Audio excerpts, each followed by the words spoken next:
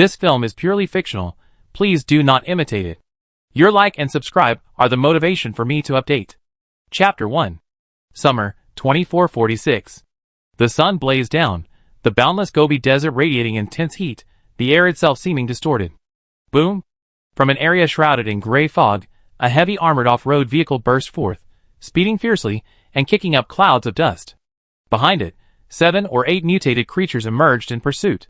These monsters were about 2 or 3 meters tall, covered in black mist, their slimy bodies dripping onto the ground, hissing and emitting corrosive white smoke. Exposed to the blazing sun, they became extremely agitated, baring their teeth at the receding vehicle, their bodies radiating intense resentment. "Good opportunity, Rabbit, take them down," a gruff male voice shouted. "Roger that." A woman with short, shoulder-length hair rose from her seat, carrying a heavy sniper rifle, cocking it, and assuming a firing position. The armored vehicle suddenly reversed, executing a clean drift and turning around. During the maneuver, the sunroof opened. The female sniper, codenamed Rabbit, popped her head out of the sunroof, set up her rifle, and quickly found a foothold to aim. Bang! In the swirling dust, a mutant fell with a groan after the gunshot. The immense recoil caused her to lean back, but she quickly regained her balance and continued aiming at the next one. The Sentinel possessed superhuman senses, easily detecting the mutant's movements. "Great! Kill them all!" The burly man driving the armored vehicle whistled, continuing to circle around, drawing the monster's attention. There were 5 people in the car. The man in the passenger seat leaned against the window with one hand, his face was sharply defined, and beneath his brows were a pair of deep-set eyes that gleamed with a sharp gaze. Several more gunshots rang out. Sietu turned his head to look out the window. The mutants had all been eliminated. The young man with a buzz cut in the back seat appeared more composed, holding an old box in both hands. "Captain, we got the stuff. Shall we head back to base now?" Sietu didn't answer, raising his left wrist to check the terminal information. After a long while, he suddenly composed himself, narrowing his eyes slightly. "To the vicinity of Contaminated Zone 6. Contaminated Zone 6? The atmosphere in the car froze. Rabbit quickly closed the sunroof, grabbed his gun, and sat back down in his seat, saying, "Captain, we're running low on supplies." "Yeah, what are we going to Contaminated Zone 6 for?" the burly man driving muttered. "Another new mission?" Sietu glanced at them. "Go pick them up. Everyone, ? The 22nd century later. Darkness suddenly descended, power went out completely, and bizarre contaminated zones and mutant species emerged. The planet entered a 200-year-long dark apocalypse. In the days without light or electricity, monsters ravaged the land, pushing humanity to the brink of destruction, and countless underground shelters fell. In this time of crisis, a small number of people awakened superpowers. People called them Sentinels. Sentinels possess superhuman strength and heightened senses. But each use of their abilities brings them one step closer to mutation, their ultimate fate being to be swallowed by dark matter, becoming those man-eating monsters. Once a Sentinel mutates, they are far more dangerous than ordinary mutants. Perhaps for this reason, another powerful type of soldier was born. A person possessing powerful mental strength, capable of calming and soothing the disordered mental states of Sentinels. A guide. As the main force of the Dark Ages, the world's first guide was born only 10 years after the Sentinels appeared. Guides are precious and rare. Guides are fragile. This is everyone's perception. So when Sietu informed his teammates that they were going to recruit a high-level guide, the team exploded. "Did I hear that right? There's going to be a new guide? Did the captain's threat to the base work last time? 19 years have passed since the Dark Ages. Light has returned to the world. But 200 years of dark apocalypse have caused the extinction of over 80% of plants and animals, and most of the remaining plants and animals have mutated. Food is scarce. Civilization has regressed. Outside, the land is covered with weathered sand. The world is riddled with holes. The remaining resources are insufficient to feed everyone.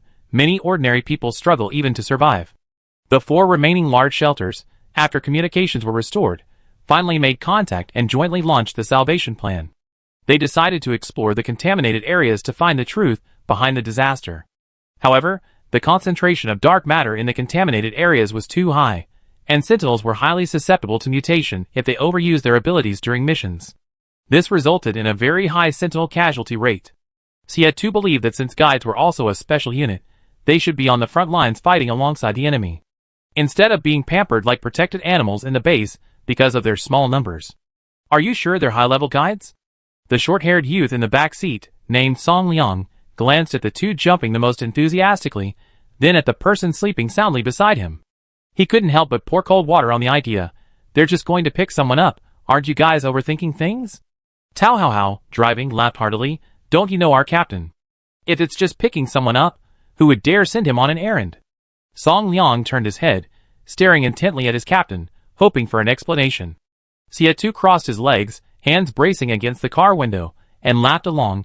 It's not a base mission, it's information from an informant. According to intelligence, Zone 6 has suddenly spread, and a small base nearby is migrating north. Xie, they recently spawned a guide, supposedly at a very high level. Rabbit didn't understand. What did that mean? What does their migration have to do with us? Song Liang rolled his eyes at her. There are mutants everywhere outside. Migration needs a destination, a large base to take them in, and their guides are the entry tickets. And these aren't even guides registered at the 4 major bases. Of course, whoever gets one gets it. I understand, the captain said to intercept someone. You bunch of deaf people misunderstood. Rabbit tried to save face, speaking seriously. Upon hearing this, Tao Hao Hao floored the accelerator. We have to get it. At the same time, a small border town outside contaminated Zone 6. Gray clouds churned in the sky, spreading outwards from the center in all directions, the layers of fog resembling countless writhing tentacles. Terrifyingly shaped mutants howled excitedly within the thick fog. Countless monsters had already stepped out of the contaminated zone, attacking the town. The town, surrounded by high walls, was eerily silent, like a ghost town. Everyone had evacuated 2 hours earlier. 20 years ago, contaminated Zone 6 was 100 kilometers away from here. A middle-aged man sitting on a bus looked out the window at the churning gray fog in the distance, muttering desperately. The spread was too fast. At this rate, would humanity still have a place to live? Losing their only home, the future was uncertain, and they knew not where they would end up. The passengers were lost and confused, unsure of what to do. A little girl, about 7 or 8 years old, standing beside the man, knelt on her seat and hugged the middle-aged man's neck. Daddy, don't be sad. Sister Yunxiao will find a way. Chapter 2. 5 buses, sandwiched between 2 SUVs, sped northwards carrying everyone in the town. Each bus was piled high with luggage. The girl's sister Yunxiao sat in the back seat of the lead SUV. She looked very young, her small face, no bigger than a palm, was hidden under her hat brim. She wore an oversized, baggy old camouflage uniform, which made her petite and slender figure appear even thinner. At this moment, Yun Xiao was also gazing at the rolling gray fog in the distance. The sky was a hazy gray, with even sunlight only filtering through gaps. In a short while, the gray fog was approaching the town where she had lived for 12 years. 12 years ago, Yun Xiao was still an innocent child, found on the edge of the contaminated zone by the town search team. The sentry team that rescued her consisted of 8 people, all native to Qishan Town. She had made Qishan Town her home ever since. Behind the town, in the mountains, lay clear, unpolluted groundwater, and a small patch of arable land. But other resources were extremely scarce. To survive, the Sentinels formed search parties, venturing into the edge of the contaminated zone to scavenge usable supplies. At that time, the search party consisted of 5 B-rank Sentinels, reasonably capable, and far from contaminated Zone 6. Their lives were neither good nor bad. Later, contaminated Zone 6 continued to spread, and the Sentinels of the search party all died. Some died at the hands of mutants, others went berserk and became members of the mutants themselves. Right there, in that gray, fog-shrouded contaminated Zone 6. Yun Xiao closed her eyes slightly, her heart stirred by some emotion. Her spiritual body seemed to be affected, slowly emerging, flapping its wings, and flying to the top of her head. It was a small, palm-sized, blue bird. It possessed a pair of icy blue beast-like eyes, and its tail feathers were long and flowing. Its silver beak gleamed coldly in the sunlight, and its feathers shimmered with a jewel-like blue-green luster. Yun Xiao reached out and touched it. The little blue bird proudly raised its head, accepting her touch. The boy driving looked no more than 16 or 17 years old, named He Xiang, and had been keeping an eye on the movements behind the car out of the corner of his eye. Once the spiritual entity materialized, only sentinels and guides could see it. As far as they knew, guides' spiritual entities were mostly gentle herbivores, their docile form making it easier to soothe sentinels. But Yun Xiao's spiritual entity. The blue bird sensed something, suddenly raising its head and giving him a haughty, disdainful look. That gaze seemed to say, "What are you looking at?" He Xiang's throat bobbed, and he quickly turned his head to focus on the road ahead. Sitting in the passenger seat, Chung Dongshu, gun in hand and constantly on guard outside, had been tense ever since Yun Xiao's spirit appeared. He remained motionless, not daring to look back. He Xiang coughed lightly. "Sister Yun Xiao, the news has been spread. Are we really going to Dawn Base?" "Yes," Yun Xiao replied softly. He Xiang hesitated, "But we're closest to Dawn Base." "Why go to the far-off Dawn Base in the southwest?" "Because only Dawn Base is built on the surface," Yun Xiao patiently explained. "The southwest region is rich in resources. Being backed by a large base means we don't need to worry about security. Everyone will be able to live better in the future." Since they were moving, they naturally wanted to choose the best location. Back when the dark apocalypse struck, the country urgently established hundreds of underground shelters. 200 years have passed. Only 4 shelters remain. Originally named by numbers, the shelters were officially renamed Dawn Base, Sunrise Base, Hope Base, and Dawn Base. 3 of these shelters are located deep underground. Only Dawn Base in the southwest region is situated on the surface deep in the mountains. The older generation, who experienced the Dark Ages, desperately craved sunlight. Given the option of surface-level construction, most did not want to live in the darkness underground. In fact, her purpose in choosing Dawn Base went beyond this.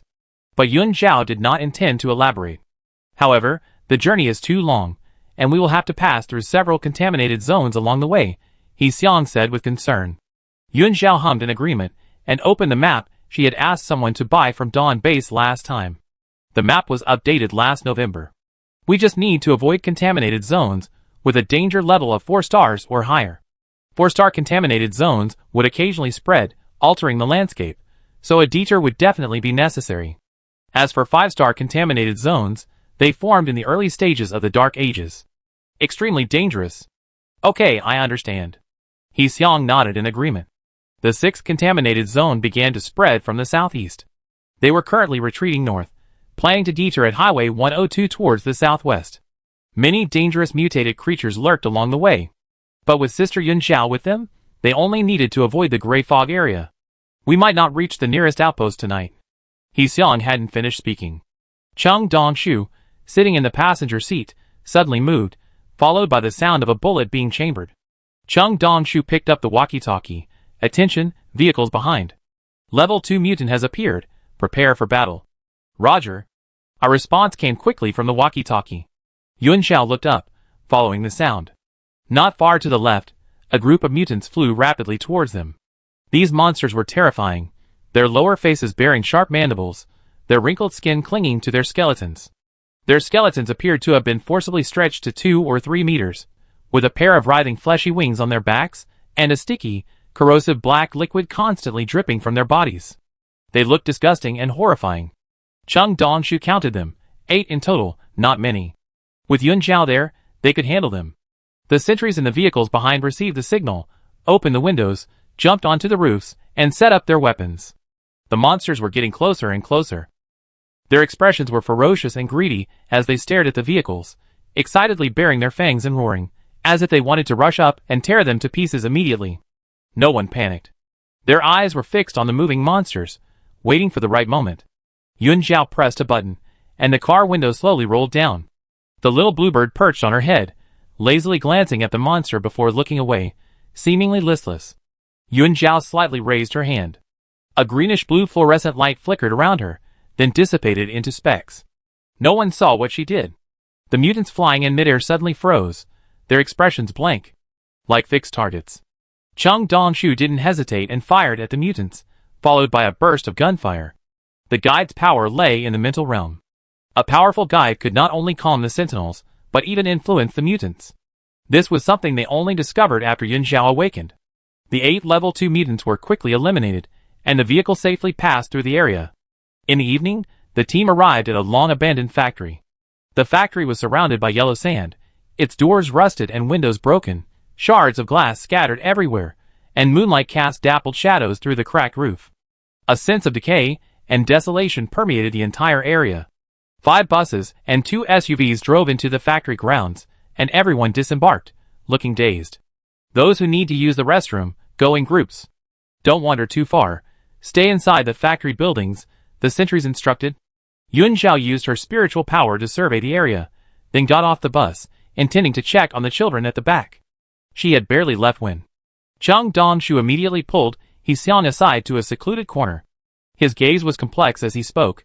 Xiangzi, give me a piece of your mind. What exactly is Yun Zhao's spiritual entity? Chapter 3. Cheng Dongshu is currently the only B-rank sentinel in Qishan town. Unremarkable within the larger base, he possesses the town's highest combat strength. Since Yun Zhao awakened as a guide, Cheng Dongshu has been the happiest person. With a guide, he doesn't need to worry about his mental energy suddenly spiraling out of control. Regular channeling keeps his combat power at its peak, maintaining a clear mind and sharp senses. Therefore, Cheng Dongshu was the first to seek out Yun Zhao, requesting mental energy channeling. The channeling process was quick. But Cheng Dongshu didn't feel comfortable during the process. Instead, he felt fear. The moment the bluebird appeared in his mental landscape, it wasn't as miniature as its materialized form. It was a magnificent, luminous behemoth, its blue feathers like jewels, each one shimmering with light. Noble and aloof, it looked down upon all living beings. Entering his mental realm like an intruder, it disdainfully and casually flapped its wings, blowing away the dark matter, as if sweeping away garbage. Under its intimidating presence, Cheng Dongshu's spirit trembled with fear, cowering in the deepest recesses of his body, too afraid to emerge. After the intervention, Cheng Dongshu's senses and abilities did indeed experience a qualitative leap. But the fear etched into his very bones seemed to have taken root in his heart. He had never heard of a sentinel being terrified by a guide spirit. It was simply absurd. Every time he went to Yun Zhao for intervention, he had to mentally prepare himself for half a day, only to leave pale-faced and trembling. Not just him, all the sentinels in the town were the same. They had secretly investigated the bird's prototype, but there was no matching bird in the animal encyclopedia. He Xiang was He Jun's younger brother. He Jun was one of the 8 sentinels who rescued Yun Zhao years ago, and they had always been close. He definitely knew what was going on. The sentinels in the main base all say that the guide spirits are very gentle, all cute and non-aggressive, Cheng Dongshu said, his voice rising slightly. But look at that bluebird. Is it gentle? Every time it looks at me, it's like I'm trash. The sentinel's senses were very sharp, and many heard him. They all nodded in agreement. Having Yun Zhao perform mental energy channeling left many with psychological scars. But she was truly powerful, otherwise, no one would have agreed to follow her without asking any questions. Yun Zhao was like a mage with a healing ability. Aside from not being a tank and being fragile, her other 2 abilities were maxed out. The sentinels were all guessing that she must be an A-rank guide. That's an A-level guide. There aren't more than 5 in the entire base, and this tiny town of theirs has produced such a powerful guide. He Xiang scratched his head. Brother Dongshu, I really don't know. Didn't you see I didn't dare look that bird in the eye? Not only that, he also asked in bewilderment, you said Sister Yun Zhao is such a gentle person. How could her spiritual form be so fierce? Cheng Dongshu, gentle? Kid, are your eyes covered by 800 layers of filters? Just then, the sentries saw Yun Zhao leading a pair of twins back. Cheng Dongshu quickly stopped the conversation. The twins were only 6 years old, thin and small, and were descendants of one of Yun Zhao's saviors. The boy was the older brother, He Pingping, and the girl was the younger sister, Hinan. After their father passed away, their mother raised them alone, with the help of neighbors and relatives. Yun Zhao approached. The bluebird on her shoulder had already returned to her spiritual realm. Seeing everyone standing there, she casually asked, What are you talking about? All the sentries stood ramrod straight, shaking their heads in unison, replying loudly and uniformly nothing. Confused, Yun Zhao didn't take it to heart. Those who need to rest, go rest. We have to travel tomorrow morning. Okay. The next day, the convoy continued on its way, entering section 102 and turning southwest. There was no magnetic field within the contaminated zone, and the flow of time was different from outside. The spread caused the terrain to change daily, so direction could only be determined by the numbering system used by the 4 major bases. The vehicles sped along, crushing the barren landscape and kicking up clouds of dust. Occasionally, traces of the past could be faintly seen along the way. The ruins of an old city, reduced to rubble, stand starkly tilted, skyscrapers leaning, their rusty steel bars exposed. Like a giant forgotten by time, it lies silently in the desolate ruins. Fortunately, they encountered no danger along the way. The vehicles maintained a convoy. Yun Zhao wearily rubbed her temples. During the day, she had helped scout the way and clear out the mutants. A dangerous night. Thinking of so many ordinary people around, she couldn't sleep soundly at all. "I take a nap. Wake me up immediately if anything happens." He Xiang quickly replied, "Okay, Sister Yunjiao, please rest. Your eyes are bloodshot." The back seats were piled high with luggage, leaving only a small space for her to move around. Yunjiao curled up, pulled her hat down to block the sunlight, and closed her eyes to try and sleep. Her sleep was restless. For some reason, she dreamed of the scene when she first arrived in Qishan town. 6 or 7 years old, her expression blank and lost, she was being led by a sentry. The sentry's hands were large, rough, and warm, leading her slowly into the town. She had no memory of her past.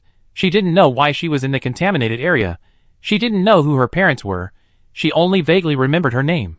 "Little sister, what's your name?" "Yun Zhao." "Zhao Zhao, it's okay if you can't remember. You can stay in the town, and we 8 uncles will take care of you." The sentry's hearty laughter soothed her unease. Yun Zhao settled down in Qishan town. When the 8 uncles returned from missions, they would often bring her gifts.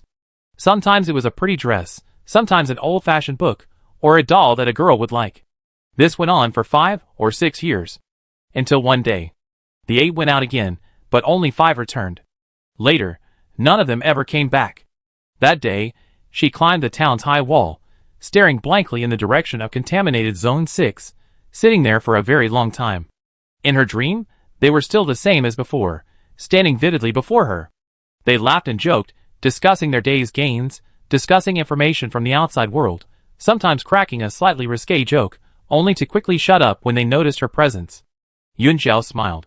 But as she smiled, she felt a deep sadness, as if a gaping wound had been torn open in her heart, revealing a bloody scar. She knew they were all gone. Why couldn't they have awakened their abilities sooner? Why? A gray mist unknowingly rose around them, gradually obscuring the figures of the 8 sentinels. Their faces became blurred, their flesh visibly withered, and she watched helplessly as they finally transformed into man-eating monsters. A cry suddenly rang out from the sky. A giant bluebird appeared, circling overhead, flapping its wings to disperse the gray fog. "Stop the car!" Yun Zhao abruptly opened her eyes. The sunlight outside the car window had disappeared sometime during the day, and the sky looked gloomy. It was only 2 in the afternoon. He Xiang heard her voice and asked uneasily, "What's wrong?" As the car drove on, fog began to rise around them. Chung Dongshu also sensed something was wrong and quickly picked up the walkie-talkie. "Stop the car! Stop the car!" All 7 cars stopped. Chung Dongshu and He Xiang instinctively looked at her. Yun Zhao's eyes were clear. The dream had long since vanished. She turned her head to look outside and said, "It seems we entered a contaminated area?" Chapter 4. Impossible. He Xiang and Chung Dongshu explained simultaneously. Chung Dongshu spoke rapidly. "We've been constantly alert, watching the outside without blinking. I've been to the edge of the contaminated zone many times. That gray fog is a clear warning sign. He Xiang and I couldn't possibly be stupid enough to see the fog and not run instead of rushing in." He Xiang nodded quickly. "That's right. There were so many sentries in the car behind. If they really entered the contaminated zone, it's impossible that no one noticed." Yun Zhao remained silent, his gaze fixed on the scenery outside the window. The fog outside was very thin. If it weren't slowly condensing, it would be almost imperceptible. The scenery on both sides of the road was desolate and ruined. Abandoned soil had weathered into sand, and the mountainsides, devoid of vegetation, were covered with erosion marks, forming gullies and cracks. The ruins of an old city could be seen in the distance. The crumbling reinforced concrete frame seemed to tell a story of past prosperity. Chung Dongshu and He Xiang wanted to say something, but their faces fell when they caught a glimpse of the gradually gathering fog outside the car window. The scene before them began to change.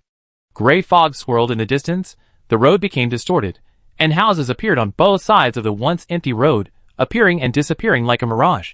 What else could it be but a bizarre, polluted world? Chung Dongshu's hand gripped his gun tightly, veins bulging. The entire town was here. Yun Zhao, no matter how skilled, was just a guide with little combat ability. As a sentry with slightly higher combat ability, how could he lead so many people out? Dawn Base. The monitoring personnel detected the anomaly, abruptly standing up, their faces turning extremely grim. Not good. A new contaminated zone has appeared on Section 102. Send sentries over immediately. Is Jianmu there? Reporting, sir. Jiang Mu's squad went to the northwest and hasn't returned yet. Notify nearby outposts to immediately send 5 teams of high-ranking sentries in to eliminate the contaminated zone before it stabilizes. The newly formed contaminated zone is extremely unstable and very prone to collapse. It's currently unknown whether it will spread. It must be nipped in the bud before the domain stabilizes. There's only one explanation. The fog in the center gathered and then dispersed, and the scenery outside the window underwent a dramatic change. Dilapidated shops appeared on both sides of the road. They seemed to be in an old street. The buildings were old style, only 5 stories high, with rows of roller shutter shops standing side by side, their doors covered in faded marks, dust, and black grime. Yuan Zhao said very calmly, "This contaminated zone only formed after we came in. How unlucky could they be?" He Xiong felt a pang of panic. His mother and sister were in the car behind. He had promised his elder brother he would protect everyone. Cheng Dongshu swallowed hard, looking at Yuan Zhao. Should we hurry out and find the key? This wasn't a secret. The contaminated world was a separate domain. Once you entered this bizarre and wondrous domain, you needed a key to unlock the way out. The spreading contaminated Zone 6 was the only domain the people of Qingshan Town had ever encountered. It ranked high, covered an extremely vast area, and formed in the early Dark Ages. For many years, the sentinels of Qingshan Town had only dared to operate on the edges. No one had ever ventured inside, because the sentinels who went in never returned. Yuan Zhao flipped through a map to confirm their location, saying, "We're currently in the center of District 102, not far from the sentry post. Outposts have been established between the 4 major bases and their surrounding areas. These outposts are responsible for monitoring the situation in each contaminated zone and eliminating any roaming mutants. Sector 102 falls under the monitoring range of the Dawn base, and reinforcements are expected to arrive soon." Cheng Dongshu, "Then we—" "Wait a minute." Yuan Zhao interrupted him. She had only recently differentiated into a guide. Her understanding of the contaminated zones came entirely from hearsay and rumors. The 200-year-old dark apocalypse had caused a shortage of scientific talent, resource scarcity, and a regression in civilization. The 4 major bases had long been exploring the contaminated zones, attempting to unravel the mystery of the disaster. Presumably, the Dawn base will soon respond to this new contaminated zone. She had to ensure everyone's safety first. What's going on? It's a contaminated zone. How did we get into a contaminated zone? Oh my god! What do we do? The vehicles behind realized something was wrong, instantly causing a commotion. Yuan Zhao gestured for Cheng Dongshu to hand her the walkie-talkie. She pressed the button and spoke into the walkie-talkie, "Don't panic. The cars behind, move forward a little. Everyone, including the sentries, stay in your vehicles." Her voice was calm and rational, her gentle tone soothing the panicked crowd behind her. The drivers obeyed, moving their vehicles forward. The 5 buses formed a circle, able to see each other through the windows. The SUVs behind moved to the front. They parked alongside Yuan Zhao's vehicles, nodding to each other through the windows. No one got out of their vehicles, keeping all the windows tightly shut. Yuan Zhao slightly composed herself, and countless green fluorescent lights appeared. She was trying to protect all the vehicles. Since awakening as a guide, she had never attempted to open a mental barrier on such a large scale. The result was effortless. Green fluorescent mental threads, like a net, shone overhead, vanishing in an instant, enveloping the 7 vehicles. Yuan Zhao was self-aware of her abilities. The town had no equipment, no other guides, and she hadn't tested her level. But she knew her guide level must be very high. And extremely high. A black heavy armored vehicle sped towards them, entering Route 102. The driver had changed to a fashionable young man, with flaxen hair and an earring, named Duanxi. Duanxi removed the guide essence from his mouth. "I say, even if it's an A-level guide, is it worth us traveling this far to pick someone up?" Duanxi's mental body had been slightly injured when he emerged from the contaminated area, and he had slept for a day and a night in the vehicle. Upon waking, he discovered that the captain hadn't returned to base, but had instead gone to find a guide. "We're almost at Dawn base. If we keep going, they might already be in the city," Duanxi asked casually. "And are you sure they're A-level?" Most of the people in the car were asleep, and no one answered. The only one awake, Rabbit, sat up straight, gun in hand, and slapped Duanxi on the back of the head. "Just drive. Stop talking so much." Duanxi winced, his head nearly hitting the steering wheel. He gasped, "Wang Jiayu. You try hitting me again? Don't think I don't hit women." Before he could finish, he was hit on the head again. Rabbit withdrew his hand, smugly saying, "Come on. If you're so capable, don't be in my group during the next simulation training." You. Duanqi was furious. "Stop it," Song Liang, who had been woken up, said.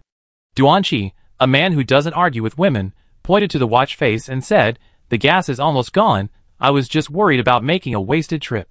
Song Liang, "It's alright, we buy supplies at Dawn Base after we find them." Xia Tu opened his eyes, a hint of helplessness flashing in them. He shifted his position, took out a guide essence from his bag, and put it in his mouth. Before he could speak, Xia Tu's ears twitched, hearing noises coming from all directions. He listened for a moment, his gaze deepening. Many mutants are surging this way. A new contaminated area has been created nearby. Chapter 5. Inside the contaminated zone. The streets were filled with an endless sense of gloom. A light, misty drizzle began to fall from the sky. The rain veiled the car windows, blurring the view outside. Raindrops pattered against the roof. The car was stuffy, the atmosphere oppressive to the point of being suffocating. Yun Zhao checked the time. Time was flowing steadily. Or rather, the clock was ticking normally. For 46 p.m. 2.5 hours had passed since they mistakenly entered the contaminated zone. The Dawn Base sentries couldn't be this slow, they should have arrived long ago. He Xiong shared the same thought, muttering, "Every contaminated zone is different. I wonder how large this newly formed contaminated zone is. Perhaps the people from Dawn Base have already entered. As for why they hadn't found them, who knows? Nights in the contaminated zone are extremely dangerous." Chung Dongshu pursed his lips, staring intently at the ticking clock, his entire body tense. "We can't stay here overnight." Chung Dongshu subconsciously turned to look at Yun Zhao, seemingly seeking her opinion. Yun Zhao remained quiet, silently observing the scene outside.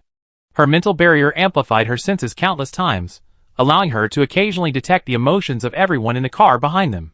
Fear, tension, panic, and trust? "Yun Yao?" Chung Dongshu called out when she didn't respond. Yun Zhao gave a soft hum, reaching into the pile of luggage beside her. A moment later, she pulled out a black umbrella and a backpack. The backpack contained a compass, useless in the contaminated zone, a flashlight, a map, a diary, and a sharp dagger. There was still a small amount of dry rations and supplies. Yun Zhao placed her backpack on her lap, unzipped it to check, and replied, "You're right, we can't stay in the contaminated area overnight. I go out and try to find the key." Her uncles used to frequently exchange supplies at the large base, and had dealt with the base's sentries. An A-level sentry had once told them. At night, the entire contaminated area would come alive. How it would come alive, Yun Zhao didn't know. She had initially thought that the Dawn Base troops would arrive soon. But if she didn't find a way to save herself now, she would most likely have to stay there overnight. Relying on others was not as good as relying on herself. She couldn't gamble with the lives of the entire town. He Xiong was shocked to hear this and hurriedly stopped her. "No, the situation outside is unclear. Sister Yun Zhao, you can't go out." Chung Dongshu gritted his teeth. "You don't have much fighting ability, I go with you." "Brother Dongshu, why are you acting recklessly?" He Xiong was extremely anxious. None of them knew anything about the contaminated area, and it was raining outside. Who knew what they might encounter if they ventured out rashly? Yun Zhao shook her head and said to Chung Dongshu, "You're a B-level sentinel. You need to stay here and protect everyone." She then turned to Yi Xiong, signaling him not to worry. "The newly formed contaminated area is relatively harmless. I can handle it." Yi Xiong was still uneasy. A guide's strength lay in their mental fortitude. Yun Zhao was delicate and frail. What if she encountered danger? How about Dongshu stays here and protects everyone? "I go with Yun Zhao." Yun Zhao pondered for a moment and nodded in agreement. "Okay." A tiny bluebird, no bigger than a palm, slowly appeared, perching on her right shoulder. It seemed extremely interested in the situation outside, fluttering its wings a couple of times, a rare occurrence. Its eyes were sharp, its head held high as it stared at Chung Dongshu. Useless. Chung Dongshu felt stifled. It was that same look of disdain, like it was looking at trash. Was this bluebird insulting him? It definitely was. Yun Zhao didn't notice this little incident. She slung her backpack over her shoulder, opened her umbrella, and got out of the car. The rain was heavy and fast, pattering against the umbrella. The air outside was thick with a damp, fishy stench, a mixture of rain and dust. Through the rain, a thin mist shrouded the entire street, the interplay of rain and fog blurring the world. The street was deserted, deathly silent. Eerie, sinister, lifeless, filled with an indescribable sense of the unsettling. He Xiong quickly put on his raincoat and followed her out. The 5 people in the SUV next door noticed the commotion and stared at Yun Zhao in shock, gesturing to her through the car window. Yun Zhao pointed ahead, indicating that she was only moving around in this area. Once she moved further away, the protective barrier above the vehicle would dissipate. She could use this opportunity to test the limits of her abilities. Yun Zhao reassured them, and walked forward, holding her umbrella. The little bluebird flapped its wings, and green fluorescence appeared out of thin air, turning into scattered stars, but instead of disappearing as usual, it lingered around her. Spiritual threads began to spread wildly. Was she afraid? Even though this was a mysterious place that others would avoid at all costs, she felt her blood boiling, with a faint hint of excitement. He Xiang hurriedly jogged to catch up behind her, walking alongside her on the street. The dirt road had somehow become a cement road, rainwater pooling and flowing down the surface, murky and carrying diluted, blackish slime. "It's a mutant," He Xiang said nervously, reciting it like a memorized text. "It's written in Big Brother's diary. Contaminated zones have a deadly attraction for mutants. Once a contaminated zone forms, all the mutants nearby will flock there." He Xiang treated that diary like gospel, knowing it by heart. His heart was pounding, and he instinctively gripped the gun hidden under his raincoat. "Don't be nervous," Yun Zhao said gently. "The main base definitely has a way to deal with contaminated zones. We just need to find the key to get out." Perhaps her reassurance had an effect. He Xiang calmed down slightly, but remained vigilant, moving cautiously. They walked about 50 meters forward before the scenery behind them became invisible. The thick fog had concealed the vehicle tracks. They walked a little further. A crossroads appeared ahead. Yun Zhao, holding a black umbrella, suddenly stopped, her spiritual senses seeming to detect something different. Emotion? She stared blankly in that direction. A moment later, a figure vaguely appeared in the thick fog ahead. He Xiang quickly raised his gun, his entire body stiffening, staring intently at the blurry figure without moving. The figure drew closer, gradually revealing its true form. It was a middle-aged man with a square face, wearing a cheap t-shirt and baggy ripped jeans, a black fanny pack around his waist. As if he hadn't seen them, he muttered to himself as he walked towards the opposite street. Demanding unpaid wages. "Xiao Ming is sick, I must get the money today. Where's the boss? Why isn't the foreman answering the phone? Oh, the boss is probably sitting in his warm office, drinking tea under the air conditioner." Yun Zhao looked down, black liquid trickled down the square-faced man's body, constantly seeping from his trouser legs, mixing with the rainwater and dripping onto the ground, forming shallow puddles. This was a mutant. Can mutants in contaminated areas revert to their human form? Chapter 6. The square-faced mutant seemed oblivious to them, braving the rain to cross the street. His posture was stiff, his movement slow. He had just reached the middle of the road. Bang! Even though he was observing without blinking, he saw the man seem to have been hit by a car, his body flying several meters away before collapsing motionless, slowly turning into a puddle of black liquid.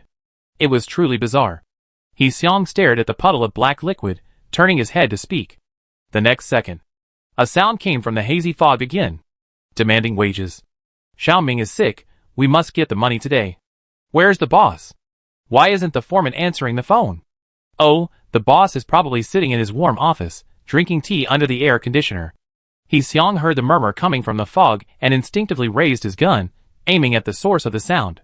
The scene before him sent chills down his spine, goosebumps creeping up his arms, and covering his entire body. The square-faced mutant emerged from the fog once more. The exact same appearance, the exact same attire, and the same words. He charged across the street again, braving the rain. Bang! After the sound, 2 puddles of black liquid appeared in the middle of the road. He Xiang, when the same words echoed from the fog for the 3rd time. He Xiang's scalp tingled. He was completely bewildered by this bizarre scene, even his breathing unconsciously becoming shallower. Yun Zhao, holding an umbrella, the bluebird on his shoulder tilting its head, its eyes filled with doubt, watched the man charge into the street for the 3rd time. "A cycle?" Yun Zhao asked, puzzled. "Why? Because of obsession? To drive them to mental breakdown?" Yun Zhao found it incomprehensible, witnessing the square-faced man transform into black liquid time and time again. Should she stop him? The black liquid spread with the rain, almost reaching her feet. It seemed tireless, feeling no pain. When the square-faced man reappeared from the mist, Yun Zhao didn't hesitate and called out to him. "Are you going to collect your unpaid wages?" He Xiang was startled by her voice. How could Sister Yun Zhao dare to talk to a mutant? What if he discovered them? Would he suddenly turn into a monster and attack them? The square-faced man didn't react, stiffly taking steps to cross the road. Yuan Zhao tentatively asked again, I know where your boss is. Are you going to collect your unpaid wages? The mutant stopped, slowly turning around, his expression blank, seemingly unable to understand why there was someone there. Where is he? Xiaoming is sick and needs his wages for treatment. Yuan Zhao casually pointed in a direction and said, just follow that road straight ahead, and you find him. The square-faced mutant paused for a moment, then nodded mechanically, okay, find him, Xiaoming is sick and needs his wages for treatment. He actually turned and left in the direction Yuan Zhao pointed. Wait! Yuan Zhao called out to him. Xiang, who had just breathed a sigh of relief, instantly felt his throat tighten again. The square-faced mutant stared blankly at her, black liquid seeping from his neck, increasing in volume. Yuan Zhao seemed not to notice and asked, do you know where the key is? The square-faced mutant still had that blank expression, muttering, I'm looking for the boss. Looking for the boss. What do I need the boss for? Ah, I can hardly remember. Yuan Zhao realized it wouldn't work and pointed to the crossroads ahead, then hurry up, or the boss will be gone. The square-faced man followed her pointing direction and gradually disappeared into the mist. Only when he was completely out of sight did Xiang breathe a sigh of relief. Sister Yuan Zhao, that was too risky. Who knows if the mutants might suddenly attack us? You should at least have told me.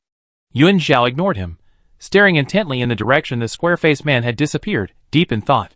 The rain seemed to have lessened a bit, becoming a light drizzle. The surrounding mist dissipated somewhat, and the nearby shops with their roller shutters became visible. Is it an obsession? So, in the contaminated zone, these mutants revert to their former forms, retaining basic consciousness? When the vehicle approached the area earlier, no mutants were seen along the way.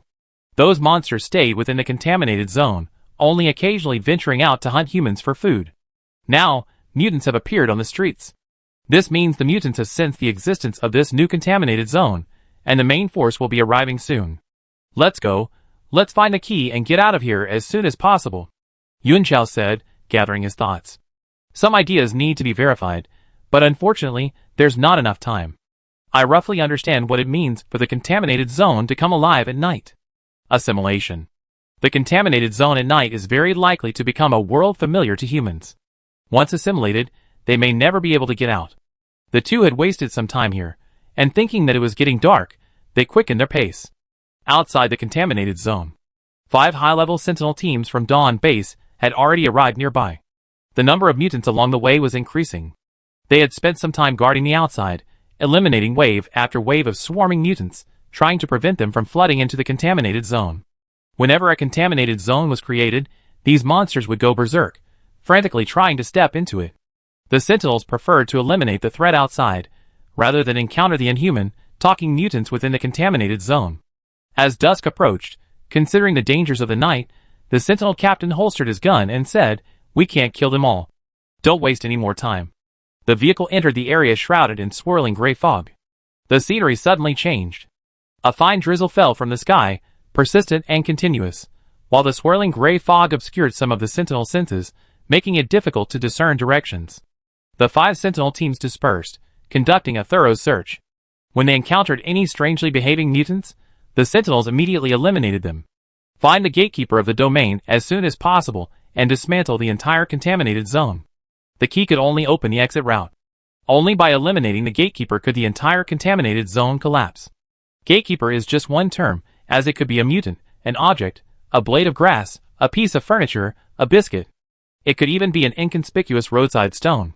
The scope is too broad, which is why many contaminated zones remain undestroyed.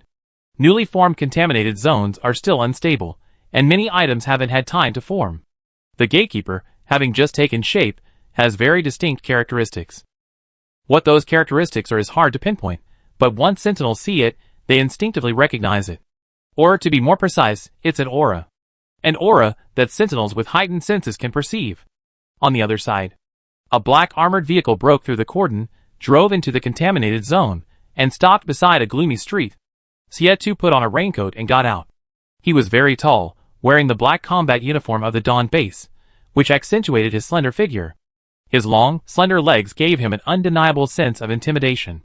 Xie's usual nonchalant demeanor vanished, his eyes sharpening, like a blade tempered with ice. Traces of vehicles entered the weathered land, only to disappear again at the edge of the contaminated zone. According to informants at Dawn Base, no guides had entered the city, and the tracks indicated that someone had most likely strayed into this contaminated area. Xia glanced at the time and issued the order. It's 5:15 now. Split up in pairs and search for the high-ranking guide, while Dawn Base is looking for the gatekeeper. Yes, sir. Xia added, regardless of whether you find him or not, return here at 6:30. Roger. Song Liang and Duanxi, in one team, disappeared into the rain with their combat gear. Rabbit slung his sniper rifle over his shoulder and headed in another direction with Tao Haohao. As for their leader, Xia, as an S-rank sentinel, they didn't need to worry about him. Chapter 7. The street ahead seemed endless. The dilapidated buildings and shops with roller shutters on both sides, even the black grime on their doors, were exactly the same length as the two streets they had encountered before. I'm looking for my daughter. A somewhat plump middle-aged woman was the second mutant Yun Zhao and Yi Xiang encountered. She was about 40 years old, carrying an old-fashioned canvas bag, pacing around the nearby streets, repeatedly muttering, I'm looking for my daughter. Yun Zhao said, I'm looking for the keys. Have you seen my daughter? Yun Zhao asked, have you seen the keys? Yi Xiang, The woman was enraged, black slime continuously flowing from her body. It glared angrily at Yun Zhao, its mouth suddenly splitting open to its ears, sharp mandibles protruding, transforming it into a terrifying half-human, half-monster. Yun Zhao, holding an umbrella in one hand, calmly raised his other hand, wisps of green fluorescence dancing, instantly disappearing into the monster's body. Mental energy was influencing the monster's thoughts. She seemed to have an innate ability to use her powers. The mutated woman quickly returned to normal, her expression blank, continuing to mutter, I'm looking for my daughter.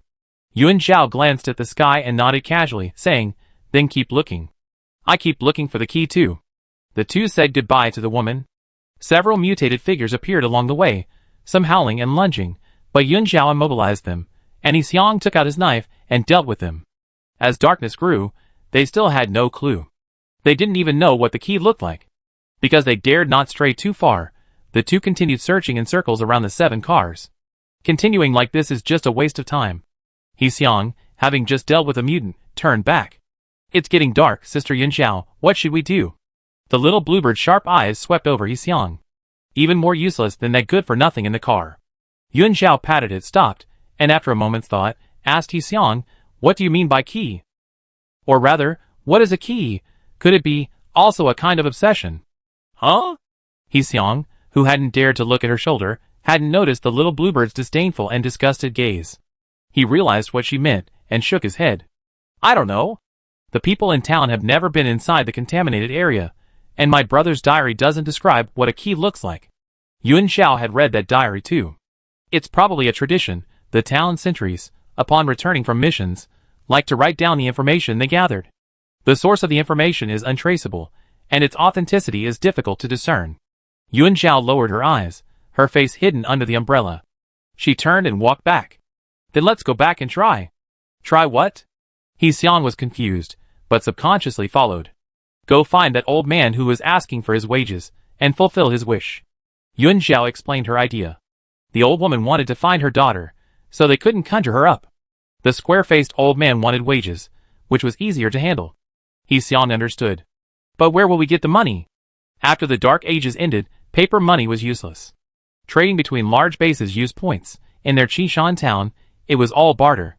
If they wanted to go out to buy supplies, they would first have to find a way to sell their items, and get points to buy them. Yun Zhao smiled. I have a way. Let's go. The two quickened their pace, chasing after the direction the square-faced mutant had gone. Along the way, their spreading spiritual threads continuously detected the mutant's presence. Clearly, the number of monsters in this contaminated area was increasing. The two turned into another street. As expected, this street looked identical, all appearing as if copied and pasted. In the misty drizzle, a hunched figure soon appeared ahead. Yun Zhao quickly opened his backpack, found his diary, tore off 2 pages, and held them in his hand. After preparing, he called out to it, Wait! The square-faced mutant was walking slowly. Hearing the familiar voice, it slowly turned its head. The lower half of its face was occupied by sharp mouth parts. Its lower body was covered in black liquid, and it exuded a black aura, transforming into a terrifying half-human, half-monster. It struggled to make sounds, as if squeezing them out of its throat. Get your wages. Xiaoming sick, I have to get my money today. The little bluebird on the shoulder gently flapped its wings, green fluorescence emanating from beneath its feathers, all flying towards the monster. Yuan Zhao, holding an umbrella, tried to approach it. I just ran into your boss. He asked me to give you your wages. She walked along, holding up several strips of paper, gesturing for him to see. Here, your boss gave you your wages. This was money. 100 yuan bills, your wages. She tried to hypnotize the mutant with her mental power. Wages? The square-faced mutant's gaze fell on the paper. He Xiang was somewhat nervous, his eyes fixed on the monster's every move, fearing it might suddenly attack. He instinctively wanted to raise his gun, but afraid of provoking the monster, he stood still, not daring to make a sound. A tense atmosphere spread. The next moment, a relieved expression appeared on the square-faced man's face as he uttered with difficulty, Xiao Ming. Treatment. He seemed to have accepted the few pieces of paper? Yes, quickly take them to Xiao Ming for treatment. Yuan Zhao handed over the papers without changing her expression. The square-faced man subconsciously reached out, his arms were devoid of flesh, loose skin covering black bones, and he slowly clamped the papers between them. Living in the wasteland era, Yuan Zhao couldn't understand the meaning of salary to this mutant. Using a few pieces of paper to fool it was a last resort. If one day I meet your boss, the mutant, I will seek justice for you. The square-faced man seemed to sense something, looked up at her, and his mandibles slowly opened, splitting behind his ears. It looked terrifying and disgusting. But Yuan Zhao knew he was smiling. It was a smile of relief. The mutants that Yi Xiang had anticipated would suddenly pounce and attack them didn't happen. The mutants contentedly clutched a few scraps of paper, turning into a puddle of black liquid. From within the foul-smelling liquid, an inconspicuous bronze key appeared. It's the key! Yi Xiang exclaimed excitedly, looking at Yuan Zhao with admiration. Sister Yuan Zhao was right after all. So that's how you get the key in the contaminated zone. The black slime was corrosive, but thankfully it was still raining. A quick rinse would do the trick. Yi Xiang rushed forward, using his gun to pull the key into a shallow puddle. Let's hurry back and warn everyone.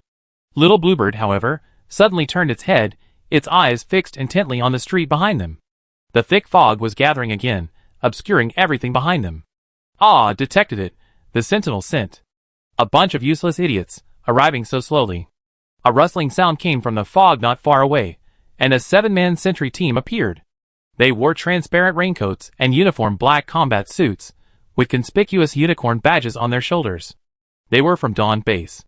The combat suits of the 4 bases were all black, and the styles looked similar. The way to distinguish them was by the badge patterns on their shoulders. It was said that the badge patterns originated from the spiritual form of the base's founder. The team seemed to have anticipated the presence ahead, and continued walking towards them without stopping. As they drew closer, the 7 exchanged glances, a hint of surprise flashing in their eyes. They seemed not to have expected a guide and a low-ranking sentry. The leader gave a signal. A sentry wielding a scimitar understood, and suddenly moved, his figure blurring as he rushed towards the 2.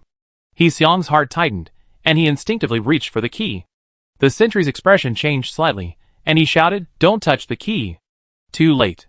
Yi Xiang had already grabbed the key. Almost instantly, changes occurred within the contaminated area. Chapter 8. The rain stopped. The swirling gray mist gradually dissipated. Immediately afterwards, terrifying howls echoed from all directions. Right in front of Yi Xiang, a white halo appeared out of thin air. The halo gradually expanded, forming a vertical rectangular door. A hoarse roar, growing louder as it approached, deafeningly loud, reverberated through the street. The mutants went berserk, abandoning their stiff posture and instantly surging towards them. Hearing the commotion, the sentry's expressions changed drastically. The doors open. Get out of there. Seeing the 2 hesitate, the sentry captain quickly said, the door has a time limit. Touching the key will open it immediately, attracting all the monsters. As soon as he finished speaking, a group of mutant figures appeared at the street corner. Covered in black slime, the mutants became extremely agitated, extending long mandibles, and howling as they charged towards them. Yi Xiang, pale-faced, looked at Yuan Zhao, his lips trembling as he murmured, Sister Yuan Zhao. They couldn't leave. Everyone was still inside. It's none of your business. Yuan Zhao hadn't expected things to turn out this way. To prevent anyone from accidentally entering the contaminated zone and dying inside, all the bases had disseminated information about keys. But no one had told them that obtaining a key would immediately open the door, causing unrest within the contaminated zone. Yuan Zhao quickly unzipped her backpack and stuffed her umbrella inside. A burst of gunfire rang out around her. She looked up and saw that the group of sentinels had already engaged the mutants. All 7 were A-level sentinels, very strong, and their teamwork was excellent. In the blink of an eye, many puddles of black liquid appeared on the ground. The sentinels blocked one end, preventing the mutants from getting closer. Yuan Zhao tidied his backpack and pulled He Xiong back. A group of mutants appeared on the street behind them. Their escape route was blocked. Judging from the noise, a continuous stream of monsters was still surging in. On the roller shutter of a shop to their right, 2 mutants were crawling sideways, defying gravity and rapidly moving towards the crowd. Those were higher-level mutants. He Xiong no longer hesitated, stepping in front of Yuan Zhao and beginning to fire at the mutants. The sentries were engaged in fierce fighting when suddenly gunfire erupted from behind. The sentry with the scimitar glanced back. Dozens of mutants were rapidly approaching from behind. 2 high-level mutants were so fast they were only after images, bullets whizzing past without slowing them down. The guide was in grave danger. "Come quickly!" The sentry with the scimitar shouted anxiously. Time was running out. He and another sentinel rushed over, grabbed Yuan Zhao's backpack strap, and pulled her back. Guides were extremely rare. Protecting guides had become instinctive for the sentinels. A flash of light, black slime splattered, and the mutant that had lunged forward collapsed with a howl. The combat suits at the main base were corrosion-resistant. The sentinel with the scimitar stood in front of the 2, but his movements suddenly paused. He felt something was off about the mutant he had just killed. Its movements seemed to have suddenly slowed down. Yuan Zhao stumbled from the sudden force behind her, almost falling. The sentinel with the scimitar quickly steadied her. The boy curled his lip. Guides are really weak. He casually lifted her with one hand. Calling them frail wouldn't be an exaggeration. Yuan Zhao didn't argue, but looked up at him and asked, "Were you trying to steal the key just now?" She hadn't expected her to ask so directly. The scimitar-wielding sentinel drew his blade again, severing the mutant's head. With a strange expression, he forced out a sound, "Yuan Zhao, why?" He was silent for a moment, then said in a low voice, "The gatekeeper's aura is only strong in its initial stages.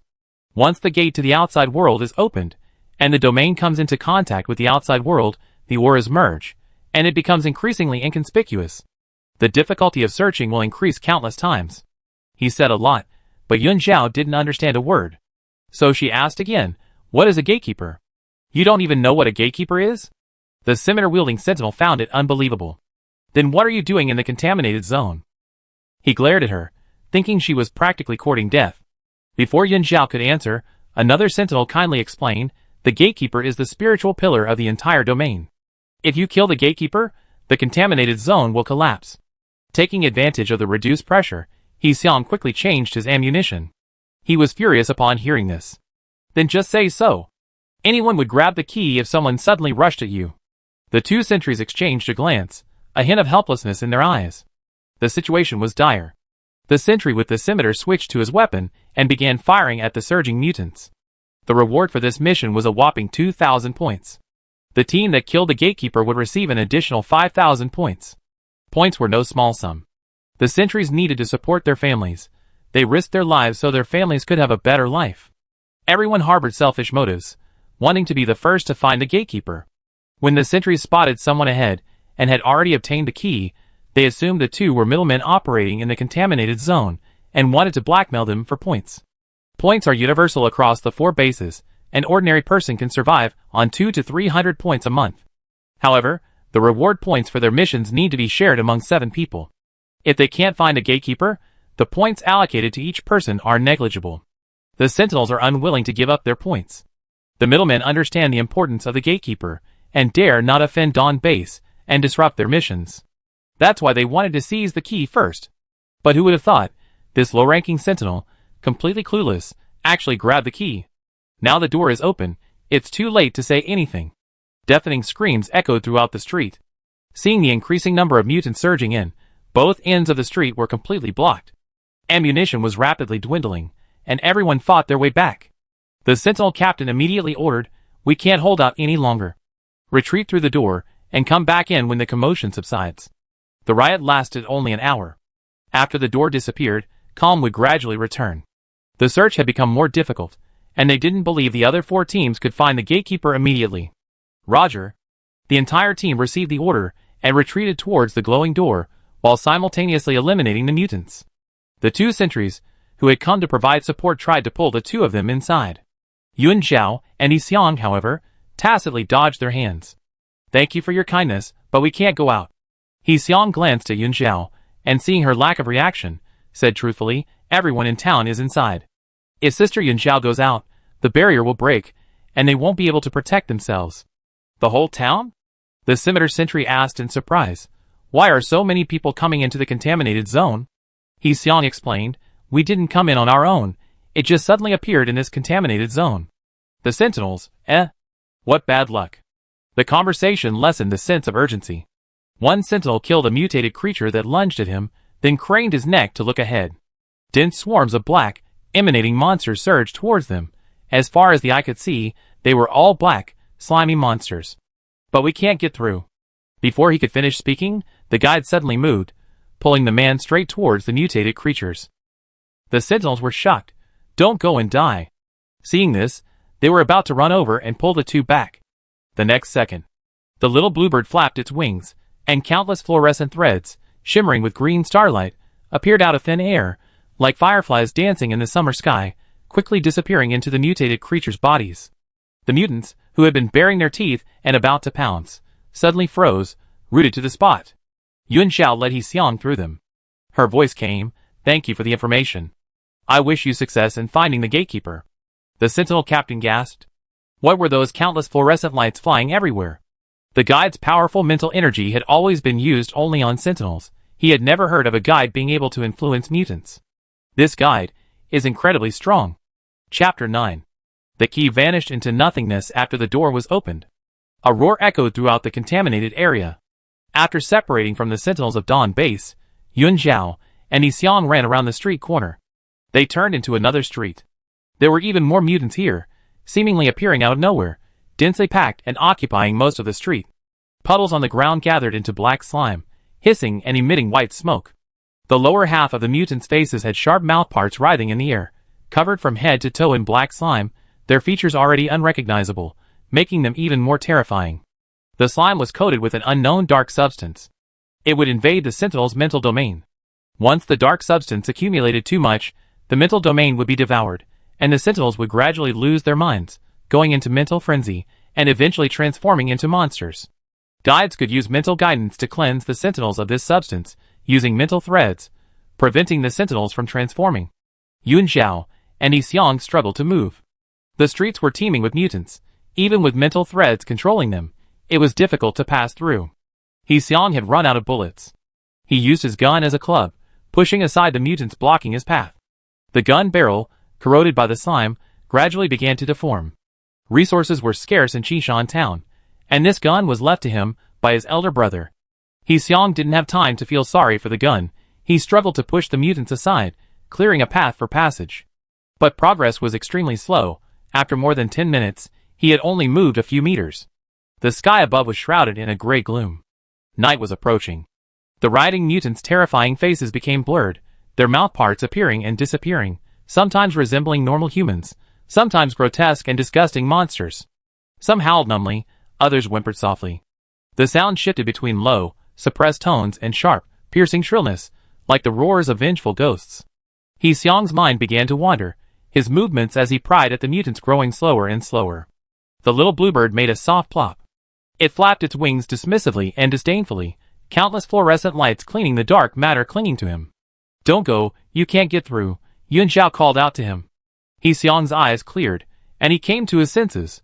He turned around and saw Yun Zhao had retreated to the steps, standing in front of a shop with a roller shutter door, surveying the seemingly endless horde of mutants. This contaminated zone, less than a day old, had already swarmed with so many mutants. One could only imagine the sheer number of monsters within those contaminated zones that had formed in the early Dark Ages. As long as the eerie contaminated zones persisted, the mutants would never be extinct. Yun Zhao looked up at the sky. The gray sky was dark and oppressive, making it hard to breathe. Her expression was calm as she slowly raised her right hand. Instantly, powerful spiritual energy surged from her body. Green fluorescence erupted wildly in an instant, spreading rapidly. The little bluebird flapped its wings and took flight. Yi Xiang froze, instinctively looking up at the sky. The little bluebird flew higher and higher, its figure disappearing into the gray mist above in the blink of an eye, its form constantly shifting and changing in the air, gradually becoming transparent, its size fluctuating. He Xiang understood, his expression changing drastically. Sister Yunjiao is trying to purify the entire polluted area. She's gone mad, a deafening cry echoed in the sky. Suddenly, an exceptionally large bluebird appeared in the world. It spread its enormous wings, raised its head, and let out a cry, its entire body radiating a bluish-green light, each feather covered in fluorescent spiritual threads. Those blue beastly eyes, seemingly looking down upon ants, were cold, arrogant, and disdainful of all living beings. He Xiang froze on the spot. Many people in the contaminated zone witnessed this magnificent scene. In midair, the luminous behemoth was so conspicuous. Cheng Dongshu's mouth dropped open in surprise, and a commotion erupted in the car behind. It's Yun Zhao. Is Yun Zhao in danger? Why has the great bluebird appeared? The mutants suddenly surged forward, heading in a certain direction. But strangely, the mutants seemed not to see them, simply circling around the car. The people of Qishan town knew that the barrier left by Yun Zhao was still intact. No one dared to make a move. Until the great bluebird appeared. The town sentries all pressed their faces against the car windows, watching the giant bluebird with anxious eyes. The bluebird, with its wings spread, was even larger than when it appeared in their mental realm. Everyone had a question. Could something this big still be called a bird? They still didn't know what Yun Zhao's original spiritual form was. Xie2's team members, searching along the streets, naturally noticed the strange sight in the sky. Not long ago, the mutants in the contaminated zone rioted, and the battle-hardened sentries immediately realized someone had found the key. Everyone turned around and ran towards the door. But they had only gone halfway when they stumbled upon this sight. Rabbit pointed at the glowing bluebird in the sky and exclaimed, "What's that? Holy crap! Holy crap! Help me think of something else besides holy crap!" Tao Hao shouted, "It's so beautiful. It glows. How could there be such a beautiful spiritual entity?" The 1.9-meter tall man danced with excitement, eager to capture the scene on camera. This contaminated area was unusually large. The gray fog obscured some of the sentry senses. Plus, every street looked exactly the same. Someone with a poor sense of direction could easily get lost. The search was quite difficult. At that moment, Xie2 had just emerged from one of the shops, a yellow business license clutched in his hand. The riot broke out. A different spiritual entity's aura suddenly appeared. He looked up. In the distance, a magnificent, glowing bluebird had just slowly ascended, spreading its enormous wings. Xie2's expression faltered slightly, a phoenix. The guide's spiritual entity was actually a phoenix. A few streets away, two familiar figures were running towards the phoenix. Isn't a phoenix crimson? Duanqi asked Song Liang, puzzled. Song Liang was shocked and, while running, explained to Duanqi, red is the phoenix, blue is the luan, this is the blue luan, one of the 5 phoenixes. Everyone knew that Xie2's spiritual body was a fire phoenix. This guide was also a phoenix, so their captain's compatibility must be extremely high, very high. They had to help their captain secure him as quickly as possible. Although Xie2 didn't say it, the team members could vaguely sense that he was only one step away from mutation. In fact, just last year, Dawn Base had borrowed high-level guides from other bases for Xie2. But after compatibility testing, none of them exceeded 30. Only a compatibility score of 60 was effective for guidance. The higher the compatibility, the more compatible the two were. Guides could only perform outer layer guidance on the spiritual domains of non-bonded sentinels. Xie2 was also a very territorial person and disliked guides intruding into his spiritual domain. He directly refused to attempt outer layer guidance. He only took suppressants to suppress the power that was about to erupt. The team members wholeheartedly agreed. The guidance rooms where the guides were stationed sometimes encountered guides with low compatibility. The guidance process was akin to torture, with minimal effect and extreme pain.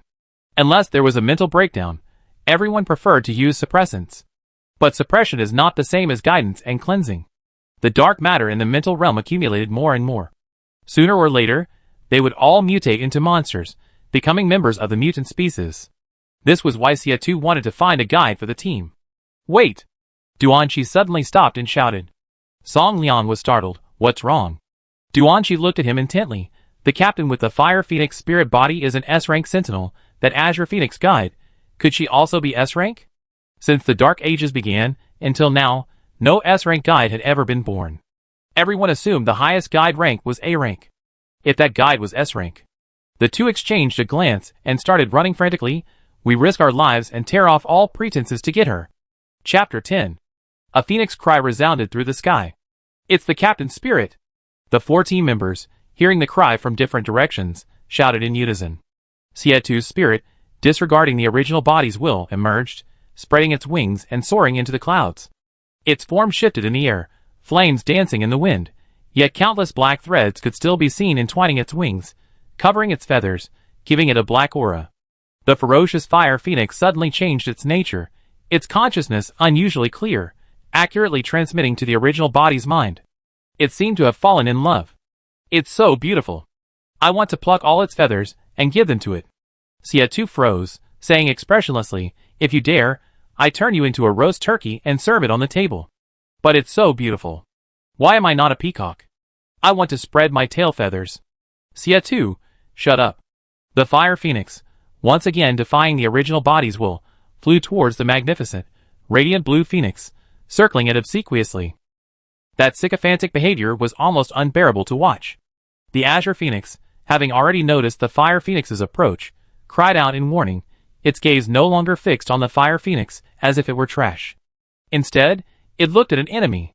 The fire phoenix, unconcerned, its scarlet eyes filled with adoration, kept circling in the air. A bluish-green fluorescent light rapidly spread throughout the contaminated area. It landed on the streets, on the mutated creatures. Countless starlight adorned the gray sky, scattered in every corner. The fluorescent light danced, many landing on the fire phoenix closest to the azure phoenix, gradually merging into its body. The black aura surrounding it slowly dissipated at a visible rate. The phoenix comfortably raised its head, emitting a soft, whimpering sound. That mental comfort and pleasure flowed entirely into Sietu. A warm, gentle power slowly flowed into his mind. This power, like a gentle spring breeze, lightly brushed across his mental landscape, as if he were floating in a boundless ocean, immersed in warm, tranquil waters. Sietu's hands, which had been hanging limply, slowly clenched into fists. He desperately suppressed the urge to approach the guide.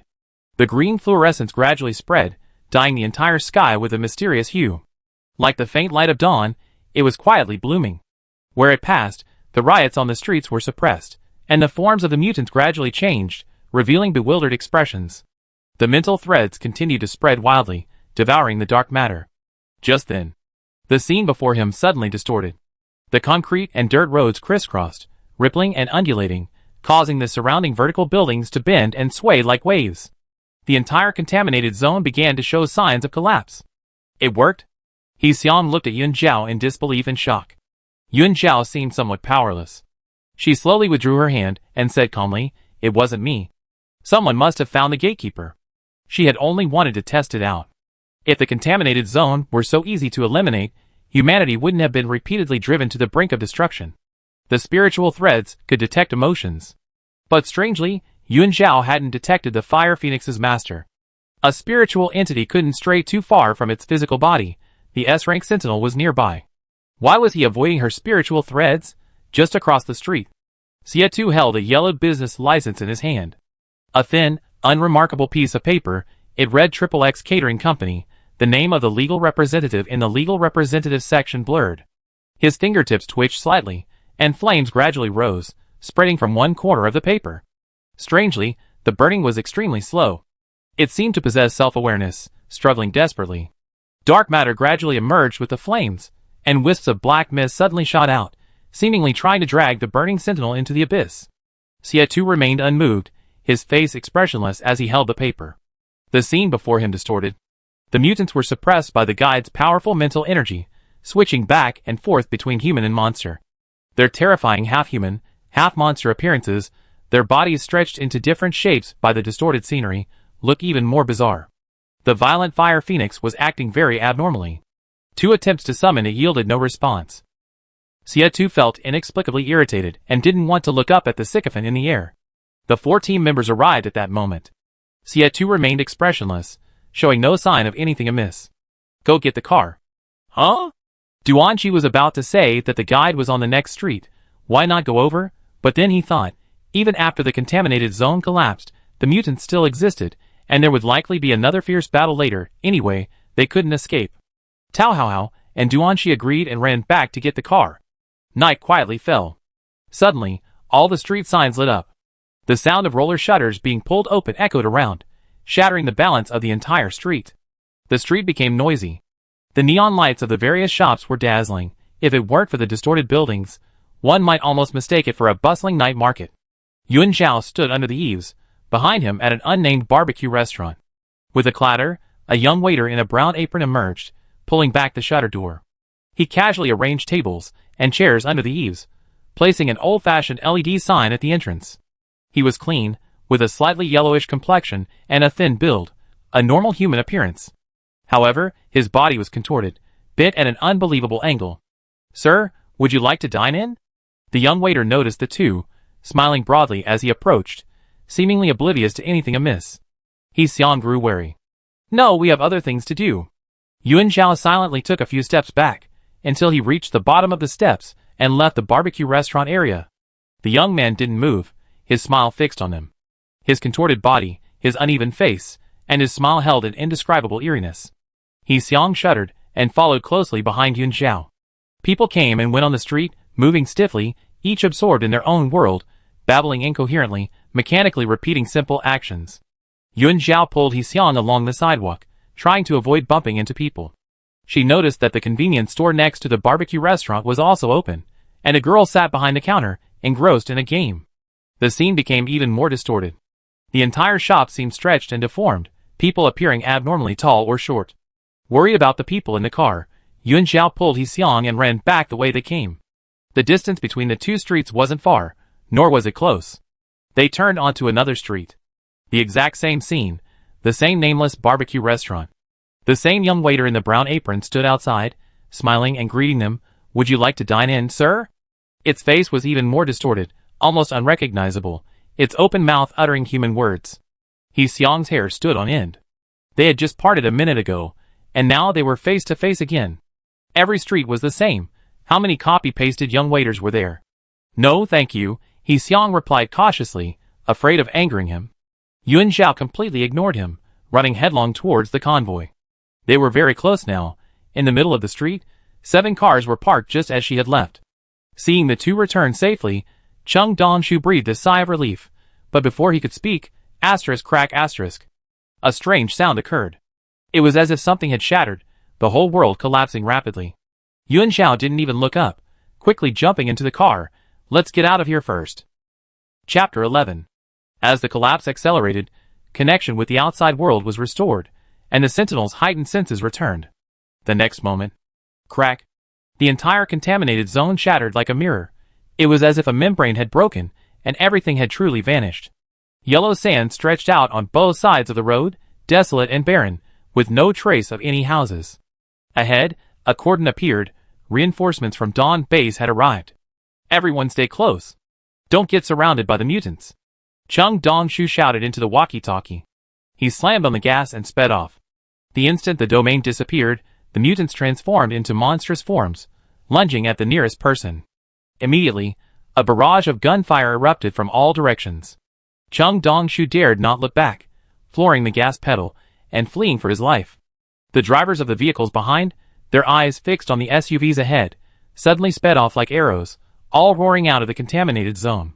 The large bluebird, having somehow transformed back into a small bluebird, perched on Yuan Zhao's shoulder, hopping back and forth.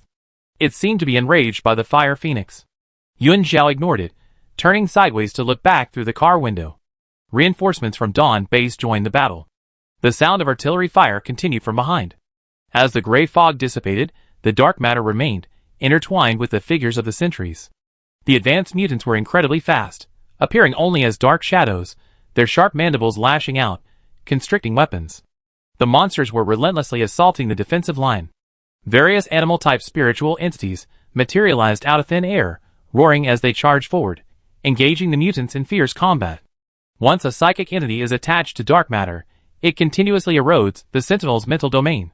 Yuan Zhao opened the car window and gently waved, sending countless green fluorescent lights hurtling towards the fighting psychic entities. Most of the passengers were ordinary people, including many children. She had to ensure everyone's safety and keep them away from the battlefield. She hoped all the Sentinels fighting on the front lines were alright. Duan Qi and Tao Haohao's car hadn't arrived yet. The contaminated zone collapsed. Instantly, everyone was surrounded by mutants. The monsters had lost their minds. Their writhing mouthparts desperately searched for living people to feed on, surging forward relentlessly. Dawn Base's Zero team joined the Dawn Base's efforts to clear out the mutants. They watched helplessly as 7 vehicles rushed out of the contaminated zone and gradually disappeared from their sight. "Captain!" The guide escaped. Rabbit, carrying her sniper rifle, stood back to back with the 3 of them, relentlessly killing the mutants that pounced on them. Their inhibitors were completely depleted. Unless their lives were at stake, no one wanted to release their spiritual entities and increase the risk of mutation unless absolutely necessary. Sietu drew his tang sword and swung it down, splattering black slime everywhere. The mutated creature howled and fell. The corrosive slime splashed onto his combat suit, dripping down, leaving the suit undamaged. He didn't even look back, simply giving a faint him. The rumbling of car horns grew louder as they approached. Tao Haohao was yelling at Duan Shi, "Charge! Do you even know how to drive? Step on the gas. Why are you driving so slowly?" Duan Shi was furious. He gripped the steering wheel with one hand, firing his gun while driving, essentially running them over. "You try driving then. I'm the team's heavy gunner, come and get me if you dare." Tao Haohao stood on the roof of the vehicle, suppressing the surrounding mutants with firepower. Finally spotting his captain and the others, he quickly waved, "Get in the car." Bang bang bang. A hail of bullets rang out all around. Not far from them, a sentry team from Dawn Base was engaged in fierce fighting. Due to the earlier riot in the contaminated zone, there were an unusually large number of mutants near them. Sietu covered 2 teammates as they boarded the vehicle, then nimbly climbed onto the roof. The tacit understanding between teammates needed no words. Tao Haohao immediately tossed him a gun. The 2 of them, one in front and one behind, one clearing a path, the other clearing out the mutants near the sentry team ahead. The pressure on that team eased, and they shouted back, "Thanks." Sietu nodded. Duanshi sighed, "Looks like a wasted trip. How could that guy be so fast?" He disappeared in the blink of an eye. "Captain, should we go after them?" Rabbit poked her head out and asked. Sietu glanced at her. "The car's out of gas, and besides, we need to get to Dawn Base to collect our rewards." He found the gatekeeper. 5,000 points wasn't a small amount, so why not take it? As for the guide, Dawn Base was in sight, but the vehicles turned southwest after leaving. If he wasn't mistaken, this group of migrants was headed for Dawn Base, where they were. Another group of survivors yearning for sunlight. The 7 vehicles sped along without stopping, leaving the battlefield far behind. Due to the emergence of a new contaminated zone, all the mutants had fled to Sector 102. The route became very safe. Not a single monster was in sight. A vast expanse of desolate yellow sand billowed in waves of heat. They drove on for a while longer. Chung Dongshu gradually slowed down, letting out a sigh of relief. That was close. The contaminated zone was terrifying. Just now, the shop next to the car suddenly opened, and a bunch of contorted people came out, scaring all the kids in the car. "That's nothing, you didn't see it." He Xiang quickly shared with Chung Dongshu. "Sister Yun Zhao is amazing. We got the keys very quickly." Yun Zhao found it amusing, looking helplessly at He Xiang's animated explanation. She placed her backpack on her lap, hugged it, leaned back against the seat, and closed her eyes, feigning sleep. For some reason, the fire phoenix that had appeared in the contaminated zone flashed through her mind. The only 3 S-rank sentinels in the 4 major bases, their names were legendary, and their spiritual forms were all legendary. The Fire Phoenix. Dawn Base, S-rank sentinel. Sietu. She had He Xiang release the news beforehand, attracting him. Sietu and his group are currently clearing out the mutants. They'd likely catch up soon. Yun Zhao knew this perfectly well. The people of Qishan Town's ability to settle down in the large base depended on her guide level. She was the town's only bargaining chip. Everything in the large base, food, clothing, shelter, and transportation, required points. Qishan Town had a total population of 188, currently only 1 B-level sentinel. The other dozen or so sentinels were C or D level, meaningless in the large base. The remaining unawakened ordinary people made up half the population, the elderly, the weak, and the sick. The sentinels might be able to find a way out, but the ordinary people would likely face immense hardship in the large base. Her strength was crucial to improving everyone's lives. Yun Zhao couldn't help but recall the day she awakened as a guide.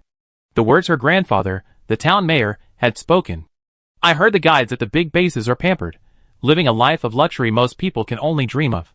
Zhao Zhao, your spirit is strong, those big bases will welcome you warmly." Go and live a good life. You better think it through. The people in town won't be your help, they only hold you back, become your burdens. If I don't leave, then I won't be able to leave. But where can she go? After her uncles passed away, neighbors often came over, secretly giving her food. He Ping and Hyen's mother, after her husband's death, despite her own difficult life, still took on the responsibility of caring for her. She grew up in Qingshan town. Now everyone has lost their homes, the future is uncertain, and Qingshan town can only rely on her. Chapter 12. The people in the vehicle, still shaken from their recent escape, were on high alert.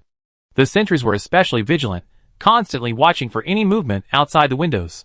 The convoy bypassed the dangerous contaminated zone, aiming to reach a nearby outpost for rest during the night. The outpost provided shelter, lodging, and meals to convoys along the way, charging a certain number of points. Qingshan town had several Dawn base point cards. However, the points they had painstakingly accumulated had all been used to buy cars, gasoline, and ammunition. Now penniless and unable to enter an outpost, they parked their vehicles nearby and slept inside. When hungry, they ate the food they had brought from town. The conditions were harsh, but at least they were safe. Xie Tu and his group hadn't caught up.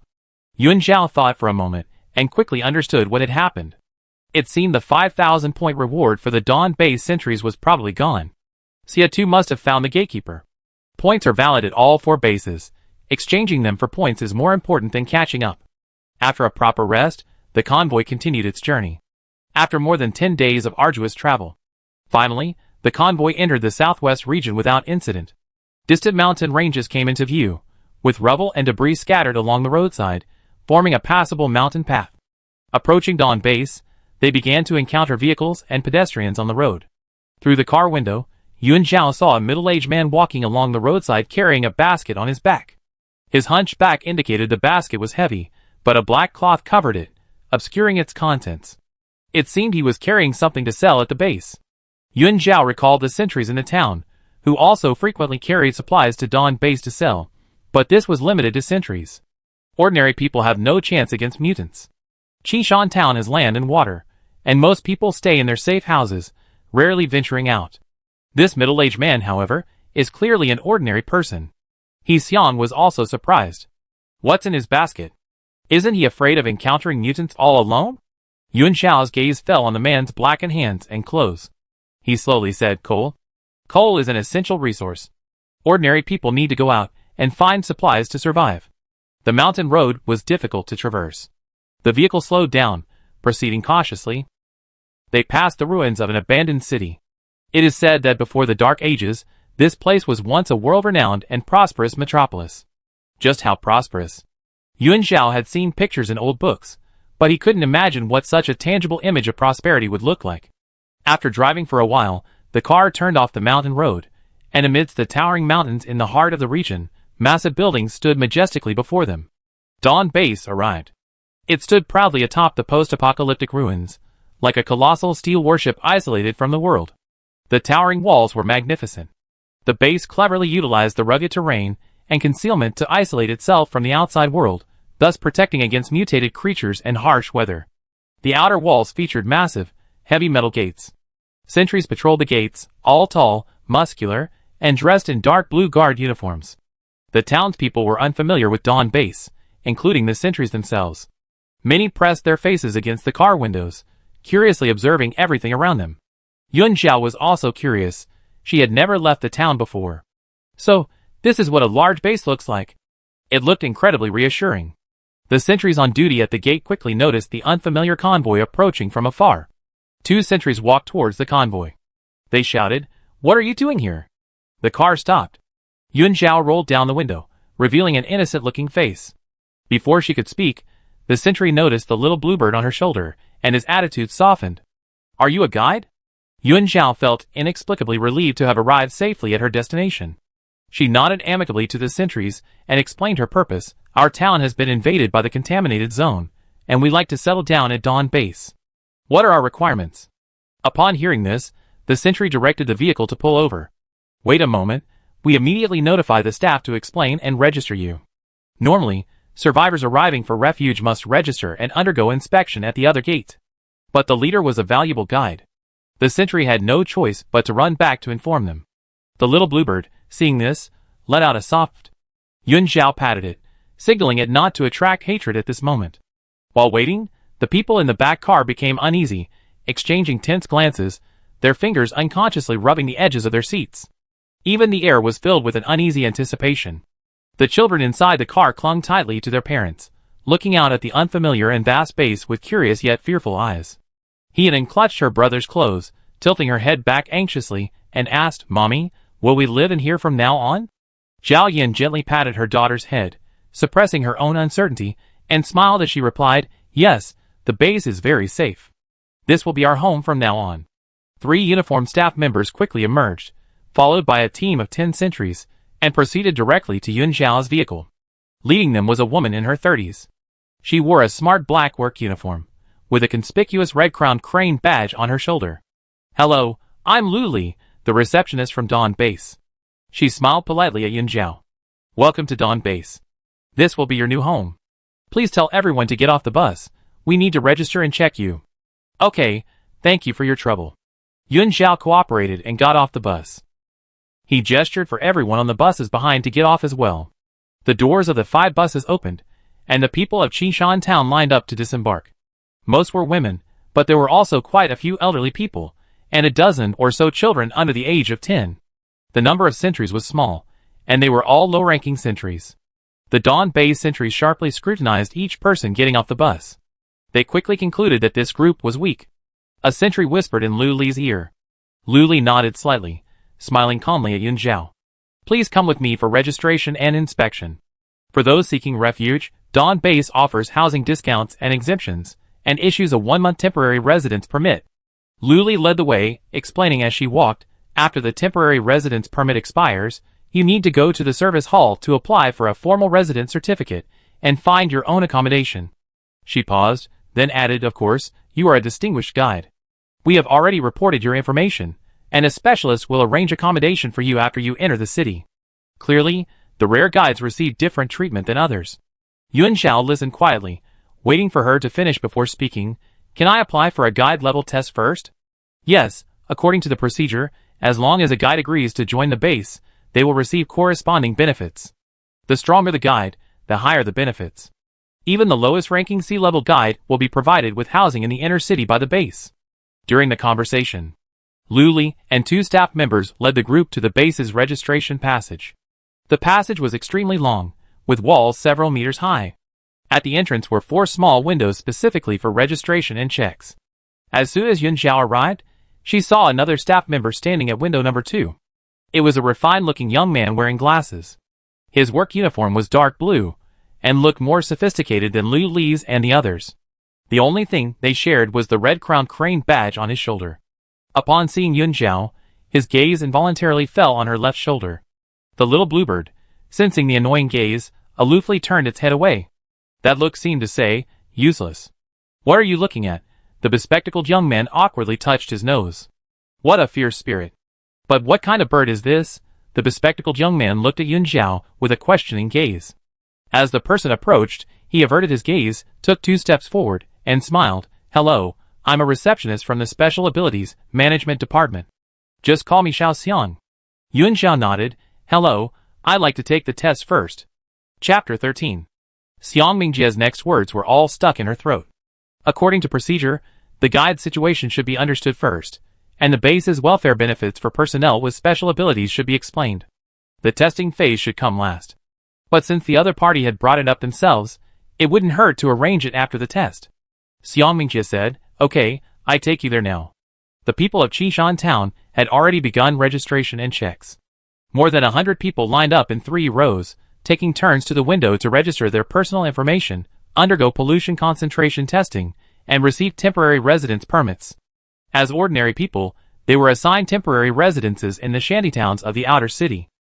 The house numbers were too scattered, meaning that all the people of Qishan town were dispersed, and families with only elderly people and children began to feel uneasy after receiving their housing numbers.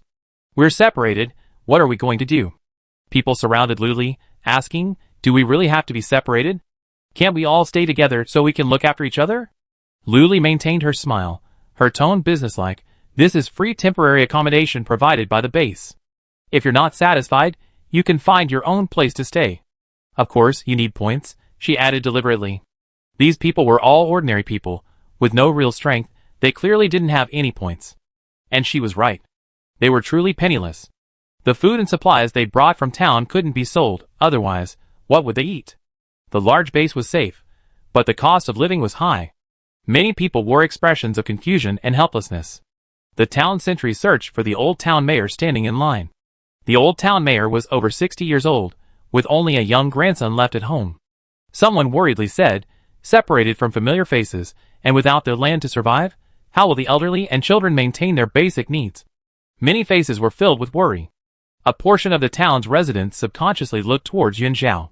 He Xiang and Cheng Dongshu, at the front of the line, also frequently looked up to observe Yun Zhao's situation. They knew Yun Zhao was always thoughtful, and had probably already anticipated the situation. Not far away, below the city wall, Yun Zhao was talking to Xiang Mingjie.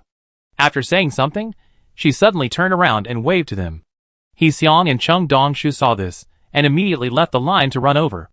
He Xiang scrutinized her expression and cautiously asked, Sister Yun Zhao, are you going to leave us? What do you think? Yun Zhao's tone was gentle. He Xiang's expression suddenly became somewhat uneasy, unsure of the meaning behind her attitude. Yun Zhao's gaze swept over the uneasy crowd, and she reassured them, I go negotiate with the base leadership.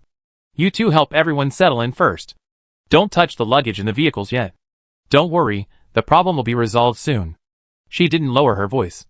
Lu Li, and the others who were registering, as well as the sentry squad that had followed them earlier, heard her words clearly.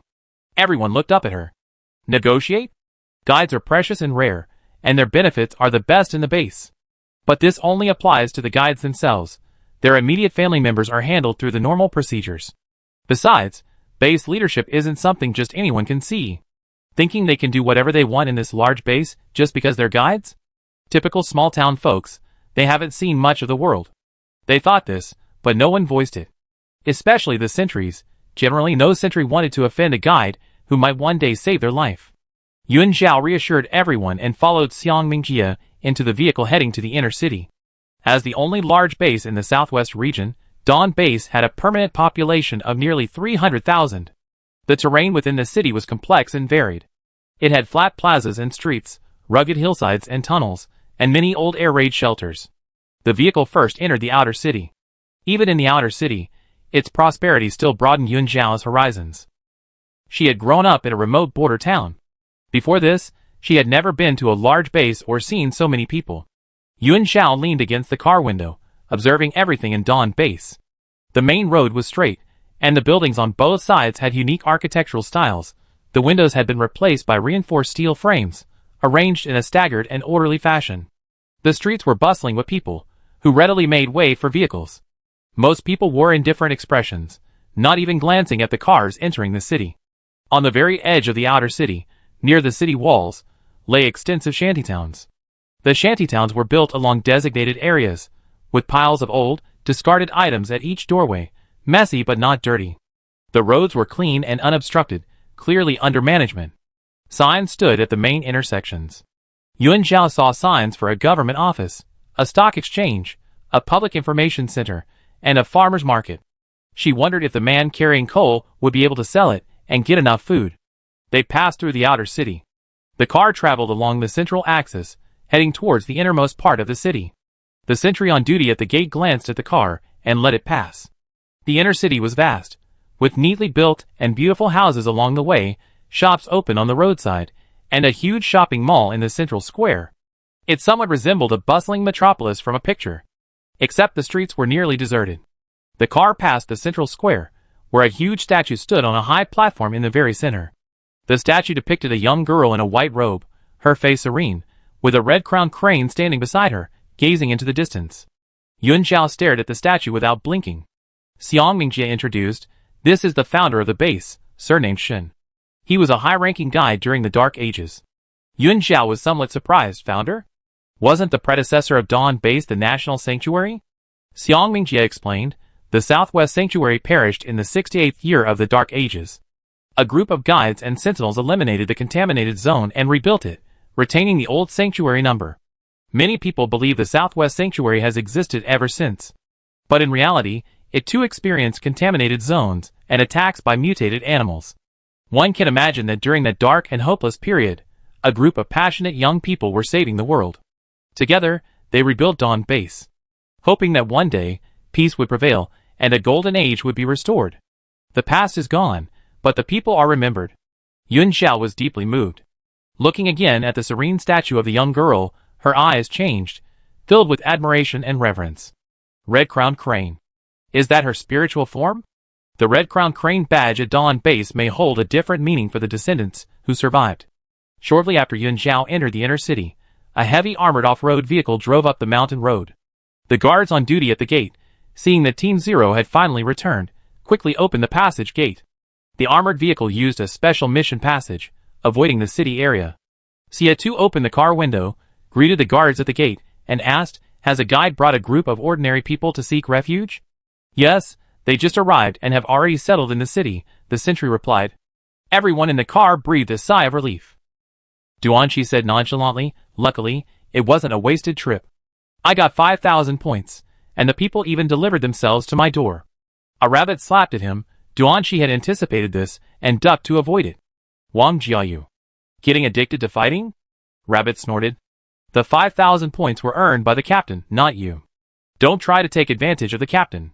Duanqi protested, "I didn't. The captain said he'd treat us to extra food when we get back, meat tonight." Tao Hao loudly echoed, "That's right, extra food tonight. We eat the captain out of house and home." Meat was extremely expensive at the base. A pound of mutated animal meat cost 60 points, and better quality meat was a whopping 100 points per pound. Even the sentries couldn't afford to eat it often, let alone ordinary people. Sometimes, when they were really craving it, they simply called their companions to go hunting in the deep mountains and forests themselves.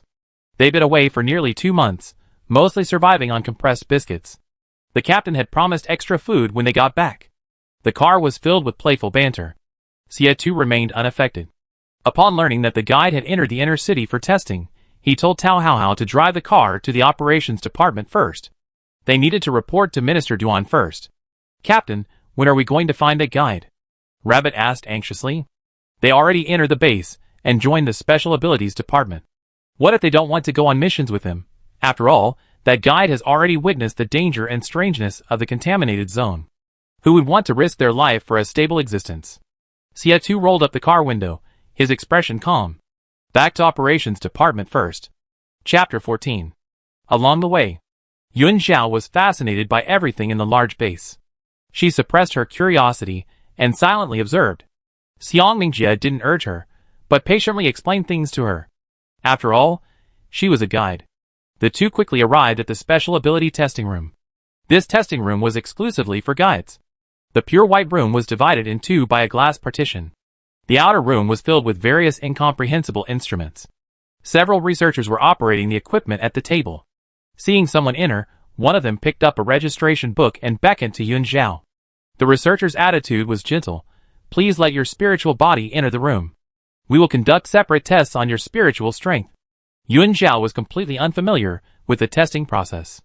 She wanted to comply, but glancing at the small room behind the glass, she could only truthfully say, it might not fit. Not fit? The researcher's suspicious gaze fell on the little bluebird. The guide's spiritual bodies were all very gentle, mostly small herbivores. Her spiritual body was no bigger than the palm of her hand. The room was a full 100 square meters, enough to hold hundreds of birds.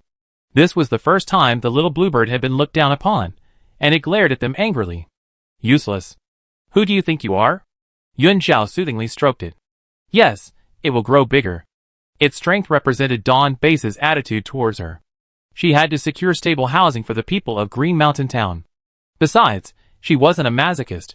Why would she turn down such high welfare benefits? Grow bigger? Upon hearing this, all the researchers' expressions instantly changed. A spiritual entity possessing different forms?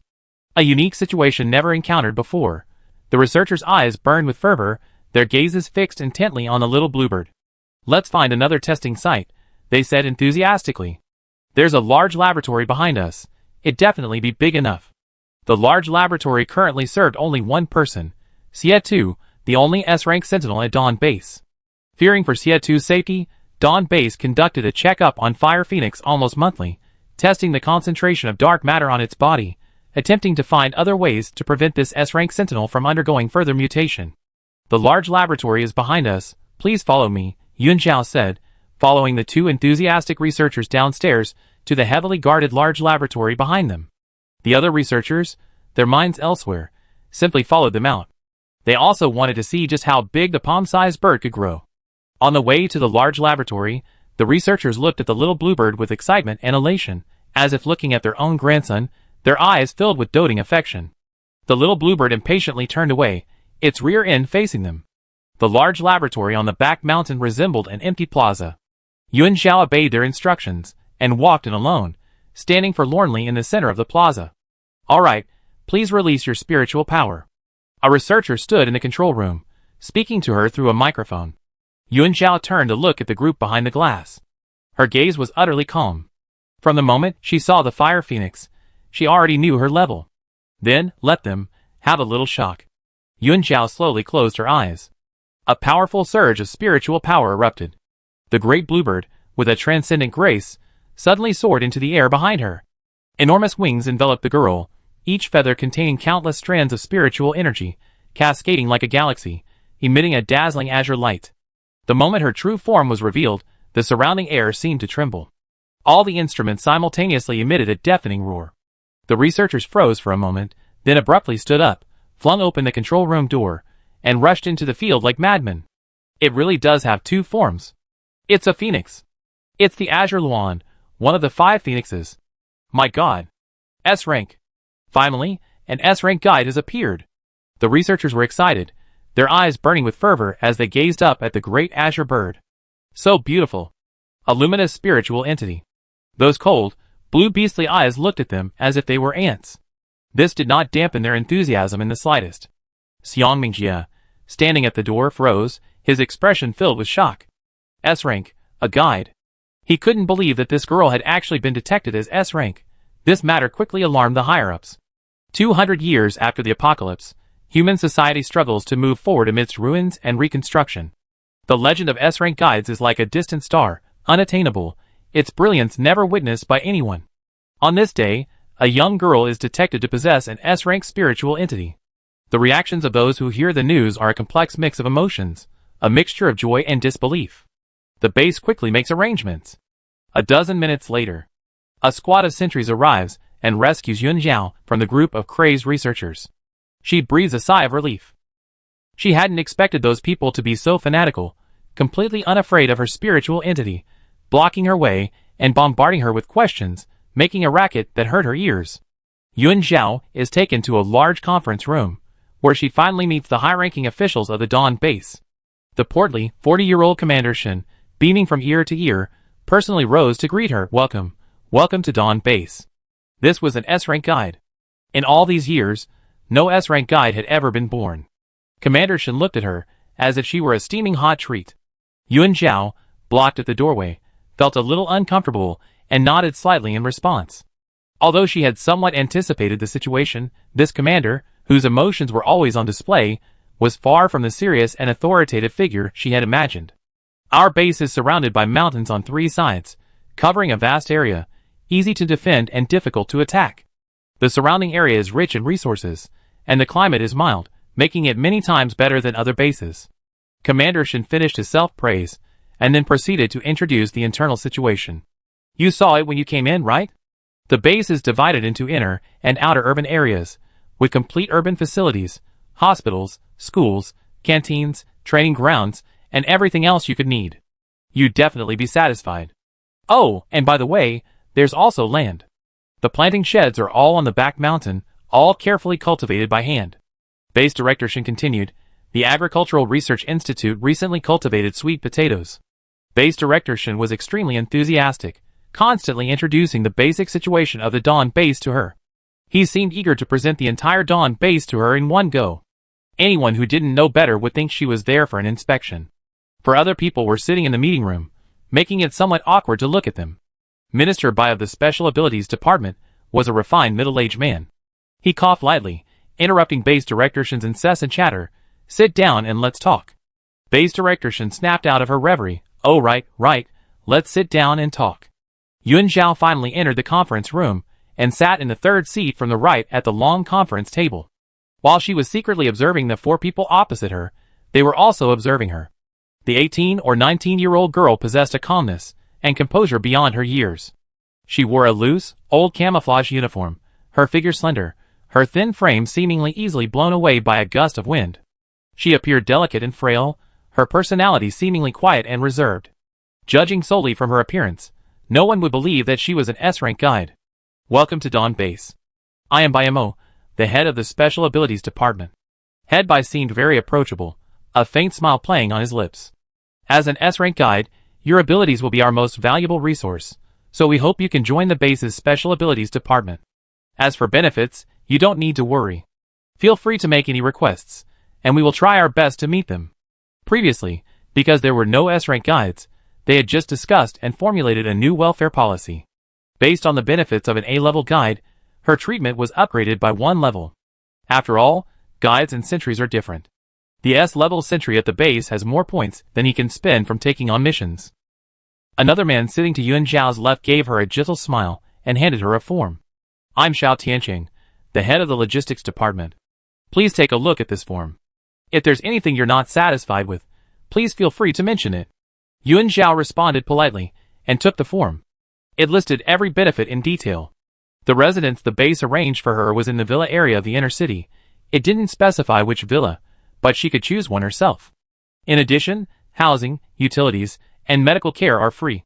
She also receives a monthly living allowance of 3,000 points, with additional subsidies for holidays. What does 3,000 points mean? At Dawn Base, an A-level Sentinel team needs 7 people to share the 2,000 points required to enter the dangerous contaminated zone. While they may have salaries or other ways to earn points, compared to that, she doesn't have to worry about housing, and she gets 3,000 points a month to spend. The frail guide is protected by the base, and doesn't even need to leave the city for missions. She only needs to be dispatched by the Special Abilities Department, occasionally holding consultations in the counseling room to provide mental support to the Sentinels. The counseling room is divided into the inner city and the outer city. The counseling room in the outer city has no requirements. Any Sentinel, including outsiders, can enter by paying points.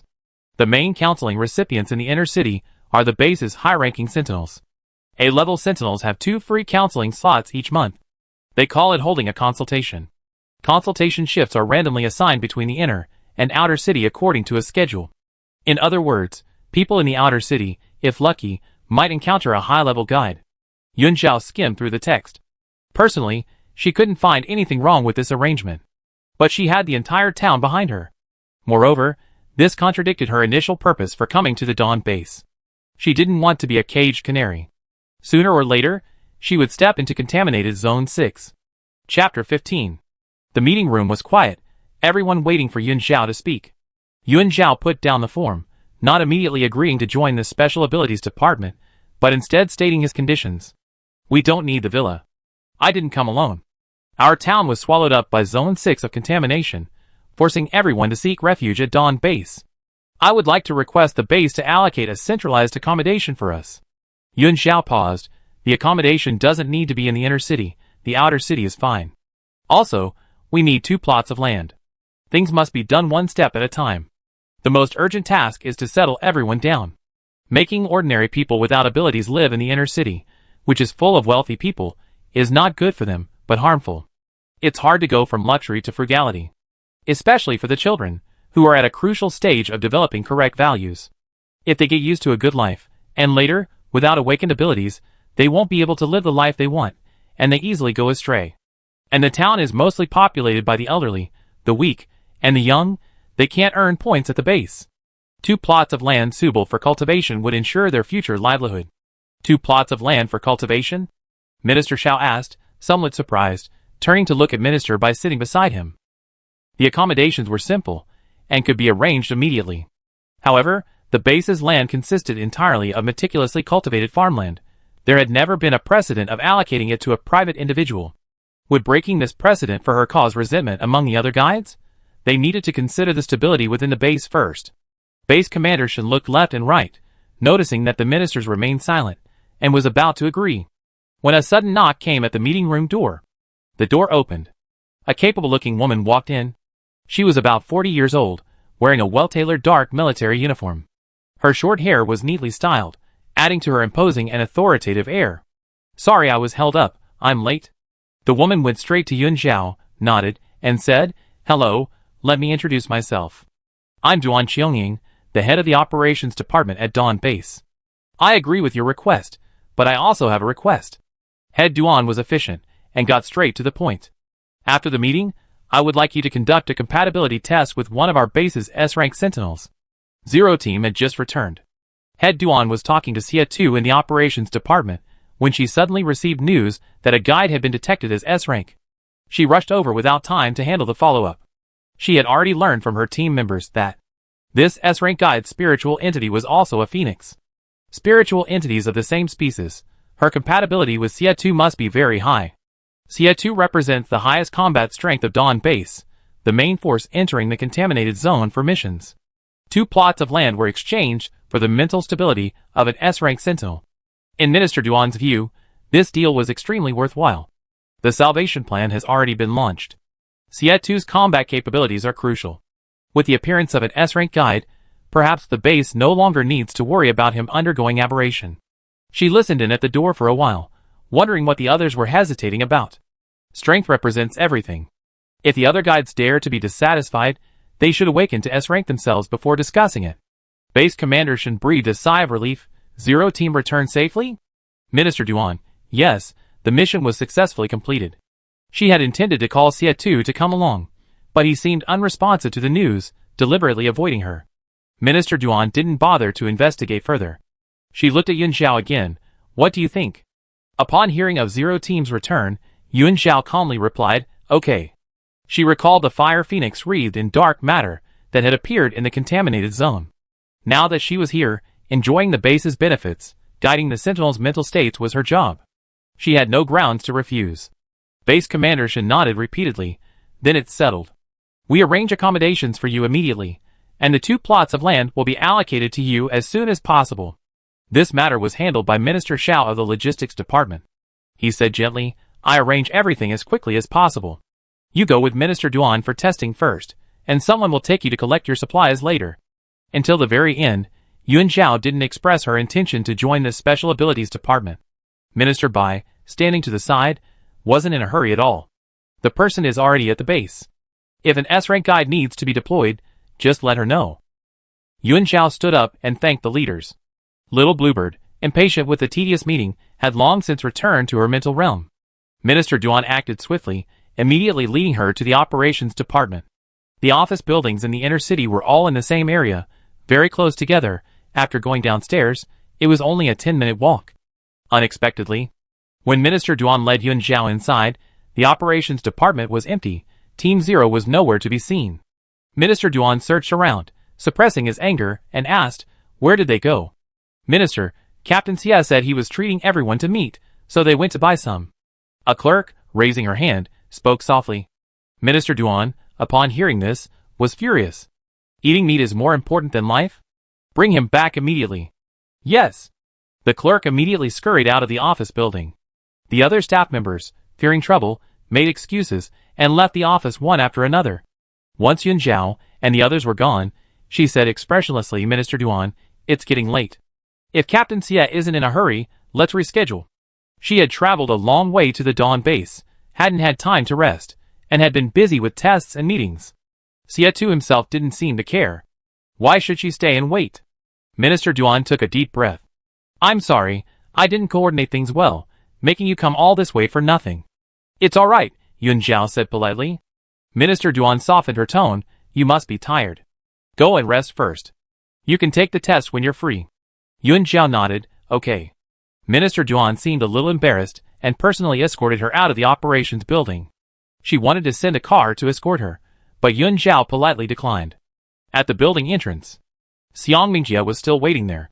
Seeing Yun Xiao come out, he jogged forward to greet her. "Guide Yun, Minister Bai personally informed me that he wants me to take you to collect your supplies and points card." Compared to his initial businesslike manner, his attitude now clearly carried a hint of ingratiation. He became extremely attentive. Yun Xiao did not refuse, nodding and saying, "Thank you for your trouble." "No trouble at all." Xiang Mingjia waved his hands repeatedly and led the way. The logistics department was very efficient. Yuan Zhao received ownership of 2 plots of land, a certain amount of supplies for this month, as well as communication equipment and points cards issued by the base. There were 5,000 points in the card, her settlement allowance from the base. Yuan Zhao signed the form and completed the registration. She officially became a member of the Dawn base. The female clerk informed her, "There's a shopping center in the inner city that sells fresh fruits and vegetables, eggs, and meat daily, all in limited quantities. You have priority purchasing rights." "Thank you, I understand." Yuan Zhao was looking down, sorting through the supplies she received. There were many things, even brand new bedding. She couldn't carry them all by herself. Xiang Mingjie stepped forward to help her carry the things. There were also 2 cartons of eggs among the supplies. Eggs were a luxury. During the crisis, the country established a biological egg bank, cryopreserving oocytes from many animals. More than 10 years ago, the Dark Ages had just ended.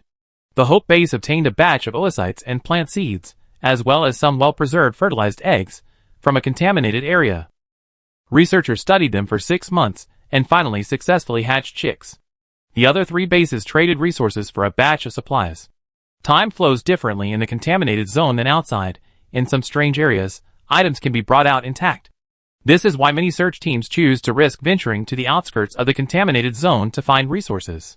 Chapter 16. Yuan Zhao and Xiang Mingjie, carrying large bags of supplies, boarded the bus to the outer city. She specifically requested to take the bus. When she came in, she noticed that there were buses running at the Dawn base.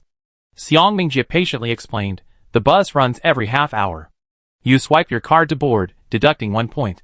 It's very convenient for people commuting to and from work in the outer city." He held up the communication device on his wrist. It was exactly the same model as hers, similar to a watch, supposedly for the sentries to wear during combat. Xiang Mingjie placed it on the card reader. A mechanical female voice announced, "Card swipe successful." "The points card can also be used for online payments," he told Yuan Zhao. "Follow the instructions to bind the points card number, and you can use it." Hearing this, Yuan Zhao took out the communication device issued to her by the base, and, with Xiang Mingjie's help, bound the points card. It was noon, and the bus was nearly empty. The bus passed the central square again. The proudly standing statue of the young girl stood quietly, as if telling the immortal legend of Dawn base. Xiang Mingjie's communication device vibrated. He glanced at the message. After hesitating for a moment, he said, "Guide Yuan, the base has arranged centralized accommodations for you on East 3rd Street in the outer city. However, the leaders still prefer that you reside in the inner city." Base Commander Shen had already ordered that the news of the detected S-level guide be kept confidential for the time being. The outer city was a mixed bag, with frequent outsiders and thefts occurring from time to time. It was impossible to completely eliminate them. With so many supplies guarding her, she was easily targeted. "Thank you, I go take a look first and then decide." Yuan Zhao didn't immediately refuse. She had lived in Qingshan town since childhood. There were no outsiders in the town, the people were simple and honest, and everyone spoke directly, rarely being overly polite. Besides thanking her, there seemed to be nothing else to say. Xiang Mingjie forced himself to continue. That residential area on East 3rd Street was only completed in recent years. It's not a large area, only 4 buildings. The base cleared out one of the residential buildings to house your people. According to the registration information, Qingshan town had a total population of 188 people, in 71 households. That building was 12 stories high, with 6 households per floor, just enough for everyone plus 1 extra. Emptying out an entire building for a guide. There was no precedent for this. Minister Bai and Minister Xiao meant that she had to know everything they had done. "What about the people who originally lived there?" Yuan Zhao asked. "Xiang Mingjie, you don't need to worry about that. The property rights belong to the base. There are already few residents in that community, so the base will refund the rent and give them a resettlement allowance. Nowadays, very few people spend a lot of points to buy a house. Most are renting. In the post-apocalyptic environment, most people are struggling to survive, not knowing when they die. It's better to spend that money elsewhere. Therefore, the new community has never been fully occupied. The people living there are all from well-off families. Many have stable jobs at the base or are public officials. They obeyed the base's orders and moved out quickly, almost immediately upon receiving the notification." Yuan Zhao was silent for a moment, then thanked him again. The benefits provided by the base were based on her being an S-rank guide. "I should report to the Special Abilities Department tomorrow." Perhaps I can get to know the other guides at the base. She's never provided mental guidance to a high-ranking sentinel before. There's much to learn. The bus arrived at the East 3rd Street stop. This area is all residential. It's situated on higher ground. A long stone staircase leads up from the platform. Their residential complex is located on the right side of the middle section of the staircase. The complex has no name. A house number hangs on the gate. 128 East Mountain Street. There's an iron gate and a low wall surrounding the gate. The gate is now open. People in the town are running up and down, carrying luggage. Seeing Yun Zhao return, a group of people quickly put down their luggage and ran down to help her with her things. Zhao Zhao. You're amazing. We really got apartments. Yes, thanks to Zhao Zhao, everyone remembers it. You didn't see it, that receptionist Lu changed her attitude so quickly. She was so businesslike just now, but when she led us here, she suddenly became incredibly friendly. Yun Zhao was surrounded by people from the town, all vying to help her carry her things. She saw the large pile of luggage on the stone steps and waved her hand. Annie, you all go and settle in. Moving is the priority. I can carry it myself. Everyone had traveled a long way, enduring fear and anxiety for over 10 days. Even Yun Zhao felt exhausted, let alone ordinary people. The sooner she finished moving, the sooner she could rest. Okay, after we're done, we come to Annie's for dinner another day. Hearing her say this, everyone greeted her and went back to their work. Sister Yun Zhao. He Xiang heard the commotion outside and rushed over to tell her what had happened after she left. Dong Shu and I listened to you and took everyone to the shantytown to settle down. We didn't even touch the luggage in the car. We're just waiting for you to come back. He Xiang. We didn't have to wait long before a team of staff arrived, gathered us together, and led us to this residential complex. That receptionist, Ms. Lu, became exceptionally friendly. He Xiang's face was beaming with excitement. She pointed to building number 1 and told us that this would be our home from now on. We already gone inside. The apartments are very new, all 2-bedroom, 1 living room layouts, and there's even an elevator. The kids were thrilled. It was their first time riding one. Not just the children. Everyone in town was seeing an elevator for the first time. The adults, however, were more composed and didn't show it. Yun Zhao found it amusing and handed him the heavier bag. Then let's quickly distribute the apartments. Everyone's had a long journey, let's get some rest today. Okay. He Xiang took the things, only then noticing someone else standing behind Yun Zhao. Xiang Mingjie stood silently behind, giving him a polite smile. Seeing that they had delivered the person, he handed He Xiang the same things he was carrying. Guide Yun, I head back now. Here's my contact number. Contact me anytime after you made up your mind. He was referring to his wish for her to live in the inner city. Originally, this should have been arranged by the logistics department, but considering that he was initially in charge of the reception, Minister Bai didn't hand it over to them. Yun Zhao nodded slightly and said politely, okay, thank you for your trouble. She then bid farewell to Mingjie and left. As she descended the steps, she curiously glanced back. She saw the two of them carrying large bags and small packages, chatting and laughing as they entered the residential area. Guide Yun seemed quiet and reserved, speaking very little, making her seem unapproachable. It turned out that she could relax and smile freely in front of people she knew well. Yun Zhao had already followed He Xiang into the residential complex. The complex consisted of only 4 buildings, each with an iron gate at the entrance. Seeing the unit doors, Yun Zhao felt she wouldn't need to move anything. The entire building was inhabited by people from the town. Everyone knew each other, and any outsider entering would be immediately detected. As long as the town sentries guarded the first-floor unit doors, security was not a concern. People from the town were moving things in and out. Since they hadn't been assigned apartments yet, everyone's belongings were piled up in the first-floor corridor. The items were plentiful and varied, creating a noisy atmosphere. Children ran excitedly in the corridor, calling out in unison, Sister Yun Zhao. Yun Zhao smiled and responded twice, then followed He Xiang to the elevator. He Xiang, carrying several bags, said while waiting for the elevator, the mayor said that to avoid disagreements over housing allocation, we allocate apartments directly by lottery. Which apartment you get depends on luck. Yun Zhao agreed, that's good. But your apartment is decided. The mayor said the top floor has a good view, so he wants you to choose an apartment on the 12th floor. We all looked at them, and 1202 has the best lighting. Yun Zhao, you can stay there. Before Yun Zhao could answer, He Xiang added, also, Dong Shu said he won't participate in the lottery, and will live on the first floor. Chung Dong Shu has a younger brother who is also a sentinel. He's a B-level sentinel, and living on the first floor ensures everyone's safety. As for Yun Zhao, she doesn't care where she lives. Since they all chosen for her, then room 1202 it is. Ding! The elevator doors opened, and the two entered the small, enclosed space carrying their belongings. He Xiang pressed the button for the 12th floor. It was Yun Zhao's first time riding an elevator. She stared at the buttons. The numbers represented the floors, and the left and right buttons controlled the doors. Simple and easy to understand, it was very user-friendly. A little bluebird slowly emerged, tilting its head and looking around curiously, poking at the numbers on the panel with its sharp beak. Afraid it would damage the elevator, Yun Zhao quickly pressed the button. The elevator quickly reached the 12th floor. The hallway split into two, with 3 apartments on each side. He Xiang led her out of the elevator, turned left, and arrived at apartment 1202 at the far end. He took out his key, opened the door, and carried all their belongings into the living room. He handed the key to her, saying, "Sister Yun Zhao, your luggage is inside. I go downstairs and help." His mother and sister lived at home, and assigning them rooms was a big deal. He needed to go and check on them. Go ahead. Yun Zhao watched him leave before closing the door and surveying the apartment's layout. The apartment was spotless, with 2 bedrooms, a living room, a kitchen, and a bathroom.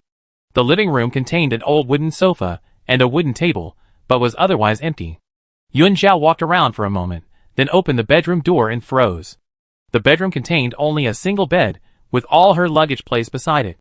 The bed was already made, the sheets and blankets neatly folded, her own light blue sheets and duvet cover. Even though she wasn't sure if she would actually stay here, she still prepared the room she might live in. Besides Aunt Zhao, there was no one else. She really was destined to worry. Chapter 17. Training grounds halfway up the mountain outside the base. Rows of large, leafy trees lined the edge of the spacious grounds. A rabbit was starting a fire in front of a barbecue grill set up under a tree. Xie carried tables and chairs out of the training room, holding fire tongs, and sat down to boil water. A short while later, Duanqi, Tao Haohao, and Song Liang returned, carrying over 10 kilograms of meat and some vegetables and fruits. From a distance, Duanqi shouted, "Captain, you're doomed. My aunt is looking everywhere for you." Xie looked up. What does she want? Minister Duan went to the conference room and brought back that S-class guide, saying he was going to do a compatibility test for you too. Tao Haohao chuckled, his expression one of undisguised schadenfreude, but you ran away, infuriating Minister Duan. The appearance of the S-class guide caused a huge stir within the base. The top leadership unanimously decided to keep it a secret for now, and not announce it to the public. But the researchers were acting like madmen. If it weren't for Chief Shen stopping them, they would have immediately taken her to the lab for a comprehensive evaluation of her indicators. "It was you guys who kept nagging me to leave because you wanted meat," Xie said slowly. "Besides, the minister didn't say I should stay and wait for her before she left." Duanqi choked. "It seems he was the one who dragged the captain away. Is it his fault? When he gets home, will his aunt scold him? Never mind, let's eat meat first." Tao Haohao put the meat he bought on the table and turned to call out, "Rabbit, is the fire ready?" Rabbit rolled her eyes. "It's been ready for ages, just waiting for you guys to come back. Hurry up and wash the meat twice before bringing it over to roast." A bunch of roughnecks, were they planning to eat it all? Tao Haohao paused, sighed, and picked up the meat again to leave, dragging Duanqi along for help. Song Liang put down his things, went inside to pour himself a glass of water, and came out to sit next to Xie, his eyes occasionally glancing at his captain. He felt something was off about his captain. He was the one who was supposed to find the guide earlier, but in the contaminated zone, even though the guide was right next door, he avoided him. He was deliberately avoiding him again after returning. What was he up to? Xie bent down, grabbed some wood from the side, threw it into the fire, and asked him, "How many points did it cost?" "A little over 1800. Song Liang took out his points card and handed it back to him. "That was with me watching over them. Otherwise those 2 bandits would have tried to carry everything back." Rabbit snorted, "The captain's so rich, he won't go bankrupt." The captain was the richest person in the entire base, with 6 figures in his points account. One person earns so many points, they can't possibly spend them all. Song Liang ignored Rabbit and said cautiously, "Captain, why don't you call Minister Duan back? Let's do the compatibility test as soon as possible." Everyone thought their compatibility was definitely high. "Let's talk about it after dinner," Xie replied casually, putting his points card in his pocket. His teammates didn't know that the S-rank guide could influence his mental state. Even influence him physically. Song Liang shrugged. I'm afraid Minister Duan will show up before we even finished eating. Exactly, Rabbit nodded vigorously beside him. Xie paused, thinking it was very likely. He tossed the fire tongs to Song Liang, watched the fire. Seeing him get up and head towards the back mountain, as if about to leave, Rabbit quickly called out, Captain, where are you going? We're about to start grilling the meat. You guys eat first. I go call Minister Duan back, and talk to him about having the guide join Team Zero. Xie left without looking back. Escaping was useless. The salvation plan was crucial. With an S-rank guide joining, the team members wouldn't be so restricted during missions, worrying about mutations in the contaminated zone. Compared to the influence the guide might have on him, the lives of the team members were paramount. Times had changed. Guides were even rarer in the Dark Ages. For the sake of the Sentinels, guides had to voluntarily stay at the base, so they could guide Sentinels, whose mental energy was running wild. But this tradition had gradually become distorted, becoming a shackle that bound the guides. Guides were supposed to be like the Sentinels. Their battlefield was in the contaminated zone shrouded in gray fog outside.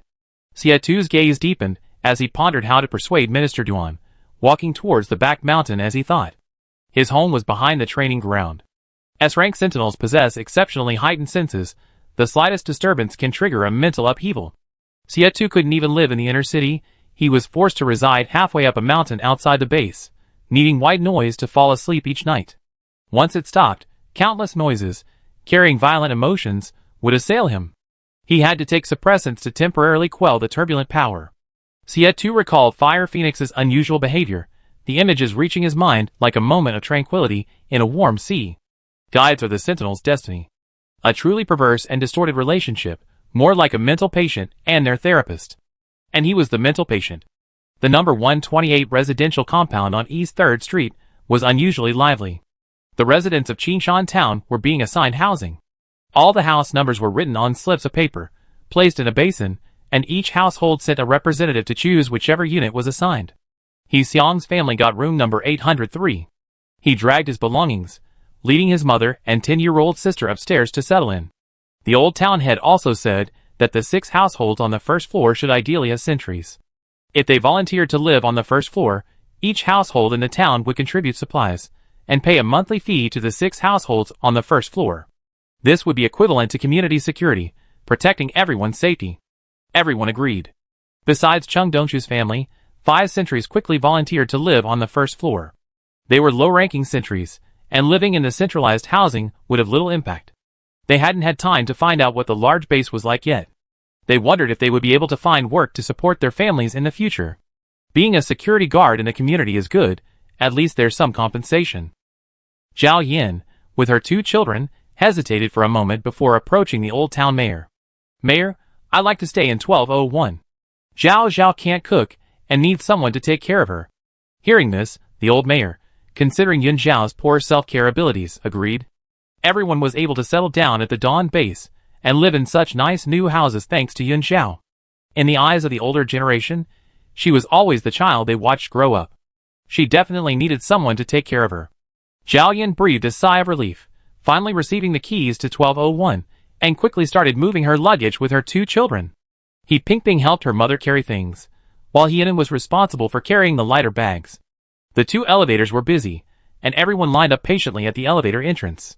Yun Zhao walked around the empty room, and after organizing the supplies she had received, she studied the base's survival manual in her bag. It mainly focused on how to earn points. Although housing is free, the townspeople have to pay monthly utility and management fees. Everyone is currently penniless. Once settled, they need to find a way to earn points as soon as possible. The sentries are alright, but it's difficult for ordinary people. Without professional skills and connections, it's hard to find work to support a family. For example, basic labor like street sweeping, garbage collection, and waitressing, jobs that anyone can do, are in high demand. And she hasn't even visited the 2 plots of land she received for planting. The crops need time to mature. During this time, everyone can only rely on the supplies they brought from town. Yun Zhao pondered this while flipping through the handbook. She had just turned to the section on the base's evacuation room when she heard the elevator doors open in the hallway. She put down the handbook and went to open the door. The door opened, and she immediately saw Ed Xiao and her 2 children, dragging large bags of luggage out of the elevator. Sister Yun Zhao. He Ping Ping, and Yan greeted her obediently. Zhao Yan turned around and saw her, then quickly said, Zhao Zhao, are you hungry? I go cook right away. Chapter 18. It was past lunchtime. The 2 children, still excited about moving, only remembered they were hungry when their mother mentioned cooking. Yun Zhao was silent for a moment, then came out to help her carry the luggage. Let's have fried eggs for lunch. The base gave me 2 cartons. For decades, Qingshan Town had maintained a rule of distributing grain according to labor value. Each dozen or so households managed a small plot of land. At the end of the harvest, a small amount of emergency grain was stored in the warehouse. A portion was left for the sentries guarding the residence, and the remainder was distributed among the households according to their labor value. The amount of grain distributed was small.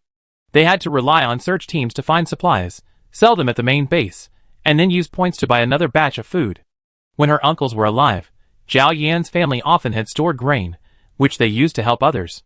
Yun Zhao was supported by 8 uncles, and never went hungry. After her uncles passed away, the situation reversed. The grain allocated to Zhao Yan's family dwindled sharply, forcing them to rely entirely on the help of neighbors. Zhao Yan was heavily pregnant at the time, and unable to do heavy work. Yun Zhao wanted to help, but the crops she tended were poorly growing, and the food she cooked was barely edible. Life became even more difficult after Ping Ping and Nen were born. The situation only improved when Yun Zhao awakened, as a guide, and received the lion's share of the grain. Zhao Yan was surprised to hear there were eggs. Okay, I go check the kitchen. She put down her things, opened the door to room 1201, and went inside to check the kitchen. He then saw her mother busy cooking and hurriedly went to move her books. The child was thin and small, not very strong, but she strained to drag the heavy bags, her little face turning red. Those books were all left by the children's father. Many were originally gifts for Yun Zhao, which Yun Zhao later gave to the children. He then treasured them especially, begging to take them all with her when they evacuated the town. The 6 contaminated zone suddenly expanded, but thanks to Yun Zhao's advance warning, everyone had ample time to pack up. The books took up space, so they were thrown onto the roof of the bus, along with the quilts and chairs. Seeing her struggling to move them, Yun Zhao went to help. Then she realized she couldn't lift them either. Fortunately, the elevator doors opened again, and apartment 1205 across the corridor welcomed its new occupants. Seeing Yun Zhao and the 2 children moving things, several adults rushed over to lend a hand. The items were quickly all moved into the apartment. Yun Zhao shook her aching arms, went back to get a carton of eggs. Each carton contained 24 eggs. The base had been generous, giving her 2 cartons. At Yun Zhao's request, Zhao Yan fried 4 eggs, steamed some rice, and prepared a small dish of pickles. The rice in the bowl was slightly yellow, fine and firm, grown in Qingshan Town itself. Yun Zhao was used to it, and ate the rice clean with some pickles. After finishing her meal, Yun Zhao took out her points card and handed it to Zhao Yan. I still want meat and vegetables. Aunt Zhao, could you buy them for me in the inner city tomorrow? Zhao Yan wiped the water from her hands, glanced at her, and silently took the card. Yun Zhao, buy more, and see if they have milk and fruit. With my card, you should be able to buy anything. They said I have priority. Her 2 children, now 6 years old, had long suffered from malnutrition and looked extremely thin. Now that they had the means, they naturally wanted to supplement their nutrition. Zhao Yan understood her meaning, remained silent for a long time, and then asked, what will you use if I take the card? Yun Zhao smiled, revealing the terminal device on her left wrist. It's linked, I can pay online. She added, don't be stingy, buy more and give some to the mayor, and Xiang, give them all. I get a base salary of 3,000 points a month. Yun Zhao didn't name all the families. But Zhao Yan knew which 8 families she was referring to. Zhao Yan didn't say anything, just nodded and got up to clear the dishes. Yun Zhao helped clear the table, then returned to her apartment next door. The 2-bedroom apartment was empty, except for a wooden table and chairs. A little bluebird appeared lazily, wandering aimlessly around the living room. Seemingly disgusted by the shabby living conditions, feeling there was nowhere to land, it finally fluttered its wings and landed on her head. I make you a birdhouse, Yun Zhao said helplessly, sitting on the hard wooden sofa. Stop using my head as a bird's nest. The little bluebird snorted, mocking her for wanting to make it herself. Yun Zhao wasn't annoyed. Aside from her strong mental abilities, she was useless in every other way. Do you think the base sells birdhouses? Yun Zhao poked it. You don't like staying in the mental realm anyway, So I make you a birdhouse, so you can rest inside. You're not allowed to lift a finger to do it. Who? You insulted every sentry in town, they avoid you like the plague. Yuan Zhao bluntly stated, what if you don't like the birdhouse? You get another scolding then. The little bluebird perched on her head, slowly preening its feathers. After a while, you draw a diagram. Yuan Zhao sneered, ha. She picked up her backpack and took out a hand-drawn map she had made along the way. Look, this is what I drew. No one else can understand it except me. It didn't look like a map at all, the stiff lines resembled a child's scribbles. Someone unfamiliar with the area might mistake it for a page of raw cipher. The little bluebird fell silent. It would never admit its true form was useless. Yuan Zhao was exhausted. She had been traveling for over 10 days without a proper rest. She didn't want to do anything that afternoon, she just wanted to sleep. As for those 2 plots of land, she would put some pressure on the townspeople first, encouraging them to find ways to support themselves and go out to find work. She would present them to the mayor in a few days. Also, tomorrow she needed to visit the Special Abilities Department to learn about the abilities of the other guides. She also needed to check out the prices at the base and the school. There were many things to do. She'd deal with that tomorrow. Dawn Base, Operations Department Conference Room. The atmosphere was somewhat oppressive. The 5 members of Team Zero sat at the lower end, barely daring to breathe. After what the captain and Minister Duan had discussed, before they had even finished their meal, the minister had summoned everyone over. They were called over, but ignored, left standing there. Right now, Minister Duan was standing by the window, his back to them, making a phone call. The senior sentinel's heightened senses allowed them to hear the entire conversation clearly.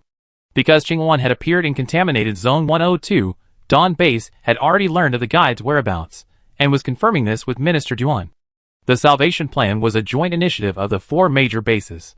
Minister Duan didn't hide anything from Dawn Base, truthfully informing them that the guide had been detected as an S-level spiritual entity. The reason for not announcing it to the public was to protect the guide. Being too conspicuous wouldn't be a good thing. Yes, we will hold a meeting to discuss this. We don't yet know the capabilities of an S-rank guide. To ensure her safety, we will conduct a comprehensive assessment of her abilities before she officially participates in the operation. The most important thing is to ask her opinion. If she disagrees, Dawn Base will respect her personal wishes and will not force her. Duanqi pricked up his ears to eavesdrop, and as he listened, he gasped, turning his head in disbelief to look at his captain, who had a calm expression on his face. The captain actually managed to persuade his aunt? Chapter 19. Xiatu leaned back leisurely in his seat, ignoring eager looks in his team members' eyes. Minister Duan was a very capable and shrewd leader. She knew perfectly well that an S-level guide could improve the overall combat effectiveness of Team Zero several times over. Keeping the guide confined to the base for only psychological counseling was a waste of talent and a squandering of potential. As for whether the other leaders at the base would agree, she would negotiate with them after persuading Minister Duan. However, whether that guide was willing to give up his peaceful life and venture out of the base into danger. Xiatu lowered his eyes and pondered for a moment, then pulled his chair closer and operated Minister Duan's computer, quickly retrieving Yuan Zhao's identity information and address. He needed to go there personally. Unexpectedly, Minister Duan acted even faster. The next day, just as dawn was breaking, Yuan Zhao had barely gotten up when Minister Duan personally sent a car to pick her up. Thinking she had some urgent business to attend to, she had no choice but to go to the Inner-City Operations Department building again. But this time was different.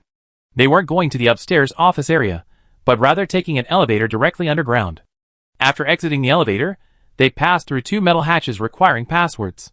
Yuan Zhao followed the guide into a vast underground space. Dim lights flickered overhead, illuminating rows of massive metal control panels.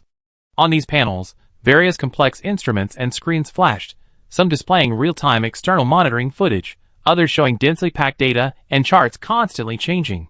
Minister Duan stood ramrod straight, still dressed in his crisp dark blue military uniform, before a huge screen, gazing at the data graphs. Seeing her enter, Minister Duan turned and waved to her, "Come and take a look." Yuan Zhao nodded slightly and walked towards her. Several staff members sat in front of computers, their fingers flying across the keyboards, their eyes glued to the screens. The air was filled with the sounds of keyboards and various instruments. Minister Duan said to her in a calm tone, "This is the base's operations command center, including intelligence processing and contaminated area analysis teams. In this apocalyptic world, danger lurks everywhere," Minister Duan said. The base can provide temporary shelter, but to truly change the situation and achieve stability, the contaminated areas must be eliminated. Yuan Zhao looked up at Minister Duan. She seemed to understand what she meant. Minister Duan didn't rush to the main point. Instead, he pointed to the huge display screen and explained, "The red dots represent contaminated areas within our monitoring range.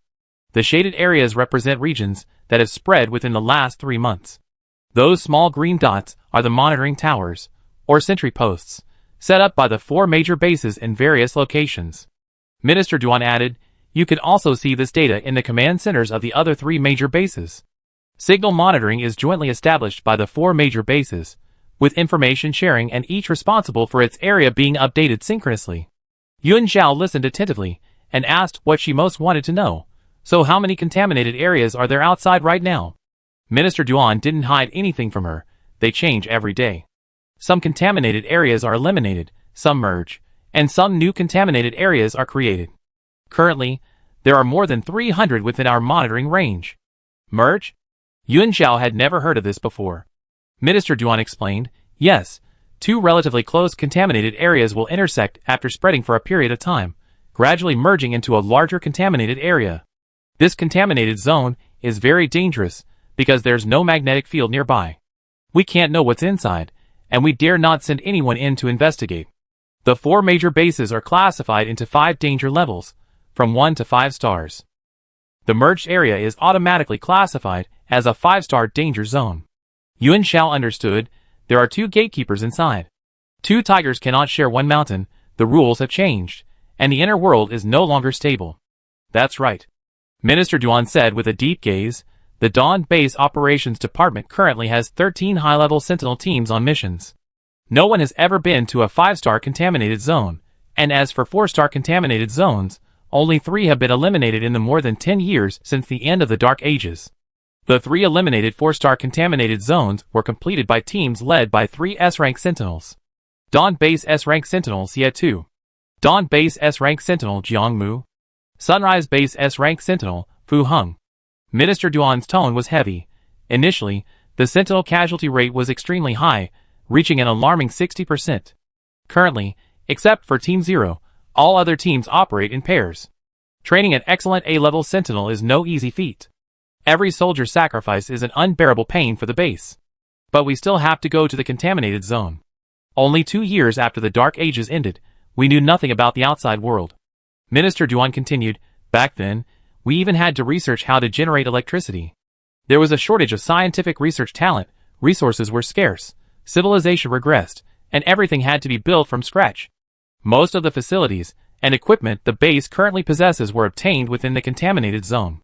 For example, the eggs and plant seeds that the base hopes to bring back. Satellite launch devices monitoring the contaminated zone. And the materials used in the combat uniforms worn by the sentries, the instruments in the command center, the genetically modified sweet potatoes recently cultivated at the base, and so on. Without these sentries risking their lives to enter the contaminated zone and bring back this technology and expertise, the 4 major bases wouldn't have developed to their current scale in just over a decade. Everyone shares a belief. Sooner or later, we will eliminate the contaminated zone and restore peace and prosperity." Minister Duan's gaze fell on her face, his expression becoming exceptionally serious. "Therefore, Yuan Zhao, humanity needs you. On behalf of Dawn Base, I solemnly invite you to join the 0 team of the Operations Department." Xie Tu's evasive and aloof attitude was a sign of goodwill. He was lucky if he didn't completely offend her. Minister Duan had no choice but to intervene personally. With S-Class guides, perhaps in the future, they could integrate 3 S-Class sentry teams and attempt to enter a 5-star contaminated zone to uncover the truth behind the disaster. Yuan Zhao's expression faltered slightly. Join the Operations Department? Hearing this news suddenly deeply moved her, like a boulder had been thrown into her heart, creating ripples in her mind. In this world, there are always those who silently bear heavy burdens, fearless of death, bravely venturing into the contaminated zone filled with unknown dangers. Every era has its heroes. Whether it's the statue of the girl symbolizing hope and courage in the square, or the valiant sentinels at the various bases today, the contaminated zone is like a giant shadow, shrouding humanity's future. As long as it persists, humanity will never have peace. No one can remain unscathed. Seeing her prolonged silence, Minister Duan assumed she was trying to find an excuse to refuse. Joining the operations department means your life will be in danger at any time. Don't worry, we won't force you, we will respect your personal wishes. Guides have no ability to protect themselves. Guides enjoy high welfare benefits and can stay in the safe base forever. Why would they want to venture out into danger? Minister Duan already knew the answer. Yuan Zhao shook her head. That wasn't what she meant. She remained silent for a long time before slowly speaking. Could I first inquire about the 6th contaminated zone? How is it? Has she come out yet? Will she agree? Minister Duan acted really quickly. The captain went over and missed her. A circle of heads gathered on the first floor, peering towards the elevator leading to the command center. Tao Haohao said, I bet the captain 300 points. The guide will definitely refuse. Rabbit blinked. I also bet 300 points. Duanqi said smugly, I bet 500. Song Liang was a little uncertain, but judging from the captain's attitude, he seemed certain that the guide will agree. Chapter 20. Not long after, the metal elevator doors opened.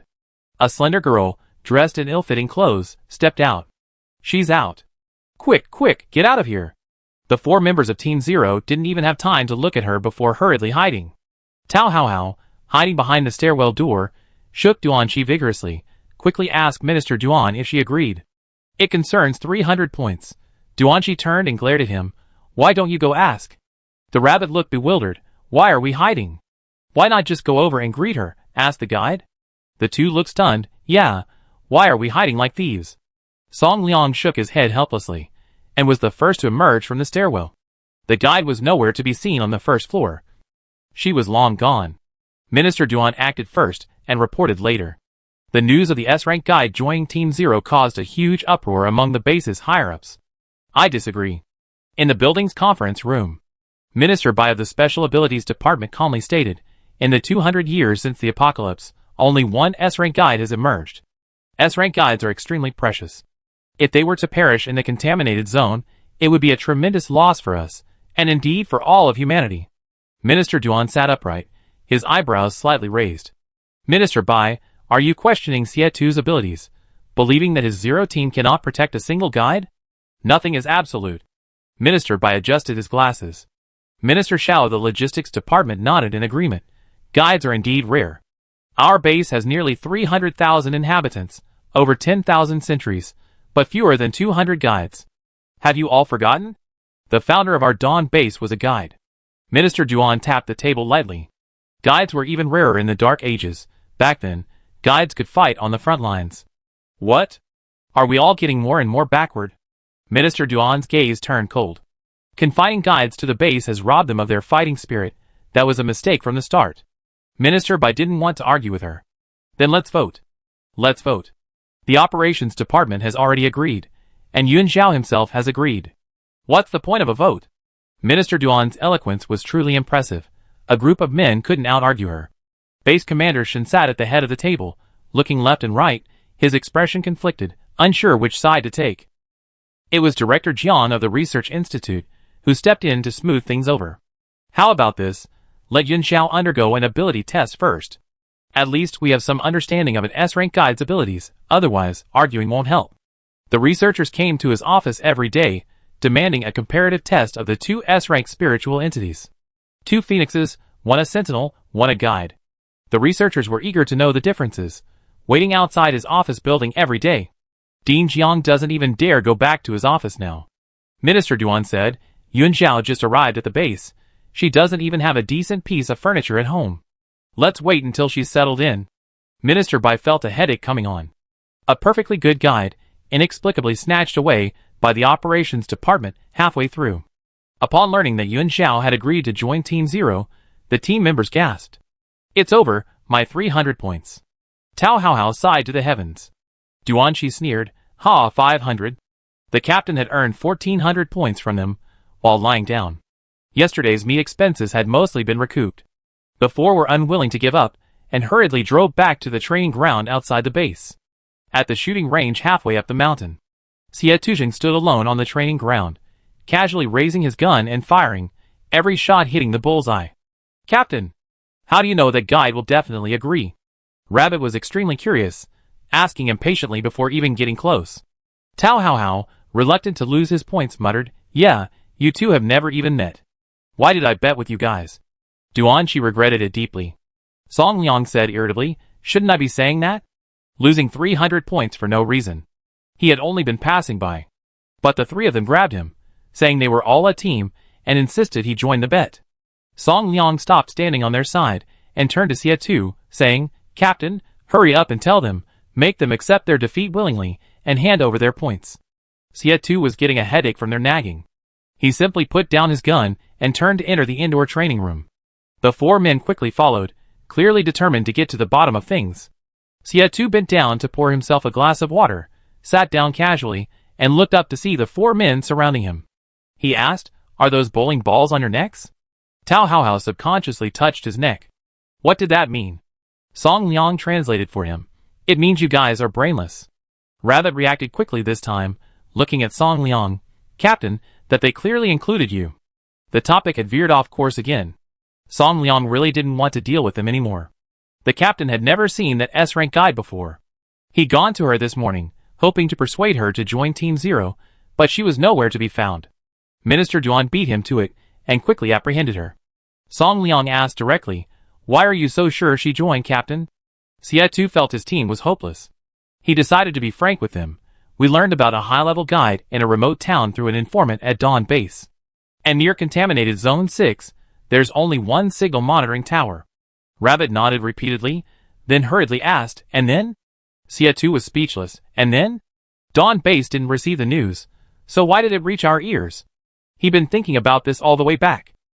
Dawn Base, the closest base, was unaware, yet he, hundreds of miles away, knew. It was as if the news was deliberately leaked to them. The three remaining S-rank sentinels all had their spiritual forms publicly known. Everyone knows his spiritual form is a fire phoenix, and this guide's spiritual form happens to be a phoenix as well. How could it be such a coincidence? Song Liang realized. So the guide herself released the information to lure us there. But why? I don't know. Xie answered very decisively. He's not a god. They never even met. How could he possibly know what the guide is thinking? Duan-Shi leaned closer. Then why is the captain so certain she joined Team Zero? Xie looked at him with a half-smile. Want to know? Everyone nodded vigorously. Xie slowly pulled out his points card. Let's settle the bet first. Duan-Shi, Tao Haohao, Rabbit, Song Liang sighed, and was the first to make an online transfer. Xie immediately received 1,400. He put away his points card with satisfaction, stood up and walked out, leaving behind the words, when the guide reports to Team Zero in a couple of days, you can ask her yourselves. The four, they've been tricked. Chapter 21. Yun Zhao walked alone on the streets of the inner city. The inner city looked large, but most of it was office space, research institutes, and residential areas. High-ranking sentinels lived in the inner city. Their five senses were heightened, their vision, hearing, and smell were several times stronger than ordinary people, making them easily susceptible to external interference. Therefore, sentinel housing required special soundproofing materials, and the surrounding housing density could not be too high. During the day, the residents of the inner city were all at work or out on missions. The streets were deserted, with hardly anyone in sight. Yun Zhao walked until she reached the central square. She sat down on a bench beside the square, staring blankly at the statue of the girl on the high platform. The words of Minister Duan flashed through her mind. People outside have a misconception that contaminated zones are numbered according to their formation order, but that's not true. We don't have the capability to trace back 200 years. After the four bases made contact, we divided the areas and assigned numbers to each road segment to establish monitoring outposts and help everyone find their way. Just like the 102nd road segment you pass through, the contaminated zone there is contaminated zone 102. Similarly, the area on segment 6 will be named contaminated zone 6. If multiple contaminated zones exist in the same area, they will be named 6-1, 6-2, etc. No one knows how long contaminated zone 6 has existed, but it's certain that it formed in the early Dark Ages and was a 5-star danger zone. Information about contaminated zone 6 dates back about 100 years. Its range was simply too vast, and it continued to spread, devouring the land and the mutants along its path. Yun Zhao gazed up at the statue of the girl, her long eyelashes trembling. Actually, regardless of whether Minister Duan and his team would come looking for her, she would find a way to join Team Zero sooner or later. She had traveled a long way to Dawn Base, certainly not just to bask in the sun. As a guide, she lacked a strong physique and superhuman combat abilities. She knew nothing about the contaminated zone. She had only recently learned about the gatekeeper from a sentry at Dawn Base. Years ago, her uncles found her on the edge of contaminated Zone 6. The townspeople said that no one, except for the sentries from the search team, would go there. Everyone would avoid the contaminated zone like the plague. Yuan Zhao had a vague feeling that she herself had emerged from the contaminated zone. She wanted to enter contaminated Zone 6 to find her origins, and wanted to find a high-level sentry team to guide her. From the very beginning, she had chosen Xia Tu. Now, her wish had come true. Yuan Zhao felt no joy whatsoever. She had gradually come to understand the efforts, or were being made, by each generation over the past 200 years of the Dark Apocalypse, and was deeply moved by their unwavering faith. It seemed that her origins were no longer important. Go and eliminate those contaminated areas. Yuan Zhao gazed at the statue of the young girl, wondering if the distant view she held was the once prosperous and bustling old era in her heart. What was that era like? Was everyone well fed? Did people not have to worry about being eaten by mutants at any moment? Did children all have access to education? The little bluebird sensed her host's unusual mood, hopped onto her lap, and looked up to meet her gaze. Are you sad? Yuan Zhao corrected it. It's not sadness, it's bewilderment. What's the difference? Yuan Zhao, a sense of loss in my heart, you wouldn't understand. It truly didn't understand, arrogantly raising its head, emphasizing, bird stand. Yuan Zhao sighed. I know. We need to check the base's prices. Let's go to the shopping mall. Minister Duan said she'd report for duty after she settled in. Since she agreed to join the operations department, she needed to get herself a couple of new outfits. She'd likely be meeting many people in the future, the Zero team members, and the base's guides. Dressing too shabbily wouldn't be good. But, those 4 people peeking around on the first floor of the operations department earlier, could they be her future teammates? It felt a bit unreliable. The shopping mall was right across from the plaza, very close. Yuan Zhao put aside her thoughts, and took the little bluebird shopping. The shopping center has 3 floors. The first floor sells all kinds of food and a dazzling array of goods, including vegetables, meats, fruits, pastries, and braised dishes, all displayed in separate sections. She wanted to understand the prices in the base, so she started browsing from the first floor. The prices marked on the shelves were astonishing. The cheapest meat cost 60 points per pound, a bunch of vegetables was priced at 20 points, and fruit was even more expensive. Apples were sold individually, priced at 5 points each. The prices were so high that she felt a pang of pain just looking at them. She gave her points card to Aunt Zhao. The people in town had never seen such outrageous prices. They probably wouldn't even dare to buy anything. Yuan Zhao was wearing ill-fitting old clothes, and her expression changed with each price she saw. The sales clerks just grimaced at the sight, and no one came forward to serve her. Yuan Zhao paid no heed to their disdainful glances. After all, she saw those looks every day in her spiritual form. Ordinary people couldn't see spiritual forms. At this moment, the little bluebird was indeed looking at the sales clerks with the same disdainful and contemptuous gaze.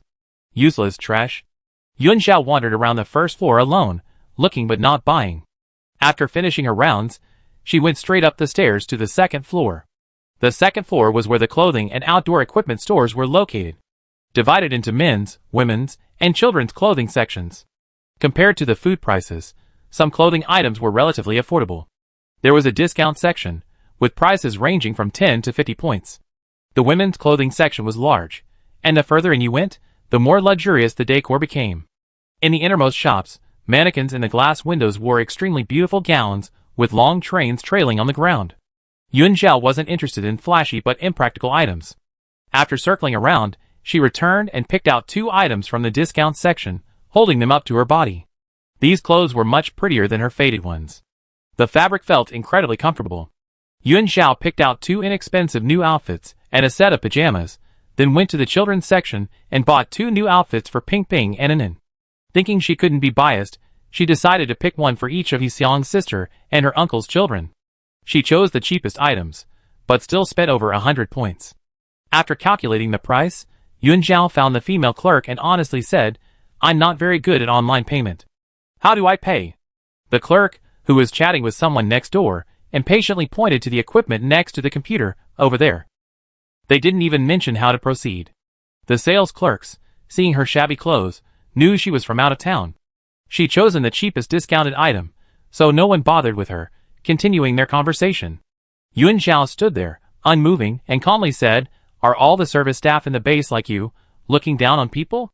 The shopping center in the inner city was filled with exquisite goods at exorbitant prices. Her simple attire made her being looked down upon understandable. She hadn't bought anything on the first floor, so she hadn't cared, but now that she had, she shouldn't have to put up with their attitude after spending points. Ignoring the stunned looks from the clerks, Yuan Zhao continued, "If I want to complain, who should I contact?" The sales clerks on either side burst into laughter. The sales clerk, realizing what was happening, rolled her eyes. "Go ahead and complain, you country bumpkin." Her father was an A-level sentinel, and her mother worked in the base's logistics department. She'd gotten her a job as a sales clerk in the shopping mall through connections. She wasn't afraid of complaints at all. The little bluebird immediately bristled, "You piece of trash. Who are you calling names?" Instantly, countless bluish-green fluorescent lights appeared out of thin air, flying towards the sales clerk. Bai Yu, who had just come out of the dress shop inside, happened to witness the scene. The bluish-green fluorescent lights transformed into countless tiny stars, rushing towards the sales clerk. Before they could penetrate her body, Yuan Zhao raised her hand to stop them, and the lights quickly dissipated. Ordinary people couldn't withstand her spiritual energy. It wasn't a capital offense, a complaint would suffice. The sales clerk was completely unaware that she had escaped a terrible fate. Just as she was about to make another sarcastic remark, she saw a figure approaching in the distance and immediately put on a smiling face. "Guide Bai, have you chosen your dress?" The girl called Guide Bai was only 17 or 18 years old. Her face was fair, with bright, clear eyes, and she wore an elegant white knee-length dress. Bai Yu didn't look at the sales clerk, but curiously sized up Yuan Zhao, kindly saying, "The service staff are rude. You can complain directly to the base's Commercial Management Bureau. Their highest leader is Minister Xiao of the Logistics Department." Bai Yu's father was Bai Mo, the Minister of the Special Abilities Department. She had recently differentiated into an A-level guide. The later a guide awakens, the higher their level. Bai Yu often shopped at the mall. Before becoming a guide, because of her father, the sales clerks had always been enthusiastic and respectful towards her. This was the first time she had seen sales clerks fawning over people and belittling them. Unfortunately, the sales clerks misjudged her this time. Bai Yu secretly observed Yuan Zhao's spiritual form. A small bluebird, no bigger than a palm, with cold eyes, looked at the sales clerk as if she were looking at a dead person. She learned about the base's detection of an S-level guide by eavesdropping on her father's phone call. "If I'm not mistaken, it's probably the person in front of me." Chapter 22. "Thank you for informing me." Yuan Zhao thanked her. The equipment had been debugged by the logistics staff, and the base leader's phone numbers were stored inside. She wasn't very familiar with using the communication watch. After fiddling with it for quite a while, she finally found Minister Xiao's number and dialed it. After the call connected, "I'm sorry to bother you with something so small." Yuan Zhao briefly explained the situation. Minister Xiao listened, his tone low. "It was our oversight that caused you this unpleasantness. The logistics department will send someone to handle it as soon as possible, and will get back to you shortly." The female clerk then realized something was wrong, and her face turned pale. Yuan Zhao was too lazy to argue with her anymore. After hanging up the phone, she picked up her clothes and left. "I don't know how to pay. When your training is complete, come find me to settle the bill." Bai Yu quickly followed her. Seeing that she didn't go downstairs, but instead went up the stairs to the third floor, Bai Yu kindly reminded her, "There's an elevator nearby." Yuan Zhao, "No need, it's just a few steps." Bai Yu, "The third floor is a furniture store, there's nothing interesting there." Yuan Zhao quietly said, "I happen to need some furniture, and I was thinking of seeing if they sell bird stands." Bai Yu glanced at the little bluebird perched on her head and volunteered, "Then I help you choose one." With Bai Yu by her side, Yuan Zhao didn't encounter the same situation as downstairs. The sales clerk enthusiastically explained things and inquired about her needs. Bai Yu, meanwhile, offered random suggestions. She pointed to the European-style bed displayed in the middle. "This princess bed is nice. It's very comfortable to sleep on, perfect for you." The little bluebird was extremely interested in the princess bed, hopping onto it and stomping around. Yuan Zhao glanced at the price, 800 points, and turned to leave without a second thought. "A blanket would be nice too, I can put it in the study. A wardrobe is a must, right? They have custom-made furniture over there." The young lady, oblivious to the hardships of life, chose only the most expensive pieces. Yuan Zhao sighed, "I don't have that many points." "Bai Yu didn't seem to care, you get them later, you can buy them on credit. I don't think they refuse. The saleswoman smiled. That's possible. Although she didn't know Yun Zhao's identity, with Bai Yu as her guarantor, it shouldn't be a problem. Yun Zhao shook her head. No need. I just want to buy a desk and a wardrobe. I add the rest later. There's a school at the base. She wanted to send the children to school. If the children didn't awaken their abilities in the future, they could stay at the base as researchers or public servants after graduation. No need to go out and risk their lives. A stable income, perhaps better than being a sentinel. She had to take good care of the children for her uncles. Yun Zhao ultimately chose a cheap desk, and then bought the flawed wardrobe the saleswoman had mentioned. The wardrobe was brand new, with only a few paint chips, which didn't affect its function at all, yet it was much cheaper. Seeing this, Bai Yu helped her choose a chair to match her desk, saying eagerly, I paid for this chair. Don't refuse. Consider it making friends. Before Yun Zhao could speak, Bai Yu turned and pointed to the sky blue rug, saying to the salesperson in a matter-of-fact tone, this is her first time shopping. She doesn't need a discount. Consider the rug a free gift.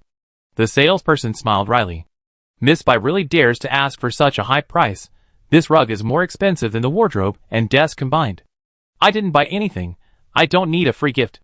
Yun Zhao didn't make things difficult for the salesperson, turning to ask, do you sell bird stands?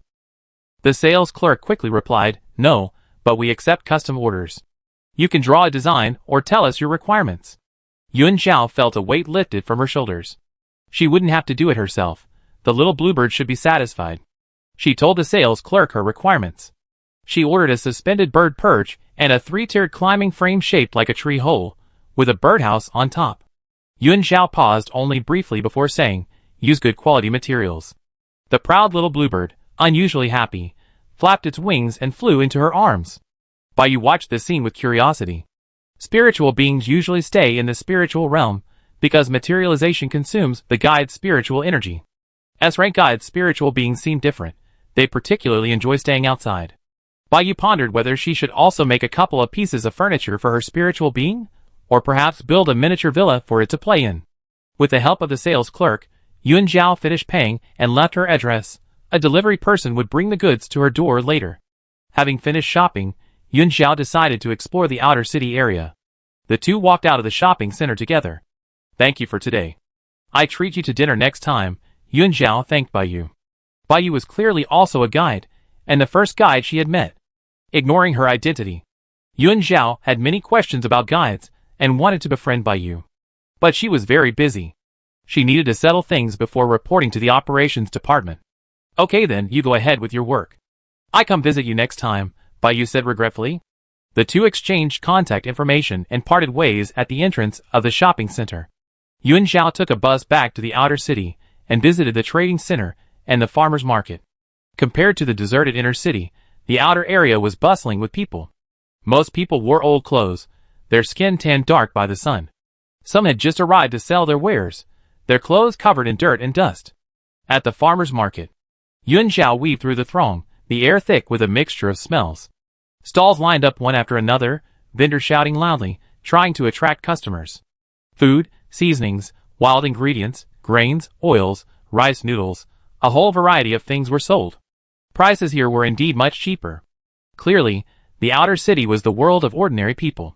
Here, hunters organized by the locals could hunt mutated animal meat for 30 points per pound. But unlike the meat in the shopping mall, it wasn't processed or marinated to remove the odor. They had to take it home and cook it themselves. In addition, there are wild vegetables.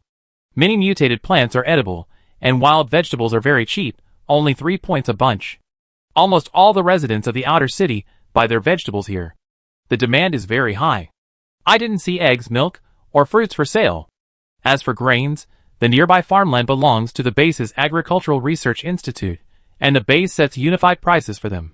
There are cheap and expensive varieties, the cheapest being 5 points per pound. Higher quality refined rice costs 10 to 20 points. Yun Zhao walked around, getting a general idea of the prices in the base, and then asked a shop owner nearby, excuse me, if you're hiring, how many points would you pay per month? The shop owner, seeing her frail figure, assumed she was looking for work and repeatedly refused, go ask somewhere else. Yun Zhao, I'm just asking about the salary, I'm not applying. The shopkeeper then said, for 100 points a month. Like the guy next door, who helps out at the stall, 300 points a month. That stall was rented by a sentry search team. Not all sentries join the base. Many low-level sentries aren't recruited by the main base. They form their own search teams, hunting and gathering supplies, then selling them here. Since they don't have time to guard the stall, they hired someone to help. Yuan Zhao made up his mind, thanked the shopkeeper, and left. Ordinary people can live on 300 or 400 points as long as they don't eat meat or other luxuries, showing the significant wealth gap in Dawn Base. Yuan Zhao then went to the vicinity of the school to inquire about enrollment procedures and tuition fees. The base's school is in the outer city, and the tuition isn't expensive. Each student pays 300 points per semester, including books. The school also provides lunch. The base places great importance on education, and meal fees are subsidized, costing only 100 points per semester. This means each child needs to pay 400 points per semester. It's only been 2 weeks since school started. The person in charge of reception said that children can still be enrolled now, only requiring identification information and a resident ID card. In Qishan town, the old mayor is literate and occasionally teaches the children to read. Yuan Zhao knew some characters when she arrived in town, as if it were an innate ability. Later, as she read more books, she learned even more characters. Yuan Zhao mentally calculated the tuition fees. The base gave her a settlement allowance of 5,000 points. The uncles have a total of 5 children, and some families have younger siblings. For example, He Xiang's sister is only 10 years old and will definitely need to go to school. She wondered if He Xiang wanted to study, she would have to go back and ask. After calculating, with 7 or 8 children, the cost per semester would be around 3,000 points, which she could afford. As for the other children in town, Yuan Zhao planned to go back and ask their families, and then use the grain grown on her 2 plots of land to set aside a separate scholarship. This is considered a subsidy for the town. She can't support everyone. How everyone lives in the future depends on themselves. Chapter 23. After checking the basic prices, Yuan Zhao returned to her neighborhood. The housing near the farmer's market was noticeably more dilapidated compared to East 3rd Street. The residents in her neighborhood were neatly dressed and mostly had stable jobs. Yuan Zhao got a general idea of the base's housing prices and rents. The cheapest area in the outer city was the shantytown. Besides temporary housing, many outsiders lived there long-term, with monthly rent costing only 30 points. There was no electricity, and water was rationed. Conditions were very poor. The most expensive area was a few streets in the East District, recently completed, featuring some high-rise buildings, the wealthy area of the outer city. Yuan Zhao carried several bags of new clothes home. Aunt Zhao still hadn't returned, but there was food left on the table. He Pingping was very sensible. Seeing her sister Yuan Zhao return, she followed her mother's instructions, heated up the food, and told her younger sister to knock on the door. High-rise buildings didn't allow burning firewood, so honeycomb briquettes were used for cooking. The kitchen was located next to a balcony with iron railings, separated by a waist-high wall, creating a semi-open-air environment. Due to the 200-year gap in infrastructure, modern technology and science cannot compare to those of the past. The base lacks the expertise and equipment for natural gas, as described in old books. Maintaining basic electricity and water supplies is the most the base can do. Yuan Zhao helped serve the food and said to Pingping, "Next time mom's not home, let me know, and I heat up the food. The child is too young." In such densely packed living quarters, what if a fire breaks out due to improper handling? He Pingping honestly replied, "Mom said sister Yuan Zhao can't go into the kitchen." Yuan Zhao, When Zhao Yin was in postpartum confinement, Yuan Zhao had a history of setting the kitchen on fire. She was 12 or 13 years old then. Since her uncles passed away, she was afraid of being seen as a freeloader and tried to help, but always ended up making things worse. She seemed inherently lazy. Perhaps in Zhao Yan's eyes, the probability of 6-year-old He Pingping burning down the kitchen was lower than the probability of her doing it. Yuan Zhao fell silent and buried her head in her food. Afternoon. The furniture delivery people arrived. Accompanying them was a leader from the Commerce Bureau, as well as the shopping center manager and the saleswoman who had called her a country bumpkin. The manager arrived with gifts, his face full of apologetic smiles. "Ms. Yuan, we are truly sorry. It was a serious management oversight that caused you distress. We have already dealt with this employee severely." They did not know Yuan Zhao's identity, but Minister Xiao personally called to question her, and it was said that even Base Chief Shen was alerted. The incident sent a chill down the spines of both the person in charge and the leaders of the Commerce Bureau. The female clerk, her face flushed, lowered her head. Her voice trembled as she said, "Ms. Yuan, I'm so sorry. I hope you can give me a chance to make amends." I will treat every customer equally from now on and provide the best service. Yun Zhao pursed her lips slightly and slowly said to the person in charge, she's just one example. She had simply walked right into their trap. We will strengthen employee training to ensure that such incidents do not happen again, the person in charge said sincerely. The leaders of the Commerce Bureau nodded repeatedly. We will also strengthen supervision to ensure that similar incidents do not occur again. I hope this incident won't cause you to lose faith in the base's commercial services. I hope so, Yun Zhao replied honestly. The manager quickly added, don't worry, we will definitely keep our word. As for the clothes you bought, the employee involved will pay for them. You don't need to refuse. Consider it a lesson for them. Yun Zhao didn't refuse. It wasn't that he was short of the 120 points, but these sales clerks, who treated customers differently, really needed to be taught a lesson.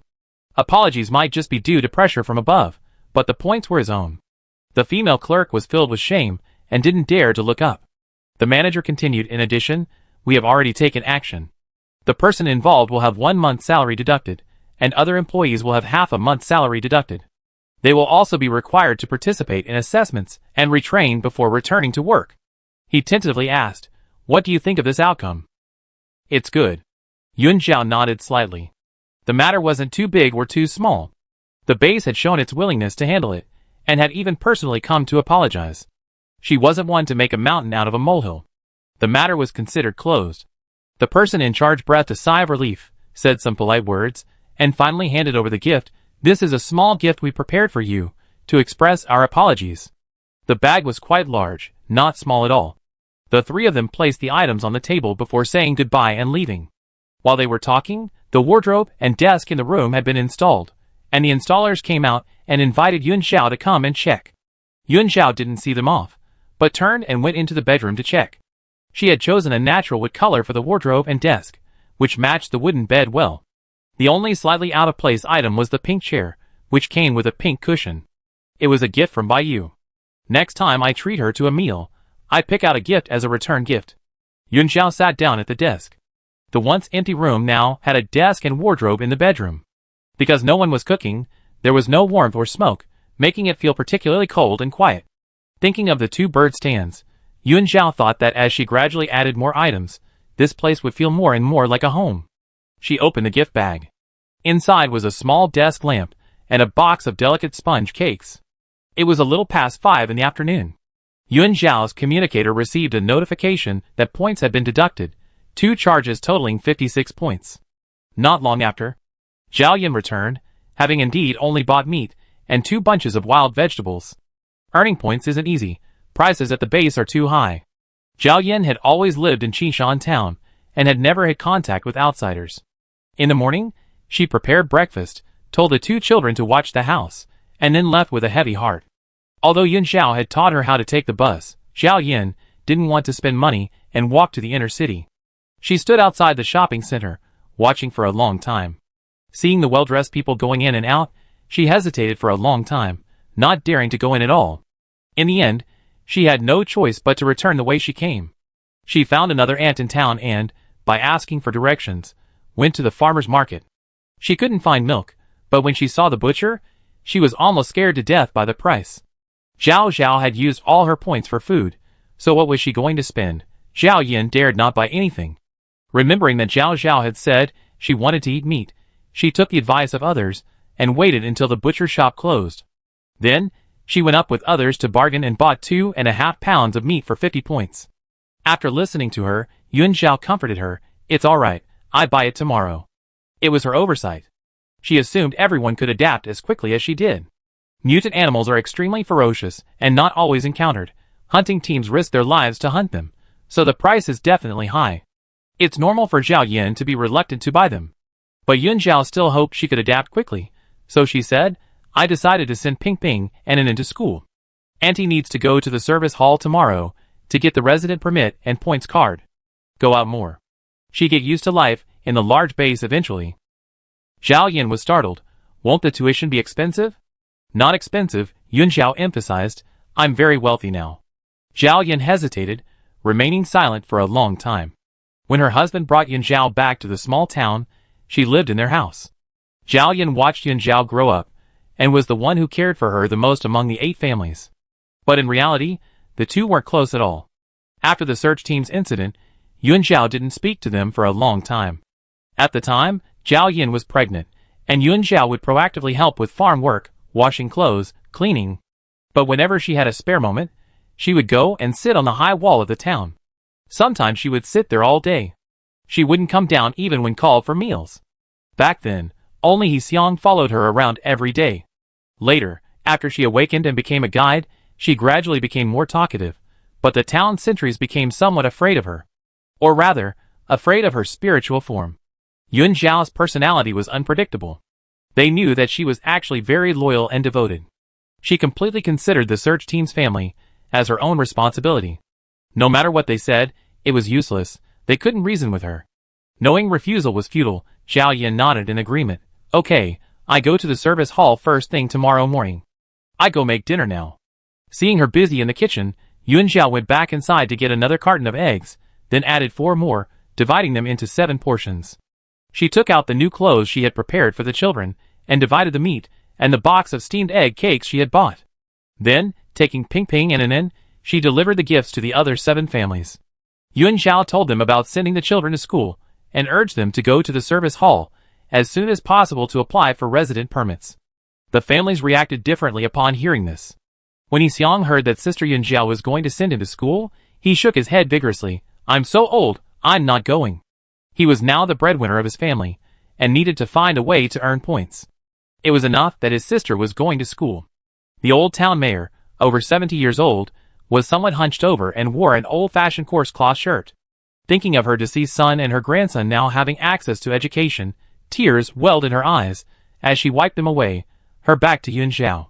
The other families, some thanked her happily, while others, thinking of their departed loved ones, covered their faces and wept bitterly. Yun Zhao put down the things and silently left with the 2 children. Chapter 24. The first 2 days after moving in were busy for everyone. They were busy checking out the base's prices and going to the service hall to apply for resident permits and points cards. After inspecting the base, the town sentries held a meeting. They unanimously decided to form their own search teams to find supplies and hunt mutated animals. The surrounding area was rich in resources. Even if they didn't hunt mutated animals, they could still earn points by digging up wild vegetables or carrying back some coal and other necessities. Currently, the coal they used was provided free of charge by the base each day. The quantity was limited, probably only enough to last about half a month. Coal was a necessity. Even if they didn't sell it, each household needed to stockpile some. Mutated animals were extremely aggressive, very difficult to hunt, and extremely dangerous, requiring a lot of luck. Chung Dongshu was conflicted. He was a B-level sentry. On his first day after moving in, the Special Abilities Department sent someone to find him, informing him that he could join the base's patrol team. Their main duties include patrolling the base for security and maintaining order. Sometimes they need to go out on missions to clear out mutants around the base. They receive a fixed salary of 800 points per month. An A-level sentry earns 1,500 points, nearly double. They also have other missions issued by the base, including generous rewards. For example, they are stationed at outposts outside the base, monitoring contaminated areas, and are guarded by A-level sentry teams. They rotate every 2 months. During their deployments, A-level sentries receive additional subsidies, plus mission rewards, sometimes earning several thousand points a month. Only sentries who reach B-level can awaken a spiritual body. The major bases don't even bother recruiting sentries below B-level, so Chung Dongshu was the only sentry in town to receive a recruitment notice. It was, after all, a stable job. Chung Dongshu was somewhat tempted. But his younger brother had joined the town's self-organized search team. Hunting mutated animals was dangerous, and the other sentries in town were all low-level. He was a little worried. "Brother, it's okay, you go to the patrol team," his brother Chung Dongqing said. "If we come back empty-handed, at least you have a fixed salary, I won't starve. Besides, don't you have 4 days off every month? When you have time off, you can go out with us, consider it earning extra money." Hearing his brother say this, Chung Dongshu hesitated for a moment, then finally made up his mind to report to the Special Abilities Department tomorrow. Once he got to know the base sentries, it would be easier for the townspeople to get things done if they had connections at the base. As for the ordinary people in town, those with some strength were also trying to find work at the base. However, they weren't very successful, encountering setbacks everywhere. Even the job of sweeping the streets was full, with a large number of people vying for it. The women then decided to gather wild herbs to weave straw sandals and hats to sell at the base.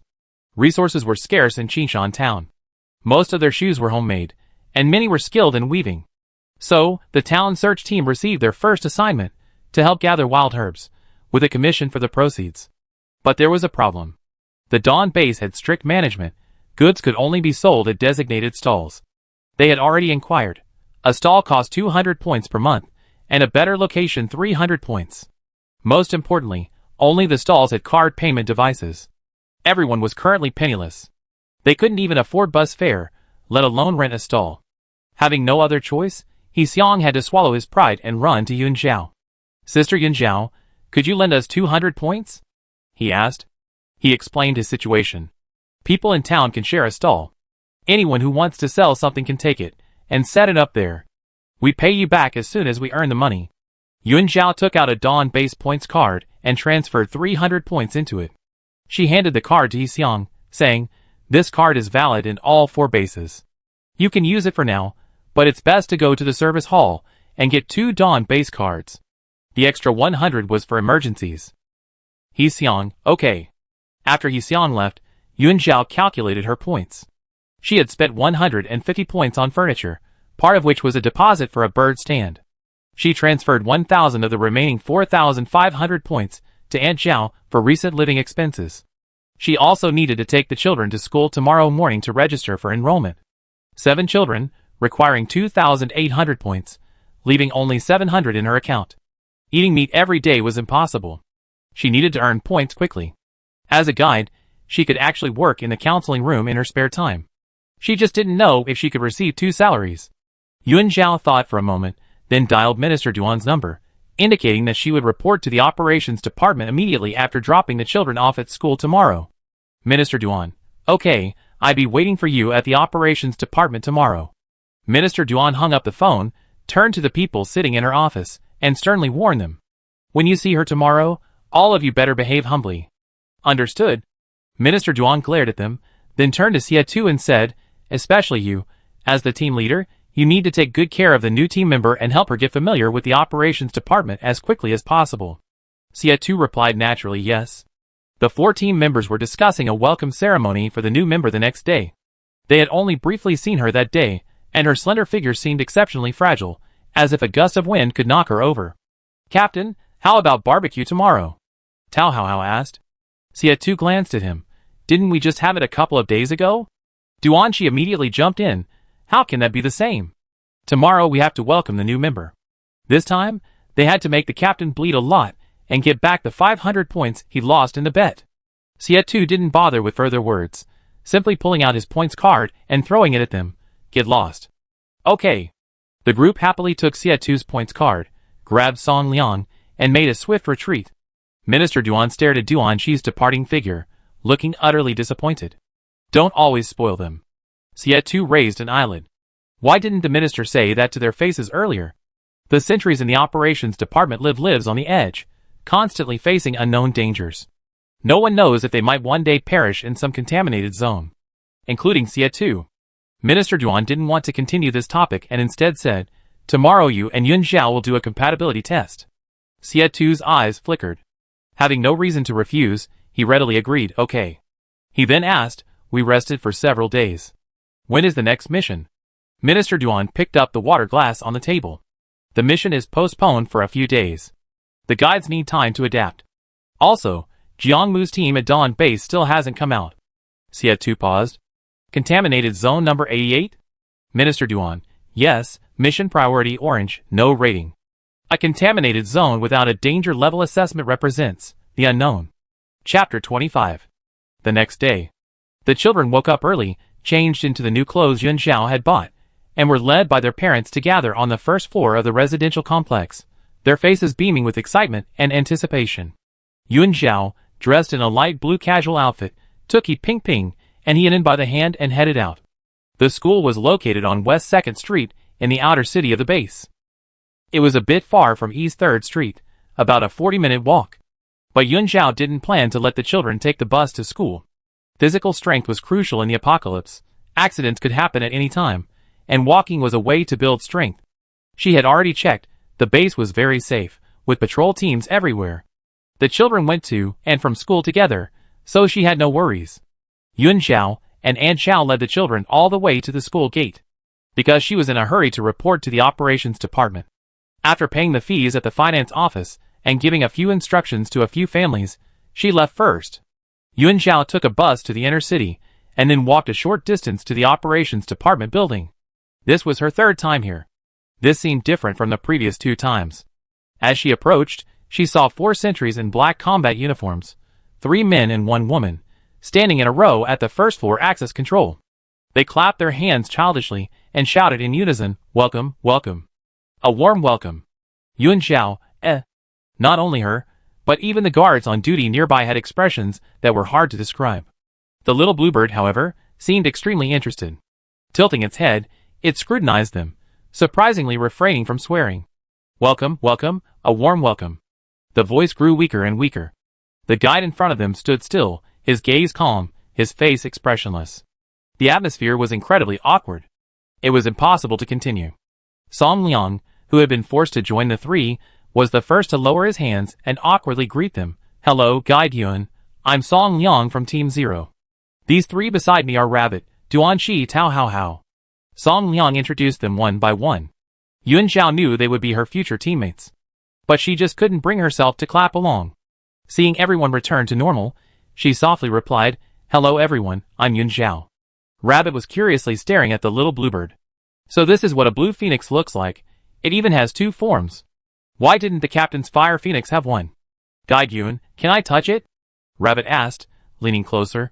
Seeing they stopped clapping, the little bluebird immediately reverted to its usual arrogant demeanor, with an expression that said, "Try touching me." Yun Xiao politely declined. It doesn't like being touched. The rabbit wasn't annoyed. "Then what's its name?" "Yun Xiao, little bluebird." Rabbit, So casual? Yun Xiao thought for a moment, then added, "It has another name." "What name?" Tao Hao Hao also chimed in. "Yun Xiao, big bluebird." Tao Hao Hao, Yun Xiao emphasized, "for easy identification." Song Liang looked up at the sky speechlessly. Great, they made the new team member speechless once, and she immediately retaliated twice. Was it intentional? Minister Duan and the captain are having a meeting upstairs. "Guide Yun, let's take you in first," Song Liang said. Luckily, there was still one normal person among the teammates. Song Liang led the way, and the group entered the elevator together.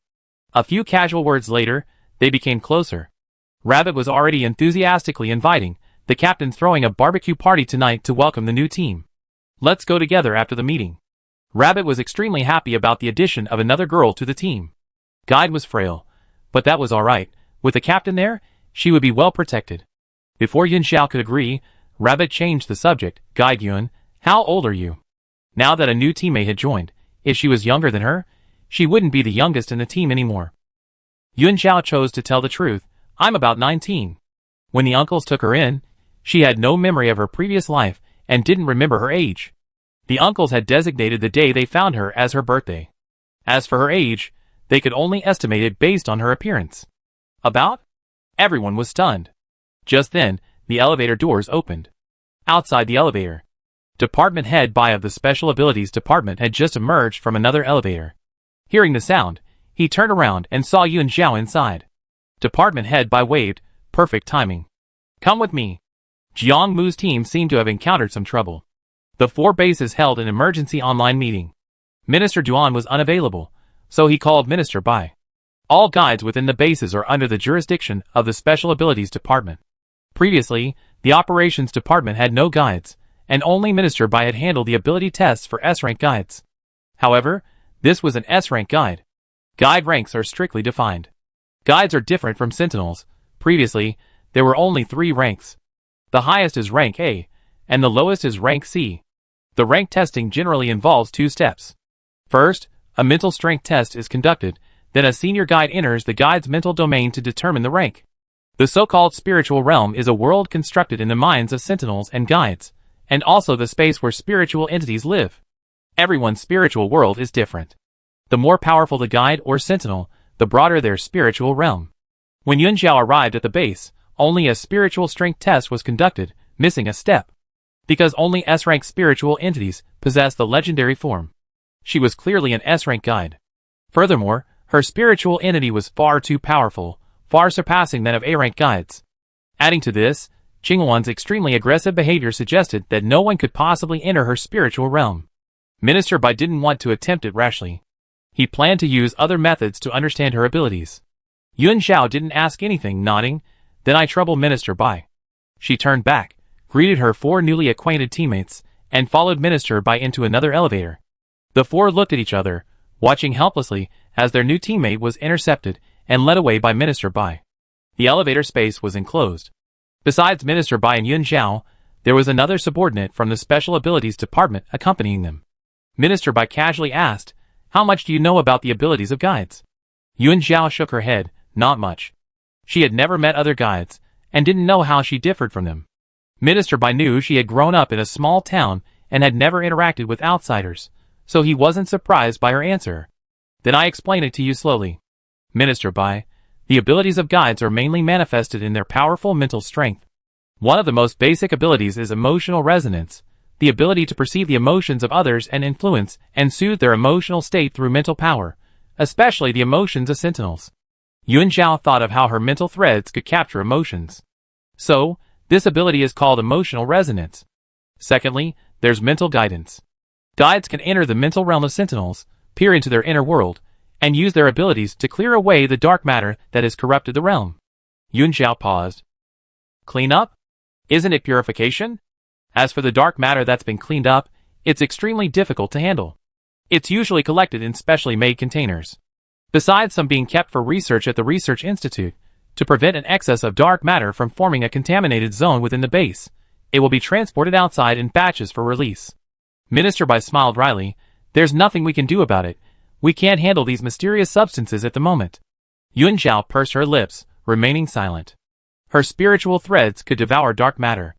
The town was filled with low-level sentries, and the little bluebird was very perfunctory in its dredging efforts, easily blowing away the dark matter with a casual flap of its wings. She thought it was routine operation. Chapter 26. The elevator quickly arrived at the first floor. Minister Bai, oblivious to her unusual behavior, stepped out of the elevator first and headed towards the Special Abilities Department building. Thirdly, there's the mental barrier, a mental barrier used by sentinels and guides to protect their minds and senses from external stimuli, Minister Bai said as they walked.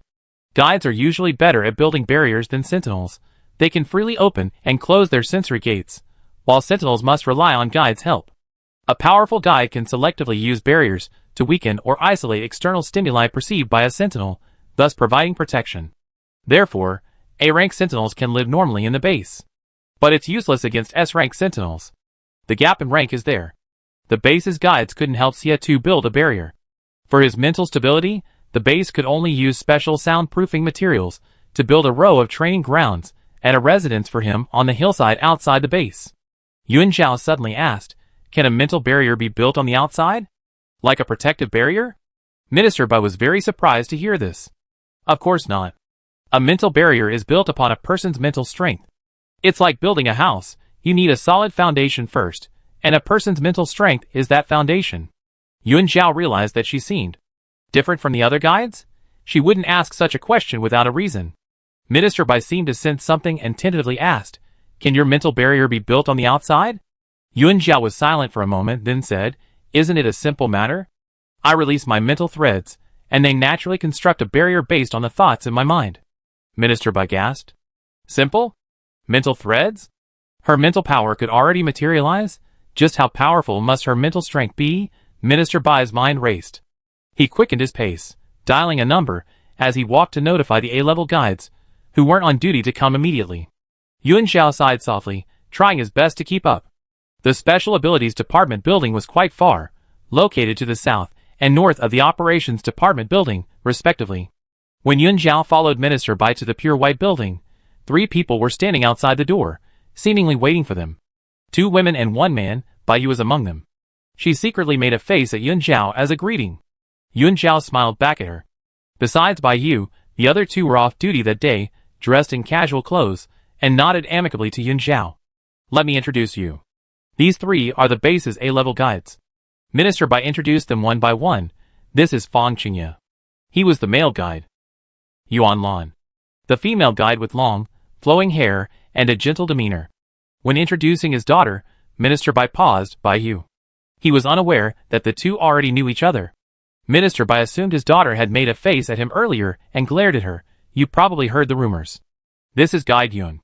Bai Yu, mischievously, didn't say anything, pretending it was their first meeting, and went forward with her colleagues to exchange pleasantries. Yun Zhao didn't expose her, playing along perfectly. Perhaps this was just how the father and daughter interacted. Because the guide's mental energy was limited, their daily guidance work wasn't heavy. Bai Yu, for example, was on duty in the guidance room today. This morning, the mental domains of two A-level sentinels were pacified, and their mental energy was exhausted. They needed rest to continue. Several guides were on duty in the pacification room simultaneously, and replacements would be available if needed. It wouldn't delay the sentinels' work. Yun Zhao was very curious about the pacification room's workflow, but there was no time to ask now. Minister Bai had already led the group upstairs. The group entered a completely empty, pure white room. We might need to observe your mental threads. Minister Bai paused before continuing. Also, could you establish a mental barrier so that 3 guides could attempt an emotional resonance attack? Emotional resonance can be used as an attack method, launching a sudden and intense impact on the target's mental world. Similar to a mental explosion. It can cause the target to experience an instant splitting headache, confusion, or even temporary loss of mobility. Minister Bai wanted to know if the simultaneous attack of 3 A-level guides would have any effect on her. Don't worry, they're just trying to break through your mental barrier. It'd be a clean break, no harm will be done. Yun Zhao was also curious about the other guide's mental strength, and after a moment's thought, he agreed. While Yun Zhao was undergoing his ability test, the online meeting jointly held by the 4 bases continued. The reinforcements dispatched by Dawn Base have been stationed outside Contaminated Zone 88 for over a month. The head of Dawn Base had an unusually grave expression. Last night, Contaminated Zone 88 suddenly began to spread, and we suspect something happened to Jiangmu. This suspicion wasn't unfounded. Hope Base had an S-rank sentinel in the early stages of the Dark Age's end. The eggs and plant seeds were brought back from the contaminated zone by the sentry. 6 years ago. That sentry perished in the contaminated zone. The entire team was wiped out. Before the incident, the contaminated zone had become unstable, experiencing a large-scale spread. Exactly the same situation as last night. Before deploying missions, each base's operations department prioritizes and predicts the danger level of the mission. Missions with a priority higher than Orange will have reinforcements stationed outside for immediate support. Because missions of Orange level and above will attempt to eliminate the gatekeepers as much as possible. The contaminated zone may collapse. Without reinforcements, once the domain disappears, the sentry team is highly likely to be surrounded by countless mutants. Contaminated Zone 88 is within Hope Base's monitoring range. Reinforcements and nearby outposts detected the anomaly and immediately contacted their respective headquarters. Hope Base has been monitoring Contaminated Zone 88 for 10 years. It is very stable internally, with only 3 spreads occurring in those 10 years. There is no rating because it has never been explored. Compared to the frequently spreading 4-star contaminated zones, the exceptionally vast and easily identifiable 5-star contaminated zone is more stable. Therefore, the 4 major bases initially assessed Contaminated Zone 88 as having a danger level of around 3 stars. But for an S-class sentinel to be in trouble, it's likely more than that. The head of Dawn Base said, the Fuho team from Dawn Base is currently on a mission. We request that Dawn Base send Xie2 team into Contaminated Zone 88 for rescue. Although he said this, everyone in the online meeting knew the truth. The S-Class Sentinels incident most likely involved a problem in the mental realm. Dawn Base had detected an S-Class guide, a fact already known to the other 3 major bases. Perhaps, only a guide could safely bring them out. In the online conference room of Dawn Base, Base Commander Shen sat at the head of the table, with Minister Duan to his left and Xie2 to his right. Minister Duan, holding a cup of tea, stared intently at the screen, remaining silent. 6 years ago, Hope Base lost their S-Class Sentinel, and has been in decline ever since, the effects of which have not yet subsided. If they were to lose another S-Class Sentinel, Dawn Base wouldn't be the only one severely impacted. The 4 bases have become a community of shared destiny. The existence of every S-Class Sentinel is crucial.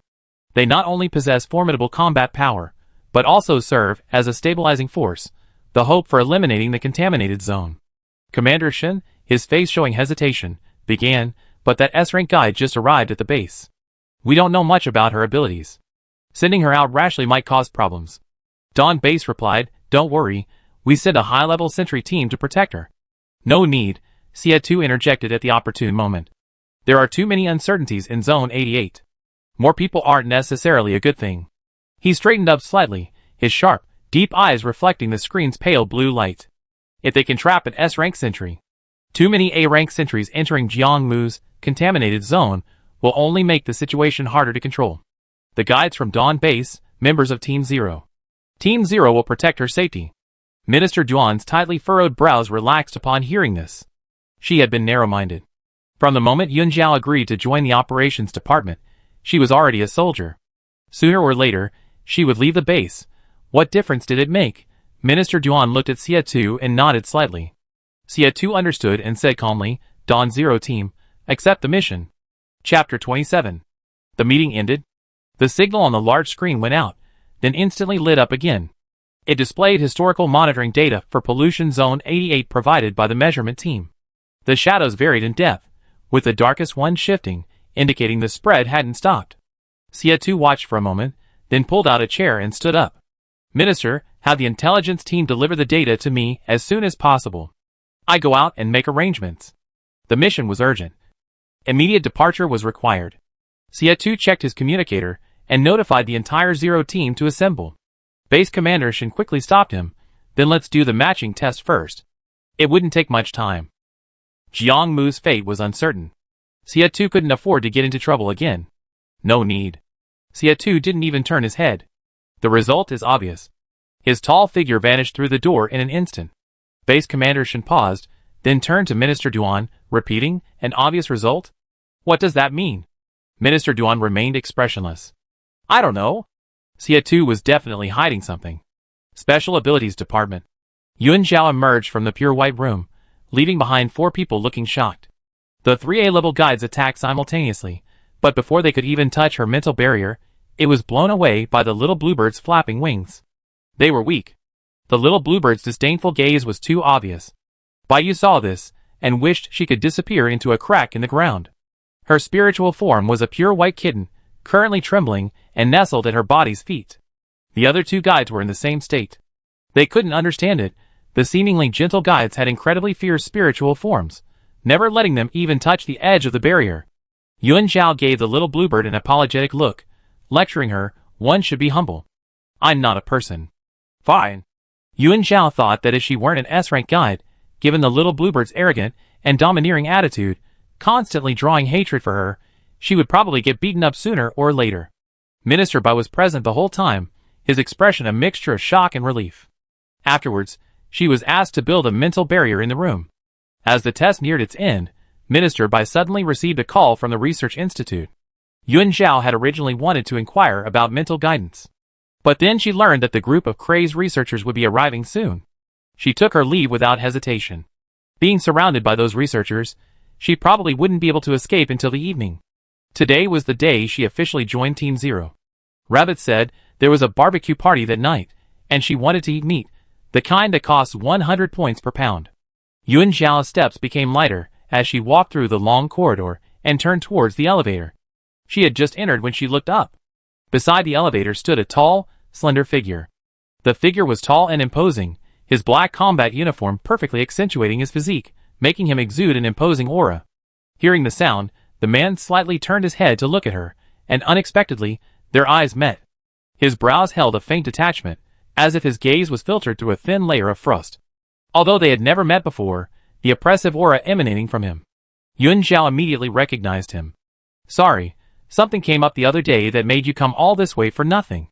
Sia2 turned his head, his gaze lingering on the spiritual entity perched atop her head. "We received a temporary mission. Team Zero needs to depart immediately. I came to pick you up." He had already received the guide's call from Minister Duan.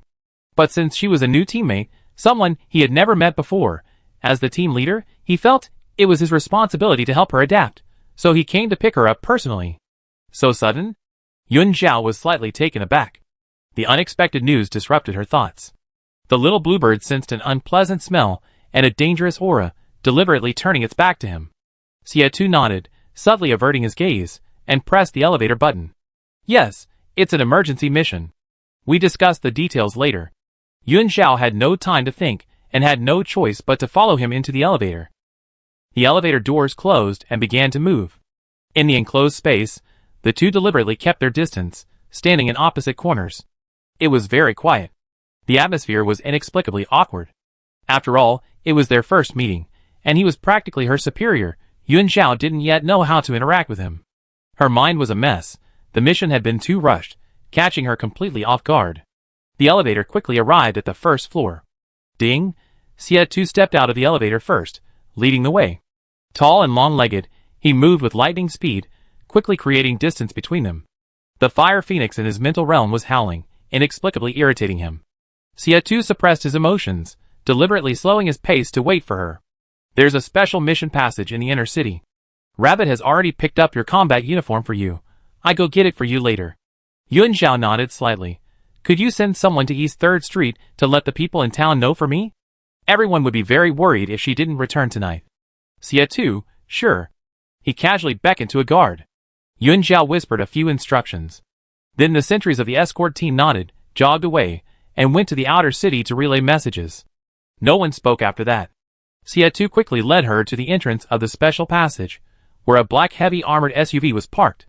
All the members of Team Zero were standing in front of the vehicle, checking the weapons and equipment.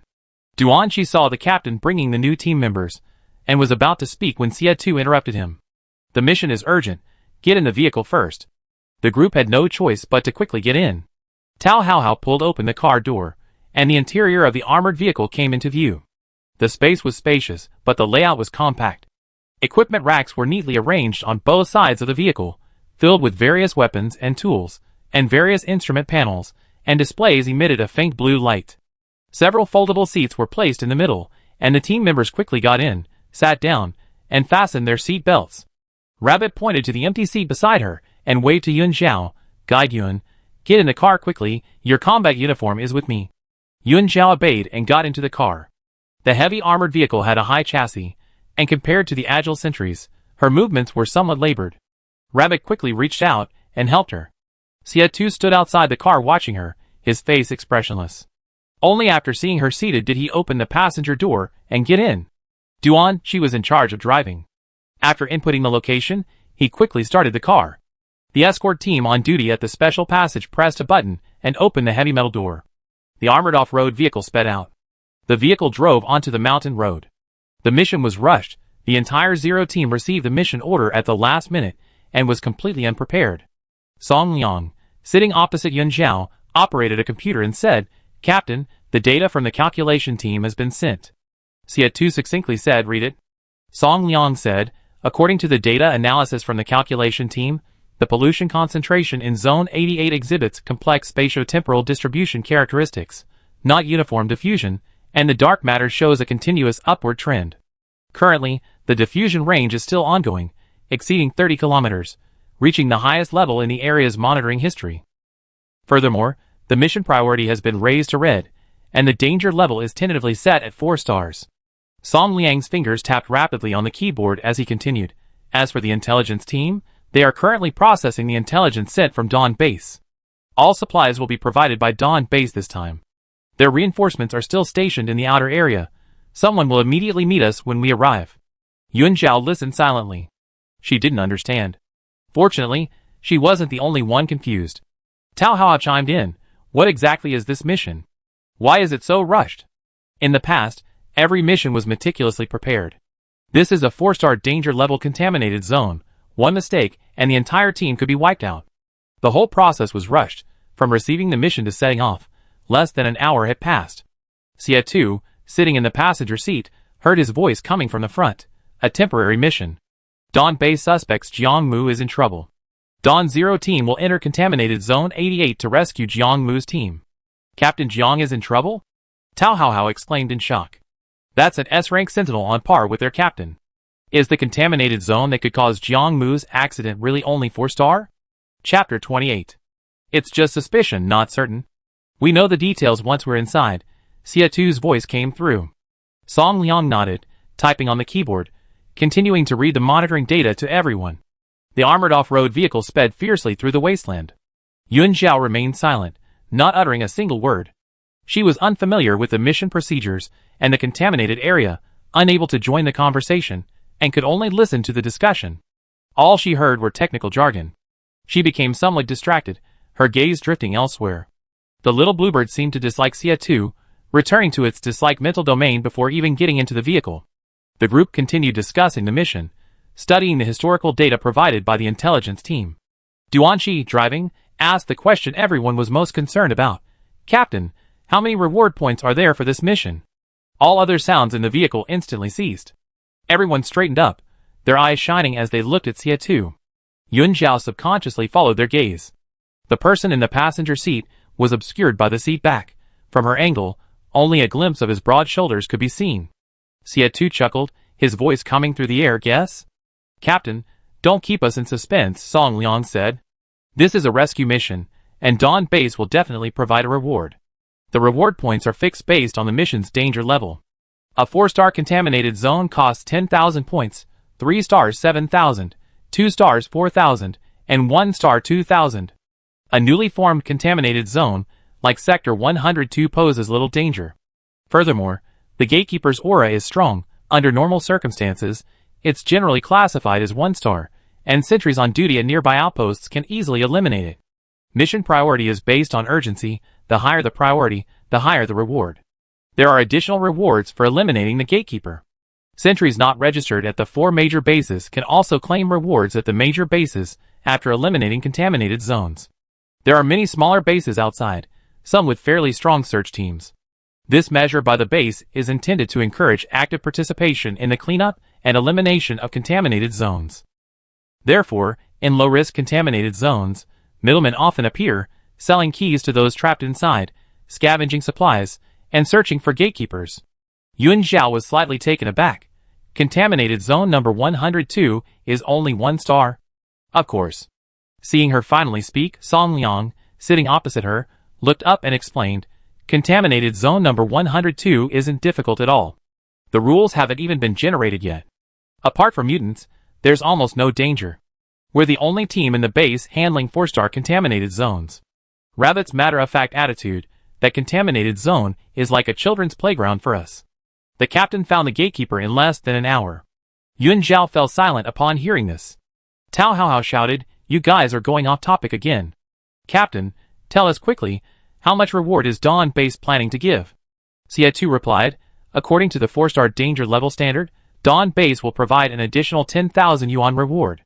If they successfully find Jiang Mu's team and bring them out, they add another 10,000 yuan, and provide all supplies and ammunition." "Wow! We're rich!" Tao Haohao exclaimed exaggeratedly, "It's rare to see such a large reward." Duanqi became highly motivated, slamming on the gas pedal, and the car accelerated instantly. "Then what are we waiting for? Let's get to contaminated zone 88 quickly." Yun Zhao was stunned by the generous reward, silently calculating in his mind. She only had 700 points left in her account. If the mission was completed, everyone would receive 5,000 points. They could eat meat every day when they got back.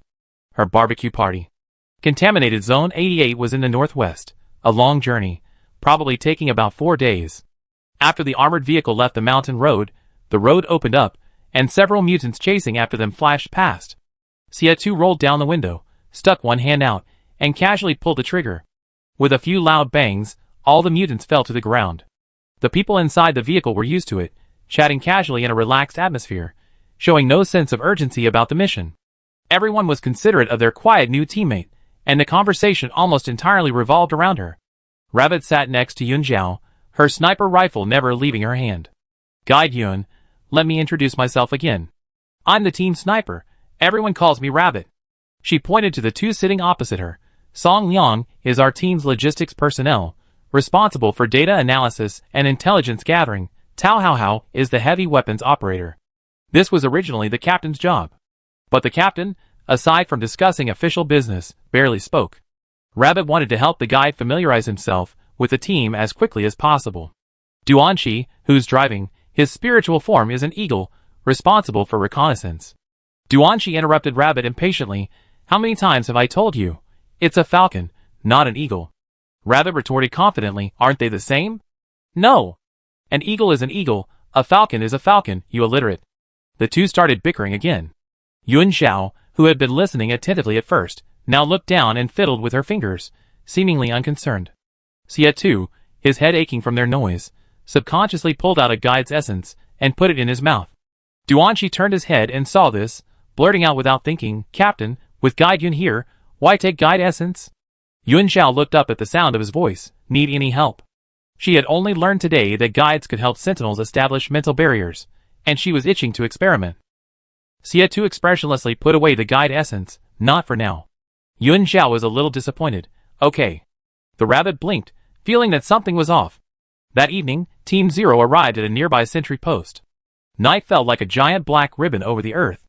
The surrounding area was a wasteland overgrown with weeds. The sentry post stood alone in the wilderness, appearing somewhat lonely and desolate. Yun Xiao looked out through the observation window. A tall, sturdy wall surrounded the sentry post, with sentries on top. Through the wall, a huge signal monitoring tower could be seen, its tip flashing. The sentry on duty, recognizing the vehicle as belonging to Team Zero, quickly opened the two heavy iron gates. The armored off-road vehicle drove smoothly into the spacious courtyard. Xie Tu got out first, glanced at the communicator, and said, 1 hour for lunch and rest. The implication was that they would be traveling at night. The mission was urgent. Any delay would increase the danger for Jiang Mu and the others. Upon hearing this, Tao Haohao quickly pulled 2 large white bags from under his seat and shouted to the others getting out, "Come help us. Let's grill some meat tonight." To welcome their new teammates, the 4 of them used their captain's points card to buy a large amount of food. They had already bought everything by the time they received the urgent mission. Thinking they would need to eat on the road anyway, they simply brought everything with them, including a barbecue grill and charcoal. Upon hearing this, Yun Xiao wasn't in a hurry to go inside and rest. "Do you need any help?" Everyone readily agreed. Duanqi handed her 2 bags of vegetables and a bag of apples. "Guide Yun, please wash these. We start a fire right away." "Okay." Yun Xiao obediently took the things and turned around, asking where to wash the vegetables. This sentry post was on Dawn Base's territory. The sentry teams dispatched by the base and Zero team were familiar with each other, and upon hearing there was meat to eat, they all gathered around, enthusiastically giving Yun Xiao directions. Tao Haohao chatted loudly with the people. "Captain Xie is treating. We bought over 20 jin of meat. We all eat together later." Xie Tu, who was about to go inside, heard this and turned around to ask, "How many points did you spend this time?" Tao Haohao pretended not to hear and ran off with the sentries carrying the meat. Song Liang, rubbing his nose, stepped forward and returned the card to the captain, replying sheepishly, "A little over 3,000. Having lost the bet, they were aiming to eat their money's worth. Besides meat, they also bought a lot of fruit and milk, perfect for the journey." Xie Tu sneered, nonchalantly saying, "The welcome ceremony for the new teammates didn't happen.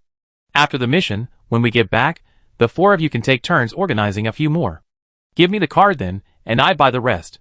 Song Liang, Rabbit, and Duanqi and Tao Haohao, who had run far away but overheard it thanks to their keen senses. Chapter 29. Yun Xiao, carrying a pile of things, squatted by the pool washing vegetables. The campfire nearby was already set up, just waiting for the ingredients to be prepared before roasting the meat. They only had 1 hour, so everyone worked very quickly. Because there were so many people, the sentries at the outpost were worried there wouldn't be enough food, and had even started steaming rice. Xie Tu stood a little further away, in the shadows under the opposite tree, appearing somewhat aloof and unsociable. He was currently checking his communications. "Minister Duan, how's Yun Xiao adapting?" Xie Tu looked up, his gaze accurately locking onto the slender figure washing vegetables by the pool. She lowered her head slightly, her expression focused, her profile serene. Her hands gently stirred the vegetables in the water, separating the leaves one by one, carefully washing every crease. Quiet, and obedient. Xie Tu's first impression of her. He replied, "She's alright, just too weak." Even getting into a car seemed difficult.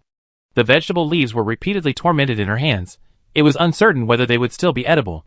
"Minister Duan, then you need to be even more careful. Once we enter the contaminated area, someone cannot leave her side." Xie Tu understood. "Minister Duan, also, Minister Bai conducted a few simple tests with her today." Xie Tu, what were the results? "Minister Duan, she's very strong. Her mental strength far surpasses that of an A-level guide.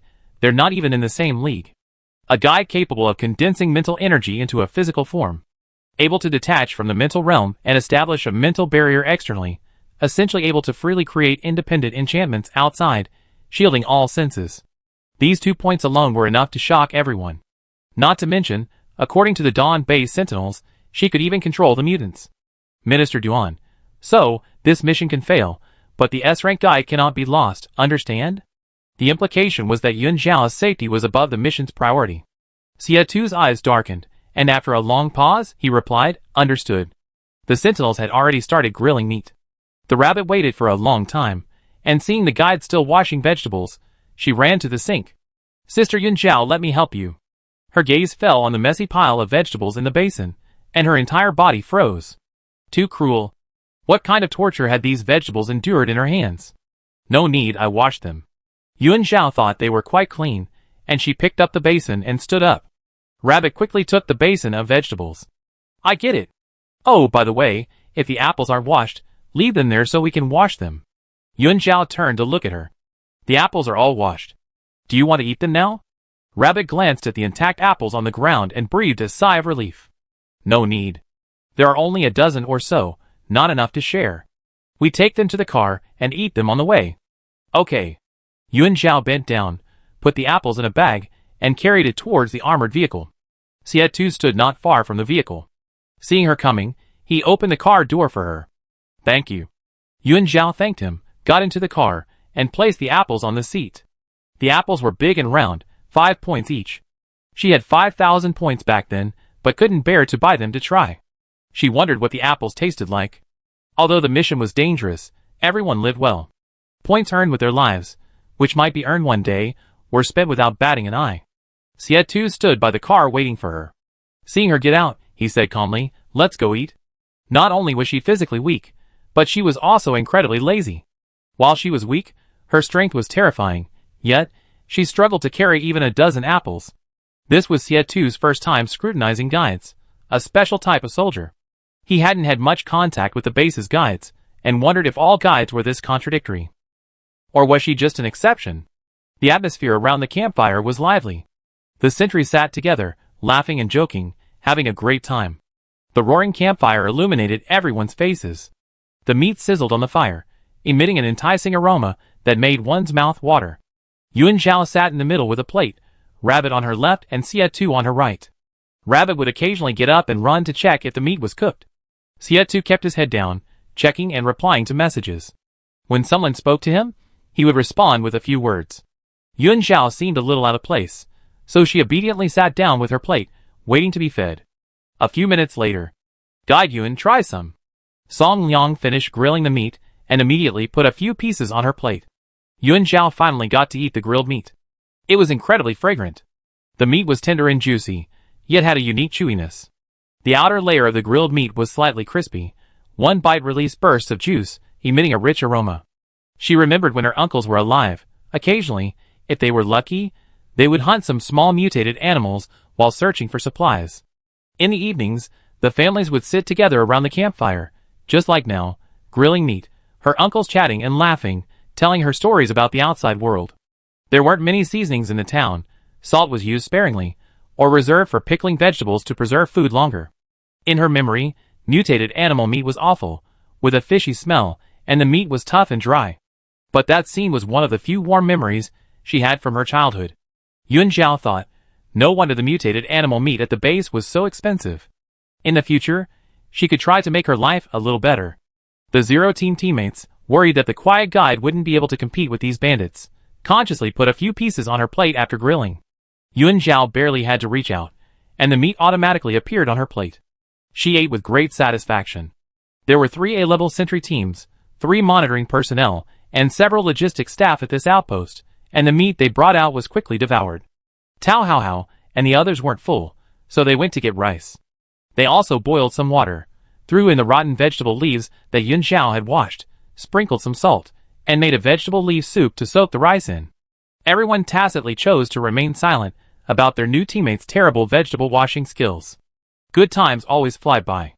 After the meal, Xie2 greeted the guards at the sentry post, took some rice and flour from them, and told everyone to get on the vehicle.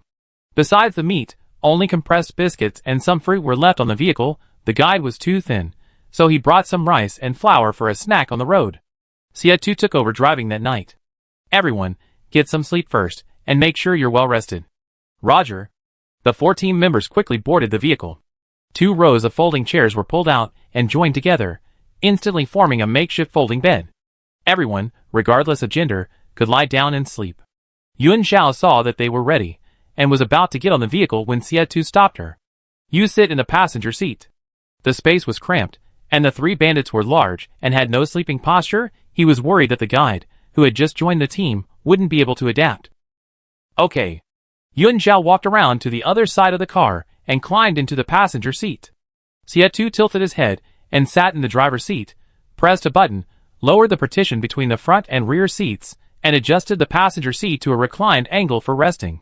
He glanced up and saw Yuan Zhao watching him intently as he operated the controls. He casually asked, "Can you drive?" Yuan Zhao shook her head. Our town used to only have 1 vehicle, which was used by the sentries to search for supplies. Over the years, contaminated Zone 6 had been encroaching on the town, and the town had long been preparing for relocation. They had saved up points for many years to afford a bus. The few used buses had only been back for a few days when contaminated Zone 6 indeed began to spread. She hadn't had any time to learn to drive. Xie frowned. Not knowing how to drive is troublesome. I teach you when we get back. His words were brimming with confidence. He firmly believed that the entire team would return safely after completing their mission. This arrogant and conceited attitude infected every teammate. Even knowing the 4-star contaminated zone was extremely dangerous, everyone cheerfully went about their business, their minds exceptionally relaxed. Okay. Yuan Zhao liked this atmosphere. Xie stopped talking, started the car, and drove towards contaminated Zone 88 overnight. Outside the car window was a thick, inky blackness. The dim interior light outlined the man's strong features, his jaw was taut, and his profile appeared even more profound in the light and shadow. Yuan Zhao glanced at him, then felt sleepy, turned his back, and closed his eyes to sleep. The little bluebird seemed to dislike him. It was probably because of that fire phoenix. Chapter 30. Dawn Zero team arrived near contaminated Zone 88 on the afternoon of their 3rd day of operation. A day earlier than expected. Reinforcements from Dawn Base were stationed 5 kilometers outside the area. The black, heavily armored SUV slowed down and finally stopped on the outskirts of the camp. Yuan Zhao peered through the car window at the makeshift camp. Dozens of military tents formed a circle, surrounded by sentry posts and fences. A canopy was erected in the center to shield them from the scorching sun. The camp was rudimentary, designed for evacuation if the contaminated zone spread. The Dawn Base commander, having received the message, personally came out to greet them. He was tall and wiry, his face showing the fatigue of days of hard work. "You had a long journey," he said. Xie got out of the car first and shook hands with the commander. "How is the situation?" The commander, surnamed Zhao, was the deputy commander of the accompanying Dawn Base forces. "We still have no news of Jiang Mu's team," Lieutenant Zhao said gravely. "The contaminated area is spreading faster than expected, and our monitoring equipment is on high alert." Yuan Zhao and the others disembarked. As the only person not wearing combat uniform, Yuan Zhao's appearance immediately caught Lieutenant Zhao's attention. This must be the new guide? Lieutenant Zhao's expression softened considerably, afraid of startling the guide. The appearance of an S-rank guide had caused a huge stir among the high-ranking officials of the 4 bases. Many had extremely high expectations for her. Yuan Zhao nodded slightly in response. Lieutenant Zhao smiled at her, then turned to Xie and said, "Time is of the essence. Let's go to the tent and explain the situation in detail." With that, he led everyone towards the center of the camp. A tense and solemn atmosphere pervaded the camp. All sentries were on high alert. Silence reigned as they passed. No one spoke, only hurried footsteps and busy figures. This caused the Zero team members, who had been laughing and joking along the way, to fall silent upon entering and obediently follow behind their captain. A temporary meeting tent. A huge white screen hung in the center. The surrounding black cloths used to block out light were drawn, and the projector shone a blue light on it. Soon, the video connection was successful. On the screen appeared a serious-looking male leader and Ms. Duan Qiangying, the head of the Dawn Base's operations department. "Time is of the essence, so let's get straight to the point," Ms. Duan spoke first. "I presume you already know the objectives of this mission, so I won't repeat them here. Contaminated Zone 88, according to records, was discovered 40 years ago. Before it spread, its area was approximately 3,000 square kilometers, equivalent to a small city.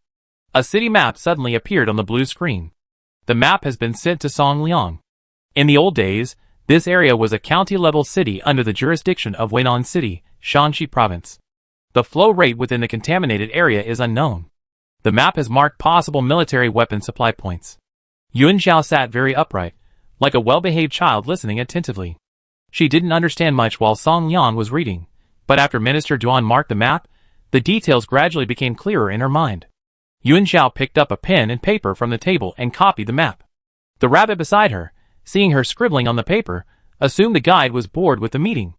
If the terrain inside hasn't changed, Team Zero can use this map to formulate a search and rescue plan.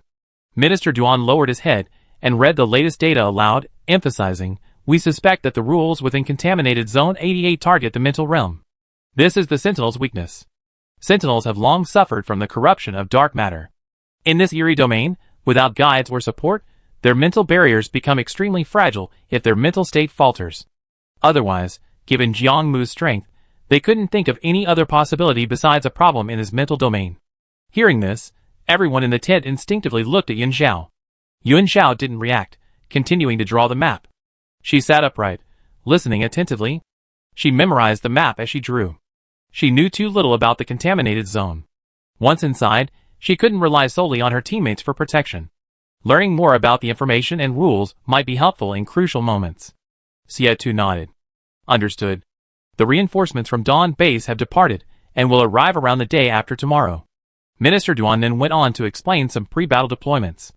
The situation within the contaminated zone was unclear and unpredictable.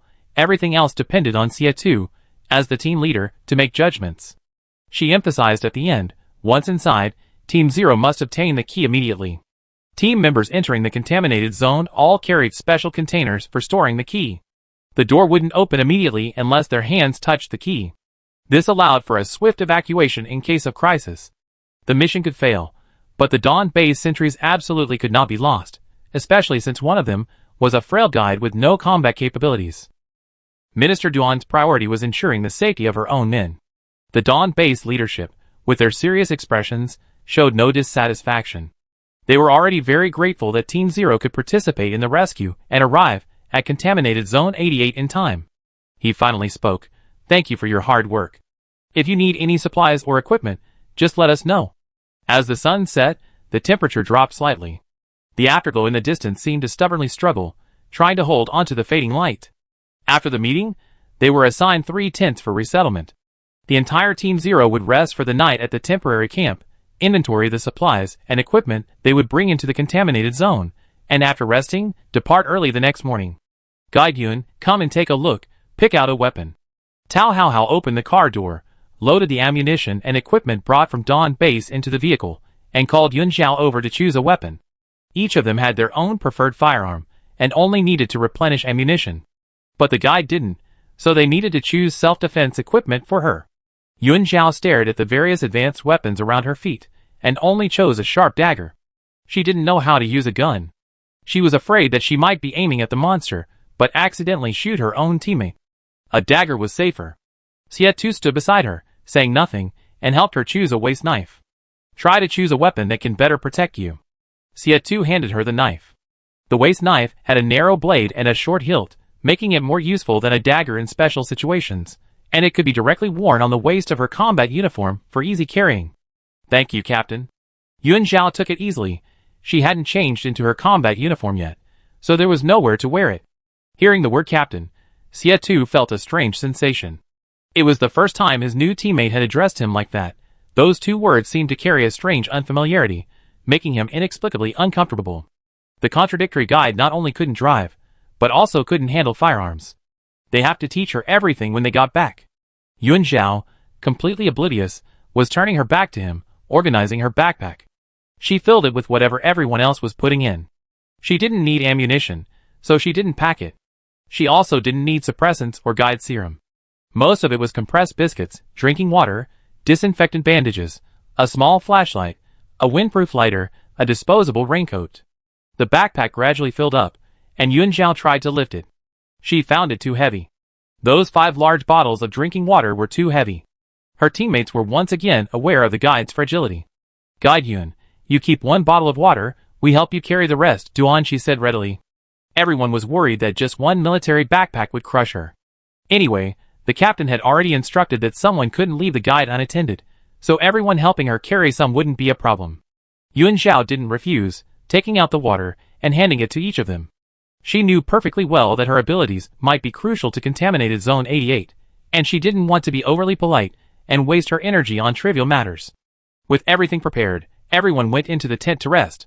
Yuan Zhao finally asked Xie Tu, "Should we help you establish a mental barrier first?" Even Jiang Mu, a fellow S-rank sentinel, had encountered problems. His mental state must be equally poor, otherwise, Minister Duan wouldn't have been so eager to conduct the compatibility test. Xie Tu refused, "No rush. Shielding the senses has its advantages and disadvantages. A sentinel's senses are diminished, which will affect their judgment of the situation inside." Yuan Zhao thought it made sense. She would accompany the team and be ready to intervene if things went wrong. Chapter 31. The dawn's light pierced the darkness, and a red sun slowly rose from the distant horizon. The entire Zero team prepared to assemble. Yuan Zhao changed into the combat uniform of Dawn Base. The black combat uniform clung to her slender body, yet still appeared somewhat loose, emphasizing her thinness. The belt of the combat uniform cinched her waist, highlighting her slender figure. Even in the combat uniform, the difference between a sentinel and a guide was immediately apparent. Rabbit, who had shared a tent with Yuan Zhao last night, looked her up and down and remarked, "I got the smallest size combat uniform, but it still doesn't seem to fit quite right. We should have the logistics department make one to my measurements. Or, they could try fattening up the guide a bit. Anyway, the captain has money. I think it fits quite well. Too tight, and she would feel uncomfortable. A looser fit was better." The red-crowned crane emblem on her shoulder was particularly eye-catching. Yuan Zhao tilted her head slightly and reached out to touch the red-crowned crane's head, eliciting a dissatisfaction from the little bluebird in her mental realm. "All right, let's go out." Rabbit shouldered her ever-present sniper rifle and beckoned Yuan Zhao to join her outside the tent. Outside the temporary camp, several armored vehicles were parked there. Xie Tu was already standing beside the vehicles, his posture upright as a pine tree, routinely checking all the team members, performing a final inspection. Seeing them approach, he glanced at Yuan Zhao in her combat uniform, noticing her waist knife strapped to her hip, then looked away and called to the team, "Let's go." "Yes, sir." Everyone boarded the vehicles one by one. Song Liang was now driving. Duan Qi, as a reconnaissance soldier, was required to go out and investigate the situation immediately after entering. Xie Tu sat in the passenger seat, leading the way and ensuring the vehicle's safety. The rest of the group sat solemnly in their seats, awaiting orders. Dawn Base dispatched 2 teams to escort them to the edge of the contaminated zone. The area was shrouded in a thick, swirling gray fog, a somber and oppressive scene. The heavy haze overhead seemed frozen in the air, making it appear particularly eerie and terrifying. As they drew closer to the gray fog, "Hold on tight," Song Liang shouted. The armored off-road vehicle closed all windows and, without stopping, drove straight into the dense gray fog. Instantly, everyone was enveloped in a gray darkness. The deep gray was everywhere, omnipresent, stretching endlessly from afar, surging up rapidly as if alive. Yuan Zhao gently raised her hand, and countless emerald green fluorescent lights flickered and danced, instantly forming a mental barrier. This was her first time officially and voluntarily stepping into the contaminated zone. Her heart pounded involuntarily, a mixture of nervousness and, more importantly, curiosity about the unknown. Yuan Zhao thought for a moment, and summoned the little bluebird. The little creature gradually appeared, seemingly unhappy, flapping its wings and landing on her head. The intertwined gray fog was blocked outside the vehicle by a barrier, blurring the view ahead. Time seemed to stretch on endlessly. The vehicle slowed, but it never reached the end, remaining shrouded in the gray fog. "Something's wrong. Why haven't we gotten in yet?" Song Liang instantly became alert.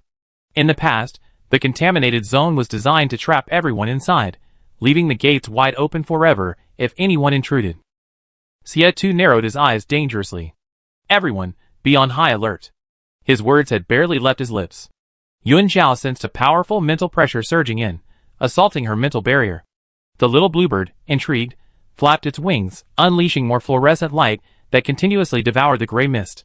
Countless lights filled the vehicle, illuminating the previously dim interior as if it were daytime, like dazzling fireworks suddenly bursting in the night sky. Some even actively entered the team members' bodies. Yuan Zhao was about to warn everyone when the scene before her suddenly shifted. In an instant, Truly just an instant. Her teammates, including the armored vehicle, vanished, and she suddenly found herself in a completely unfamiliar room. Yuan Zhao, Not only her. Even the little bluebird was stunned, perched on her head, its round eyes wide with astonishment. The wisps of fluorescent light still danced around them. The mental barrier remained, yet it had followed her into this room. Yuan Zhao frowned sharply. The situation was far more bizarre than she had imagined. She had been separated from everyone the moment she entered. Because they couldn't break through her mental barrier, they chose to get rid of her? Or had everyone already separated? The rules of Contaminated Zone 88 are single player. Now, instead of rescuing her, they have to find their lost teammates first. Yuan Zhao pursed her lips and looked around at her surroundings. This was a bedroom. The pink walls were covered with exquisite flower stickers, and a large white princess bed stood in the center. Several adorable plush toys sat on the bedside table. A pink rabbit, a snow-white bear, and a Lolita doll were neatly arranged on the bed. Beside the window was a white dressing table with a mirror edged with sparkling crystals. A soft pink carpet covered the floor, and opposite the bed was a pink wardrobe. The room was filled with warmth. Yuan Zhao opened the wardrobe, revealing various styles of princess dresses. Clearly, this was a girl's room. Noticing anything amiss, she began checking her backpack. Everyone had slung their backpacks over their shoulders before boarding the vehicle. Everything was there. But her teammates were missing. She needed to find a way to rejoin the team as soon as possible. Her spiritual threads, following her consciousness, began to spread outwards, probing her surroundings. Yuan Zhao put her backpack back on, then suddenly paused, turning her head to look at the closed door. Her spiritual threads had barely extended when they detected an emotion. An unfamiliar emotion. Someone was outside. Yuan Zhao silently drew her sword from her waist, went to the door, and slowly placed her hand on the handle.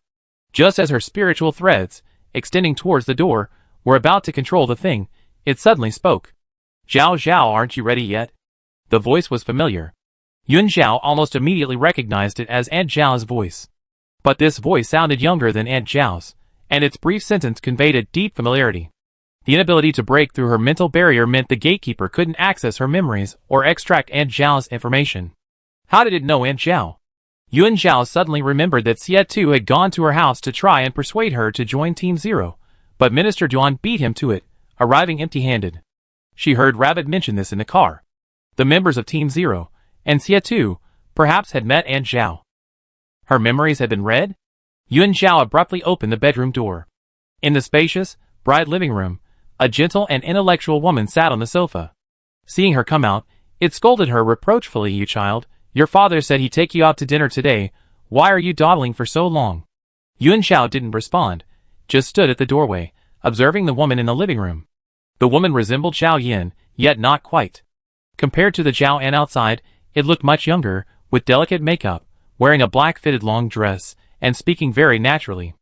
Unlike the mutants in Contaminated Zone 102, who could only mechanically repeat simple words and actions. Was it because this was a mature contaminated zone, with a higher level gatekeeper, or for some other reason? Yuan Zhao asked directly, "Where are my teammates?" Zhao Yan didn't react to her question. It stood up, picked up its elegant handbag, and looked ready to leave. "Hurry up and change your shoes, your father will be home soon." Yuan Zhao's shoes were on properly. It was unclear which eye of it saw that she needed to change them. She stood at the doorway, remaining motionless. The little bluebird tilted its head curiously, seemingly unable to comprehend the strange behavior of the mutant. "What are you standing there for?" "Hurry up," Zhao Yan urged. As it spoke, it turned its back to Yuan Zhao, bent down to pick up the air conditioner remote from the coffee table, and turned off the appliances. Yuan Zhao stared intently at her back, expressionless, and raised her hand, sending countless fluorescent lights hurtling towards Zhao Yan. Just then, the sound of a key turning came from the entryway. The door opened. A burly man with thick eyebrows and large eyes walked in. His skin was somewhat dark, his short, cropped hair pressed tightly against his scalp, and he wore a black t-shirt, the lines of his muscles faintly visible beneath. Yuan Zhao froze. She stared blankly at the figure, her inner emotion surging, about to breach the dam of reason. The fluorescent lights vanished instantly. Yuan Zhao spoke in a trembling voice, calling out, "Uncle." Chapter 32. The man stood in the entryway, seemingly oblivious to her cries. His furrowed brows relaxed, and he chuckled, "Zhao Zhao, Daddy's home from get off work." Yuan Zhao's expression faltered slightly, her reason returning, and her eyes gradually regained a glimmer of clarity. The word daddy pulled her back to reality. This wasn't Uncle He, nor Zhao Yan's husband. It was Uncle Qin. Although they looked exactly alike, their voices were completely different. Where did the gatekeeper get his memories of Uncle Qin? Yuan Zhao pondered for a moment, bit her lip, and pulled out the necklace from her neck. The cover of the round pendant opened. Inside was a faded, old photograph. Many years ago, her uncles found a camera on the edge of contaminated Zone 6. Before selling it at the main base, they took several family photos with Yuan Zhao. In the photos, 7 or 8-year-old Yuan Zhao was surrounded by 8 sentries, smiling happily. Everyone's smile was radiant. The Uncle Qin standing before her looked exactly like the man in the photo, also dressed in black. Yuan Zhao's hands unconsciously tightened around the necklace, her knuckles turning white from the force. He dared to impersonate her uncle, toying with her feelings. She would kill the gatekeeper of contaminated Zone 88. Yuan Zhao had never experienced such a strong emotional outburst. The little bluebird, affected by her emotions, gradually became transparent, its size fluctuating wildly, teetering on the edge of exploding. Daddy and Zhao Zhao agreed that after get off work we take you to KFC. Hurry up and change your shoes. Uncle Qin, who was guarding the entrance, didn't come in, but kept urging her on. Zhao Yan walked to the entrance, turned back, and waved, "Come on, Zhao Zhao, didn't you insist that Mommy and Daddy take you to KFC? Come on, come here quickly, Mommy and Daddy will take you out to play. Come on." Yuan Zhao lowered her head, remaining motionless. Uncle Qin spoke again, but suddenly changed his voice and tone. "Uncle Mrs. Zhao Zhao, Zhao Zhao, come quickly, come out to eat with Uncle." The voice still didn't sound right. Yuan Zhao's grip on her waist knife gradually loosened. She lowered her head, refusing to look at the man standing in the entryway. Suppressing her emotions, she said, "Uncle, we moved to the Dawn base. Qin Xiaoxiao is going to school now. She's grown up a lot, become very lively, and sometimes misses her father. Her grandma and mother have raised her very well. The base is very safe, don't worry, I take good care of them." Uncle Qin suddenly froze, seemingly unable to process this complex emotion. "As for me, things are pretty good now. I earn lots and lots of points every month, I get new clothes, meat to eat, an apartment with an elevator, and I met so many new people." The slender figure stood there quietly, her tone flat and straightforward, as if she wanted to recount everything that had recently happened. Uncle Qin suddenly revealed a strange smile. "No need for all that trouble. Stay here, Uncle will earn money to support you. We live happily together forever. Come quickly, child." Darkness silently spread, condensing into fine black lines as thin as hair. These black lines, as if alive, silently approached her. Yuan Zhao remained in her original posture, without making a move. She seemed completely unaware of the approaching danger, showing no reaction whatsoever, her stray hairs falling on either side of her cheeks, obscuring her expression. "Sometimes I miss you all. I often think, if I had awakened my abilities sooner, you wouldn't have been in this situation." The thin black lines were about to spread to his feet, but were blocked outside the mental barrier, unable to advance any further. "Sure enough, it feels much better to say it out loud. I said what I wanted to say, so..." The words trailed off. Yuan Zhao suddenly looked up, his reddened eyes filled with icy killing intent. He said to the gatekeeper, who was nowhere to be seen, "Don't challenge my bottom line. If there's a next time, I kill you." In an instant, a surge of powerful mental energy nearly engulfed the entire living room. A burst of fluorescent light shot out, instantly enveloping all the black energy and beginning to devour it frantically.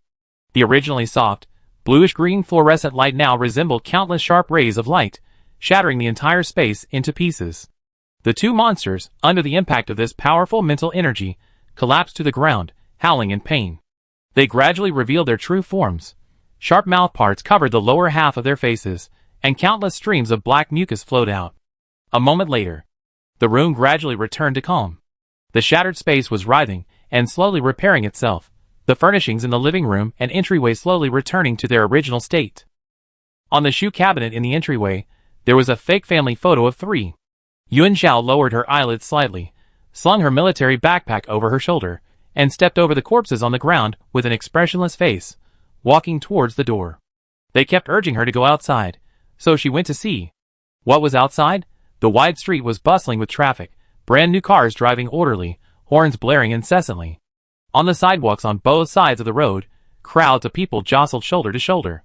Towering skyscrapers stood side by side, office workers hurried by, coffee in hand, phone calls escaping, children playing and running in the park across the street. A cacophony of sounds filled the air. Rabbit, sniper rifle slung over her shoulder, cautiously surveyed her surroundings. Before entering, everyone had been seated in their vehicles, fully focused and alert, the captain's voice still seemingly ringing in their ears, yet the scene suddenly shifted. In the blink of an eye, she appeared on the street. Team Zero had carried out numerous missions, but never encountered anything so bizarre. The timeline of contaminated Zone 88 seemed to be before the dark apocalypse. So, this is what the old days looked like? So many people, so many cars, the advertising screen across the street was bigger than the command center screen, those buildings were so tall. Rabbit felt a longing, yet her mind remained on the mission. After entering, the group was forced to separate. The guide was frail, they had to find her first. Then, they would find the captain and the others, try to get the key, and rescue Captain Jiang. There are so many good things from the old days. I see what I can take with me. I can't carry too much stuff, but it would be best to find some technical information. Maybe this trip will be a fortune. Rabbit silently made her plans when she suddenly heard a slight sound behind her. Footsteps were approaching. Without thinking, Rabbit raised her sniper rifle and immediately turned to aim at her target. Behind her stood a man who looked 7 or 8 parts like her, with a gentle demeanor and a warm smile on his face. Siet too was facing the same situation. On the bustling street, a middle-aged man in the same black combat uniform was striding towards him. The red-crowned crane badge on his shoulder gleamed in the sunlight. That was his father. Once a high-ranking sentinel at Dawn Base, he had sacrificed himself a year before the end of the Dark Ages, never seeing the sun again. Life was incredibly difficult for the people of the Dark Ages. Their greatest wish was to see the day the light returned. They yearned for sunlight, for the world of the old days. The middle-aged man approached, his head streaked with white hair, his pale face weathered by time. His eyes were deep-set, his gaze towards Sietu gentle, a kind smile slowly spreading across his face. Sietu ignored him, raising his gun, giving the middle-aged man no chance to influence his mental state, and pulled the trigger without hesitation. He knew his weakness. The mental strain from his heightened senses couldn't withstand the gatekeeper's repeated probing. Bang! The middle-aged man fell after the gunshot, his body remaining unchanged, his familiar smile frozen on his face, blood slowly flowing out. The surrounding crowd didn't react. Several students stood beside the body, chatting and laughing, while holding ice cream cones. Sietu didn't even glance at the corpse on the ground, turning and striding away. After entering, he finally understood why Jiangmu had met with this. As S-rank sentinels, they were long accustomed to the perilous contaminated zone, accustomed to killing, accustomed to the slow erosion of their mental realm by violent forces. Here, however, was a peaceful era. With loved ones before them, no mutants, no pollutants, delicious food everywhere, they could live happily with their families. If one harbored obsessions, had someone they couldn't let go of, they would inevitably be slowly seduced by this false sense of beauty. Sietu suddenly stopped, his expression turning unusually cold. The rabbit is in danger now. Chapter 33. On the bustling street, spiritual threads continuously spread through the nearby streets, searching for their teammates. Yun Zhao walked to the zebra crossing, curiously following the pedestrians, stopping to wait for the green light. The bustling city traffic flowed endlessly, the sounds of engines and horns weaving together into a vibrant urban symphony. Not far away, outside the shopping mall, crowds surged, huge electronic screens displaying dazzling advertisements, attracting the attention of passers-by. A tangible scene of the old era finally unfolded before her eyes. So, this is what the outside world is like. Were they trying to lure her out with these things? Yun Zhao stood at the intersection, head tilted back, eyes fixed on the towering skyscrapers. She recalled the ruins of the old era she had passed. After 200 years, the skyscrapers were nothing but rusty steel frames, lying askew in the overgrown ruins. Suddenly, from the trash can behind her, thin black thread shot out, aiming sharply at her back. Yun Zhao remained motionless. The little bluebird perched on her head, fascinated by its surroundings, tilting its head back and looking around. It flapped its wings twice, and a swarm of bluish-green fluorescence emerged from beneath them, colliding head-on with the black lines. The two forces, bluish and black, intertwined and clashed fiercely, devouring each other. In a short while, the surging dark matter was defeated, and the street returned to calm. The green light came on. Yun Zhao followed the crowd across the street, her mental barrier keeping all other beings at bay, and pedestrians hurried past her. She walked along the wide street for a while longer, passing a cake shop, her gaze drawn to the cakes in the window. Inside, various beautifully decorated large cakes were displayed. The air smelled sweet. She had never seen such food before, and of course, never tasted it. She wanted to eat. Yunxiao pushed open the glass door and went inside. A few scattered customers were in the cake shop, dressed smartly, carrying plates and intently selecting bread. Yunxiao glanced at the bread, uninterested. She walked to the cake display case, casually pushed open the glass door, picked up a large strawberry cake, grabbed 2 forks from a bucket on the counter, and walked back out. The baker was attending to customers, not glancing at Yunxiao once, yet she swaggered away with the cake. So sweet. Yunxiao took a bite, her eyes widening slightly. A smile unconsciously crept onto her lips, and the tension in her expression eased slightly. Her mood finally improved. The cyan-green fluorescent psychic threads continued to spread, seeping into the corners of nearby streets and alleys, slowly expanding. Yunxiao carried a large birthday cake, eating as she walked, searching for people. When she got tired, she randomly find a shop to rest in. When she was thirsty, she wait for her drink at a milk tea shop to be ready, then snatch it before the other customers. She tasted many foods she could never have eaten in the wasteland era. Those black tentacles would suddenly dart out from the corners to ambush her. Repeated clashes and tests of power. The little bluebird was thoroughly annoyed, muttering curses, and cursing the gatekeeper for disturbing its visit to the old era. The little creature's vocabulary was extremely limited. It repeatedly used only 2 words, useless and trash. It was unclear where it had learned them. Yunxiao wandered alone, walking for a very long time, but still couldn't find her teammates. Was she anxious? Of course she was. Yunxiao could only wander around leisurely. The occasional sneak attacks indicated that it had been secretly monitoring her, and sensed a threat from her, hence the constant probing. The powerful mental strength of the S-rank guide prevented it from finding a breakthrough. Yunxiao didn't know just how intelligent the gatekeeper was. After uttering the threatening words, no familiar figure appeared again. If she appeared too eager, it might perceive her teammates as her weaknesses, giving it an opportunity to bring unpredictable danger to Xia and the others. Yunxiao ate her cake in small bites, silently reviewing the path she had taken. The street names on the road signs were the same as the old era map provided by the intelligence team, indicating that the terrain hadn't changed.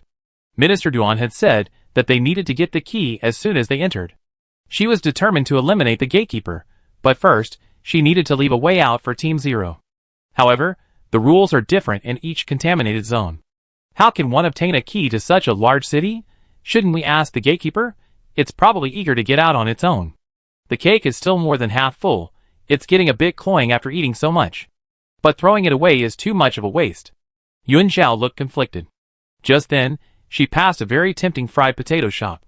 She went over to take a look, cut in line, and waited for her potatoes to be fried. After receiving the fragrant potatoes and sausages, she finally tossed the cake onto the shop counter. That's terrifying. Duanxi, gun in hand, grabbed Tao Haohao and ran, saying, "We're already in the contaminated zone, and we still see my aunt." Even knowing it was a mutant in disguise, they still couldn't bring themselves to attack, so the two could only run away quickly. Duanxi's only relative was Minister Duan. He was only a few months old when his parents died, so he had no memory of them, not even what they looked like. The Dark Ages had only ended 19 years ago. People in those times huddled in shelters, without light or electricity, so cameras were out of the question. There wasn't even a single photo of his parents in the house. So when the scene shifted, Minister Duan appeared before Duanxi. As for why he was with Tao Haohao, it was pure luck. They were in the car, sitting opposite Rabbit and Yunxiao. They were initially wary of their surroundings when Qingwan appeared, countless strands of spiritual energy forming a barrier that kept the gray mist outside the car. Tao Haohao reached out to pull Duanxi, wanting him to look. Dai Yun could actually create a spiritual barrier. But just as he grabbed him, the scene changed, and the two found themselves in an office. Realizing something was wrong, Duanxi opened his senses. Then, Minister Duan opened the door and entered. Wearing a dress, she smiled and said she would take Duanxi to the amusement park. The decisive and efficient Minister Duan, in her dark blue military uniform with a red-crowned crane emblem, seemed welded to her. Suddenly wearing a dress, Duanxi was so frightened that he grabbed Tao Haohao and ran. That was terrifying. Did you see that? My aunt was wearing a dress and even had makeup on. Duanxi was still shaken. The usually carefree Tao Haohao remained silent. At the street corner they had just run past, a familiar figure stood there, smiling and waving at him. If Duanqi hadn't been holding him back, he probably would have walked over. Run faster. Something's wrong with this contaminated area. The captain said the guide can't be left unattended. We need to find Guide Yun. Still no response. When had the usually talkative Tao Hao become so quiet? Duanqi finally sensed something was wrong, belatedly realizing what was happening, and tentatively asked, "Who did you just see?" "My mother." Tao Hao didn't dare look up, as if he could see that shadow if he did. His mother had died of illness. It wasn't a serious illness. The treatment equipment was brought out of the contaminated area the year after her death. He missed her. Duanqi was silent for a moment, then said, "It's all fake, don't believe it, it's trying to mislead us." Tao Hao muttered, "I know, the mission is important." The two sentries regained their composure, picked up their weapons, and chose to move away from the crowd, climbing to the rooftop of a nearby high-rise building. Duanqi released his senses, observed the surrounding terrain for a while, and then released his spiritual form. A peregrine falcon silently appeared in the sky above the city. Chapter 34. The spiritual body cannot stray too far from the physical body. After patrolling the area, the peregrine falcon quickly flew back and landed on Duanqi's arm.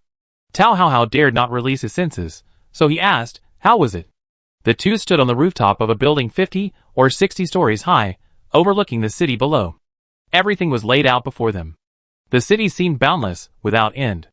The prosperity of every street exceeded their expectations, with bustling traffic and throngs of people. The people on the street didn't seem to be all mutants, many were illusions.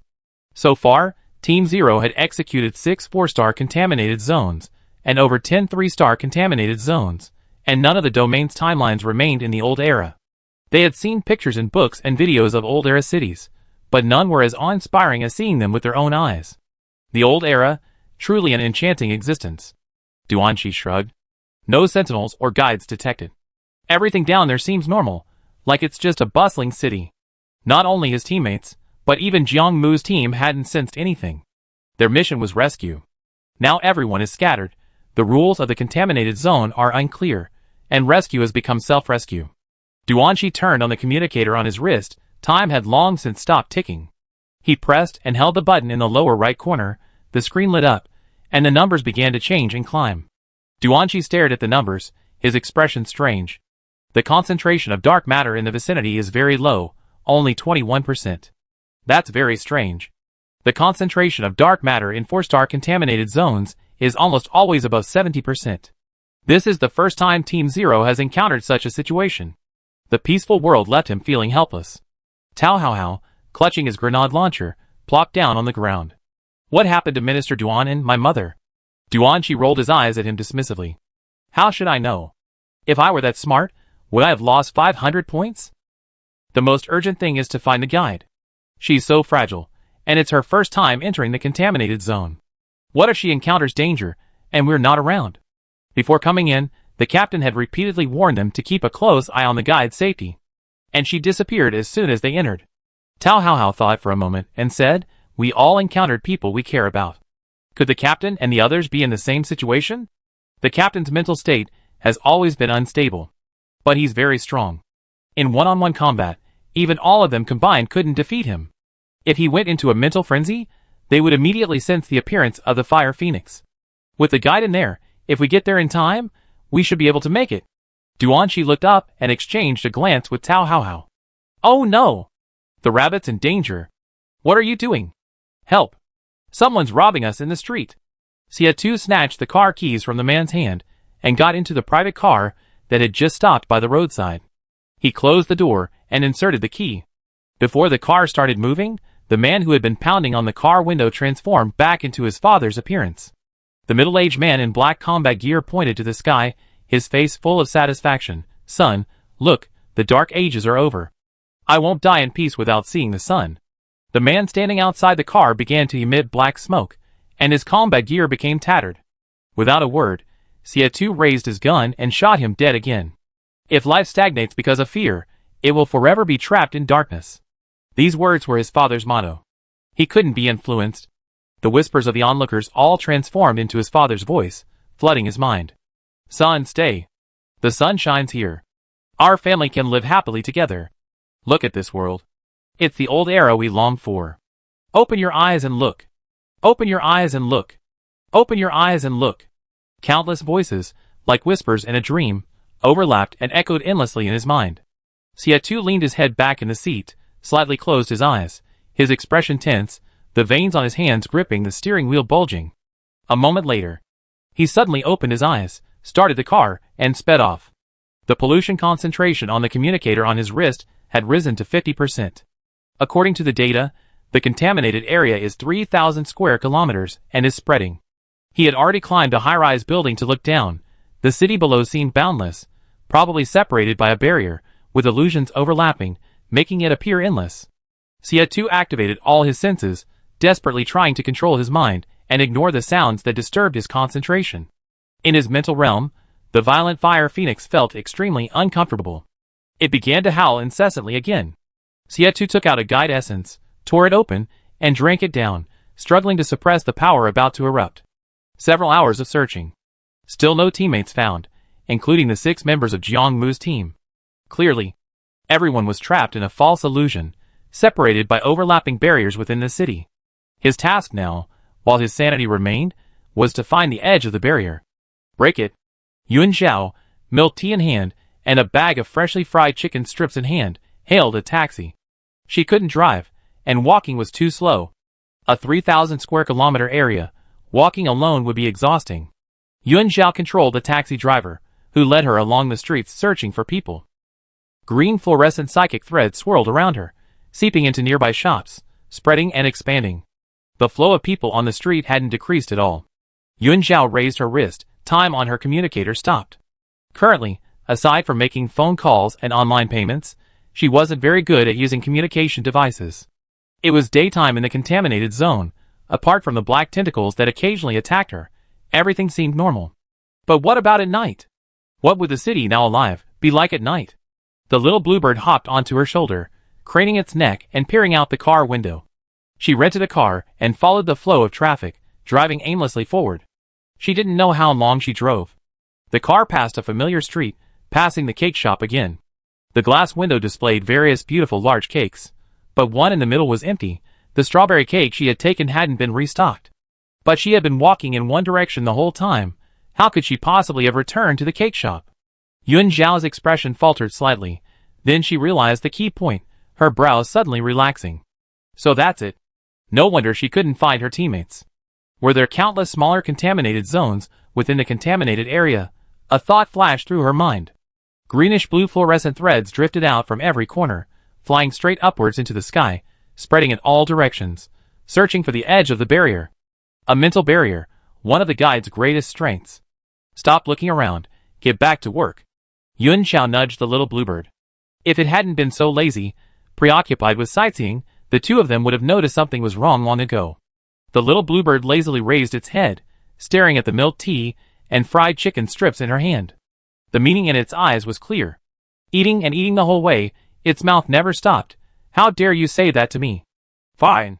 The old days were so good, endless delicious food, people living in peace and prosperity. If she stayed here any longer, she'd probably succumb sooner or later. Yuan Zhao zipped up her bulging backpack and signaled the driver to pull over. Once a flaw was detected, the barrier was quickly touched by the mental threads. Annoying dark matter emerged again from the flower bed, the tangled black threads launching another attack. The little bluebird started hopping around at the sight. Trash. Stinky trash. It keeps bothering it. This is a park near the city center. The streets are bustling with people and cars, and pedestrians occasionally cross the sidewalks, but the park is deserted, so quiet you can't even hear a bird chirp. Yuan Zhao walked into the park, bent down, picked up a small stone from the ground, and threw it into the air. The stone seemed to hit an invisible membrane, bouncing back with a bang, rolling a few times on the ground. This is it, no doubt about it.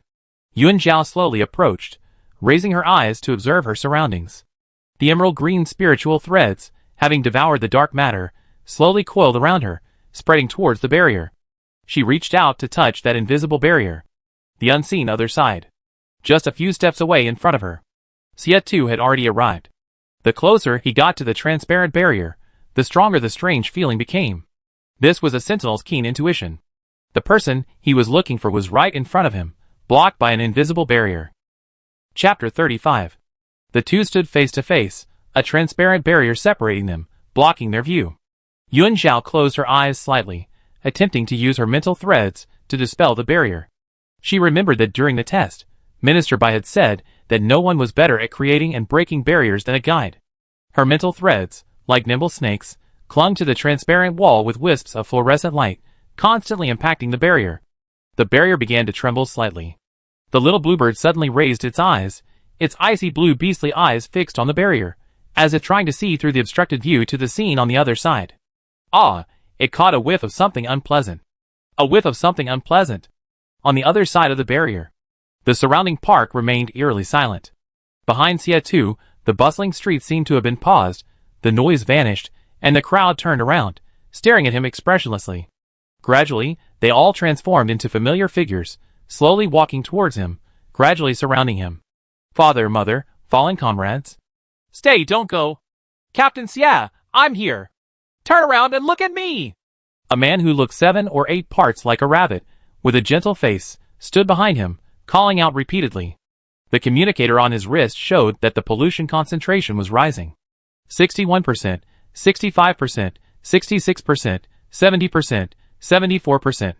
The rate of increase was extremely rapid. Fire Phoenix felt extremely uncomfortable, its scarlet eyes filled with violence, churning within its mental realm. Hurry up, I want to kill them! Xie deep eyes flashed with a hint of bloodlust. He raised his hand, touched the transparent barrier, and tried to break it. Suddenly, the barrier shook, and a crack appeared. The crack gradually widened, spreading like a spiderweb across the entire barrier. With a bang, the barrier shattered, turning into starlight that dissipated into the air. The barrier between them vanished abruptly. Their palms met, their gazes unexpectedly locked, the touch of skin sending a jolt through Yuan Zhao. Yuan Zhao felt a warmth emanating from her palm. The feeling was strange. But there was no time for her to think. A few steps apart, half night, half day. In the sky above Xietu's city, a dense dark substance blotted out the sun, and behind him stood countless mutated creatures emitting black smoke. These monsters didn't attack him. They simply stood silently, their eerie gazes fixed on him. Go! Xietu stepped into her city, grabbed her, and ran. Suddenly, the mutants behind them sprang into action, their expressions contorted, revealing terrifying, grotesque eyes as they howled and charged towards the two. Come back. Come back quickly. Like a summons from the abyss, carrying endless allure and evil power, it attempted to drag them into an abyss of no return. The voices were chilling. Strangely, the area where Yuan Zhao was located remained normal. Pedestrians and vehicles on the road seemed oblivious to the monsters chasing them. Yuan Zhao saw a woman walking while looking at her phone, countless mutants emitting black smoke passing directly through her body. Thick, slimy fluid seeped through her body, dripping continuously. Wherever the slime touched, the ground hissed and emitted wisps of pungent white smoke, revealing its intense corrosiveness. The woman showed no reaction, a shy blush creeping onto her face as if she'd seen some message. An illusion? Some people don't actually exist. Or many, many years ago, they truly existed.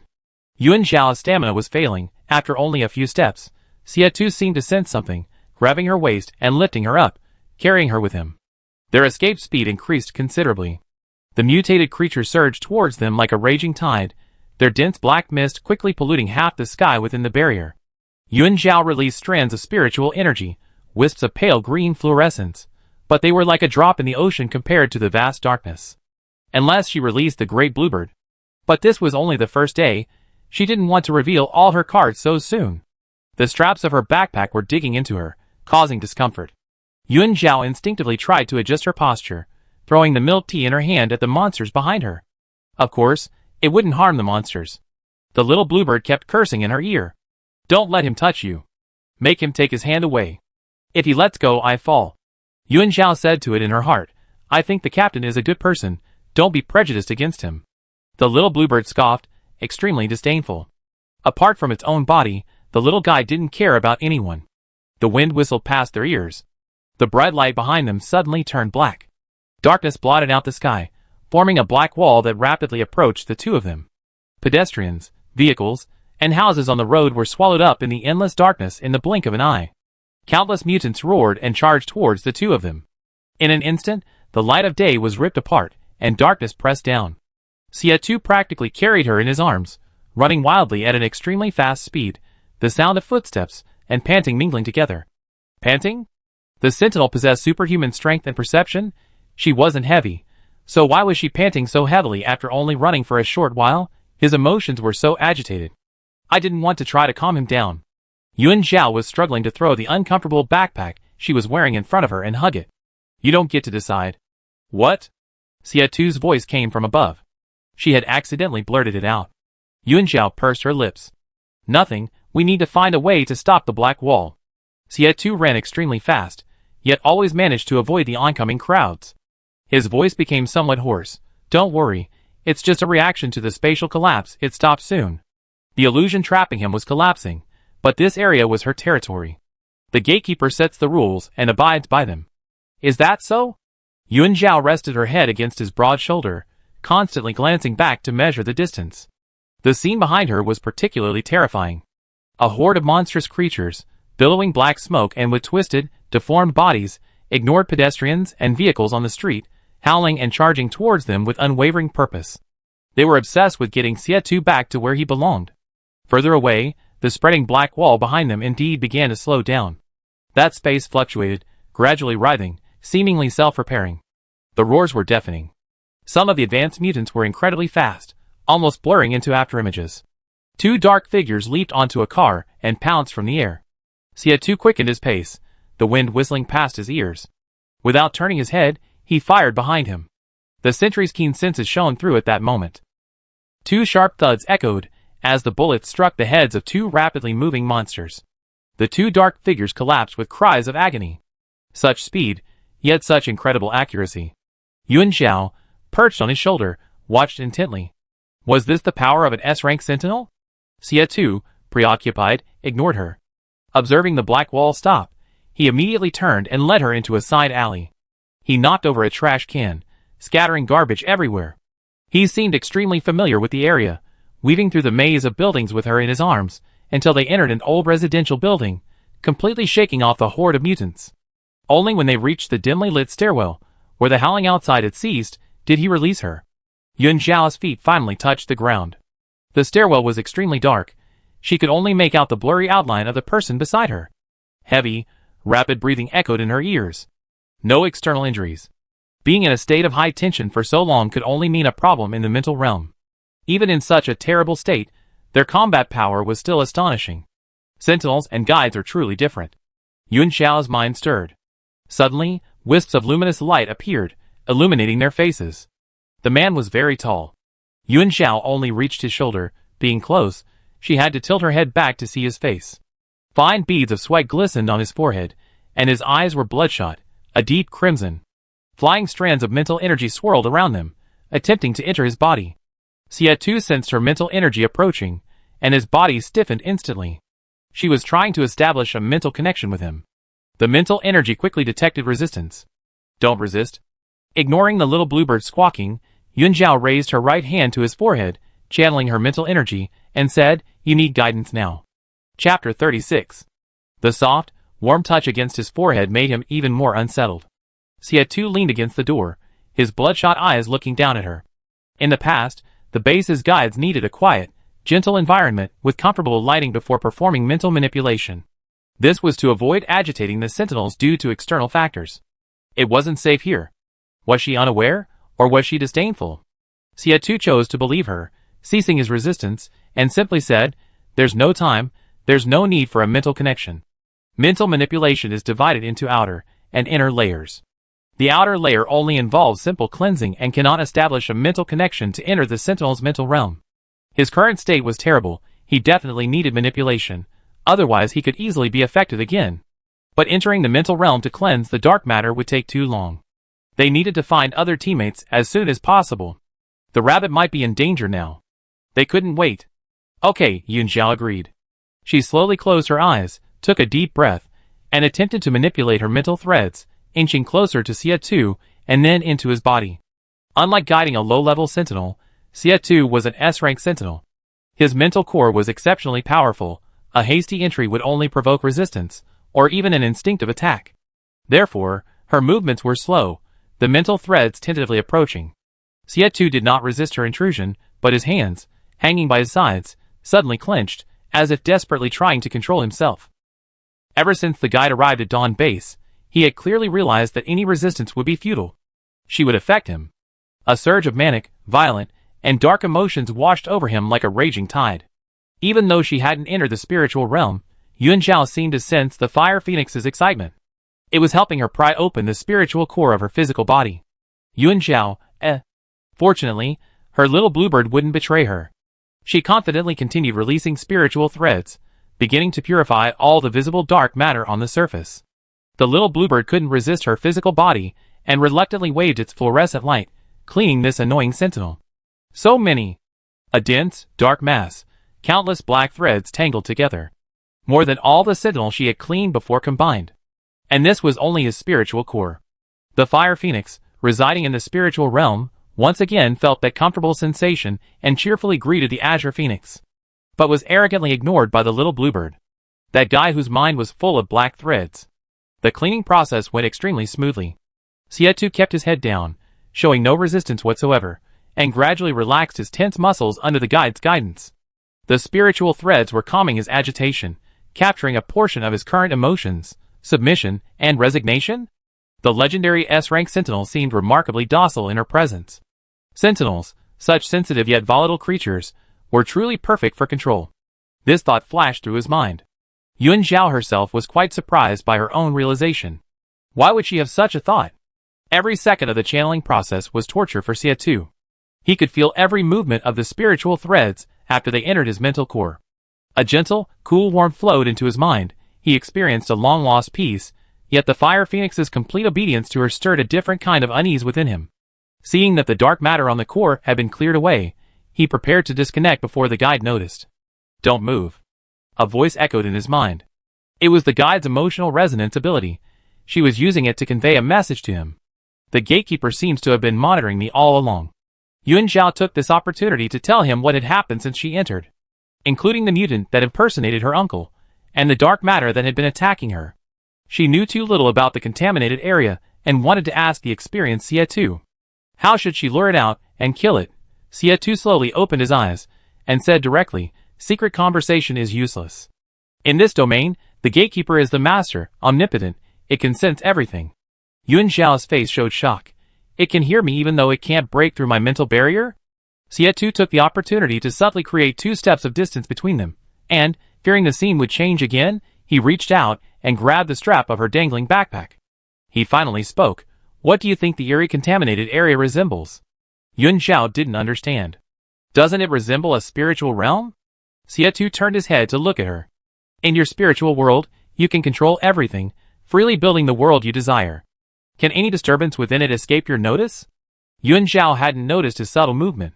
Hearing this, her expression faltered slightly, and she murmured, "You mean, the contaminated area is actually a spiritual realm?" Xie hummed in agreement. This idea was proposed decades ago by a researcher at the Hope Base. That researcher's surname was Qi, and his theory was widely accepted. Especially the sentinels who had entered the contaminated zone. The more everyone thought about it, the more they realized it made sense. It could be said that the contaminated zone was the gatekeeper's mental domain. Once you stepped into its absolute domain, you couldn't hide anything from it except by killing it or obtaining the key according to the rules. Perhaps it was precisely because of this ability that the 2 special classes, sentinels and guides, were created. But Yuan Zhao was an exception. Her mental power was too strong, perfectly countering the gatekeeper of contaminated zone AE8. The gatekeeper couldn't break through her barrier, but that didn't mean it was unaware of her actions. Yuan Zhao suddenly understood, so that's how it was. Xie, knowing she had only recently arrived at the base and hadn't received training, explained to her. The discovery of the gatekeeper was a coincidence. In the 60th year since the dark apocalypse descended, with the birth of a new contaminated zone, the 316 underground shelter, where it was located, fell. Inside lived a father and daughter who depended on each other for survival. The daughter initially became a mutant, while the father survived. The father was devastated by the loss of his daughter. After hiding in the contaminated zone for some time, his heart filled with despair, he rushed home on his daughter's birthday, intending to collect her belongings before committing suicide. Because before this, no one could leave the contaminated zone alive. Back at his home, following local custom, he burned all of his daughter's favorite toys for her. Unbeknownst to him, the gatekeeper was among them. As he threw the tattered doll into the fire, the entire contaminated zone distorted, The surrounding vertical buildings warped, and the houses swayed like waves. The father recalled hearing his daughter calling him again and again, "Daddy, it hurts so much, please take me out. It's not my daughter. It's a monster." Despite loving his child dearly, the father knew clearly that the one calling him wasn't his daughter. The contaminated zone shook even more violently. As the flame slowly consumed the doll, the entire area shattered. Contaminated Zone 316 collapsed completely before his eyes. From that moment on, the world learned that contaminated zones could actually be eliminated.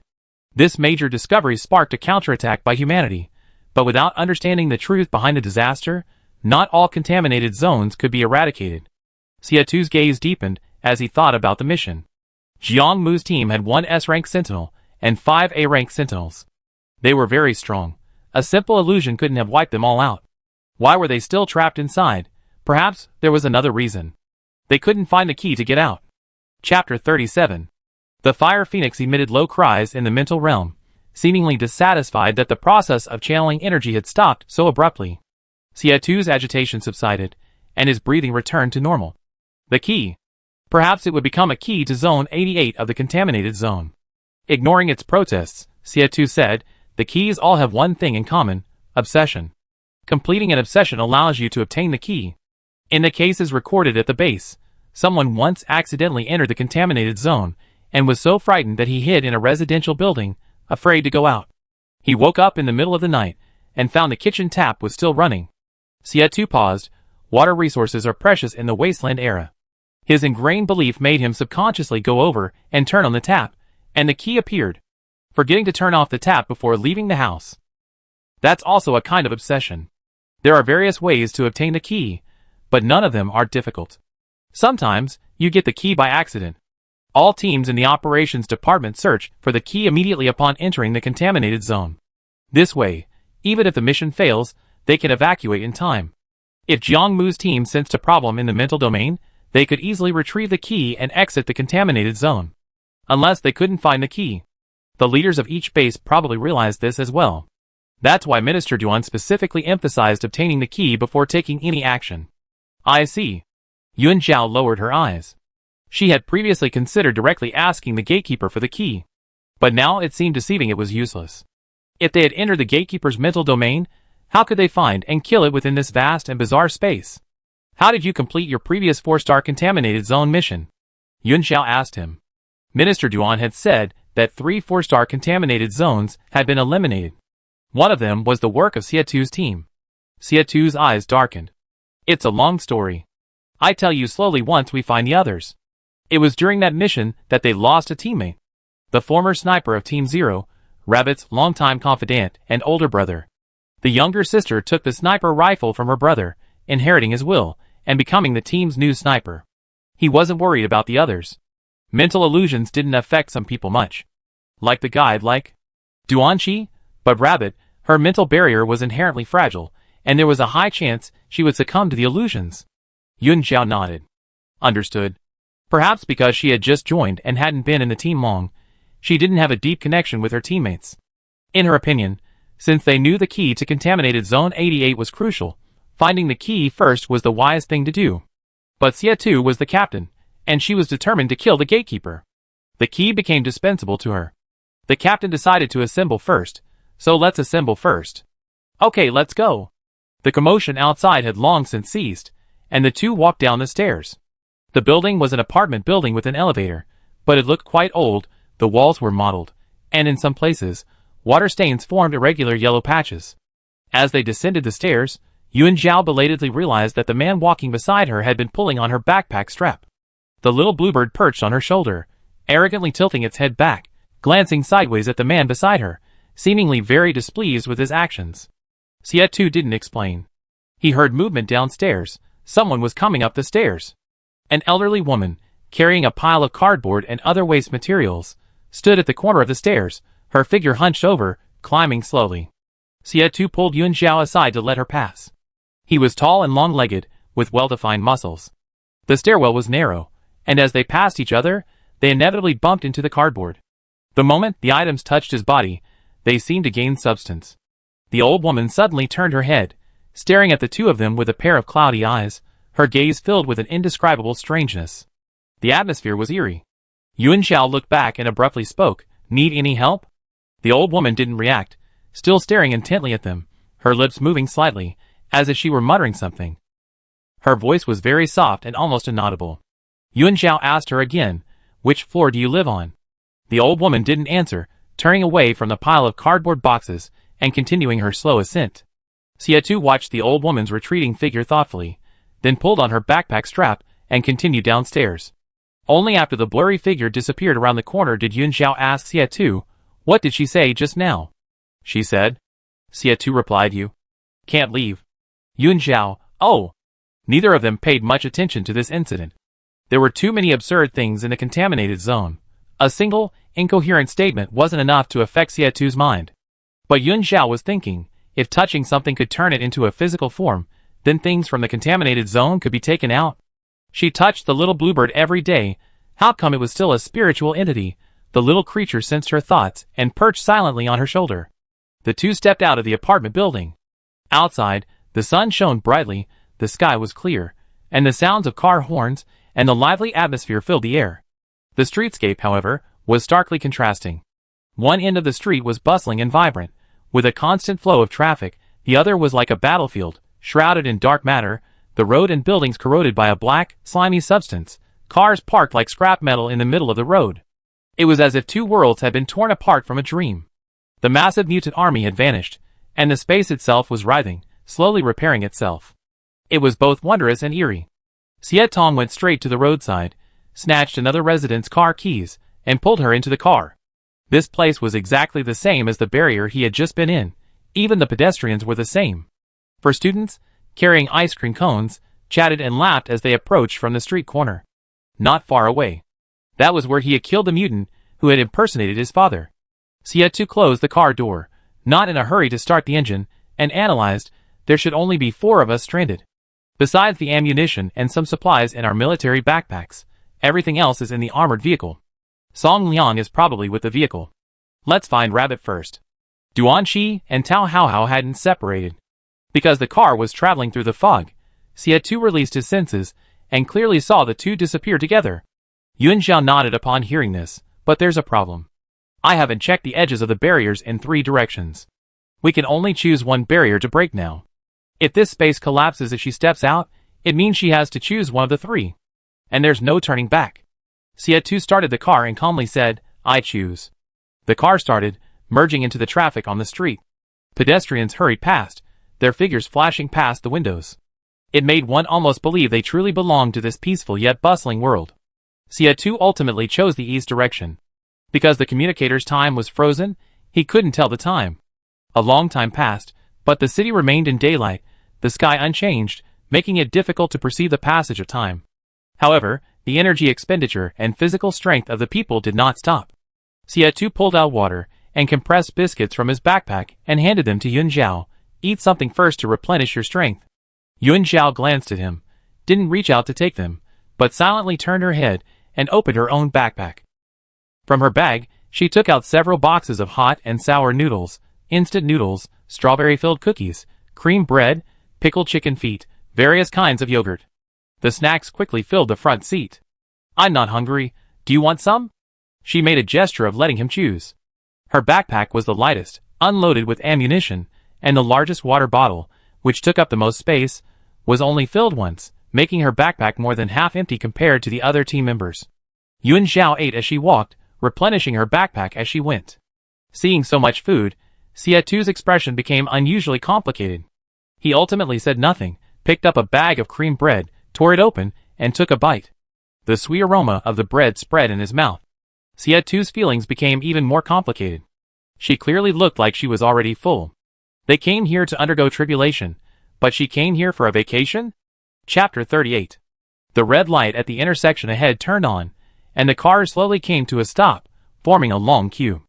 The outside world had long since abandoned traffic lights. Some old roads, preserved from bygone eras, were riddled with potholes of all sizes, cracks spreading like jagged scars, due to long periods of neglect. Desolate, lifeless, devoid of any vitality, a stark contrast to everything before her. Yuan Xiao slightly closed her eyes, releasing a spiritual thread along the sky above the city, searching for the edge of the barrier to the east. Since the two of them met, the black lines that had been bothering her had never appeared again. Had she overestimated the gatekeeper? The rules. A single-player illusion, riddled with loopholes. Because of her presence, breaking the barrier became incredibly easy. Found it, trash. The little bluebird, tired of the outside scene, began to glare at people again. Although she was cursing the gatekeeper, her eyes remained fixed on Xie.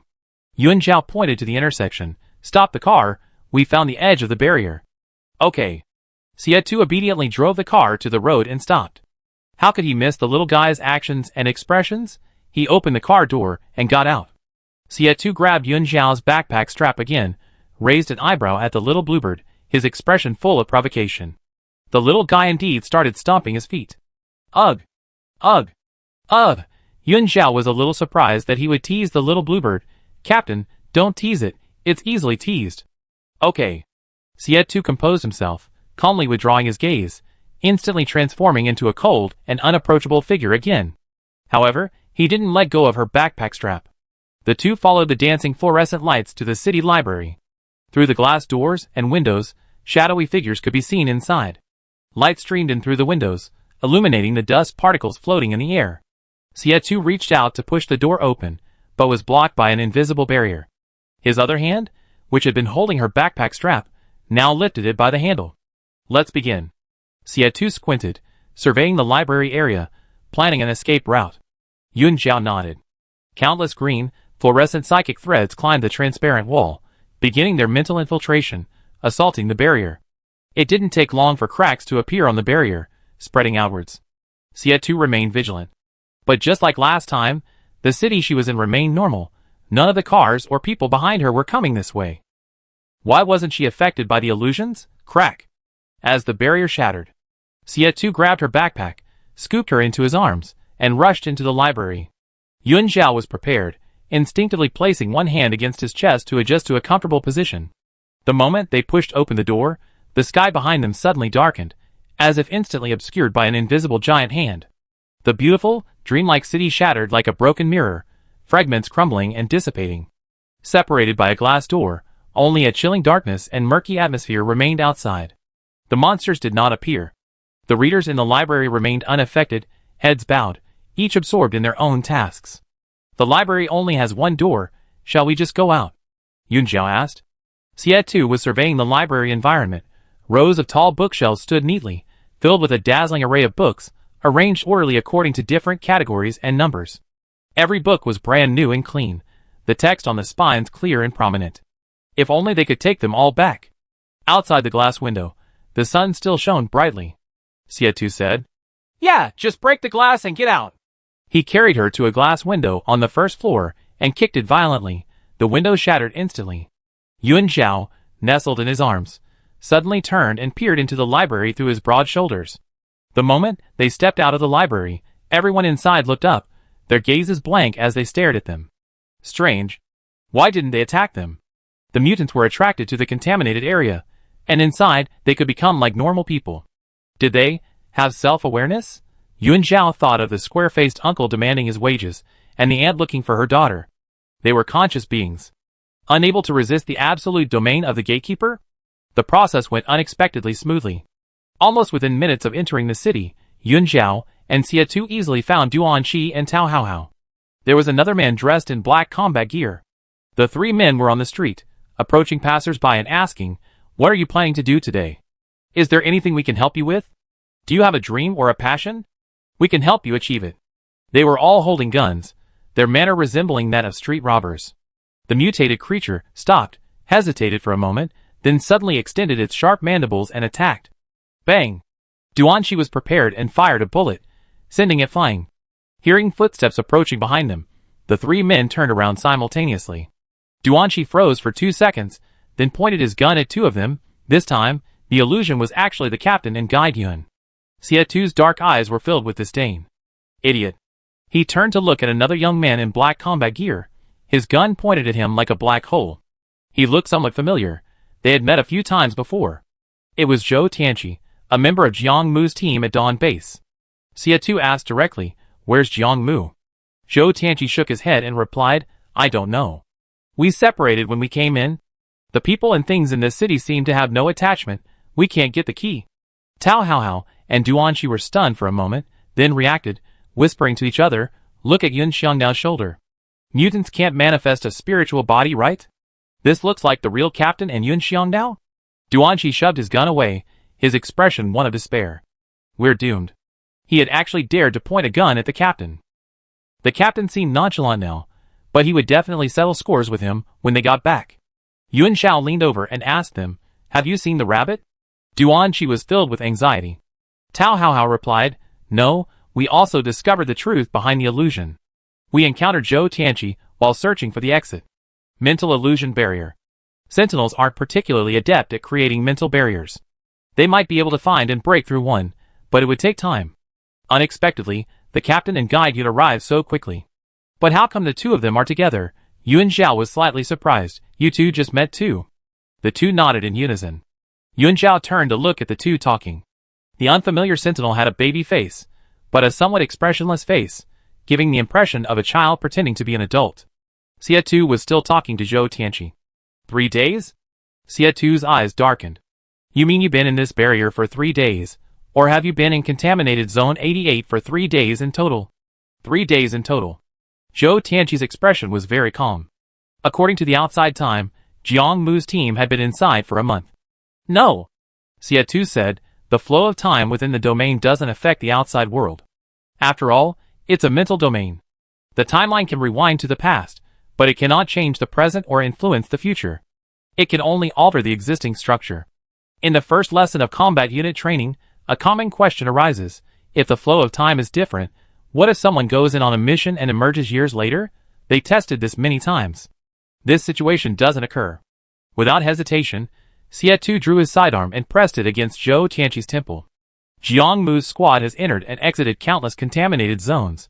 How could they not distinguish this? The sudden turn of events stunned the others, including Yun Xiao. Xie Tu pulled the trigger, his tone turning icy, as he questioned Zhou Tianqi. Who are you?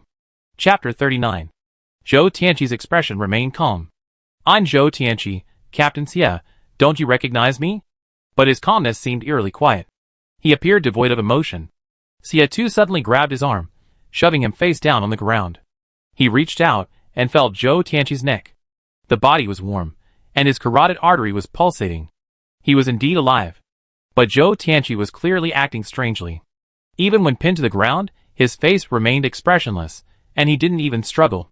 What was going on? Yun Zhao finally realized what was odd. Yes, her spiritual senses could detect emotions, but from the moment she arrived until now, she hadn't sensed any emotion in Zhou Tianqi.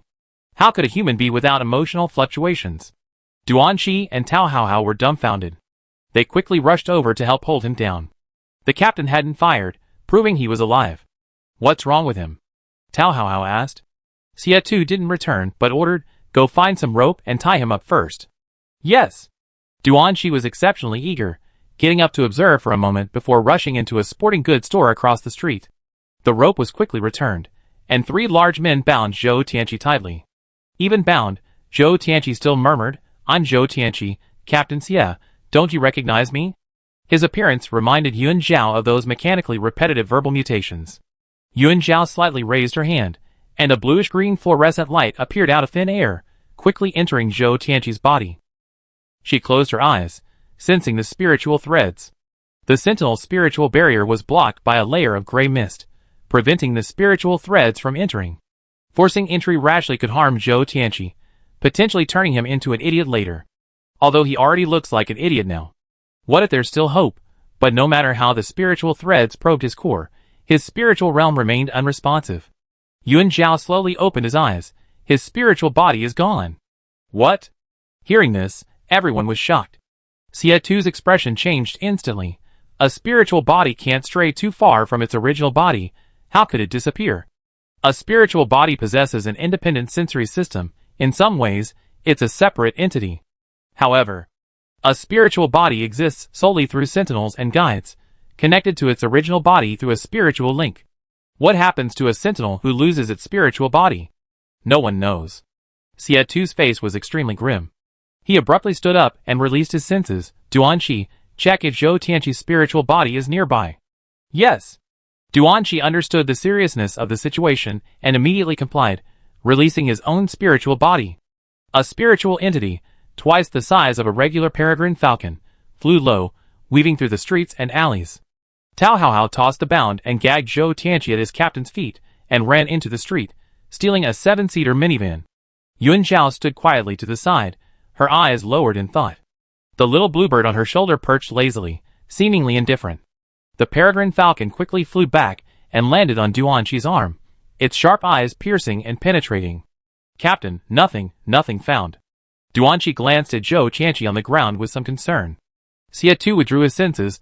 The city seemed strangely normal. Pedestrians thronged the streets, but none glanced at them, creating an eerily noisy atmosphere. Xie Tu's expression returned to calm. "Get in the car first, find Rabbit and Song Liang as soon as possible." The group, carrying the bound Zhou Tianqi, quickly got into the car and drove towards the city's edge. The one who made the choice was now Tao Hao. He drove, oblivious to the differences between the different directions, anxiously looking for the quietest traffic on the side of the street, heading in that direction to reach the edge of the barrier as quickly as possible. At a red light, the car had to stop to follow the car in front. Tao Hao saw his mother again through the car window. She stood at the pedestrian crossing, waving and smiling at him, taking steps as if she wanted to come over. Sparkling fluorescent lights drifted by, instantly clearing his mind. That wasn't his mother, but a mutated creature with a bizarre expression. A very strange illusion. Yuan Zhao asked, "Have you encountered anything like this in your previous missions?" Mental illusions. Could this ability represent the gatekeeper's attributes? Xie Tu, sitting beside her, seemed to know what she was thinking and shook his head at her. Yuan Zhao didn't understand the meaning of his shake of the head. Did he mean he hadn't encountered it before? Or was he telling her to stop talking? Did Xie Tu know something and deliberately keep quiet? Was his initial goal also the gatekeeper? The car quickly reached the edge of the city, and as before, the group got out. Yuan Zhao quickly located the illusion barrier. The sky instantly darkened, and pedestrians on the street gathered around. Countless mutated creatures emitting black smoke transformed into the appearances of Tao Hao's mother and Minister Duan, staring intently at them. "Where do you want to go? Come back, to the amusement park. Come on, to the amusement park." Countless Minister Duan figures, emanating black mist, slowly approached. "Duan," she took a few steps back in fright. "This is terrifying. Is my little aunt in a skirt going to the amusement park to ride bumper cars? It's so scary." Although he said this, he acted as if nothing had happened. Perhaps because Minister Duan was still alive. Duanqi didn't think this scene could affect him. In contrast, Tao Hao. While Yuan Zhao was breaking the barrier, his eyes were tightly closed, and he was still clutching the motionless Zhou Tianqi in his hand. He was covered in sweat, and didn't dare to look back. The little bluebird saw him like this, and made a sound that sounded like mockery. Chirp. The little creature took pity on him, flapping its wings to dispel the dark matter around the large figure. Tao Hao indeed felt much better. Xie Tu stood beside Yuan Zhao, noticing cracks appearing in the invisible barrier. "Don't be affected. Run as soon as the barrier breaks. Stay with me, and don't get separated." There were so many mutants, they couldn't kill them all. They only had a small amount of ammunition in their backpacks. The rest was in the armored vehicle. Just as the barrier was about to shatter, darkness enveloped the sky, and the ground continuously collapsed into the abyss, indicating the collapse of another illusionary barrier. Yuan Zhao adjusted her position, and snuggled into Xie Tu's arms. Xie Tu froze, but still reached out to stop her, and in the instant the barrier shattered, he carried her and rushed out first. Tao Hao followed closely behind, carrying the motionless Zhou Tianqi. Duanqi brought up the rear. A black wall slowly formed, rapidly approaching the group. Duanqi ran while looking back. Behind him, a dense swarm of howling mutants were chasing after him, still determined to take him to the amusement park. "What's fun at the amusement park?" he muttered.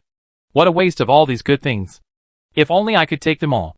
The street was bustling with traffic, the traffic lights flashing incessantly. Cars sped past, sometimes stopping at intersections, waiting for the signal to proceed. 7 or 8 children, pushing bicycles, ran and played. Their mothers followed closely behind, calling out, "Slow down, don't bump into anyone." People chatted and laughed as they walked past the milk tea shop. The staff were busy making milk tea according to orders. Behind the work table, a king chameleon lay motionless on the wall of the milk tea shop, its skin blending perfectly with its surroundings, a perfect camouflage in the bustling city. Chapter 40. The rabbit followed her brother home. It was a brand new house, fully furnished with appliances, and warmly decorated. Cute cartoon cushions adorned the sofa, and photos of the brother and sister smiling brightly were displayed everywhere, on the walls, under the TV cabinet, and throughout the room. The brother was busy preparing dinner in the kitchen, the aroma wafting through the air. The rabbit sat blankly on the sofa watching TV. It wasn't even dark yet. Why was dinner being prepared? A flicker of doubt crossed the rabbit's eyes, then she stared at the busy figure, her gaze returning to its vacant state. "Ayu, dinner's ready." A gentle voice came from behind. The table was laden with dishes. Many of the dishes were unfamiliar to the rabbit. The moment she sat down and picked up her chopsticks, the dishes seemed to come alive, their colors and aromas becoming even more enticing. The rabbit tasted a shrimp. It was delicious. The sensation on her taste buds seemed to awaken something within her. She seemed to have forgotten something very important. "I remember now." The rabbit hurriedly put down her chopsticks. "Brother, my spirit body seems to be missing." "Yes, where did it go?" The man opposite her didn't touch his chopsticks, his face still full of gentle affection. "Can you call it back?" The rabbit suddenly stood up, looking bewildered. I sensed it. I have to go find it." "No rush, eat first. After you finish eating, brother will go with you." "Okay." After finishing their meal, the man calmly cleared the table and cleaned the kitchen. Then he opened the door, carrying a bag of trash, and led her out to search for her spirit body. Everything seemed so normal, like a brother and sister searching for their lost pet. The mental connection became shaky, on the verge of breaking, which instinctively filled the rabbit with panic. She seemed to have forgotten something. But why couldn't she remember? The man led her across the zebra crossing to the street outside, his voice gentle yet seductive. "Where is it?" The rabbit opened her mouth, wanting to tell him, but no sound came out. No, something was wrong. Subconsciously, she was resisting. She couldn't tell her brother about her spiritual entity, or something terrible would happen. "Why are you being disobedient, Ayu? Didn't we agree to come out and find it?" The man gently stroked her hair. Her once short, ear-length hair seemed to have grown longer, falling over her shoulders. Her backpack was at home, but she refused to change out of her black combat uniform. "Hurry, take your brother to find it." "Find it?" The rabbit couldn't control her thoughts, her body stiff as she walked towards the milk tea shop. How could her spiritual entity have left on its own? It seemed she had made it leave. But what happened? Why couldn't she remember anything? Her body felt alien. The rabbit's expression gradually turned to confusion. She took stiff steps, getting closer and closer to the milk tea shop. "Holy crap! Rabbit, what are you doing?" A familiar voice rang out from across the street. A group of people suddenly appeared. Cars sped past on the road, separating them. The rabbit desperately steadied herself, turned around, and saw a figure rush across the street, becoming a blur as he reached her, covering her eyes. "Don't look." It was Duanqi's voice. A gunshot rang out. Immediately afterwards, something fell with a groan. The rabbit heard Guide Yun's voice, and her hand touched her forehead. "Don't resist." After saying this, Yun Zhao closed her eyes, and countless fluorescent lights enveloped them. The little bluebird on her shoulder vanished from its spot. Tao Hao Hao, standing to the side, was completely stunned, his face filled with shock. Guide Yun really doesn't care about the environment. She dares to do mental counseling right here on the street. Guides in the counseling room usually had to burn incense and bathe before conducting mental counseling. They were practically begging for divine intervention. The ritual was incredibly effective. Xia Tu ignored him, entering the milk tea shop alone. A moment later, he emerged carrying a king chameleon. "Let's go back, it's safe now." The little creature's eyes darted around, its expression one of utter grievance as it looked at Xia Tu. The figure gradually disappeared, returning to its familiar mental realm. The wind howled. It was supposed to be a tropical rainforest, but now it resembled a dark forest from a fairy tale, the dwelling place of a witch. Black, withered trees stood starkly in the black earth, bare and lifeless, as if even their bark was filled with dark matter. A person and a bird stood in the boundless darkness, even the sky was streaked with thin black lines. Yun Zhao was slightly taken aback. In just one day apart, the rabbit's mental state had been so severely eroded. If they had arrived any later, the rabbit would have ended up like Shou Tianqi. Yun Zhao stepped onto the black earth, surveying the area, and then saw the king chameleon perched in a tree. It seemed to have just returned, its scales transformed into a striking white. As if afraid, she wouldn't see it. The little bluebird tilted its head. It said it felt terrible. Yun Zhao reached out and let it rest on her arm, a shimmering light enveloping it, purifying the dark matter on its body. The chameleon clung tightly to her with its claws, tilting its head back comfortably and sticking out its little tongue.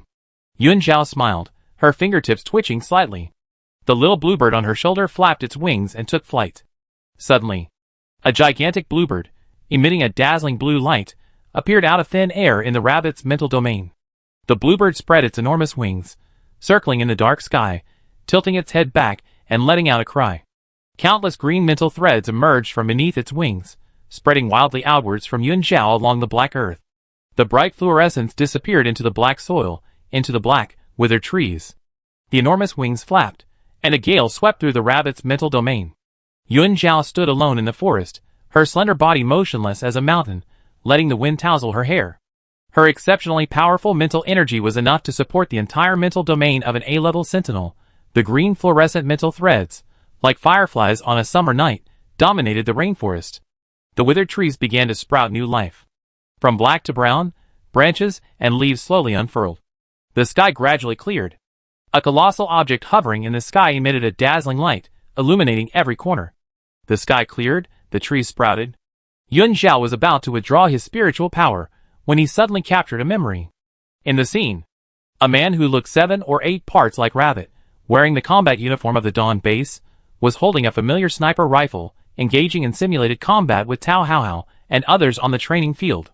The scene flashed by. Then Rabbit, now an adult, took over the well-preserved sniper rifle, joined the Dawn Zero team, and became the team's youngest and only female member. They were on a mission amidst endless ruins. The team members were running frantically. Rabbit lay prone on a rooftop ahead, aiming at the pursuing advanced mutants. These mutants had evolved wings, their mouthparts extending and retracting with incredible speed, like sharp weapons attacking their prey. Tao Haohao shouted, "Wang Jiayi! Kill them quickly!" The rabbit, who was about to shoot, was distracted by the shout and missed the best opportunity. She wasn't called Wang Jiayi. She was Wang Jiayu. Wang Jiayi was her brother, already dead. Dead? The scene shifts again. Tao Haohao is standing with his head down in front of Xie Tu, apologizing. She's Jiayi's sister. In that emergency, I just blurted it out. Jiayi was their teammate, always serving as the team sniper. His sister inherited his position, making everyone feel like he was still there, and they instinctively blurted out his name. How about giving your sister a nickname? Duanqi suggested, so you won't get it wrong next time. Song Liang, when she was little, she walked with a bouncy gait, and Jiayi said she looked like a little rabbit. Let's call her Rabbit. Once she gets used to it. Get used to it. Wang Jiayu, hidden in the shadows, quietly retreated and ran home in a flash. Her red eyes really did look like a little rabbit. Chapter 41. Yun Zhao slowly opened her eyes. The group was still on the street. The rabbit had emerged from its trance, but its expression remained somewhat blank. Reason returned, the world had never been so clear, and her consciousness became clearer than ever before. When the fluorescent lights disappeared, it felt like a gently flowing stream. The forest had long awaited rain. The rabbit, however, sat on the ground, large tears falling. The 4 large men around her remained silent. They had broken through 3 illusionary barriers to find her. Thankfully, they arrived in time, otherwise the consequences would have been unimaginable.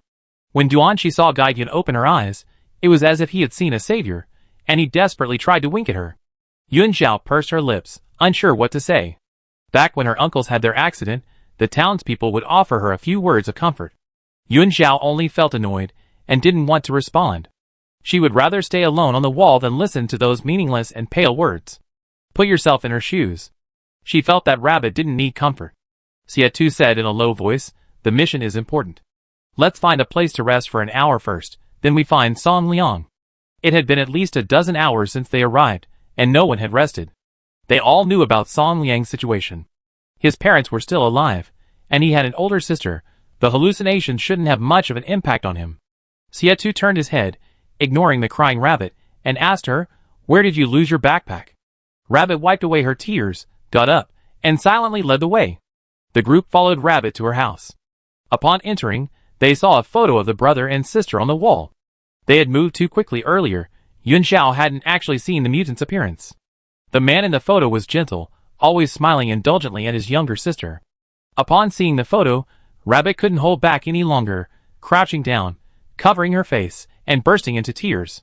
Tao Haohao tossed Zhou Tianqi onto the living room carpet, buried his head, and plopped down, saying nothing. Duanqi wanted to comfort him, but didn't know what to say. He sighed deeply, and sat down next to Tao Hao. Xie stood with his back to them, looking out the window at the street. He was gone. Wang Jiayi sacrificed himself for the future of humanity. Xie couldn't save him, he only retrieved his sniper rifle, which caused a mental upheaval, requiring 2 months of rest before accepting missions again. This old era. With the person she cared about most here, it's no wonder Rabbit was captivated. However, this was ultimately not their era, it was too distant for those living in the wasteland. In the living room. Aside from the wailing Rabbit, the others were deathly silent, the atmosphere was too oppressive. Yuan Zhao moved to a single sofa and broke the silence. Shouldn't we discuss the mission? Now that everyone except Song Liang had returned to the team, finding the key and rescuing Jiang Mu's team required planning their next move. This contaminated zone was formed by countless overlapping illusionary barriers. Because of the search, they had broken through 7 barriers in total. This was likely just the tip of the iceberg within the contaminated zone. As for why their success rate was so high the first 2 times, Yuan Zhao attributed it to the Sentinel's keen perception. The Sentinel's intuition was sometimes frighteningly accurate. We need to figure out where Zhou Tianqi's spiritual body went first. Xie turned around, his voice low. Rabbit, why did your spiritual body leave? Hearing the question, Rabbit stopped crying.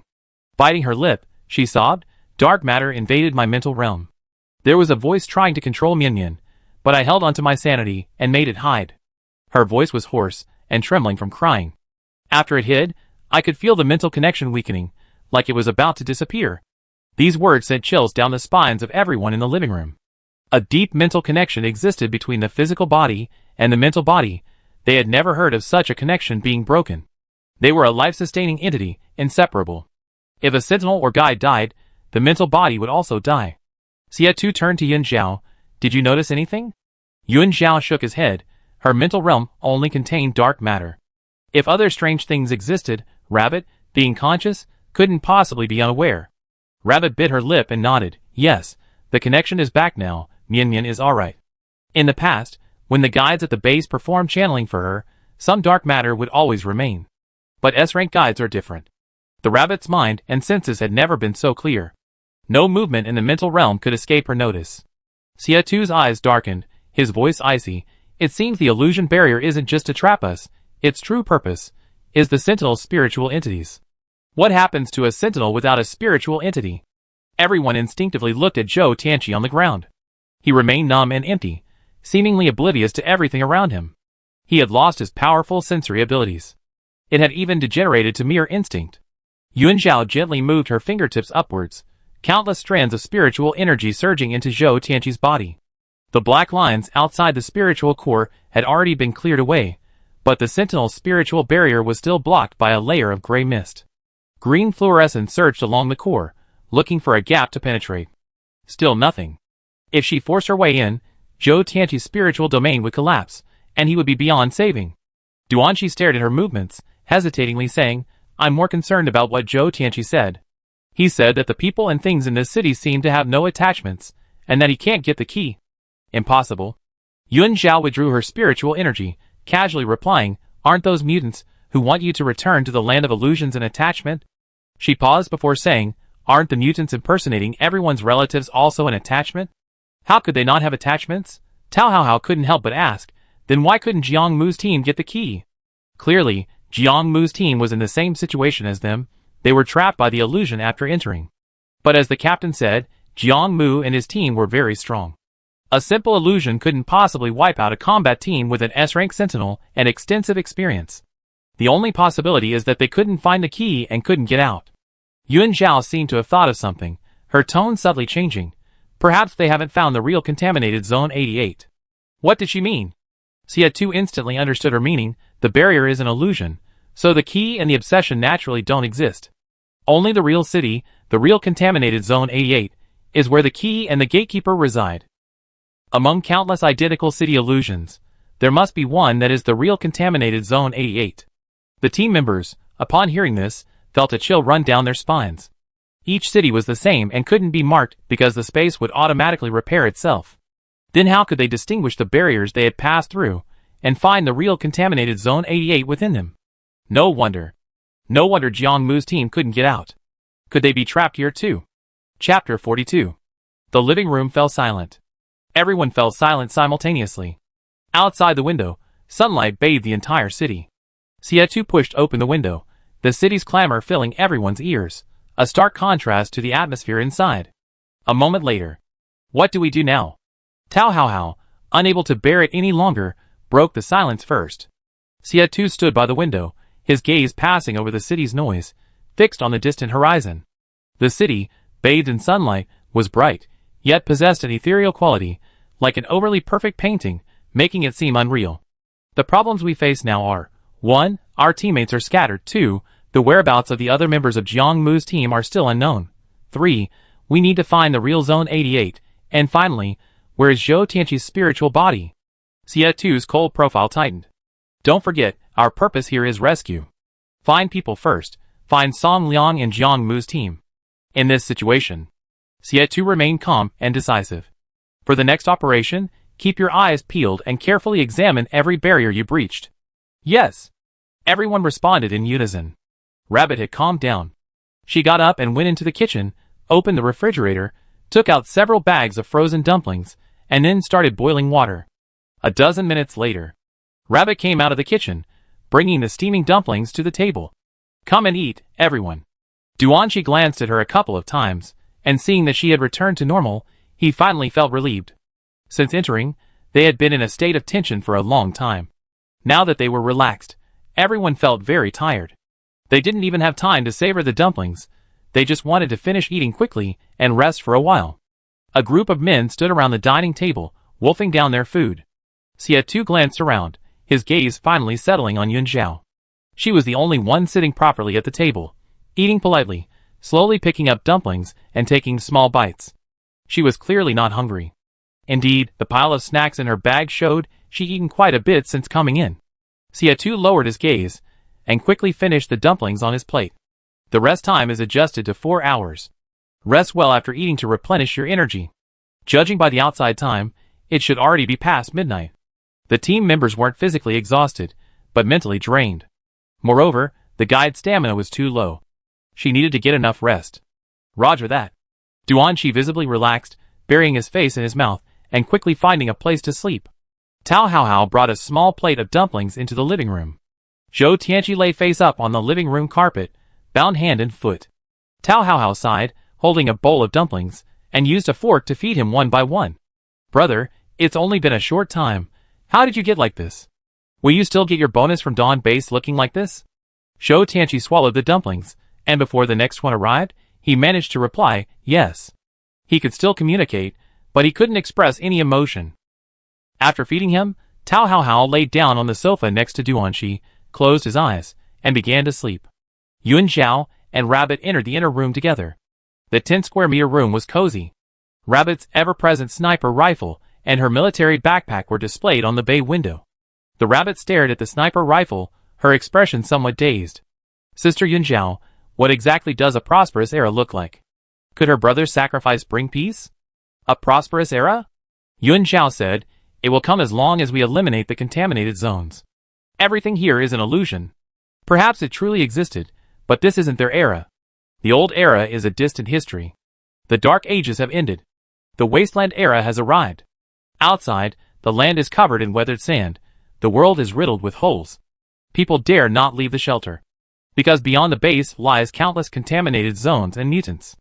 That is their true era. Yun Zhao had often thought about this before, but now she understood. Let's take the old era as our goal. The guide's strength and endurance couldn't match the sentinels. The rabbit nodded, probably not wanting to disturb her rest, and then remained silent. Yun Zhao lay on her side in bed.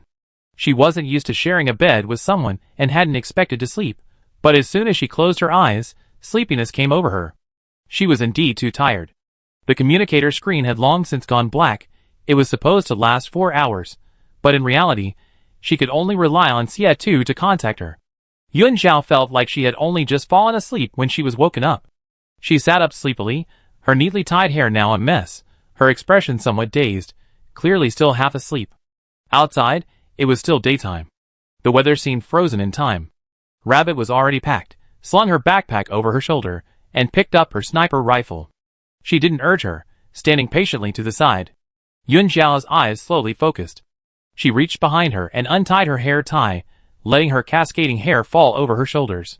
Her gaze swept over Rabbit's short, dog-chewed hair. She guessed Rabbit had just cut it herself. The sentries were on the front lines, frequently needing to leave the base. Long hair was difficult to manage. Yuanxiao wondered if she should cut her hair short too. This thought was immediately met with strong opposition from Little Bluebird. The little guy couldn't bear to see his main body sporting a head that looked like it'd been chewed by a dog. Yuanxiao sighed, dismissing the idea, quickly tied her hair up, and followed Rabbit out. In the living room, everyone was ready. Tao Haohao was carrying his grenade launcher in one hand, and holding the bound Zhou Tianqi in the other. Xie Tu glanced at the team members, habitually giving them a final check.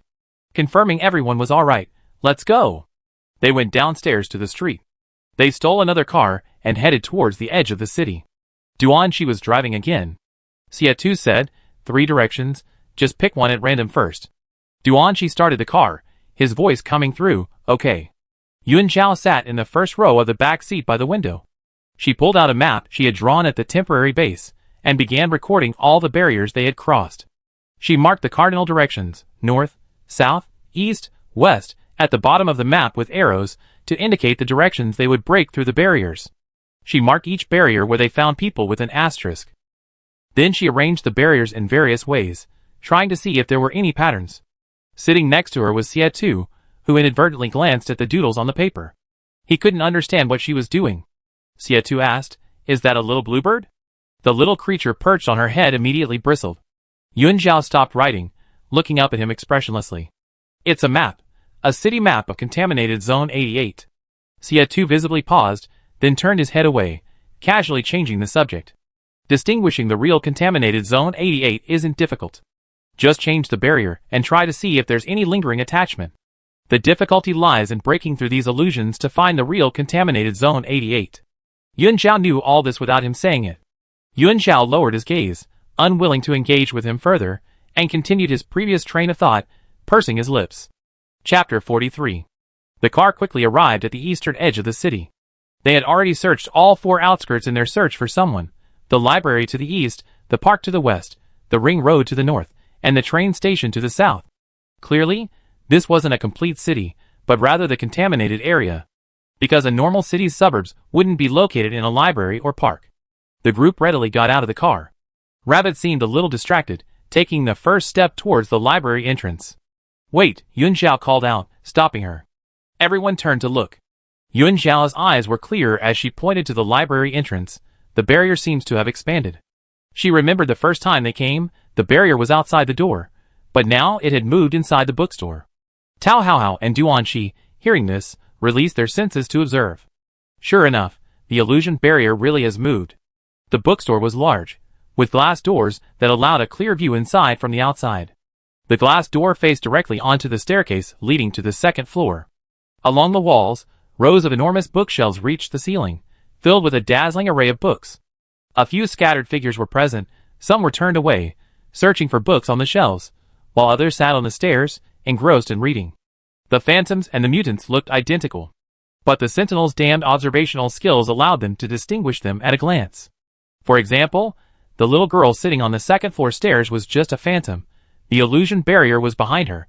Xie Tu took 2 steps forward to the door, staring at the scene inside, and said with a slight squint, it's normal. Contaminated Zone 88 is spreading, and the illusion barrier is expanding along with the contaminated area. He confirmed there was no danger inside. Yuanxiao, however, recalled the strange phenomenon from last time when Xie Tu broke the window and went out, and everyone inside turned to look at them. Duanqi weakly asked, should we go in or not? Xie Tu, in. Just a few mutants. Tao Haohao stepped forward and pushed open the door. The people inside didn't react, continuing with their own tasks.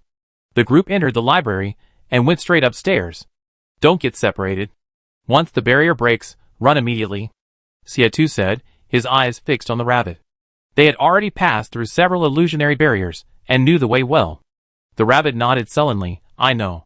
Don't worry, Captain, I won't fall behind. Xie Tu said nothing more.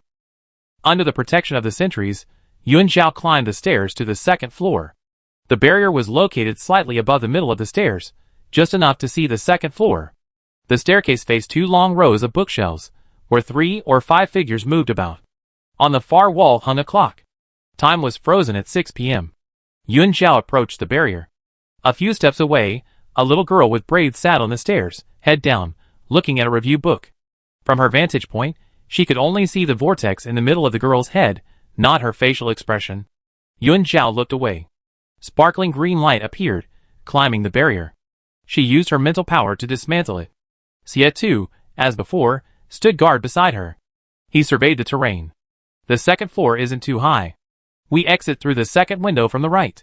Yes. Just then Tao Haohao, Duanxi, and Rabbit were all in position, waiting to sprint after the barrier broke. The guide's spiritual power suddenly withdrew, and the fluorescent glow vanished instantly. The little bluebird straightened up sharply. Everyone noticed something, abruptly looking up, their gazes accurately locking onto the wall clock on the second floor. Under everyone's watchful eyes. Tick, tick, tick. Holy crap. Time's ticking. What's going on? Tao Haohao yelled loudly. Zhou Tianqi, held in his hand, had no emotion in his eyes. I don't know. I didn't ask you. Oh. Separated by the barrier, they couldn't climb to the second floor. They watched helplessly as the second hand of the clock began to tick, making a ticking sound. Yuan Zhao, focused and serious, suddenly turned to the sentries behind her and asked, "How does the danger level of this contaminated area compare to your previous missions?" The thoughtful atmosphere was interrupted by the question. Her unexpected question startled Duanxi for a brief second. He replied, "Danger level?" The previous 4-star contaminated zones were practically life or death situations. One wrong move, and you'd be dead. Compared to that, I think the 3-star contaminated zone is less dangerous. Aside from being separated and some illusionary attacks, he didn't sense any other danger. Of course, this was just his personal opinion. Yuan Zhao then turned to look at the rabbit. The rabbit's eyes dimmed slightly. 4-star, I guess. In previous contaminated zone missions, we were never separated. If you hadn't come, I might. Tao Haohao raised his hand and answered quickly, I think it's SOSO. Zhou Tianqi, SOSO. You lost your spiritual body. What do you mean SOSO? Tao Haohao wanted to punch him. Don't answer randomly, nobody's asking you. Zhou Tianqi said expressionlessly, okay. Xie Tu remained silent. It was 6:03 p.m. Yuan Zhao's expression was calm as she spoke frankly. You think this contaminated zone isn't dangerous or difficult because I'm here. The illusion barriers, without a guide, if you relied solely on brute force to break them, even with a day, you wouldn't be able to get past 2 barriers. Dark matter continuously erodes the Sentinel's mental domain. The more abilities are used, the faster the erosion. Because of her, they managed to gather 5 teammates in just over 10 hours. Furthermore, after finding the rabbit, they used the S-rank guide's purification ability to wake her up. Yuan Zhao didn't know Jiang Mu's team, but they were both S-rank sentinels, and the top combat teams in their respective bases. Considering the situation of the other members of Team Zero, including Xie Tu's poor condition at the time, the difficulty of this contaminated zone was worthy of a 4-star rating. The guide's presence, and the guide's ability, perfectly countered contaminated Zone 88. This gave them the illusion that the danger level here wasn't high. Tao Haohao was confused, pointing to the clock on the wall at the far end of the second floor. What does that have to do with the sudden movement of time? Xie Tu's gaze deepened before he spoke, because we're about to assemble the whole team, and our next plan is to find the real contaminated Zone 88, so the difficulty has increased. The clock showed 18:07. Time was moving, meaning it would soon be dark. Duanxi suddenly realized, and muttered a curse under his breath. The little bluebird perched on her head, haughty, and glanced disdainfully at Tao Haohao and Duanxi. Idiot. Yuan Zhao took a deep breath. When did it learn a new swear word? Its vocabulary went from trash and garbage to idiot. Chapter 44. It's provoking us. Xie Tu suddenly sneered. It's clearly telling us, look, it's getting dark, why aren't you hiding? What an arrogant gatekeeper. Everyone, synchronize your time and your communicators with the contaminated zone. Xie Tu's expression was arrogant, his tone domineering. We've been underestimated. Get your spirits up and show it the true strength of Dawn Zero team. Yes, sir. The team members responded excitedly. Tao Haohao adjusted the time and picked up his grenade launcher finally, a chance to use it.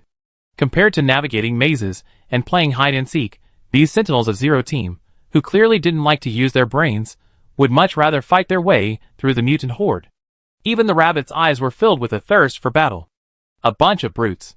Yuan Zhao silently labeled this group in her mind. She turned to look at Xie. This man seemed like a completely different person in front of her, and in front of his teammates. Yun Zhao remembered, when she encountered Tao Haohao and Duanxi before, it was he who had called them idiots. Little Bluebird had learned it from him.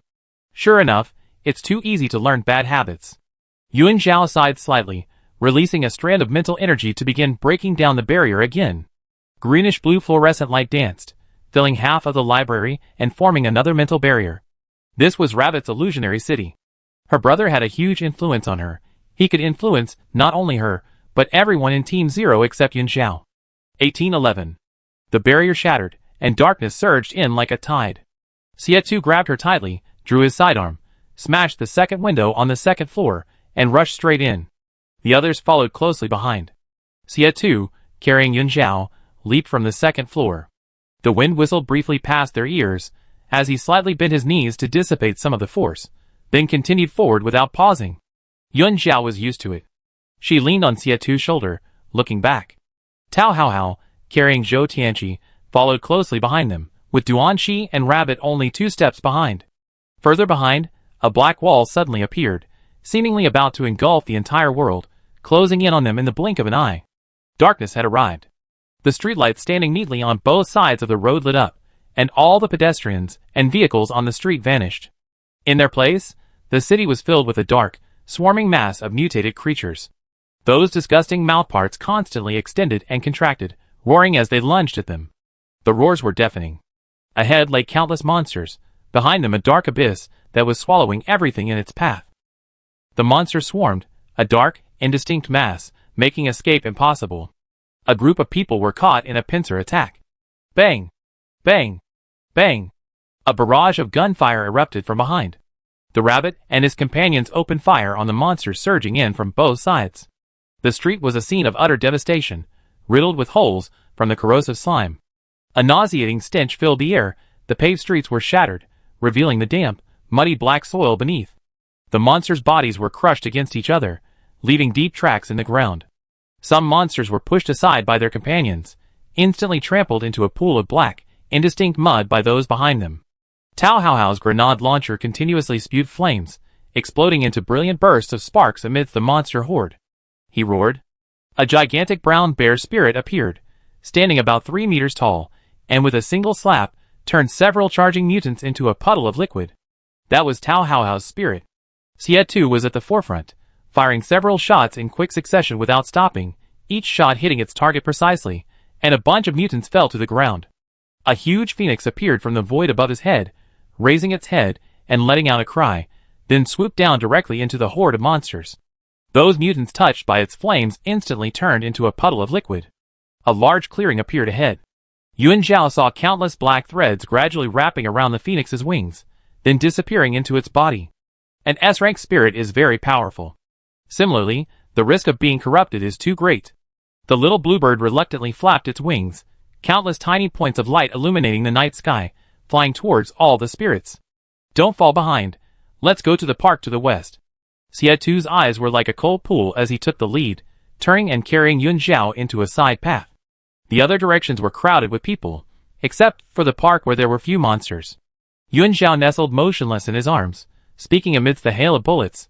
Don't you think the darkness is deliberately leading us west? Each time they entered a phantom city, they faced a choice of 3 directions.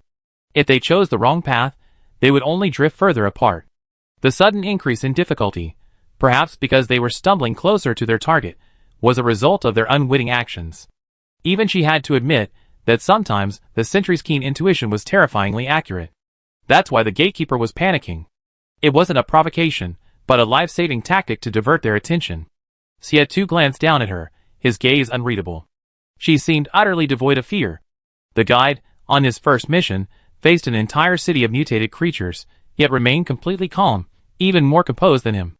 Xie's first thought was for his teammates' safety, while her mind was solely focused on the mission.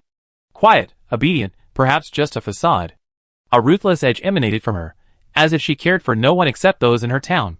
She was truly a walking contradiction. You're right. Xie instantly changed his mind, choosing a direction to the south train station.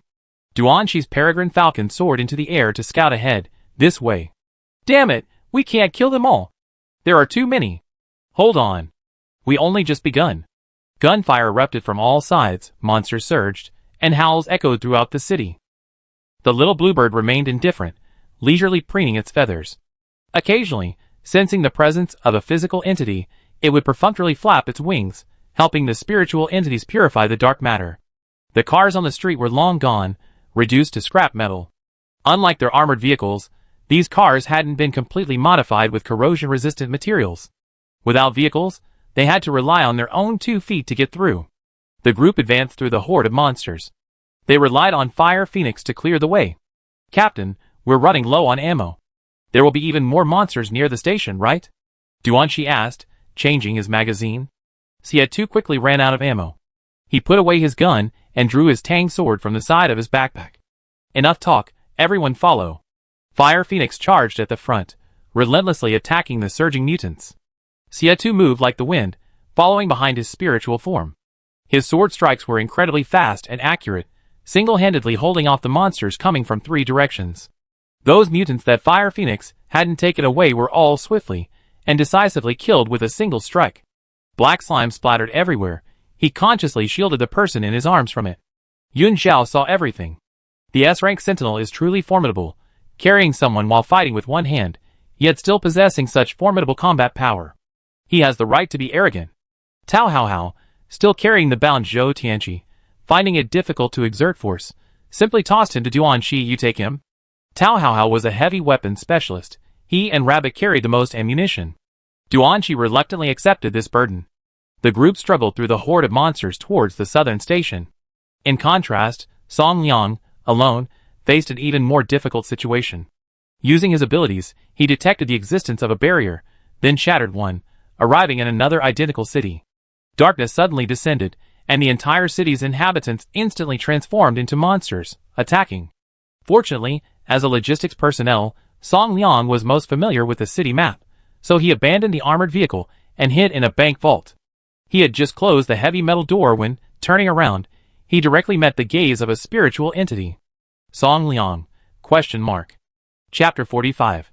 It was a spirit entity with a round head, a snake-like body, a pair of long, thin horns on its head, and its entire body covered in scales.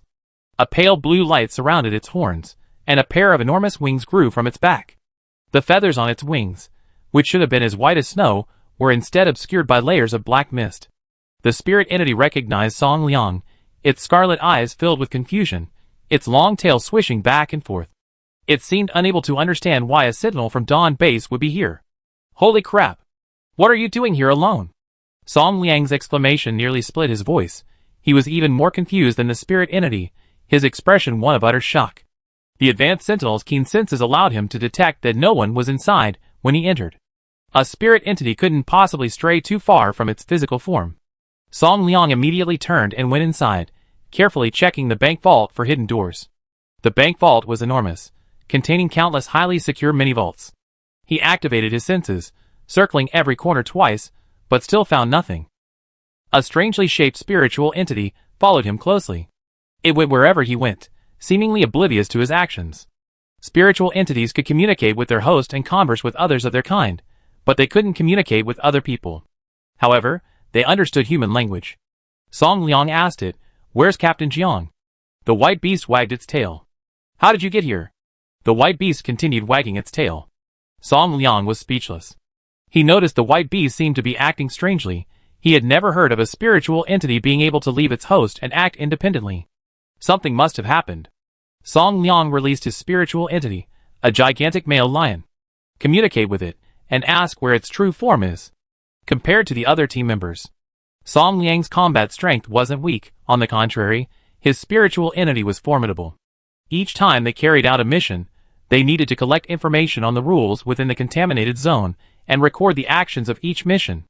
After returning, they would hand it over to the base's intelligence analysis team, storing it in the mission archives as case studies. He was assigned to logistics entirely because his 3 teammates were unreliable and completely incapable of such meticulous work. The line approached, and the 2 spiritual entities communicated. It said its true form was in another city. Song Liang gasped. Then how did it get here on its own? It said that if it didn't leave, the illusion would continue to attack its true form, invading its spiritual domain. Song Liang, Question mark. The S-rank sentinels were in the same predicament. Their spiritual domains were all in a very worrying state. Excessive dark matter, once the spiritual realm goes berserk, will ultimately lead to their transformation into monstrous forms. So the gatekeeper's goal is spiritual entities? Jiangmu discovered this and deliberately made the White Dawn beast hide, but the gatekeeper is omnipotent within the domain, no movement escapes its notice. Hiding is useful. It said it didn't matter, the gatekeeper couldn't do anything about it, and could only let it roam freely, eventually ending up here. Song Liang, almost forgot, this is an S-rank spiritual entity. It even said that the main body released it to find other teammates, but it got carried away, and forgot, only remembering when it saw you. Song Liang, you even forgot that? It said the mental connection was weakening. Sometimes it was confused and couldn't remember things. It was obvious. Mental entities separated from their original bodies would gradually be affected by the contaminated zone over time. Song Liang's expression was complicated. He said to the white beast, then you follow me later. We go find Captain Jiang and the others together. The white beast still wagged its tail. It agreed together. The lion was just a heartless messenger. Song Liang decided to stop hiding. He didn't know if the darkness would dissipate. Staying here was just a waste of time. Otherwise, when would he ever find the captain and the cloud guide? He had a corrosion-resistant armored vehicle with him. And now, he had the incredibly powerful white beast. With two mental entities leading the way, plus himself, they could definitely try to break through. At least they had to reach the next barrier, and find the cloud guide before their mental domain was severely corrupted, on the other side. Xie led his teammates, fighting their way through a city filled with mutants. Because of the guide's presence, everyone was free from the usual battle inhibitions, using their abilities with confidence. Even without Song Liang, their combat power had increased several times over. Especially Xie Fire Phoenix. It became extremely excited, constantly swooping into the monster horde, clearing out large groups of mutants in its path, then gleefully waiting for the fluorescent light to enter its body. Even Duanxi noticed its unusual behavior. The usually ferocious Fire Phoenix was now somewhat like a peacock displaying its tail feathers. Mutants continued to surge in from all sides, terrifying shadows filling the entire city. The group remained silent, struggling through the monster horde, the number of mutants showing no signs of decreasing. The area was open on all sides. The number of monsters killed was still less than the number that surged forward. The air was filled with the sounds of gunfire and monster howls. Thankfully, a group of spiritual entities were blocking their way. This gave Tao Hao and Rabbit time to reload. Rabbit stayed close to Tao Hao, responsible for sniping the level 4 and above mutants in the monster horde. These high-level mutants were not only extremely fast but also knew strategy, hiding among the monsters and launching surprise attacks. Rabbit's spiritual entity, King Chameleon, could observe its surroundings in 360 degrees, simultaneously rotating and focusing its eyes to observe the outside world with extraordinary visual abilities.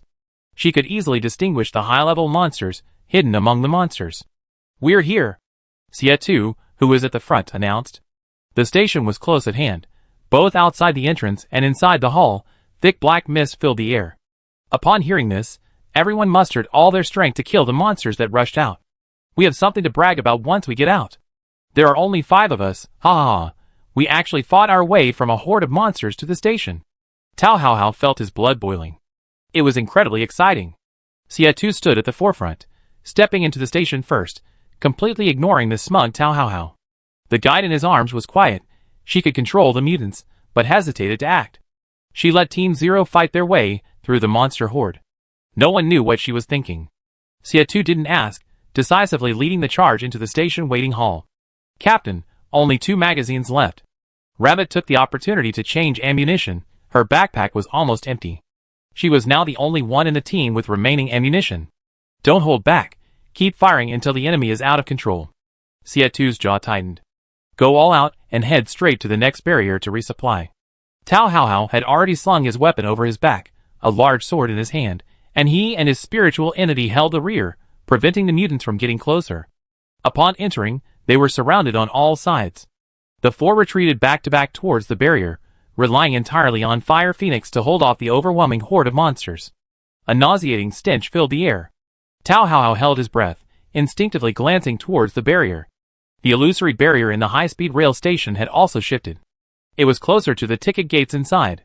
The invisible barrier reflected a scene where monsters were still surging on the other side, The surrounding buildings corroded to the exact same degree as their side. He muttered, "It seems like there are monsters all behind the barrier too?" Yuan Zhao finally spoke, "It seems so." Nestled in Xie Tu's arms, while the team members held off the surging mutants, she pointed her finger at the barrier, and countless bluish-green fluorescent lights shot towards it. "So leave the rest of the city to me." Chapter 46. Upon hearing her words, everyone fell silent. This world is truly fantastical. A guide without combat ability says she handled the rest of the battle? A group of high-ranking sentries around them wore strange expressions. The feeling was indescribable. Xie Tu looked down at her, okay. Duanqi stood to the right, with Rabbit beside him. While killing the mutants that pounced, he muttered to Rabbit, "When I get out, I'm going to tell everyone that the captain is living off a woman in the contaminated zone." Rabbit retorted irritably, "Is that how you use living off a woman? You illiterate." Yuan Zhao had to remind them, the barrier is about to shatter. In the distance, the southern barrier suddenly shattered, and overwhelming darkness surged in. Song Liang, who had just emerged from the bank vault and, with the combined efforts of his two spiritual entities, had rushed onto the armored vehicle, was completely unaware. The city, spanning 3,000 square kilometers, was a vast, dark mass of mutants. The distance was too great. In an environment where the concentration of dark matter exceeded 80%, being on the other side of the city, even the captain couldn't possibly perceive such a vast distance. Even the strongest sentinels are human, not gods. Until a bluish-green fluorescence spread in all directions at an alarming speed. The spiritual threads advanced layer by layer, quickly dominating the entire southern station and beginning to frantically devour the surrounding dark matter. Just then, a magnificent, luminous behemoth rose into the air, its enormous wings spreading, illuminating the dark sky to the south of the city. The faint light appearing in the sky emanated a powerful aura of spiritual energy. The two spiritual entities surrounding the armored vehicle were the first to sense it, instinctively raising their heads, trying to chase after the distant fluorescence. It said it didn't want to follow you anymore, you weren't as powerful as that one over there. Song Liang recognized the spiritual strands of the cloud guide and, excited, quickly started the car. "That's my teammate. Tell it not to betray us yet." The white she-beast spread its wings and blocked the side of the car, its tail whipping out, turning any mutants it touched into puddles of liquid. The dark matter clung to its tail, and gradually seeped into its body. It said, "Okay, drive slowly. I go find your teammate first." The ruthless communication machine, the lion, had just transmitted its consciousness to its main body when the white she-beast had already defected, spreading its wings and flying south. With a powerful spiritual entity missing from one side of the armored vehicle, countless mutants howled and surged forward. Song Liang cursed under his breath, "Damn it!" He frantically activated the automatic firing mechanism on the car and began firing his gun. Xie Tu, carrying Yuan Zhao, followed by 3 other teammates, quickly moved towards the exit of the station. They dodged the black wall that instantly formed behind them and emerged onto the street. Fluorescent lights danced and fell softly, turning the densely packed mutants on the street into bewildered targets. The Fire Phoenix, with a coordinated swoop, easily cleared most of the street. The remaining mutants stood motionless. A very eerie scene. The 5 walked calmly through the monster-infested city, leaving behind craters and ruins in their wake. The Fire Phoenix took to the air again, circling the Azure Phoenix obsequiously. Holy crap. What else can I say but holy crap? Tao Hao couldn't help but poke one of the motionless mutants with his knife. Is this what they call an easy win? Xie Tu looked down at the person in his arms and asked, "How long can you hold on?" Emotional resonance attacks consume a guide's mental energy. Yuan Zhao sensed the great bluebird's condition. It should be able to hold on until we reach the next barrier. Xie Tu held her in one arm, his other hand holding his tang sword, and glanced at her with a deep, enigmatic look. Such a nonchalant demeanor. Had she discovered something? Xie Tu suddenly looked up at the dark sky in the distance. A pale blue halo was faintly appearing, drawing closer. His teammates noticed it too. "Isn't that Captain Zhang's spiritual body?" Rabbit exclaimed. "Zhou Tianqi, yes, my captain's spiritual body." Xie Tu's expression changed slightly. Jiang Mu's spiritual connection had also been severed? Judging from Zhou Tianqi's expression, it was clear. A sentinel who loses their spiritual body suffers a significant reduction in ability, and their psychological and mental state is also severely damaged. The white jade beast drew closer, looking conflictedly at the people below and the 2 phoenixes above. It seemed to be considering which to choose. "What are you doing here?" Duanqi called out to it, looking up. The peregrine falcon flew towards its target, its message relayed. It said it came to play with you guys. Duanqi, eh? The white mythical beast hesitated for a moment, glanced at Zhou Tianqi, and finally landed beside Xie, its gaze fixed on Yun Zhao in his arms. Countless fluorescent lights fell on it, the dense dark matter within its body was decreasing, and it comfortably swished its tail back and forth. Yun Zhao looked at it curiously. It had never seen such a strange-looking spiritual entity before, with horns, wings, and a tail. Xie asked it, "Where is Jiang Mu?" Duanqi, "It said it's in another city." Xie, "Can you lead the way?" Duanqi, "It said yes, let's go. It's almost finished exploring the barriers here in the past month." Duanqi realized, "I become its spokesperson?" The atmosphere on the street was eerie. The group stood on the monster-infested street, trying to communicate with a spirit without a physical form. Yun Zhao's mind raced, and he turned his head to ask, "Does it know where the real contaminated Zone 88 is?" "It says it knows. Its true form is there." Duanqi looked distressed. Tao Haohao asked curiously, "Since Captain Jiang found contaminated Zone 88, why doesn't he go out? The key isn't hard to get, is it?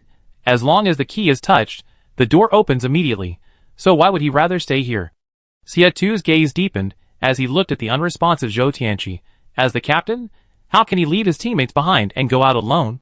He wants to gather the whole team and lead everyone to safety. It was obvious. Jiang Mu had likely already discovered the rules, and after finding the true contaminated Zone 88, he deliberately released the white beast to search for his teammates. On one hand, this would prevent the illusionary attacks from invading his mind. On the other hand, the illusionary barrier couldn't stop his spiritual body. It could freely travel between cities, making searching much faster than a sentinel forcibly breaking through with their abilities. What a risky and daring decision, Xie scoffed. Isn't he afraid of losing his spiritual body and becoming a cripple? A spiritual body cannot stray too far from its physical form. The consequences of forced separation are unknown. The rabbit suddenly understood, goosebumps rising on its skin. Captain Jiang is a madman. No wonder he's an S-rank sentinel. Even without a guide, in a dangerous situation, he's still doing everything he can to protect his teammates. Xie looked down at the person in his arms. "Just say the word if you can't hold on any longer, we go straight there now." Yun Zhao's eyes flickered. "I know." The white beast ignored them, and happily flew ahead to lead the way, feeling as if it had forgotten something. But it didn't matter anymore. The guide was strong. It was going to lead them to the main body. A spirit that isn't one's own is definitely unreliable. Song Liang was extremely miserable, still wandering around in the monster horde. His lion cleared the way for him, fiercely pouncing on the surging monsters. Fortunately, the vehicle had ample ammunition and was equipped with an automatic firing device, so the firepower suppression was temporarily effective. The armored vehicle struggled forward, following the direction of the two phoenixes in the sky. Chapter 47. Xie led his team, with Zhou Tianqi in tow, following behind the white she-beast. A thick stench filled the air, and splattered slime corroded the city streets. The mutants, affected by the mental threads, remained motionless. They traversed two long streets teeming with monsters. The distance was too great, but two phoenixes flying overhead noticed the massive commotion below. The peregrine falcon swiftly flew over to investigate. The armored off-road vehicle was being overwhelmed by the sheer number of mutants, moving forward at a snail's pace. The lion, its body radiating black aura, remained at the forefront, protecting its main body. All the automatic firing ports on the vehicle opened, and a rapid fire of bullets swept through the howling, charging mutants. "It's Song Liang," Duanqi exclaimed in surprise. "White she-beast, ah, I remember now, I almost forgot about him." Received the peregrine falcon's feedback. Duanqi nearly lost his temper.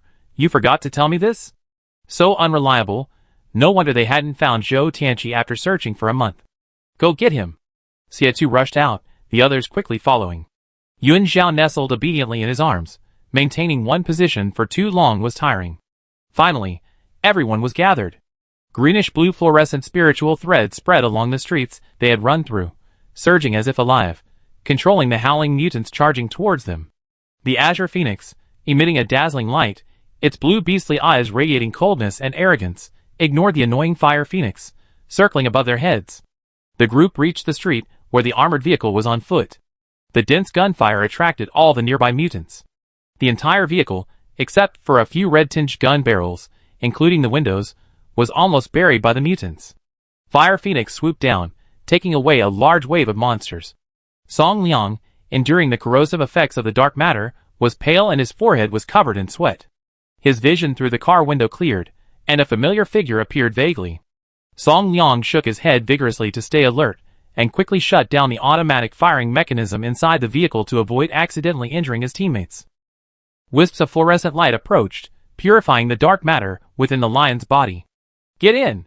Xia2 slashed down the motionless mutant beside the car, opened the door, and placed Yun Zhao inside. She, who had been carried the whole way, was finally free. Guide Yun. Song Liang's expression returned to normal, and upon seeing her enter, he almost burst into tears. This call contained so much emotion. In the past, compared to his three teammates, Song Liang appeared particularly composed and mature. This reunion after separation clearly showed his excitement. "Great, so you're all together." Yun Zhao nodded. "Yes, you're the only one who got separated." Song Liang, Soon, Duanqi and Rabbit followed suit, and got into the car. Duanqi put Zhou Tianqi on the seat, wanting to rush up and hug Song Liang. "Old Song. Do you know how hard we've been looking for you?" "That's right." Rabbit nodded vigorously. Song Liang smiled bitterly. "I drove into the gray fog, and in the blink of an eye, you all disappeared, including the captain sitting in the passenger seat." At this moment, Xia2 and Tao Hao also got into the car. The car door closed, creating a sealed space inside. The entire Zero team assembled. They all rushed forward to greet Song Liang and ask about his situation after they were separated. "That white she-beast is so unreliable. Damn, it flew over and only said it wanted to play with us. It only answered one question the captain asked, and we almost just left. Luckily we have Guide Yun. Next time we need to get the logistics department to make a new prop, or maybe we can lead it when we go into the contaminated area." Xia2's gaze swept over Yun Zhao, who was resting in her seat, and he coldly interrupted them. "Stop chattering, Song Liang. Stick close to the white she-beast." The mental threads controlling the mutant were still spreading. They were consuming the guide's mental energy. He wondered how long she could hold out. Song Liang snapped out of his daze, and started the vehicle. "Yes, sir." Xia2 checked the ammunition reserves inside the vehicle.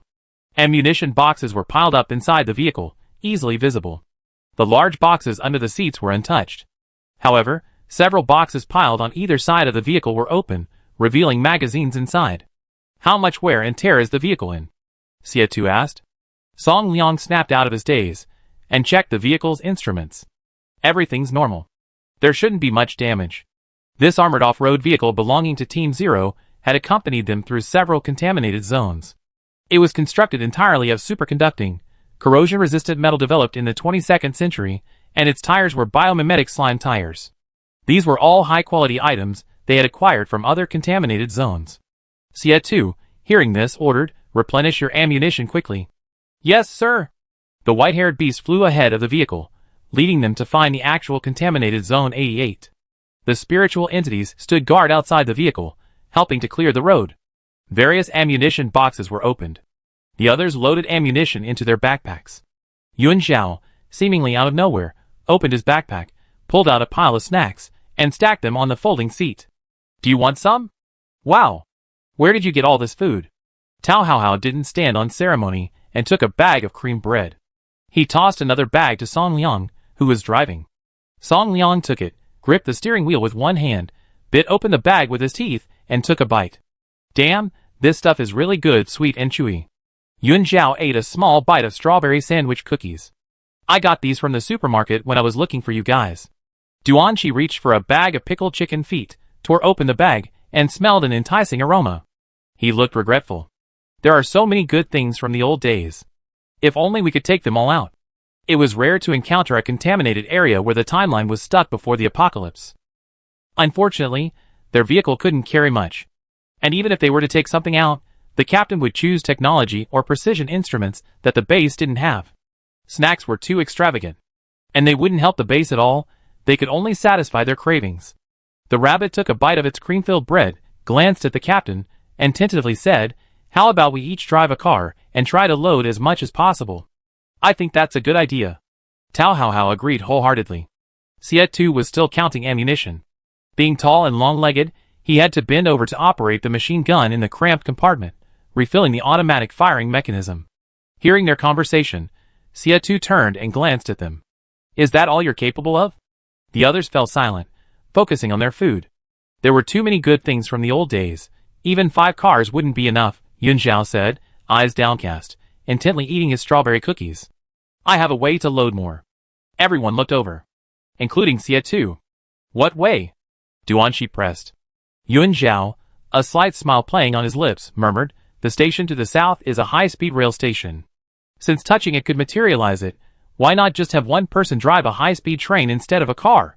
Well, drive isn't quite accurate. None of them knew how to drive a high-speed train, and there were no tracks on the streets, so they couldn't get out. But if they killed the gatekeeper and left the train behind, they could take the supplies out. There were reinforcements from 2 bases outside. They had backup after the domain collapsed, and they wouldn't be surrounded by mutants. They could carry a lot of supplies. Of course, the prerequisite was taking down the gatekeeper. Chapter 48. The people in the car gasped. Guide Yun is really... Duanxi hesitated for a long time before finally finding a word, bold and meticulous. Tao Haohao was excited just thinking about it. Once they found Jiang Mu's team, they would have 12 people. Imagine how much stuff they could carry in one high-speed train. Kill the gatekeeper. He wondered what the gatekeeper felt hearing a group of people discussing killing it and stealing supplies.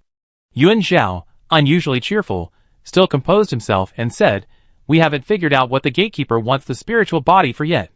Let's reunite with the white she-beast's main body first. For example, where did Zhou Tianqi's spiritual body go? His situation was different from Jiang Mu's. One's main body actively banished the spiritual body, and the S-rank spiritual body was too powerful for the gatekeeper to handle in the short term. The other's spiritual connection was passively severed, and the whereabouts of the spiritual body were unknown. Okay. We all listened to Guide Yun, Song Liang drive faster. The group couldn't wait any longer, and urged them on repeatedly. Everyone was now in high spirits, eager to reach the real Zone 88 contaminated area immediately, and search high and low for the gatekeeper. Keys were nothing compared to this. Xie Tu smiled, seeing his team members full of fighting spirit. Even Rabbit looked eager to try, seemingly having emerged from the shadows. After everyone reunited, he, as the team leader, relaxed considerably. He didn't stop them from opening champagne halfway through the journey. After checking the equipment inside the vehicle, Xie Tu sat down next to Yun Zhao. Why did you think of the high-speed rail? Actually, the best places to carry supplies were those towering skyscrapers. Unfortunately, the entire area will collapse after the contaminated zone disappears. The high-speed train is indeed the largest item that can be taken out of this small city at present. Yun Zhao handed him a box of chocolates. I thought of this when I saw it. These snacks are really delicious. She wanted to take them out. She wondered how the base would distribute the spoils. Yun Zhao asked, confused, can I keep the snacks I take out? Yes, you can. Xie Tu's tone carried a strange hint of indulgence. He sensed something was off, paused, and then added, the base currently needs technology, weaponry, agricultural and medical technologies. Consumable foods, like snacks, are useless without extra resources for development. Xie Tu was silent for 2 seconds, then said, you can pack more later. The people sitting opposite were already whispering and discussing the types of gatekeepers. The ability to create illusions and barriers must be related to this. Whatever, we find them one by one. Tao Haohao finished his bread in a few bites, then remembered Zhou Tianqi beside him. He simply picked up a bag of biscuits, opened it, and shared them. Zhou Tianqi remained the same, seemingly oblivious to his surroundings, numbly opening his mouth to be fed. A large pile of snacks was quickly devoured by the group. Yun Zhao wanted to rest for a while. I have to recall the Great Bluebird. You all watch the road. Okay. Guide Yun, you rest, leave it to us. Tao Haohao practically worshipped her. He stood up, opened the skylight, picked up his heavy weapon, and began clearing the way. The Azure Phoenix transformed into a small bluebird, its form gradually solidifying, appearing on the shoulder of its original form. It raised its head, its arrogant gaze sweeping over the group of brutes in the vehicle. Useless. In crucial moments, we have to rely on it. Countless monsters lost control, howling and charging forward, instantly increasing the pressure on the psychic beings outside. The white beast continued to fly ahead, leading the way. Some high-level mutants took flight to attack, only to be swatted away by its tail, their slime splattering everywhere. The armored vehicle quickly reached an illusion barrier. The entire city was teeming with monsters. Team Zero opened fire, following the white beast. They breached 4 barriers in succession. By the end, everyone was numb. Silence fell inside the vehicle. Several sentries took turns getting up and sticking their heads out, unleashing a barrage of fire at the monsters outside. Damn it, I never want to see these mutants again. I'm sick of them. Duanxi, leaning on his gun, returned to his seat. Tao hao hao, now we have something to brag about. Who else can run rampant through cities teeming with monsters like us? After the S-rank guide joined, the previously perilous, high-speed escapes seemed like distant memories. They no longer feared mutation, they could engage in exhilarating battles, freely unleashing their spiritual forms, and using their abilities without restraint. The feeling of being constrained during missions was gone. The armored vehicle, following behind the white beast, had used up most of its ammunition before finally stopping on a highway north of a phantom city. It said it's here, behind the barrier is contaminated Zone 88, said the acting spokesperson, Duanxi. Everyone instantly perked up. Yuan Zhao, who had been feigning sleep against the vehicle wall, opened his eyes upon hearing the voice, released a strand of spiritual energy, and used his ability to shatter the barrier. She'd been here for dozens of hours, sleeping less than 4. Her stamina couldn't compare to the sentinels. She was a little tired. Perhaps because they were getting closer to the main body, the closer they got to the real contaminated Zone 88, the brighter the scales and pale blue halo on the white beast became. This proved that its mental connection hadn't been broken. Perhaps Jiangmu had already sensed them. Xia Tu glanced at the white beast, returned to the car, sat beside Yin Zhao, and held her backpack strap. Stay alert, hold on tight to each other.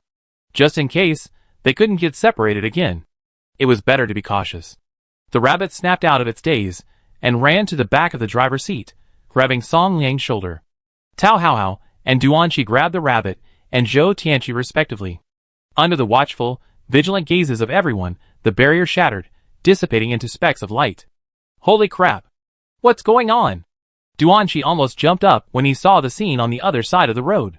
Damn it, another hallucination? Just a few steps away, on the ring road, cars streamed by, headlights mingling with streetlights, horns blaring as they sped past their windows, disappearing like phantoms. In the distance, the entire city was ablaze with lights, colorful neon lights dancing in the night sky. This was a normal city at night. Xia Tu remained calm. It seems the gatekeeper longs for the old days. In its world, everywhere was a shadow of the old era. Song Liang didn't have time to observe, quickly driving into the bustling city. The illusion behind them was swallowed and collapsed by darkness, but no black wall formed, and no monster followed. It seemed unwilling to disturb the beauty of the place. The sounds of cars, and the clamor of the crowd rose and fell.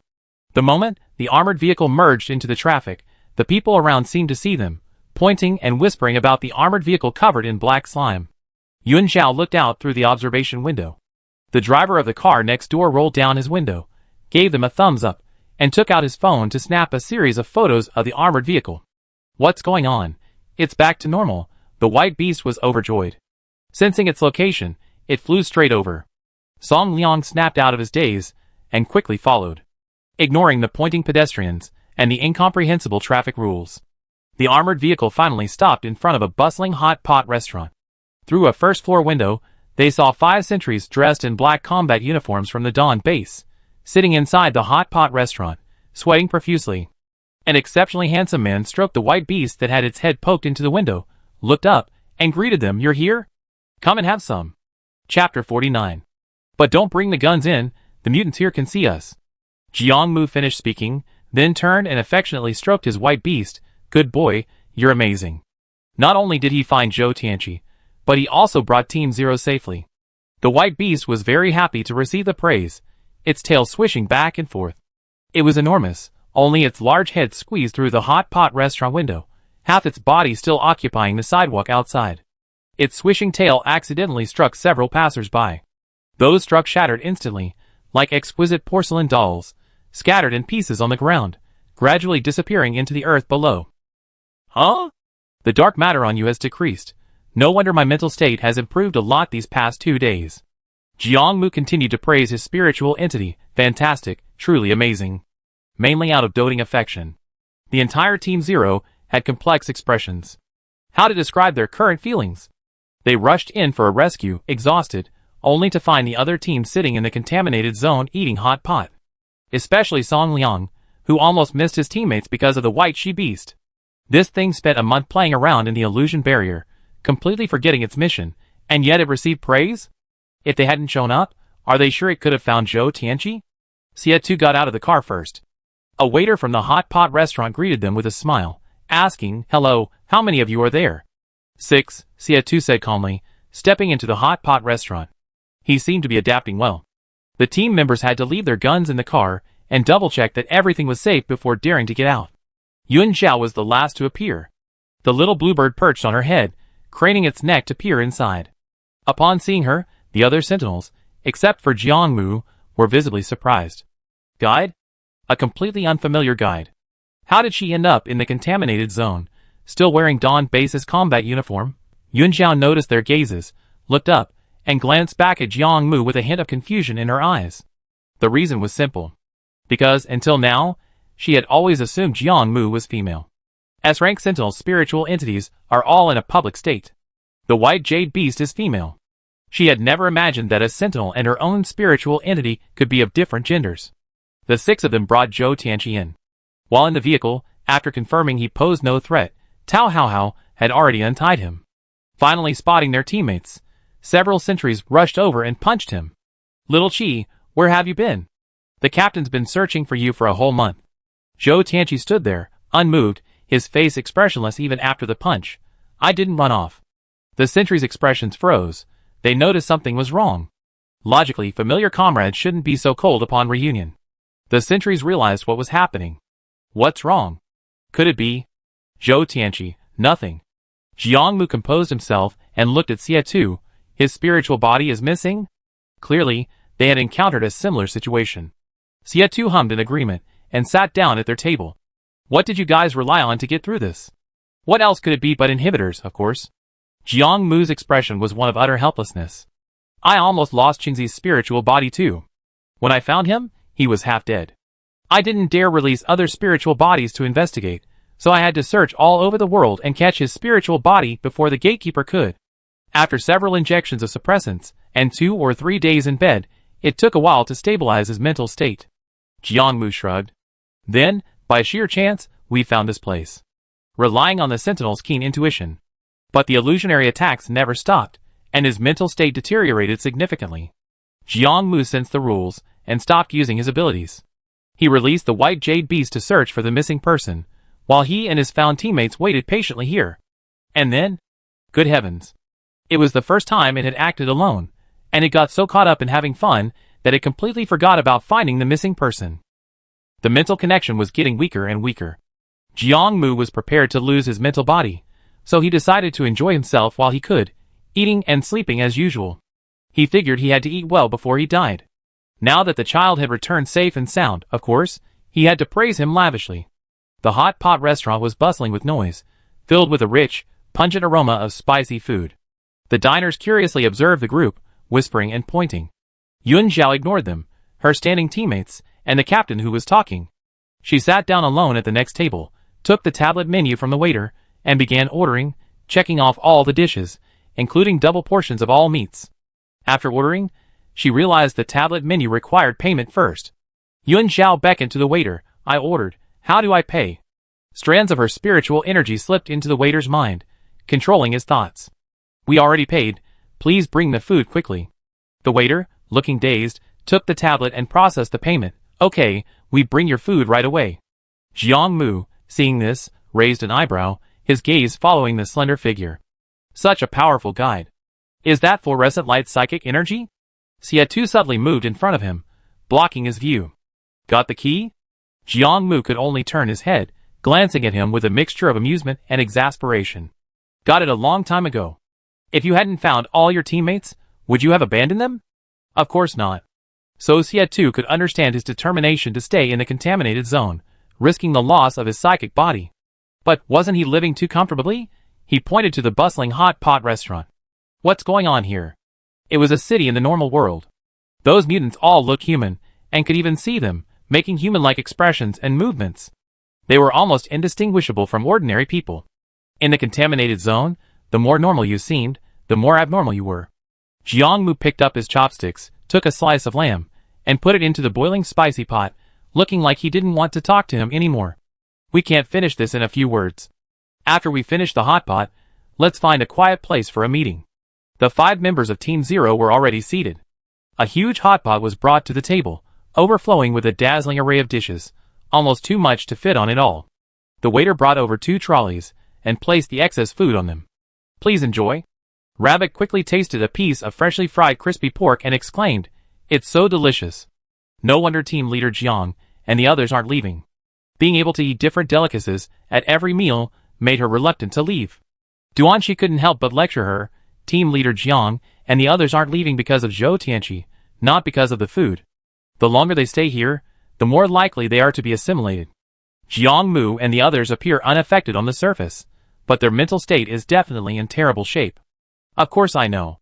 Rabbit ignored him, quickly stuffing crispy pork into her mouth one piece after another, her eyes constantly scanning the dishes on the table, already considering which to eat first. The base also had hot pot, but the selection was limited. And the broth lacked beef tallow, making it incomparable to this hot pot restaurant. Just then, Xie returned and habitually sat next to Yun Zhao.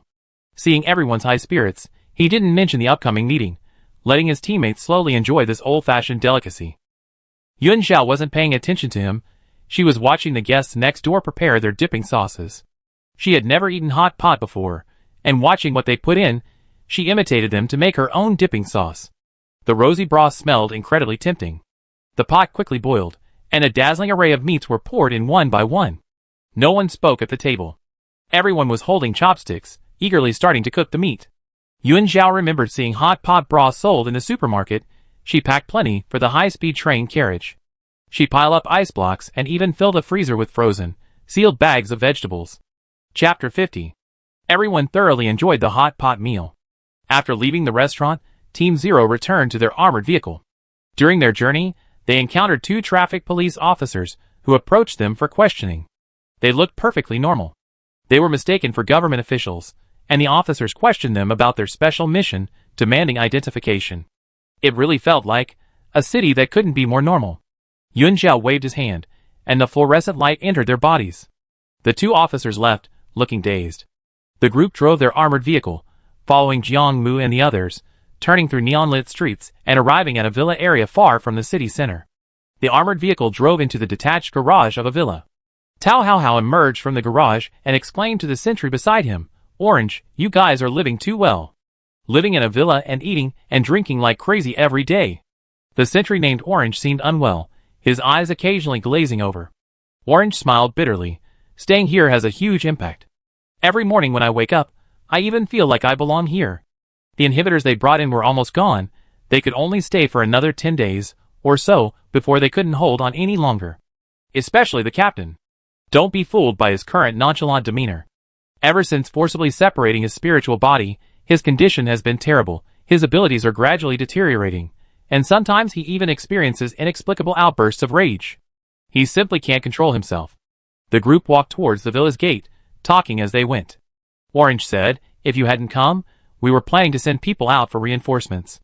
Clearly, the lives of the team members were more important than the reputation and arrogance of the top combat team. Tao Hao patted him on the shoulder. "It's alright, Guide Yun is here." Xie glanced at Tao Hao. These sentinels at Dawn Base did need mental support, but they couldn't let her do all that for nothing. Xie said, "The guide's mental energy is limited, but she can provide support for you. 1,000 points per person, 3,000 for Jiang Mu. Remember to transfer the money to her." Qingzi shrugged indifferently. The top combat units weren't short of points. The problem was, what was their compatibility with this guide? Support below 60 wouldn't be effective. They didn't want to give points for useless support. If the support is useless, can't we just not give the points? Another sentinel asked. Xie didn't even bother to look up. Keep arguing and the price will double. The sentinels, Yun Zhao was silently calculating. It seemed she was about to strike it rich. Her captain was helping her get side jobs. The little bluebird sensed her excitement and shook its feathers. "Go back and buy a princess bin." Jiang Mu, carrying Zhou Tianqi, walked at the front. His white she-beast had already returned to his mental domain. The villa's doors opened, revealing a luxurious and spacious living room. Jiang Mu tossed Zhou Tianqi onto the sofa, then exclaimed in anguish, "I actually charged 3 times the price." Previously, they could freely enter the base's evacuation rooms for free. Dawn Base was constantly worried about problems in his mental domain and tried every possible solution. As for the base's public evacuation rooms, the sentries outside could only get a maximum of 100 points per entry. Now Xie, taking advantage of being the only guide in the contaminated zone, was raising prices arbitrarily. Is he even human? Yuan Zhao said seriously, I don't think 3,000 points are enough for your S-rank sentry status. Could we try asking for a higher price? Jiang Mu sat down on the sofa, kindly explaining to her, we entered according to the 3-star standard mission, which only yields a total of 7,000 points in mission rewards. This trip has been a complete waste. We're practically giving it all away to you. Yuan Zhao, okay. She's so kind. Looking at Jiang Mu's calm demeanor, it's impossible for him to have gained nothing. He's probably thinking the same thing as them. They're planning to empty out contaminated Zone 88. There are many good things here. The spoils they bring back will probably earn them other rewards. Yuan Zhao thought she might become rich overnight. No wonder the sentries in the operations department are all so wealthy. After the group entered, they closed the villa door and found places to sit. The sofas on both sides weren't enough, so Tao Haohao and Duanqi simply sat on the carpet with their equipment on their backs. Xie Tu surveyed the luxurious villa and asked, tell me first, what's going on here? What else could it be? Jiang Mu was in good spirits because the dark matter on the white beast had decreased. On the surface, everything seems normal, but every day, black lines formed from the condensed dark matter invade our mental realm. Jiang Mu continued, moreover, those mutated creatures on the road are strange, like puppets made of ceramic. They can see us, and if we have too much contact with them, the illusions will reappear. Therefore, aside from eating and searching for some technological information, they rarely go out. Hiding at the hot pot restaurant today was entirely because he sensed the approaching spiritual entity, and, through the mental connection, learned that he had found Zhou Tianqi, and the entire Zero team was also there. He just wanted to show off in front of Xie Tu. Jiang Mu said, originally, I thought finding Xiao Qizi would be enough to get out, but now it seems we must retrieve his spiritual entity, otherwise he'd be crippled. He had degenerated to the point of being devoid of emotion, like a moving vegetable. Zhou Tianqi replied expressionlessly yes. Xie Tu ignored him and said calmly, there's something to note. Zhou Tianqi's perception of time is impaired. When questioned, he said he had only been in the contaminated zone for 3 days. 3 days and a month. How could he not distinguish between them? Yuan Zhao quietly interjected, is it possible that he was in trouble on his 3rd day? That's what I think too. Xie Tu turned to look at her. The gatekeeper didn't kill him. Perhaps because if his physical body dies, his spiritual body will also die, so they let him wander aimlessly within the barrier without his spiritual body.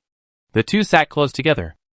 Xie Tu seemed to have developed a habit of instinctively staying closest to her, no matter where they were, maintaining a distance where they could almost touch. The problem is, what does the gatekeeper need a spiritual form for? Tao Haohao couldn't help but ask again. In its own world, it can have whatever it wants, so why is it so fixated on a spiritual form? Jiang Mu replied lazily, you said it yourself, it can have whatever it wants, but it just can't conjure a spiritual form. Spiritual forms are special beings. The more unattainable something is, the more it desires it. Xie Tu looked up. Any clues about the gatekeeper? Jiang Mu sighed. No, my attention isn't even on the gatekeeper. Searching for the gatekeeper in such a vast city is like finding a needle in a haystack. What if it's a rock, or a piece of tofu on a shelf? A chair by the roadside? Since the team members were separated, Jiang Mu has been focused on finding his teammates, and has no intention of eliminating the gatekeeper. He only hopes to gather everyone together, and get them out safely. However, if only eliminating the gatekeeper can save Xiao Qizi's spirit, then we can try narrowing down the search area. Jiang Mu turned to the entire Zero team. Has anyone here ever been trapped in the illusion? Rabbit hesitated for a moment, then raised her hand. Jiang Mu pointed at Orange. Did the sentinels controlled by the illusion all hear a voice appearing in the mental realm, trying to bewitch their spirits? Rabbit's face turned pale, and she nodded under everyone's gaze. Jiang Mu, having received the answer, turned to Yuan Zhao.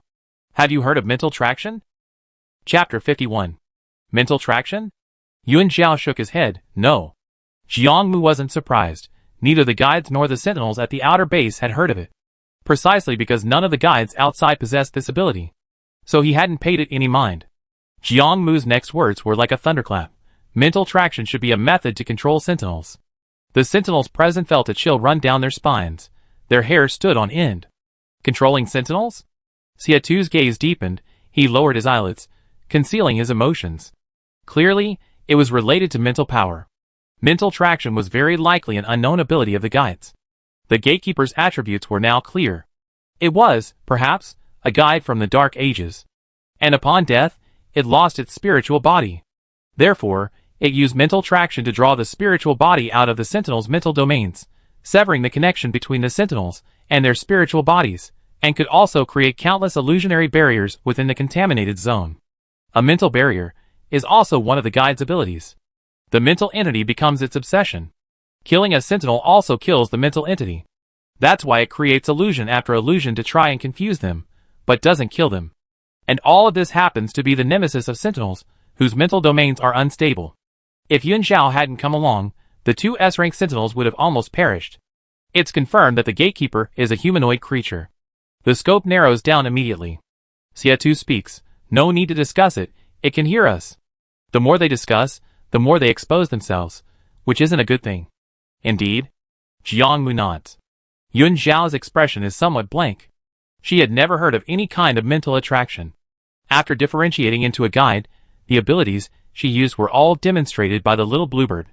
At this moment, the little bluebird was still preening its feathers, doing so 800 times a day. It was a tidy little tsundere. The little bluebird showed absolutely no interest in their conversation, not even bothering to give these useless bunch a glance. Yun Zhao pondered for a moment, then looked up and asked Jiangmu, "Where did you hear that from?" An unclaimed diary, the contents of which are wildly imaginative, hard to tell if they're true or false. Jiangmu's expression was serious. I only heard it from Qingzi's description, and it seemed somewhat like the mental attraction described in the diary. Yun Zhao, can I see that diary when we get back? No problem. Can you give me a discount? 3,000 points is a bit expensive. How about a 9.9% discount?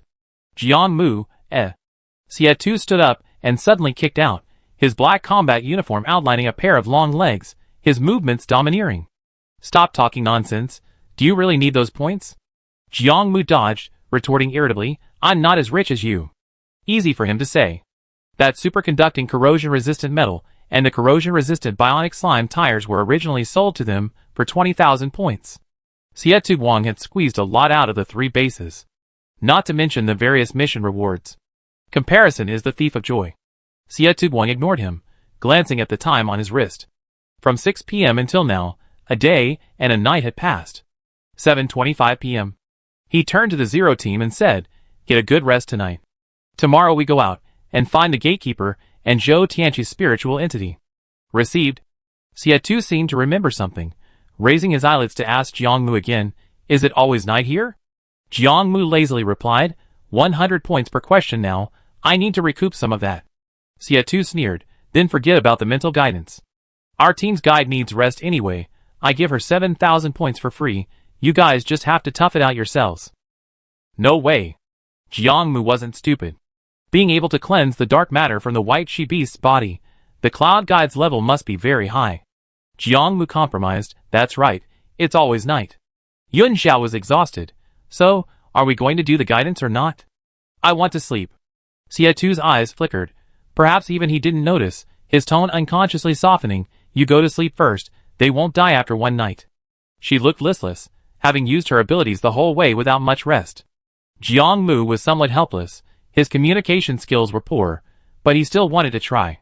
Could we try to calm Qingzi down tonight? His mental state is already unstable. Okay.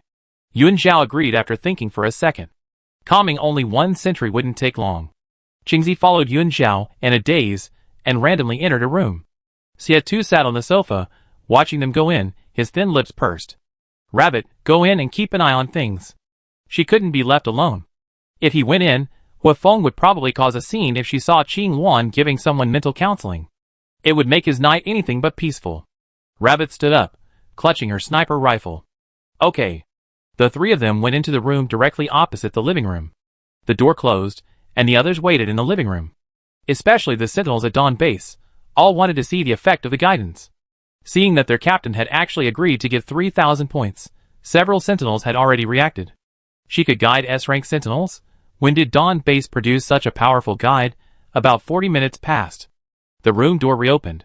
Orange, who had gone in a daze, now came out refreshed, rushing over with a shocked expression, shouting, "My God! Captain!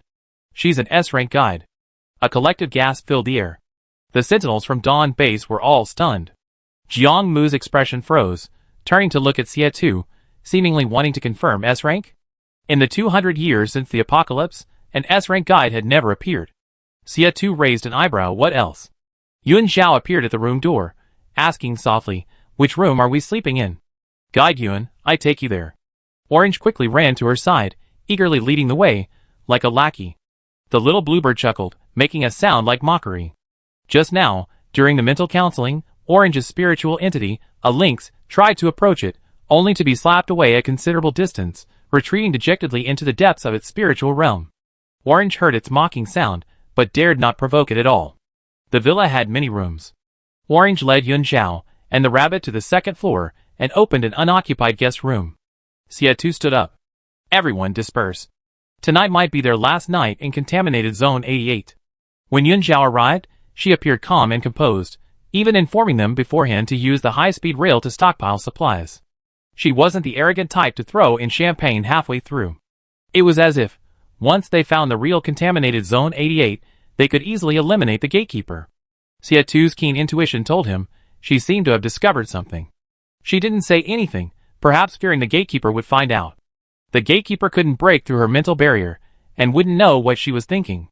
It's certain that its level isn't as high as Yun Xiao's. Xia went up to the second floor of the villa, opened the room next to Yun Xiao and the rabbit, and then closed the door. Jiangmu watched Xia leave before standing up and saying to the team members, "All right, everyone else, just bear with it for one night. Your 1,000 points won't be wasted. You can tell by looking at Orange's condition. The dark matter has been completely cleared away. There's no need to worry about problems in the mental realm for a long time to come." S-rank. Guide, why isn't it from their dawn base? Chapter 52. The night was deep and still. Black lines, emanating a dark aura, spread along the darkness, gradually approaching the villa's courtyard. These black lines seemed alive, writhing and climbing, their passage accompanied by a sizzling, corrosive sound. 2 security guards, flashlights in hand, stiffly approached the villa's gate. Their skin slowly cracked open, revealing sharp, serrated teeth. The black lines multiplied, intertwining to form a massive black spiderweb, enveloping the villa. The little bluebird perched on the second-floor bay window. Before going to sleep, its owner had brought a small basket, lined it with a thick blanket, and used it as a nest. It stood arrogantly, glancing sideways at the scene below. Trash. Countless emerald green fluorescent lights swept in with lightning speed, like a blizzard, completely engulfing the black lines and the mutated creature. Bathed in light, the mutant writhed in agony, then gradually fell silent. The sounds that had been emanating from several rooms within the villa suddenly ceased. The rabbit's hand, which had just touched the sniper rifle, paused, then silently withdrew, tiptoeing back to the large bed. On the other side of the bed, Yun Xiao lay on his side, his back to her, one arm bent under his head, the other resting on his chest, his breathing even and steady. She was truly exhausted, sleeping soundly, and hadn't woken up. That night, everyone slept well. Morning. The corrected time showed 8:05 a.m., but it was still pitch black outside. The dim yellow landscape lights of the villa area emitted a faint glow, struggling to create a small halo in the thick darkness. The city still flashed neon lights, seemingly forever shrouded in the noisy night. The world had never seemed so clear to Chenzi. He got up and ran out to buy breakfast, quickly returning with 2 large boxes filled with a huge amount of food. Steamed buns, noodles, rice noodles, porridge, hamburgers, fried dough sticks, milk. The old days were good. As long as you wanted to eat, you could buy food anytime. Chenzi sighed as he placed the breakfast items on the table one by one. This lavish breakfast might be my last. Jiangmu, who had just gotten up, kicked him. Can't you talk? It sounds like your last meal. Exactly, the other teammates echoed. Good kick, Captain. I was wrong. Chenzi raised his hands in surrender. The entire Zero team quickly went downstairs. Yun Xiao, having had a good sleep, appeared full of energy, looking up to see a pile of delicious food on the table. Guide Yun, come and sit down. What would you like to eat? The sentries were all incredibly attentive. They pulled out chairs for her, brought her breakfast, fetched chopsticks. Their fawning behavior was almost unbearable to watch. Yun Xiao looked at them with some suspicion, pursing her lips. Don't worry, I take your points and provide you with some emotional support. So there's no need for such obsequiousness. Jiangmu sighed, looking up at Xia. What's the plan for today's operation? First, tell me what you got. Xia walked over, picked up a bowl of soy milk, lifted the lid, and sat down. The dining table wasn't big enough for 12 people, so Rabbit, and the others simply chose their food and ate in the living room. Suddenly, only 5 or 6 people remained at the table. Jiangmu replied, only some industrial technology data, and electromagnetic weapon technology and components. There were many valuable items in there.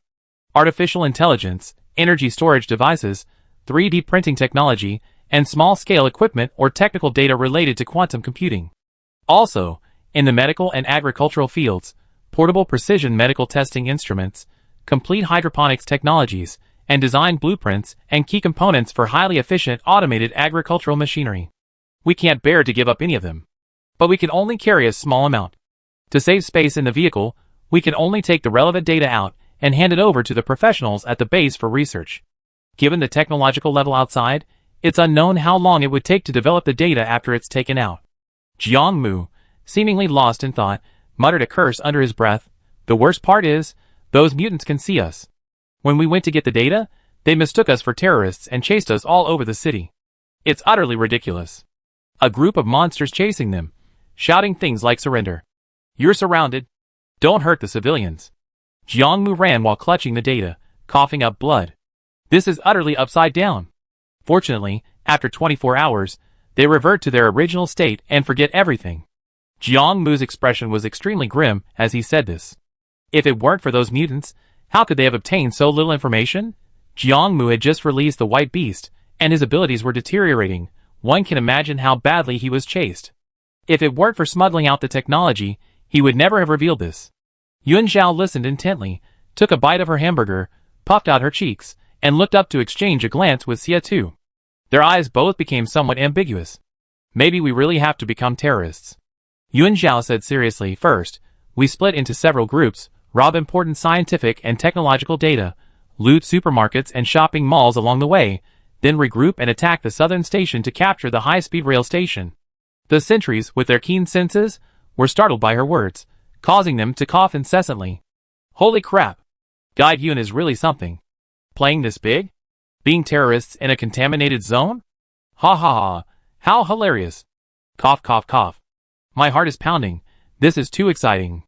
Jiangmu reacted, his eyes gleaming. You plan to use the high-speed rail to transport things? It could indeed carry more than a regular train. He could take all the equipment he had his eye on. The 4 bases had always shared technology, and now it was a joint mission between 2 bases. Chasing monsters and looting the city, that's insane. Xia Tu nodded, slowly explaining, only this way can we get as much stuff out as possible. The prerequisite is dealing with the gatekeeper, otherwise, the high-speed train won't be able to get through. What about the gatekeeper? Qingzi couldn't help but ask. With the city in chaos, the gatekeeper will be even easier to hide. How are we going to find him? With the whole city chasing them, everyone's too busy escaping to have time to look for him. They only confirm so far that the gatekeeper is humanoid. They can't just indiscriminately shoot everyone they see. Those monsters are currently all human-like. Every time they attack, they have this unsettling feeling of slaughtering their own kind. If they really do that, the Sentinel's mental state and spiritual well-being could easily be damaged. Duanqi also noticed the problem. But if we go find the gatekeeper first, and then kill him and the contaminated zone collapses, won't all those things disappear? The existence of monsters that can see them creates a conflict between scavenging supplies and finding the gatekeeper. Abandoning the supplies is impossible. But if they don't find the gatekeeper, the supplies can't be transported out, and Zhou Tianqi's spirit body can't be retrieved. Moreover, after capturing the station, one trip probably won't even fill a high-speed train. They have to make several more trips while being pursued throughout the city. The operation is riddled with flaws. Yun Zhao didn't explain anything. Let's ignore the gatekeeper for now, and look for it while we're scavenging supplies. Xia Tu had already taken the map from Song Liang and was planning the route. Team 0 will split into 2 teams, me, Yun Zhao, and Duanqi in Team 1, and Tao Haohao, Song Liang, and Rabbit in Team 2. Yes. Jiangmu pondered for a moment, seemingly thinking about something, and nodded in agreement. Since we attack the station after we assemble, let's also split into 2 teams. Some things can't be planned too meticulously, and certainly can't be explained too clearly. After all, they've been under surveillance the whole time. Jiangmu asked Xia Tu, which side do you choose? Xia Tu spread out the map, but didn't answer immediately. It wasn't until the little bluebird hopped onto the table and started stomping around on the map that Xia Tu finally spoke. We take care of the east and west sides of the city. Yuan Zhao finished breakfast, clapped his hands, and stood up first. Then I go give everyone a pep talk. The two captains, let's discuss the route. The remaining sentries were completely confused. Tao Hao, too lazy to think, sprawled on the sofa like a lazy bum. Whatever, I just go wherever the captain tells me to go. Chapter 53. The people sitting in the living room were still discussing their plans. The members of Jiang Mu's team lined up to enter the room. This was the first time Little Bluebird had performed mental guidance on so many people in a row, all of them high-level sentinels. The mental domains of high-level sentinels were far broader than those of the town sentinels. Furthermore, they had spent too much time in the contaminated zone, and upon entering, almost everything was filled with dark matter. The guidance process took a relatively long time. Little Bluebird gradually lost patience and began to feel impatient. Before the sentinels were ready, it barged into their mental domains, instantly transforming into a large bluebird, and violently flapped its wings, creating a level 10 gale within the domain. While scattering the dark matter, it also blew the other sentinels' mental bodies around on the ground. The three sentinels who had finished their mental guidance opened their eyes, their faces pale, thanked the bird, and left. The dark matter was indeed gone. Consciousness and perception became very clear. But their mental domain seemed to have been hit by a massive natural disaster. The spirit entities cried pitifully, seeking comfort. The base guide's counseling process was always gentle. None of them had ever seen such ferocious guide spirit entities. An S-rank guide, truly different. The sentinels questioned their existence. Yuan Zhao remained silent. The little one had no patience. Luckily, she hadn't joined the base's special abilities department. Otherwise, within a day of sitting in the counseling room, she might have become a terrifying legend among the sentinels. The little bluebird was acting as if nothing had happened. Perched on her head held high, it awaited the last victim's arrival. In the living room, Xie and Jiang Mu were still discussing the route.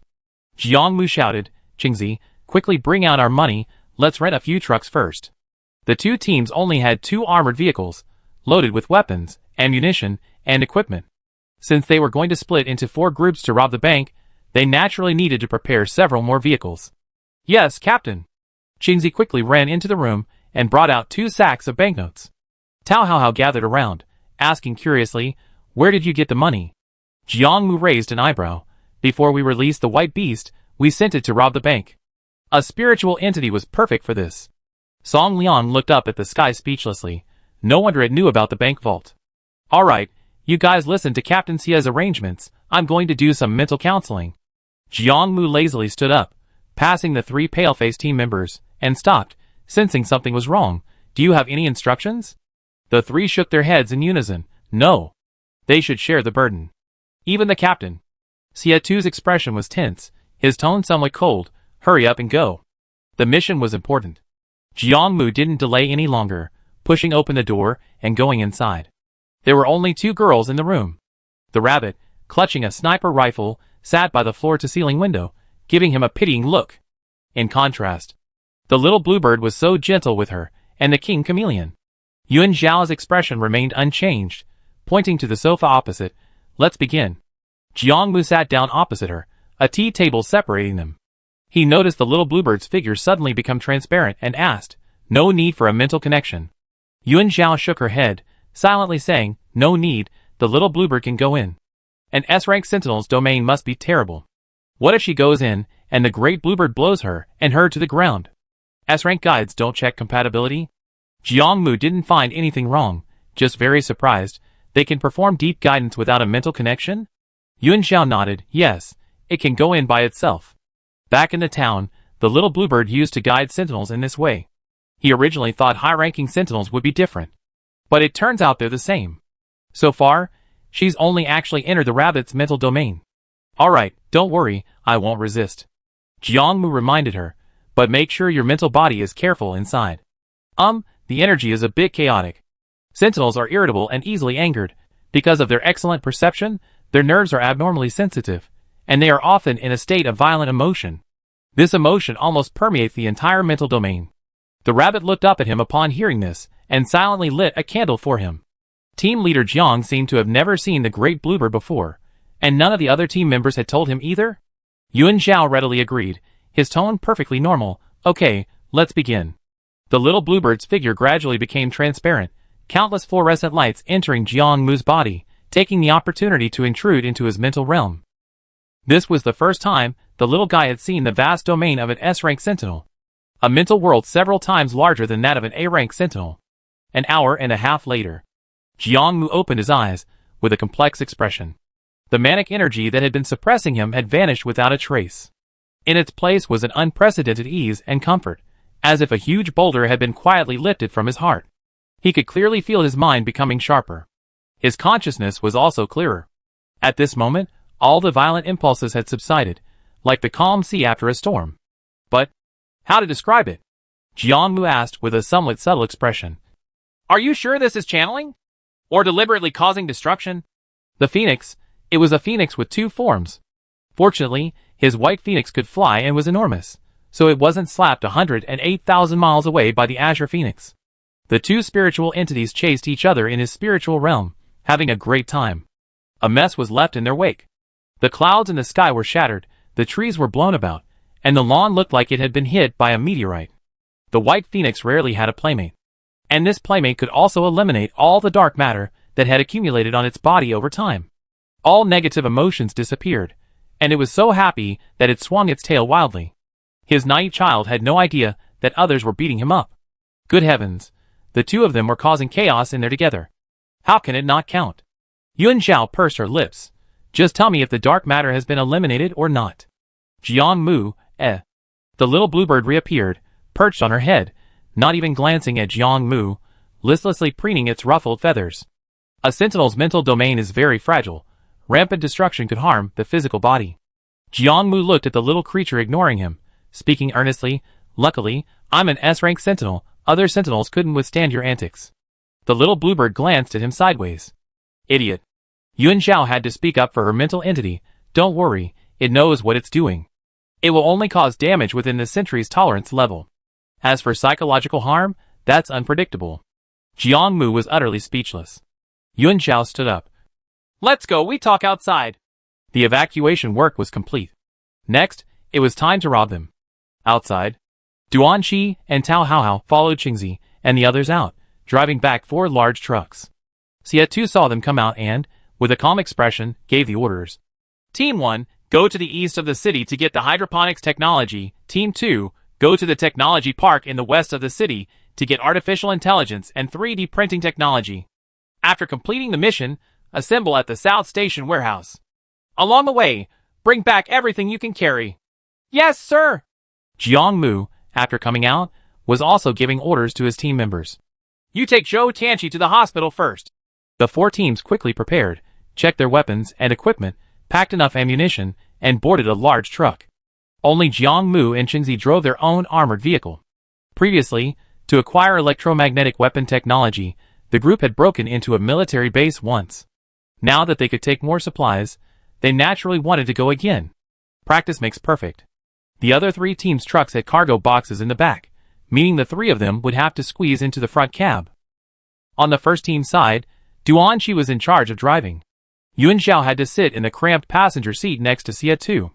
She didn't seem to mind. On a mission, who cares about gender? Yuan Zhao climbed into the passenger seat first and casually invited Xie Tu to get in. Chapter 54. The tall figure paused outside the car for a moment, then bent down to get into the passenger seat. His long legs seemed a little cramped as he entered, having to bend slightly to fit in the small space. Once Xie Tu was seated, his shoulder was almost touching Yuan Zhao's head. The distance between them was so close that they could clearly feel each other's breath and body temperature. Yuan Zhao felt a little cramped and shifted to the side, simply imitating him by placing his military backpack at his feet. Duan Qi quickly got into the truck, turned the key, and started the engine. Captain, shall we go straight there? Yes, to the Agricultural Research Institute. Xie Tu's expression was calm, his arms casually hanging at his sides, yet taking up almost all the remaining space in the seat. All right. Duan Qi was the first to drive the truck out of the villa area. His peregrine falcon flew out to scout the outside situation and help scout the way. Of the 4 teams, they should be the most relaxed. Because Gaijin could control the mutants, they probably wouldn't be chased all over the city. Upon arriving at the Agricultural Institute, the process went incredibly smoothly. Because the city remained dark, only security guards and a few staff members were present at the Agricultural Institute. Yuan Zhao subdued several employees and successfully extracted the location of the research lab. 2 days staff members opened the door for them, voluntarily copied out the data, and handed it to them. Duanqi watched in awe. Don't just stand there. Load all these instruments onto the truck. Xie had already started working, lifting a piece of equipment he had never seen before and couldn't name. As the Dark Ages ended. For over a decade, the population of Dawn Base had been steadily increasing, but the cultivation of crops had progressed extremely slowly. Having lost 200 years of sunlight, most of the land had long since withered into sand, making it impossible to grow any food. This technology was crucial for the humans outside. Yes! Duanqi snapped out of his daze, and quickly went to help. The Sentinels' robust physiques were impressive. 2 people lifted a large machine and carried it downstairs to a truck. The controlled individuals remained motionless, allowing them to empty the entire research lab. Yuan Zhao then controlled the mutants to open other rooms, taking away all the data on crop breeding, cultivation techniques, pest and disease control, soil improvement, and facility agriculture. This included design blueprints for automated agricultural machinery and key components. The 3 then went to the rear cultivation area to collect various seeds. Genetically modified rice, rapeseed, tomatoes, cherries, persimmons.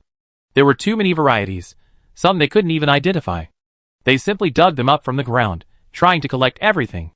Duanqi became increasingly excited as he dug. I heard that people in the old days could grow vegetables directly in space. With this technology, maybe science outside could advance by decades. This trip was truly worthwhile. Yuan Zhao gestured for him to calm down.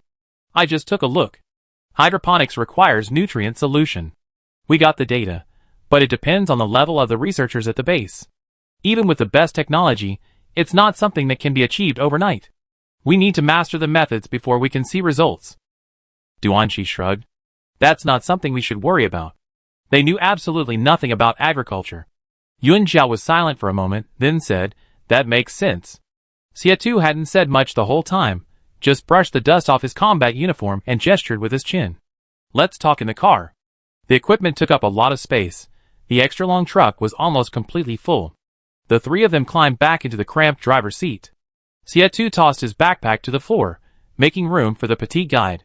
He said, let's get the stuff to the rendezvous point in the south of the city first, then we move the rest. Okay. Duanqi drove the truck, heading south towards the station as planned. The rendezvous point they had chosen was a warehouse behind the station. It was used to store goods shipped within the station. The warehouse, of course, belonged to someone else. They had temporarily requisitioned it because Guide Yun was there. The truck had just reached an intersection in the south of the city. The city's air raid sirens suddenly went off. Several police cars with sirens blaring roared through the streets, loudspeakers blaring, terrorist attack. Terrorist attack. All civilians, seek shelter in the nearest air raid shelter. People on the streets screamed in terror and fled for their lives. The entire city was in chaos. Duanqi stared speechlessly at the chaos on the streets. Why are they running? Weren't they chasing us happily inside the illusion barrier? Yuan Zhao turned to Xie and asked, why is there such a commotion? Is it Jiang Mu and his group? Yes. Xie replied, they need to break into the military to obtain the manufacturing methods for military equipment. It's top secret. Actually, Yuan Zhao would be the most suitable person to go there. But neither Xie nor Jiang Mu mentioned it. While they draw fire, we continue moving things. Xie finished speaking. The 3 men saw Jiang Mu's armored SUV suddenly swerve and rush into their street. Behind them, a group of well-equipped armed personnel surged in from all directions, the sounds of footsteps and clashing weapons filling the air. Several police cars, sirens blaring, sped closer. The 2 teams met unexpectedly. Jiang Mu raised an eyebrow at them through the car window, the vehicle whizzing past them at breakneck speed. The white beast seemed to have never experienced anything so exciting and thrilling, its expression one of pure excitement, spreading its wings and flying behind the vehicle. They, leading a massive group of people, began their escape through the city. Behind them, almost the entire city's armed forces were concentrated. Several police cars and countless armed personnel followed closely behind, their sirens blaring as if piercing the sky. The scene was chaotic and awe-inspiring. Holy crap! That's so exciting! Duanqi was stunned. The little bluebird hopped forward, craning its neck to peer inside. It was fun. It wanted to join in. Yuan Zhao gently reassured it, emphasizing that business was more important. She slightly raised her hand, and a mental barrier formed on the truck, shielding the mutants from all their senses. Jiang Mu's team's armored vehicle sped away, its piercing alarm blaring from the next street. Xia Tu, seemingly lost in thought, chuckled, "Ignore them, let's move the stuff quickly." "Okay." Duanqi snapped back to reality, and quickly started the vehicle. Yuan Xiao, however, said, "Let's drive straight to the station, to avoid having to unload and load twice." Because of the gatekeeper's presence, aside from the route map and the essential technology, everything else in this operation was up to each team to decide. It was initially thought that Jiang Mu's team would go to move supplies first, but unexpectedly, he went to the military to get weapons first, causing such a commotion as soon as they separated, drawing all the firepower away. The high-speed rail station was probably already completely evacuated, which conveniently made things easier for them. "Okay, let's do as she says." Xia Tu readily agreed. Duanqi nodded repeatedly. They quickly drove to the high-speed rail station, and sure enough, everyone had already left. The entire station was deserted. Duanqi drove straight into the station hall and stopped at the ticket gate. "Hurry up." Xia Tu jumped out of the car, grabbed several luggage carts, and opened the cargo doors to begin unloading. Yuan Xiao got out to help. Unable to carry the heavy items, she went to get the seeds. The three of them unloaded the goods back and forth, randomly opening the doors of high-speed trains and throwing everything inside. A few passengers were still hiding on the train, staring at them with fear. "Ignore them," Xia Tu said. "We're responsible for the east side of the city. Try to move everything that can be moved from there." Chapter 55. The three returned to the station hall and quickly boarded the large truck, leaving. The city was still shrouded in night. The piercing air raid sirens blared through the night sky. The streets were deserted, littered with debris, and vehicles were parked haphazardly in the middle of the road. Duanqi drove back the way he came. Xia Tu took out the detailed route map Jiang Mu had given him and pointed out the way. "Go to the Eastern Commercial District now. There's a large supermarket on the basement level." "Okay." Duanqi was still somewhat excited, speeding along in the truck. The old-fashioned supermarket was several times larger than the base's shopping center, its dazzling array of goods an eye-opener. There was so much stuff that it couldn't possibly be packed all at once. Yuan Xiao pushed over a cart, shoving everything from the shelves into it, and said without turning his head, "We can take the freezers in the refrigerated section directly. We won't go to the other parts here." The mall was huge. The upper floors were mostly shops selling clothing, skincare products, and jewelry, which weren't really of much use to them. Instead of dragging it over and taking up space, it's better to move a few more pieces of industrial machinery back from outside. "Yeah, we moved to another location after we finished the supermarket." Xia Tu thought the same. Too lazy to carry them one by one, he simply dragged the entire shelf away, hoisted it over, and threw it into the truck. The three of them quickly filled the truck and drove off to the station again. Trucks made trip after trip. The sounds of sirens and gunfire from the city came and went, sometimes near, sometimes far. After what seemed like the umpteenth trip, the two teams met again. Yuan Xiao swiftly erected a mental barrier, refusing to help them in their predicament. Qingzi's scream whistled past their ears. "Holy crap! How can you be so heartless?" The white-haired beast seemed tired from flying, folding its wings and standing atop the armored vehicle, its spirit still high, its tail occasionally lashing out at empty cars blocking the road. To it, being chased around the city by a horde of monsters was more like a fun game. The armored vehicle, followed by a massive armed army, rumbled away from their sight once more. Yuan Xiao didn't even bother to look at them. Jiang Mu had the key, and as an S-rank sentinel who had just undergone mental rehabilitation, he didn't need anyone's help. As for Xia Tu, he didn't even give him a glance. Vehicles drove back and forth. The three then began unloading supplies. Later, everyone became numb. Even Duanqi was silent, mechanically loading everything onto the trucks. Just as they filled a high-speed train, they finally encountered Rabbit and his group. "Captain, we got everything." Song Liang and his group came over carrying a huge pile of supplies. Xia Tu didn't stop working. "Keep going until it's full." There was no time for idle chatter. The two teams briefly met, then separated again, each heading to their assigned areas. The city was deathly silent at night, save for the occasional loud noises coming from near and far. The streets were a scene of quiet chaos. They ran back and forth, almost losing count of how many trips they made. They'd been moving supplies for 7 or 8 hours straight. Yuan Xiao was so exhausted he could barely straighten his back. His hands and feet felt like they didn't belong to him anymore. They got back into the vehicle. Yuan Xiao and Xia Tu squeezed together. The narrow passenger seat had always been occupied by two people, the man's tall frame taking up most of the space. Yuan Zhao's body remained slightly tilted, an awkward posture he maintained for 7 or 8 hours. Anyone would find this unbearable. It's a bit strange, it feels like things are going too smoothly. Duanxi, unusually thoughtful, said while driving, the high-speed train is almost full, but apart from the armed forces chasing Jiang Mu and the others, the city remains unchanged. 2 possibilities. Xie-Tu's expression remained normal, but his posture seemed somewhat restrained. He placed one arm across the gap between them, trying to maintain some distance, but couldn't avoid some physical contact. This posture, in fact, occupied more space, almost squeezing Yuan Zhao out of her seat. Yuan Zhao had to gesture for him to remove his hand. Xie-Tu withdrew his hand, his thoughts drifting for a second before returning to the matter at hand. One possibility is that they want to wait until we finish loading the supplies, when everyone is most exhausted, and then wipe us out in one fell swoop. The second possibility is that it overheard everyone's discussion, learned that we were going to kill it, and has already hidden itself. If they can't find it, loading more supplies is pointless. Jiang Mu's team wouldn't retreat until they retrieved Zhou Tianqi's spiritual body.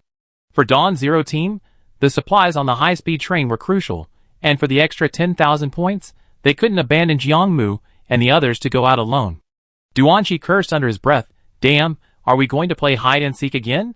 Can't this gatekeeper have some backbone?" His spiritual form, the peregrine falcon, scratched at the driver's side window with its sharp claws. Seemingly agreeing with its main body's thoughts, its body trembled and swayed from side to side, looking incredibly cunning. "Captain, where do we go next? Continue looking for industrial machinery?" Duanxi asked. Xie-Tu moved his legs, shifting a few centimeters outwards. Let's see if there are any supermarkets along the roadside, and get some more supplies to take back." Yuan Zhao listened to their conversation, too exhausted to speak. Due to their height difference, her head rested on his shoulder. Her body remained leaning forward, and her fatigue gradually intensified. Yuan Zhao decided to stop forcing herself, letting out a soft breath and allowing herself to completely relax. She leaned all her weight against the man's shoulder to rest. There was still a tough battle ahead. She needed to conserve her energy. Duanxi gripped the steering wheel, his eyes fixed on the road ahead. "Okay, I remember there's a small supermarket we haven't moved yet, and a baby store next door. We can grab some extra formula to take back." The man in the passenger seat suddenly fell silent, his body stiffening abruptly. After a long pause, The shops on both sides of the street were open, brightly lit, but deserted. An eerie silence enveloped the eastern part of the city. The large truck stopped in front of the baby store. Next door was a small chain supermarket. This was the easternmost part of the city. The familiar bookstore was just across the street. As the spread outside continued, the city was slowly expanding, and the illusory barrier had moved further outward. The scene reflected in the distance remained an illusory city. It seemed endless. Xie-Tu's eyes flickered slightly, but he didn't even look up, stepping into the baby store first. The three of them emptied the baby store of all the formula, then went to the supermarket next door to continue their rampage. Peregrine Falcon led them familiarly to the back warehouse, where boxes of supplies were neatly piled up. Yuan Zhao took out a chocolate from his pocket, unwrapped it, and slowly ate it, standing at the door watching them work. The guide's stamina was poor. Duanxi didn't think much of it, and buried himself in his work. Everything was loaded onto the truck. The truck was once again crammed full. "We should only need a few more trips," Duanxi said. The city wasn't large, they had already checked, and only 8 high-speed trains stopped at the station. Besides Jiang Mu drawing all the fire, the other 3 teams were frantically loading supplies. As for how to distribute supplies between the 2 bases, they deal with that later. "Captain, let's go." Duanxi closed the freight car door. Xie-Tu stood still, slightly turning his head to look behind him, as if waiting for Yuan Zhao. Yuan Zhao slowly took the last bite of her chocolate, threw away the wrapper, and walked towards him. The two walked together to the passenger seat facing the road. Just as they were about to get in, Yuan Zhao suddenly turned around, her eyes narrowing slightly. She swiftly made her move, and a vast amount of spiritual power surged from her body like a tidal wave. Countless cyan green fluorescent lights instantly formed a net, enveloping the entire bookstore across the street. Chapter 56. Her movements were too fast. A mental barrier formed instantly. The emerald green spiritual threads, like countless agile silken threads, coalesced into a net, resembling a giant dome, completely enveloping the entire bookstore. The soft emerald green light wasn't dazzling, instead, it possessed a dreamlike beauty. Duanxi reacted, becoming alert.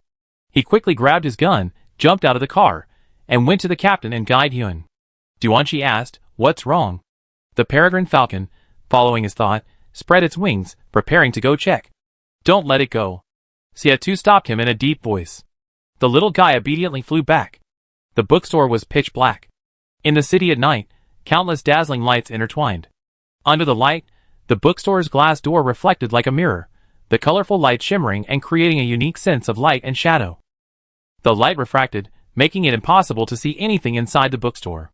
A small, blue bird gradually materialized, perching on the main body's head, tilting its head and staring at the bookstore. Xie slightly turned his head to look at her, his dark eyes deep and unfathomable, and said to her, "Follow me, don't stray too far."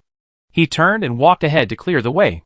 Throughout the entire ordeal, he never asked her for an answer, as if he already knew.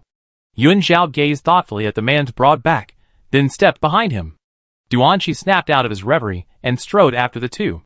The three crossed the street and arrived at the bookstore. Inside stood a blurry figure, the scene exactly the same as in the illusionary barrier. Xie narrowed his eyes, his expression cold. He reached out, and the bookstore's glass door was easily pushed open. Without the reflective glass obstructing their view, the interior of the bookstore was clearly visible to the three. Inside, people sat engrossed in books, some quietly engrossed in their reading in corners, heads bowed, seemingly oblivious to their surroundings. Others stood sideways in front of the bookshelves, searching for books, occasionally pacing back and forth to the next shelf. Even if Duanqi were slow-witted, he should have realized what was happening. The sentinels possessed extraordinary senses. How could they not detect the presence of people in the bookstore, even across the street? Did the gatekeeper block this view? Duanqi asked softly. But how would the captain and the guide know? No one answered. Duanqi didn't care, cautiously observing everyone in the bookstore. These figures, like the mannequins in the illusory city, showed no reaction to the three who had intruded, remaining immersed in their own worlds. But from their appearance, it was impossible to tell who the gatekeeper was. Duanqi pondered. Now that he was certain there were guards inside, should he strike first and wipe them all out with a barrage of bullets? Xie, of course, knew what he was thinking and gave him a disdainful look. "Don't make any rash moves." Duanqi, "Oh." The air seemed to freeze. A musty, decaying aura permeated the air, as if countless years had been sealed away, and their sudden intrusion had broken some kind of taboo. The occasional rustling of pages turning broke the eerie silence, sending chills down everyone's spines. Yun Zhao stood beside Xie, his dark, bright eyes fixed on the stairs to the second floor. There, a young girl sat holding a set of review materials. She sat on the stairs with her hair in a loose braid, the braid hanging limply over one shoulder, her knees together, in an extremely demure posture. Her head was slightly lowered, the angle perfectly concealing her face in shadow. Her face was completely obscured. Yun Zhao took a step, ascending the stairs to the second floor. Xie moved almost simultaneously with her. As they went upstairs, he reached out again and grabbed her backpack strap. Even though there were three of them, Duanqi suddenly felt somewhat superfluous. Yun Zhao approached the girl sitting on the stairs, head bowed, intently studying her review materials. From her vantage point, only the swirling hair above her head was visible. "Aren't you curious now about how I found you?" Yun Zhao asked softly. The girl was still holding the review materials. As if she couldn't hear or see her at all. Yun Zhao pointed to the book she was holding. "You probably haven't read any books, have you? This is university-level advanced mathematics. When I was little, my uncles picked up a copy, but nobody in our town could understand it. And that wasn't all. She noticed it the first time she entered the bookstore. Among those blank, vacant eyes, heads darting about, there was a gaze, strange yet tinged with curiosity." Yun Zhao chuckled softly, as if thinking of something. "You shouldn't be curious about me, constantly exposing yourself." This gatekeeper had probably never seen a guide as powerful as her. Unable to break through her mental barrier, and intimidated by her actions and words that had cleaved space upon her entry, she had developed a new obsession. Xie remained silent throughout, listening quietly. Her expression remained unchanged, seemingly unsurprised. In a contaminated zone of level 4 danger, the gatekeepers possessed a high degree of self-awareness, but they still acted primarily on instinct and obsession.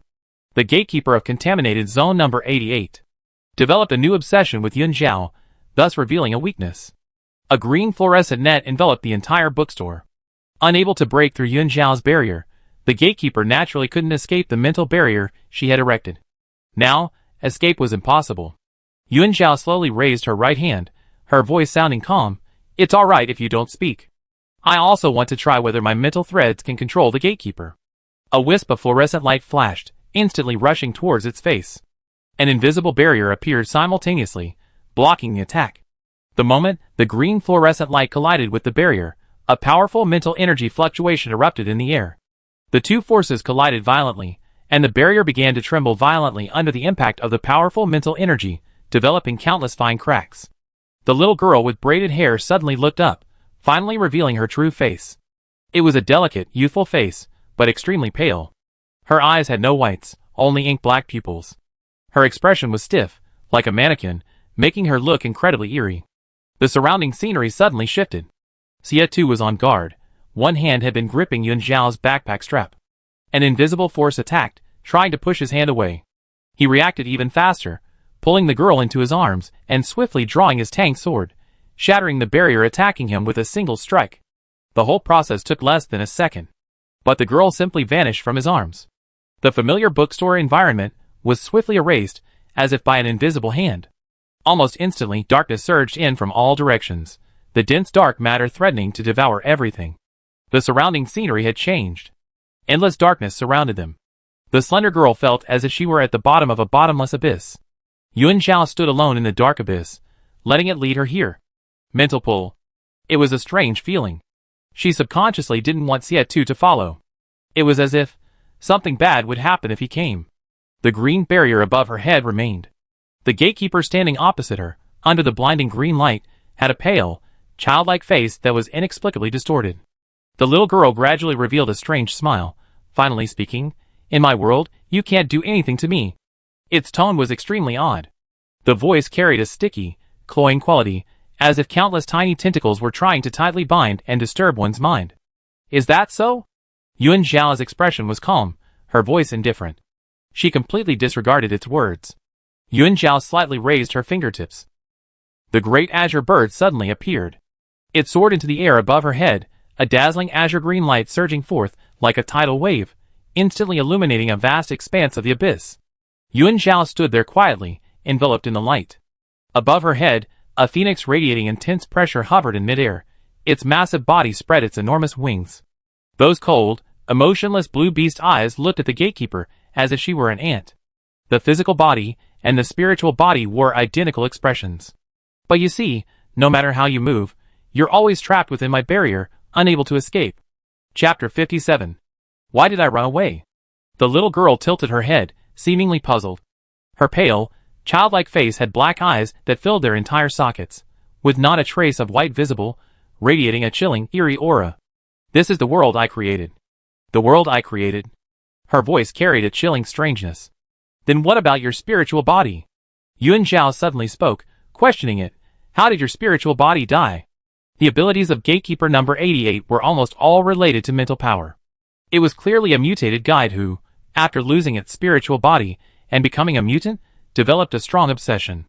Then, Contaminated Zone number 88 was born, structured around its mental world. This was merely Yuan Zhao's speculation. He hoped that the researcher surnamed Qi at the base might be right. The Contaminated Zone was the Gatekeeper's mental domain. Both the key and the mutants frantically trying to enter the Contaminated Zone were related to obsession. Obsession seemed to be the only emotion remaining in the Contaminated Zone. "My spiritual body!" A hint of madness appeared in the little girl's dark, empty eyes. "My spiritual body! My spiritual body!" It suddenly stopped, its tilted head curving into a strange smile. "Ah, I remember now, it's here." As the words fell, a Black Panther's spiritual body, its body shrouded in murky black mist, its eyes vacant, appeared out of thin air beside it. "Look! I have a spiritual body too!" Its face was somewhat distorted, its dark, empty eyes blazing with a fanatical expression. Yuan Zhao calmly observed the Black Panther for a moment, then ruthlessly exposed its lie. "It's not your spirit body. This is Zhou Tianqi's spirit body." "No!" The little girl stared intently at her, her obsession running deep, shaking her head desperately. "It's my spirit body. They are all my spirit bodies." "They?" It seems that since their birth in Contaminated Zone 88, more than one sentinel has suffered. The guide's spirit body doesn't look like this. Yuan Zhao looked up at her large bluebird above. The bluebird's massive body hovered in midair, wisps of fluorescent light constantly emerging from beneath its wings, illuminating the surrounding dark abyss. Sensing the original consciousness, the bluebird's cold, beastly eyes revealed in extreme arrogance. Yuan Zhao spoke softly, "Look, this is my spirit body. Do you remember what your spirit body originally looked like?"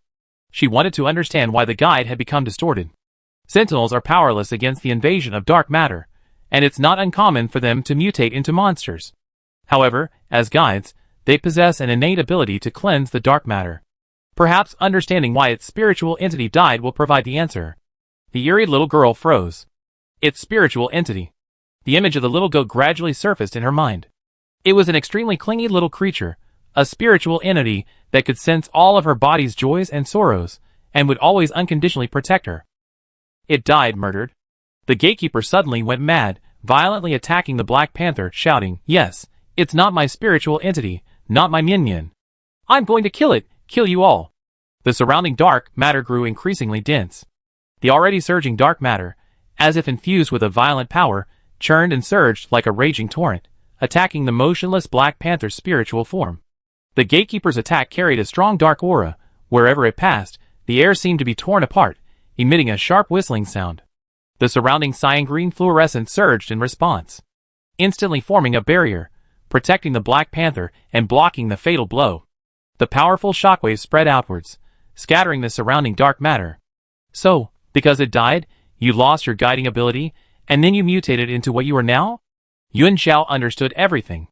A guide who loses their spiritual form is like a sentinel. Because of the death of her spiritual form, her spiritual domain collapsed, losing the ability to resist the dark matter, and she mutated into a monster. But after becoming a gatekeeper, she regained her guiding ability. However, because her spiritual form was too special, even a gatekeeper who controlled the entire domain could not conjure up their own spiritual form. The dead spiritual form became its intense obsession.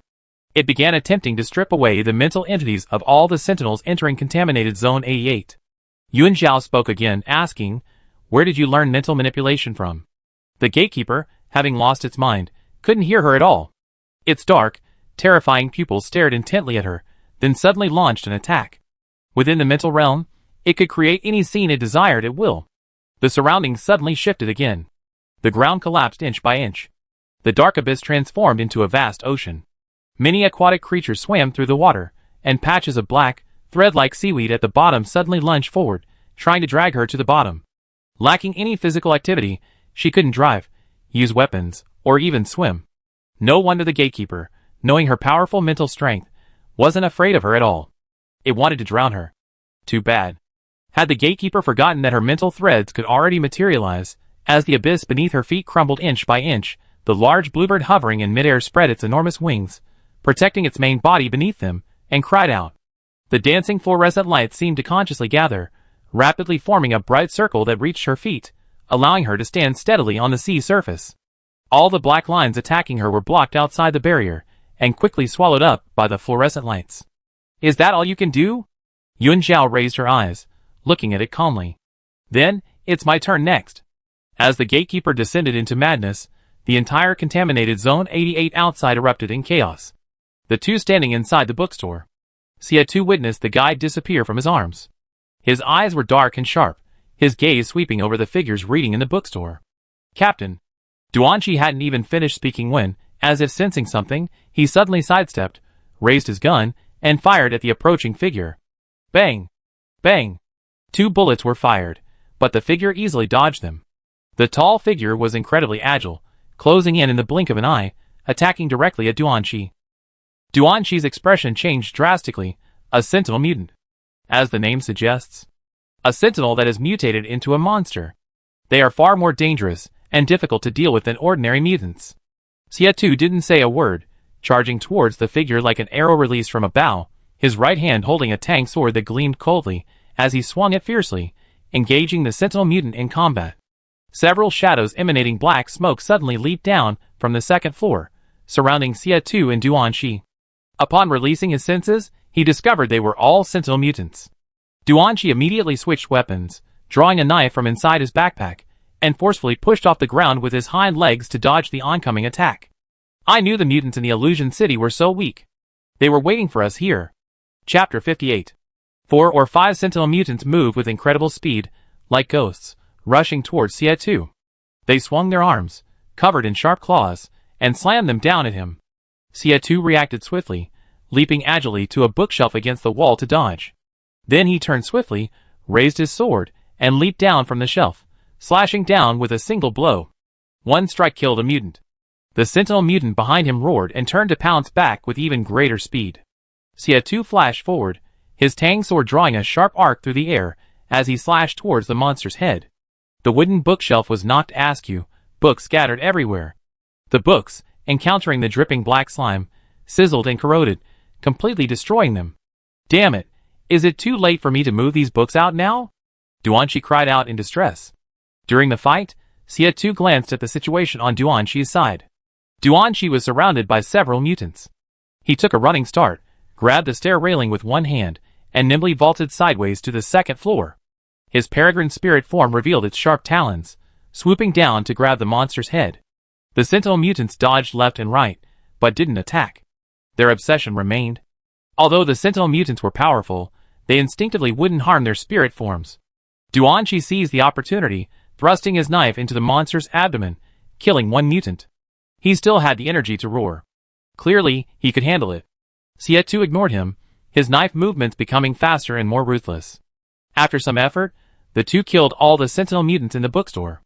Duanqi, without resting, came to his side, his expression anxious. "Captain, Gaiyun has been taken away by the gatekeeper. We must go save her."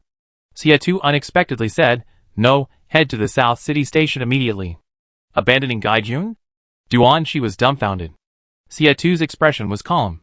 The most important thing between teammates is trust. We must trust her. She clearly had the ability to prevent it, yet she didn't stop the gatekeeper from taking her away. She must have been confident to do so. Yun Xiao's physical abilities were lacking. She looked frail, but in reality, she was clear-headed and possessed extremely strong mental fortitude. In contaminated Zone 88, she was more capable than any sentinel. As the captain, I must trust my team members' abilities and my own judgment. While Yun Xiao eliminates the gatekeeper, I must protect the supplies they worked so hard to transport. Return to the station to assemble. The armored vehicle, under the citywide pursuit, fled through the city. Just as the vehicle reached the middle of the road, the sirens behind them suddenly stopped. The soldiers, like shattered ceramic pieces, fell to the ground and gradually disappeared. But in an instant, an eerie silence descended upon the entire street, as if they were the only beings remaining in the world. Orange slammed on the brakes, asking in surprise, "What happened? What else could it be?" "The gatekeeper's been found." Jiangmu replied lazily, "Turn around. Head to the South Station." Okay. Orange, understanding her captain's words, quickly restarted the car. The white she-beast stood on the roof, its large, adorable eyes darting about, the pale blue halo above its head gleaming in the dim light. It seemed somewhat unsatisfied. Clearly, it hadn't had enough fun yet. Suddenly, as if sensing something, the white she-beast abruptly raised its large head, gazing at the tall buildings above. Almost simultaneously, the upstairs windows shattered instantly, and countless winged mutants leaped down, howling as they charged towards the armored vehicles on the ground. What kind of mutants are these? Orange quickly raised her gun. At least level 6, so many. Because of their teammate Zhou Tianqi's accident, their small team, responsible for drawing fire, only had 2 members. Jiangmu reached out and activated the automatic firing mechanism inside the vehicle, his tone calm and collected. "Release your spiritual form. Don't worry about anything else. Get to the South Station as fast as possible." They only had 2 armored vehicles. Zero Team's vehicle was already parked near the station. They needed to get there as quickly as possible to pick up the people and secure the supplies. Roger.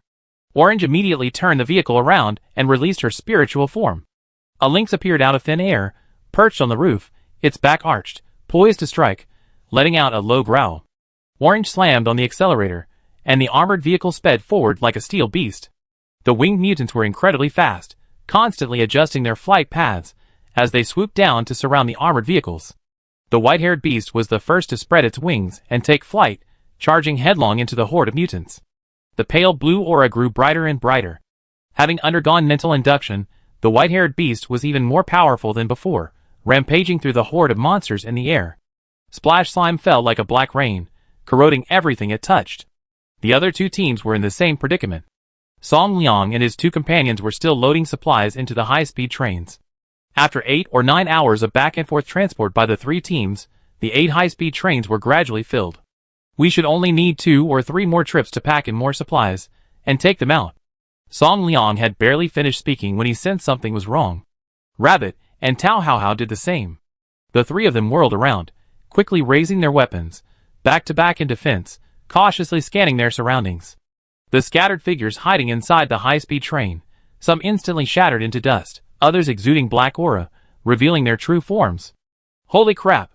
There are sentinel mutants here, hiding so well. Tao Hao didn't hesitate, immediately releasing his brown bear psychic form to intercept them. Rabbit, these are yours. We can't let the monsters corrupt our supplies. Okay, no problem. Rabbit nimbly flipped onto the roof of the high-speed train, set up her sniper rifle, and lay prone, aiming at each monster. Bang bang bang. She pulled the trigger without pause, firing continuously at one of the monsters. The sentinel mutants were extremely powerful and difficult to deal with, but they had a fatal weakness. They couldn't attack psychic forms. Even as monsters, they still cherished their old comrades. They too had once been sentinels, sacrificing themselves for their home. Song Liang released his massive lion, driving the monsters away and preventing the sentinel mutants from approaching the high-speed rail. Tao Hao provided cover fire, suppressing the other mutants. The three-man squad established a defensive line, stationed at the high-speed rail station, awaiting the arrival of the rest. Xia and Duanqi carried some intact books onto the freight car. The freight car was corroded in many places by the slime, and the carriages had several holes, barely drivable for the time being. Some of the supplies inside were damaged. Duanqi was heartbroken. Fire Phoenix appeared, protecting the way ahead and preventing the mutants from further damaging the freight car. When Xia and Duanqi arrived at the south station, the freight train was mostly wrecked, with only a small amount of supplies remaining. There was a lot of commotion outside the station. Various mutants appeared, some running on the ground, some flying in the air. There weren't as many monsters as in the previous illusionary city, but almost all of them were high-level mutants, with many sentinel mutants mixed in. The Dawn's second squad had just arrived, and was engaged in fierce fighting at the station entrance. Zhou Tianqi still looked half-dead, protected by his teammates. Duanqi rushed over to help, shouting, "Have you seen my teammates? What's the situation inside?" Zhou Tianqi, "They're all right. I wasn't asking you." His teammate Qi Jun said irritably, "You better shut up." Zhou Tianqi replied expressionlessly, "Okay." Xia released his senses and heard loud gunfire inside the station. "They're inside. Go to the ticket gates and set up a defensive line there." The entrance was still some distance from the high-speed train. If a collapse occurs in the contaminated area, it will be impossible to reach the supplies immediately. The distance to the ticket gate is manageable. The sentries are quite agile and can get there quickly. All right. I listened to Captain Xie. Qi Jun immediately grabbed Zhou Tianqi and retreated inside. Fire Phoenix swooped down, clearing out a group of high-level mutants, while several psychic entities cooperated to hold off the sentry mutants. Everyone fought and retreated. Xia gripped his Tang sword tightly, his senses fully activated, leading the team to cover the rear. He seemed to sense something, suddenly turning around sharply, his gaze fixed on Zhou Tianqi, who was being carried by his teammates. Zhou Tianqi, who had been expressionless and seemingly oblivious, suddenly blinked, a hint of confusion and bewilderment appearing in his eyes. He and the spirit entity re-established their spiritual connection? Yun Xiao succeeded? Xia eyes flickered slightly. He made a decision and instructed Duanqi, "Go find Song Liang and the others to regroup. I take the armored vehicle." He abruptly turned and left, killing the monsters blocking his path, and strode out. Duanqi hurriedly asked, "Captain, where are you going?" Xia didn't turn his head to pick her up.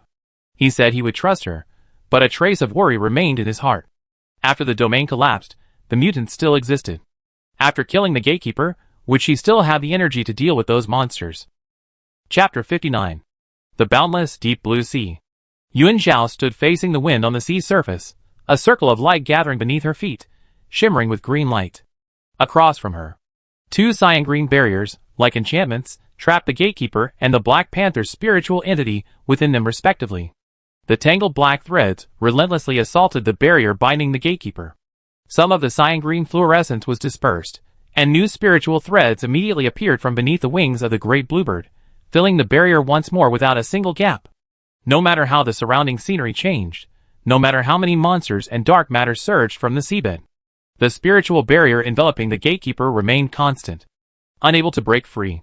When the gatekeeper awakened as a guide, he was only 14 or 15 years old, probably just a B-rank or C-rank guide. Even with the ability to control both dark matter and spiritual power, he was still no match for Yun Zhao. I wonder how many points I get for killing the gatekeeper. Yun Zhao's loose hair flew wildly in the sea breeze, her thoughts drifting. I should have asked the captain beforehand. She earned 7,000 for providing psychological support to Jiang Mu and the others, 5,000 for completing the mission, plus the supplies she brought out, and the points for killing the gatekeeper.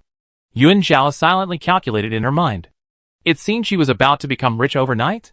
Around the sea, beyond the fluorescent glow, the sky was gradually being eroded by dark matter, becoming dim and devoid of light. The distant horizon was blurred, and the seawater beneath her feet was a deep blue-black, as if the entire world was shrouded in darkness. A suffocating atmosphere enveloped her. It was clearly a bizarre and dangerous duel. Yun Zhao didn't even glance at her, silently calculating her reward points. Qingwan was getting impatient. Boring. Yun Zhao spoke frankly, I also feel a bit tired from standing for so long. She couldn't act yet. The other teams needed time to reach the station. If the contaminated zone collapsed too quickly, and no one touched the high-speed train, wouldn't she have wasted 7 or 8 hours of hard work? She could only hope that the captain and Song Liang weren't foolish enough to stay and wait for her. Meanwhile, opposite her, the impenetrable barrier finally calmed the strange little girl trapped within, bringing her from her madness. Its pale face was contorted, staring at the enormous phoenix hovering in midair, still revealing a trace of crazed obsession. My spiritual body. A hissing sound, like something squeezed from a throat, escaped its lips. 2 pitch-black eyes, mere pupils, stared intently at the large bluebird. Its expression was extremely fanatical. It coveted Yun Zhao's spiritual body. The great bluebird hovered in midair, giving it a disdainful look from its superior position. Its cold, blue beastly eyes were filled with contempt. Kill it quickly. Yun Zhao also felt the time was about right. She slightly raised an arm, her fingers flicking gently. The spiritual threads surrounding her danced rapidly like nimble ribbons, surging into the barrier opposite. Yun Zhao had already tried. Her spiritual threads couldn't control the gatekeeper. The gatekeeper had emotions, but strangely, like the swirling gray mist on the outer edge of the contaminated zone, her spiritual threads could only devour them, not control them. Countless cyan green fluorescent lights pierced the barrier and rushed into the gatekeeper's body. The eerie little girl finally realized her death was imminent. It couldn't understand why, in its spiritual world, someone could be stronger than it. A surge of immense spiritual power swept over, and the world began to shake. The power within her body was rapidly draining away. The little girl sat within the barrier, raising her right hand. She saw the gray mist and fluorescent light intertwining on her arm, her entire body slowly dissipating. Mian Mian. Was she going to see her Mian Mian? Within the barrier next to it, the gathering fluorescent light flowed, the black aura on the Black Panther's spirit body rapidly dissipated, and its 2 murky eyes gradually cleared, revealing a trace of dazedness and confusion. Mental traction. Yun Zhao looked at it calmly. Yes, it seems I suddenly learned it. It was as if she was born with this ability. Yun Zhao couldn't understand it either. When purifying the Black Panther, the spiritual threads had autonomously learned this ability, drawing the Black Panther back to its physical form, re-establishing a mental connection. The world shook even more violently. This sea became turbulent, waves crashing and splashing several meters high. Half of the little girl's body had vanished. She didn't struggle, just stared blankly at the subtle changes in her body, her eyes vacant. It seemed she wanted to witness the entire process of her demise. Yun Zhao raised his head and gazed at her silently. She said her spiritual body had been murdered. She said she missed her Mian Mian. The dark apocalypse was filled with chaos and despair. Humanity, in such a context, could not withstand the test. Contaminated Zone 88 had existed for too long. The past, from the moment she mutated into a gatekeeper, had been sealed away and buried. The world accelerated its collapse, shaking more violently. The sky cracked open inch by inch, gradually revealing the outside world. Beneath her feet, the seawater flowed backward, the sea level rapidly dropping. The roars of the mutated species came from all directions. Yun Zhao silently drew his waist knife. The Black Panther, regaining its senses, blinked and stealthily approached Yun Zhao, arching its back in an attack stance, seemingly wanting to protect its rescuer. The great bluebird was enraged. Useless trash, get out of the way. The Black Panther reluctantly moved 2 steps away, still unwilling to give up and stay near Yun Zhao, as the gatekeeper within the barrier completely perished. The next moment, crack, contaminated Zone 88 completely disappeared, revealing a desolate, barren world full of cracks and scars. It was a landscape unique to the Wasteland era. Countless mutants seemed to be suddenly awakened from their slumber, their bizarre and twisted bodies beginning to writhe more violently, emitting chilling roars. Like ravenous beasts, they surged forth frantically from every corner. In the distance, the faint sound of massive artillery fire could be heard. Then Yun Zhao saw the Zero Team's armored vehicles. And a tall, imposing man stood atop the vehicle, wielding a tang sword. A phoenix, its body wreathed in flames, circled above him, its cry signaling the location of reinforcements. Then, Yun Zhao watched as he jumped from the vehicle, weaving through the horde of monsters, rapidly approaching her. Xia2 swiftly dispatched nearby mutants, reached her, pulled her into his arms, and quickly returned to the armored vehicle. The great bluebird coldly stared at the fire phoenix circling it. Idiot. Fire phoenix, eh? Xia2 received the spiritual entity's message, and his hand, which had been activating the automatic launcher, suddenly froze. Just a second. He resumed his actions, expressionless, and started the vehicle. After navigating numerous perilous situations, and eliminating wave after wave of monsters, he finally arrived near the bookstore in the armored vehicle. He remained outside the bookstore, relentlessly battling nearby mutants, waiting for her to appear. I finally met the person. And then, I got yelled at. Chapter 60. The mutants surged towards the people from all directions, like a tidal wave. The submissive fire phoenix, after only 2 seconds, became excited again, swooping down to clear a path in front of the vehicles. It finally spoke to me again. Even insults are words. Xia2 felt a headache coming on, and didn't want to pay it any attention. Yun Zhao sat in the passenger seat, looking at the aggrieved Black Panther outside the car. It wanted to approach but dared not, and finally, relying on the mental connection, it left to find its main body. Captain, have all the supplies from the high-speed trains been brought out? Her first question upon meeting was about the supplies. Xia2, yes, everyone rushed over. He had met Jiangmu on his way there. Jiangmu had driven away the mutants outside the station. There were 8 high-speed trains inside, carrying exactly 8 people. The supplies should all be there, but the extent of damage is unknown. Even if they weren't damaged before, under the onslaught of mutants throughout the contaminated area, some losses would certainly have occurred. But most of them should have been salvaged. Yun Zhao was relieved upon hearing this. After the contaminated zone collapsed, the unconscious mutants scattered. The numerous monsters on the outer perimeter were lured away by vehicles dispatched by reinforcements. To avoid friendly fire incidents on the 2 teams trapped within, they would be cleared out in batches. Xia2 drove out of the contaminated zone. The 2 phoenixes in the sky were so conspicuous that reinforcements from Dawn Base had already spotted them and were rushing to their aid. Xia2 passed them without stopping, heading straight for the rear camp. The reinforcements established a defensive line, blocking all the mutants chasing after the armored vehicle. After driving for a while, the vehicle stopped at a temporary camp at Dawn Base.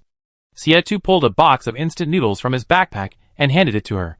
Stay here, eat something and rest. I go pick up Duanqi and the others. Both teams needed to guard the supplies, and had to remain in place until the nearby monsters were cleared. Okay. Yun Zhao was indeed feeling tired. Holding the instant noodles, she obeyed his instructions, and got out of the car. This temporary camp at Dawn Base was adjacent to the neighboring Dawn Base. Besides the frontline combat troops, a high-ranking sentry team was stationed at the camp. Hearing the commotion, teams from nearby sentry posts rushed over. It was very safe here. Xia2 called over a sentry on duty, whispered a few instructions, glanced at Yun Zhao, watched her enter the camp, and then drove away. The large bluebird disappeared, and a small bluebird appeared on her shoulder. Yun Zhao stepped into the camp on her own, looking around somewhat blankly, a little disoriented. Which tent should we rest in? Most of the sentries at Dawn Base had never seen Yun Zhao before, and some were even completely unaware that a guide had appeared at the base. But just now, almost everyone had seen 2 phoenixes circling in the sky. Those enormous, glowing creatures were clearly the spiritual manifestations of the guides. This was an S-rank guide. The sentry who had followed Xia2's instructions jogged over and quietly pointed. Guide Yun, those 2 tents over there are empty. Yun Zhao glanced in the direction he pointed. Thank you. The tents were rudimentary. There was only a cot, and a set of folding table and chairs. and because of the hot weather, it was stuffy and hot inside. Having just come from a bustling city, seeing the dilapidated state of the outside world and the rudimentary living conditions was somewhat disorienting. It's easy to go from frugality to extravagance, but difficult to go from extravagance to frugality. Even the little bluebird couldn't stand it. Its figure disappeared, returning to the spiritual realm. Yuan Zhao sighed and pulled open the tent flap to let in some fresh air. The camp was very deserted. From the sentries on their way to the front lines to the previous commander, almost everyone was there. The young sentry, who had just left, quickly returned, carrying a thermos of hot water. "Guide Yuan, Captain Xia asked me to make you some instant noodles." The sentries had never seen instant noodles before. The base's only fast food consisted of filling compressed biscuits and some unpalatable canned meat paste. Yuan Zhao studied the instructions on the packaging for a long time, then opened the box, tore open the seasoning packet, and gestured for him to pour in the hot water. The sentry's wretchedly keen sense of smell almost instantly detected the tempting aroma. Even the sentries on duty outside couldn't help but turn around to look. Yuan Zhao closed the top cover and said softly, "We brought back a lot. We can have extra food tomorrow." Darkness was falling, and the distant artillery fire continued. Yuan Zhao had originally intended to wait for everyone to return, but she couldn't stay awake any longer and fell asleep on her cot. She had only rested twice in the several days she had been in the contaminated zone. She had also spent 7 or 8 hours continuously carrying supplies, which had exhausted her. Even the rudimentary conditions and the sweltering heat couldn't keep her from falling asleep. The main force returned late at night. The sentry on duty quietly approached and lowered her tent flap. Before Tao Hao could even speak, Xia Tu kicked him. Xia Tu didn't look at him, but continued talking to Commander Tao of the reinforcements. "We discussed the distribution of supplies with Dawn Base tomorrow. Technology can be shared, but we definitely want the lion's share of the supplies. Friendship is friendship, and interests are interests." The supplies included many readily available industrial equipment. Both teams contributed, so how to allocate them needed to be discussed. Commander Tao nodded. "All right, thank you for your hard work. I contact the base." Unexpectedly, Team Zero's mission not only successfully eliminated a 4-star contaminated zone, but also brought back so many valuable items. There was too much stuff. They had to notify the base to send a vehicle. Xia Tu, as if remembering something, added calmly, "Those snacks are ours." Commander Tao, Team Zero actually likes snacks? The follow-up matters were quite complicated. When Yuan Zhao woke up the next day, he didn't see Xia Tu. The captain went to a meeting. The captain went over there to check the extent of supply damage. The captain is on the phone with Minister Duan. Inside the tent, the other 5 members of Team Zero were there, the folding table and chairs in front of them piled high with various kinds of food. Everyone sat together, eating heartily from the pile of food. Yuan Zhao silently opened a bottle of yogurt. "The captain's so busy." "Who told him to be the captain?" Tao Hao said casually. Song Liang said irritably, "You guys have it easy. I still have to write a report to submit to the intelligence team when I get back." Duanqi put his hand on Song Liang's shoulder and said in a teasing yet sincere tone, "Old Song, there's a saying, the capable are always burdened with more work." Rabbit, rarely on Duanqi's side, chuckled and said, "That's right." When Xia Tu finished his work outside and came over, there were several garbage bags on the ground, filled with various food wrappers. His team members were sitting on rows of folding stools, all looking quite satisfied. Xia Tu raised an eyelid. "It's too hot. Some of the perishable food will be left for the sentries here as a snack. We're heading back to base tonight." Several reinforcement vehicles arrived to transport a batch of supplies back first. The Zero team didn't need to worry about the rest. However, Yuan Zhao still needed to go to the Dawn base camp. Jiang Mu and the others hadn't settled their accounts for the 7,000 points for the mental counseling yet. She asked the question she'd been wanting to know, "Captain, how many points will the base give us for killing the gatekeeper?" Chapter 61. A hint of a smile flashed in Xia Tu's eyes. "We completed this once before, and the base gave us a reward of 50,000 points. Each member of Team Zero received 10,000 points. Now that there's an extra teammate, I wonder if things will change." 50,000. Yuan Zhao gasped softly. 8,300 each. 7,000 plus 5,000 plus 8,300. We're rich, and this is just the points from one mission. Rabbit felt a little embarrassed. "Sister Yuan Zhao, if it's only 50,000, you take the lion's share, we have no objection." The other 3 nodded. They all knew Yuan Zhao had just arrived at the base, and definitely didn't have many points. Besides, she was the one who found the gatekeeper. This mission was entirely thanks to her that so many supplies were obtained. Yuan Zhao blinked. Only 50,000? She never seen so many points in her life. Why use the word only? Song Liang kindly explained. Rabbit means the base might adjust Team Zero's reward system because they have an extra member. Since only Team Zero is responsible for carrying out 4-star contaminated zone missions.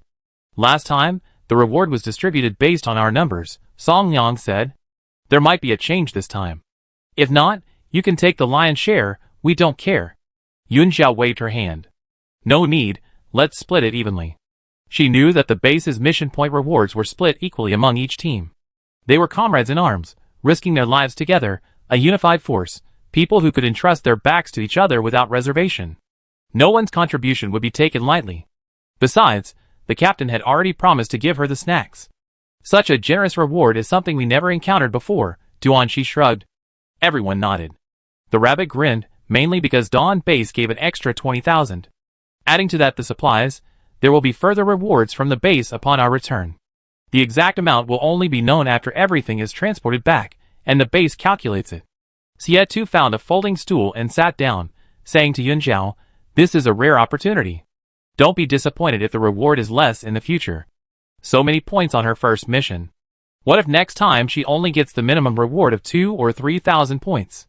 The difference would be too great, and she might have a hard time accepting it. Yuan Zhao's thoughts were already elsewhere. She subconsciously replied, I know. Less isn't a problem. She could always take on side jobs. Thinking of this, Yuan Zhao stood up and told him, Captain, I'm going to the neighbors to collect a debt.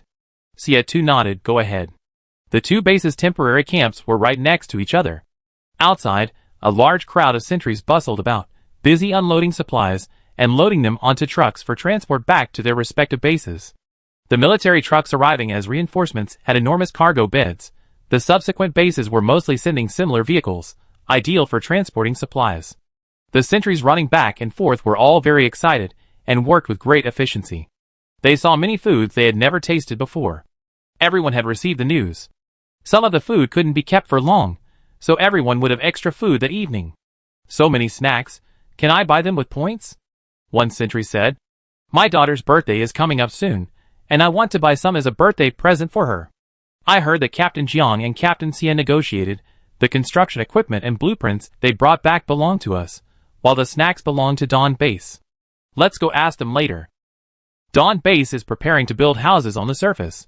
Having lived deep underground for years, never seeing sunlight, many wanted to move to the surface after the Dark Ages ended. In previous years, conditions were harsh, and they lacked the energy. In the last 2 years, conditions have improved, and the base plans to begin construction soon. Everyone was happy to hear the news. Although they didn't know when it would be completed, at least there was hope. The sentinels, with their keen senses, were talking when they noticed a slender figure appear. They instinctively stopped talking and made way for her. The atmosphere suddenly became quiet. Whether they were sentinels from Dawn Base or Dawn Base, their eyes darted around, secretly observing her curiously out of the corner of their eyes. This was an S-rank guide. It was said that Captain Jiang had undergone mental rehabilitation, clearing away the dark matter in his mental realm, stabilizing his condition, and making him even more powerful than before. The higher-ups, upon hearing the news, couldn't stop smiling. She explained that the 20,000 points were well spent. Yuan Zhao remained calm, seemingly oblivious to their gazes, but her pace quickened involuntarily. The little bluebird appeared, perched on her head, flapping its wings and glaring back at them one by one. What are you looking at? Get lost. The sentries awkwardly rubbed their noses. They meant no harm, just simple curiosity. Jiang Mu's team, having spent over a month inside, found themselves even more disoriented by their surroundings upon emerging. When Yuan Zhao arrived, Jiang Mu was lying in the armored vehicle, enjoying the cool breeze. The weather was hot, and the tent was stuffy and hot, without ice or air conditioning. Staying in the vehicle was the most comfortable. Compared to the busy Xie Tu, he seemed quite relaxed. Seeing the debt collectors arrive, Jiang Mu opened the car door with a helpless expression. I'm not going to run away, why the rush? Yuan Zhao raised his wrist communicator. It's urgent, we're going back tonight.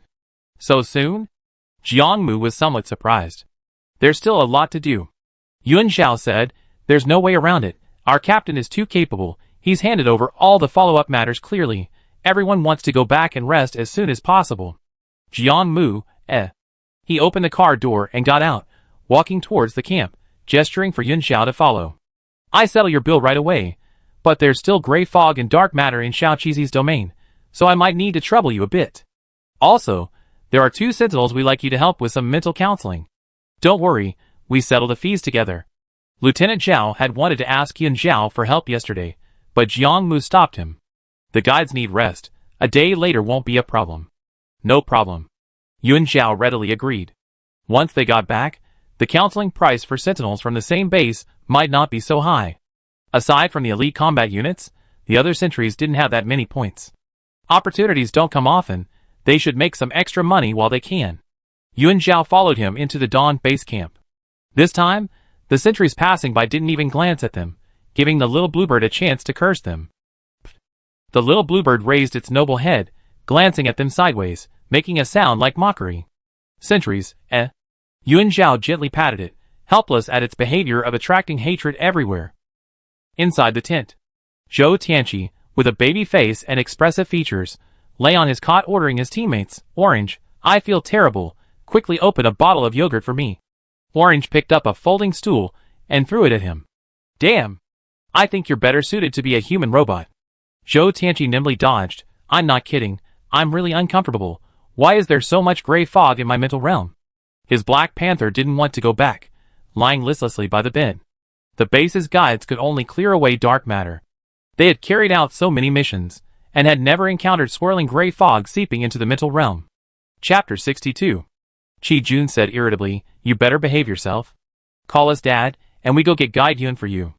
The teammates cheered. The Black Panther, lying by the bed, sensed something, suddenly sat up, and ran happily towards the tent entrance. The Black Panther ran out of the tent, bypassing Jiang Mu without even glancing at him, and wagged its tail at Yun Xiao. Jiang Mu kicked it. You two are traitors. The little bluebird stared coldly at it, not daring to approach. The Black Panther ran back to its original form, feeling wronged. Seeing Guide Yun arrive in person, the teammates, who had been playing around, greeted him respectfully. Guide Yun.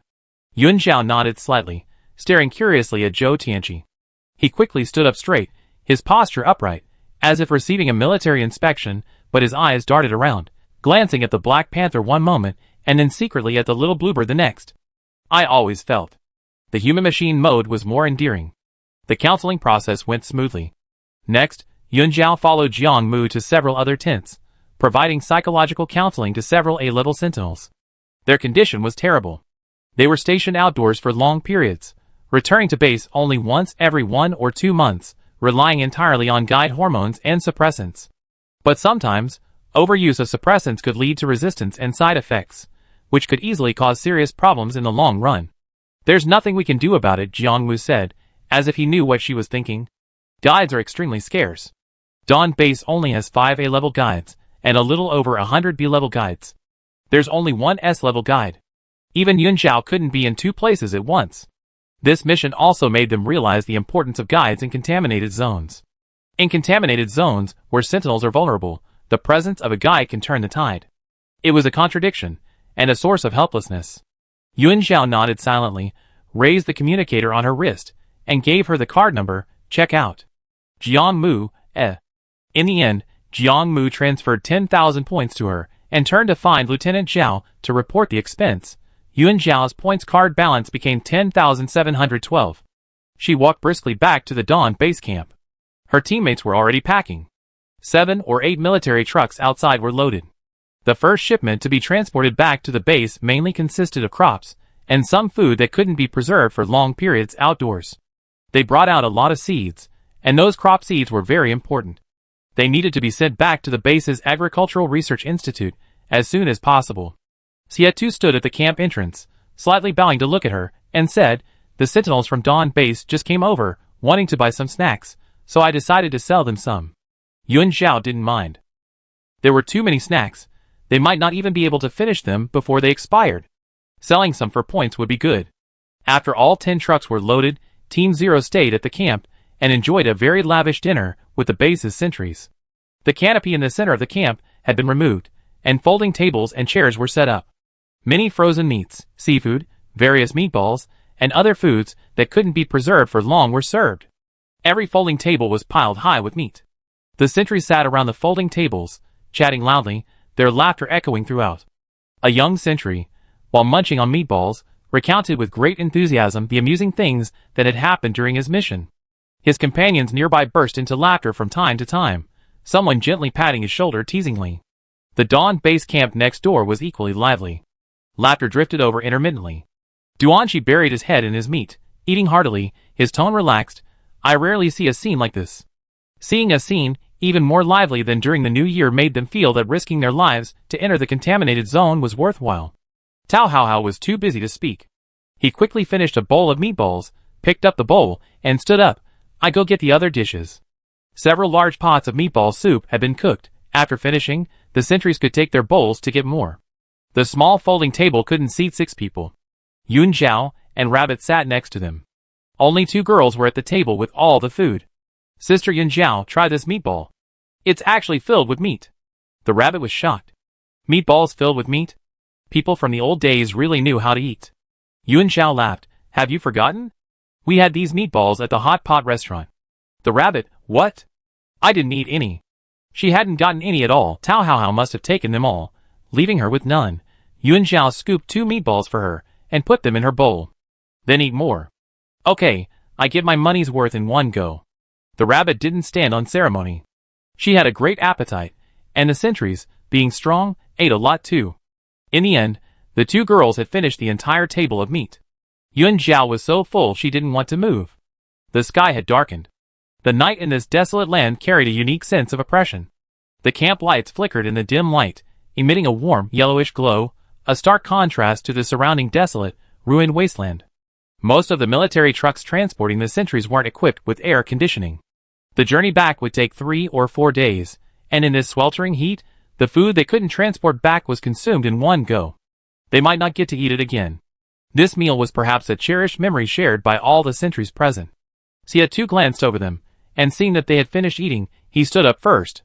He went to the armored vehicle parked outside, opened the driver's side door, and casually called out, "Get in, everyone." Then he climbed into the vehicle. All right. Tao Hao let out a satisfied burp. Guide Yun, you sit in the passenger seat. We had a long and tiring journey, so let's get back and rest as soon as possible. Yun Xiao, okay.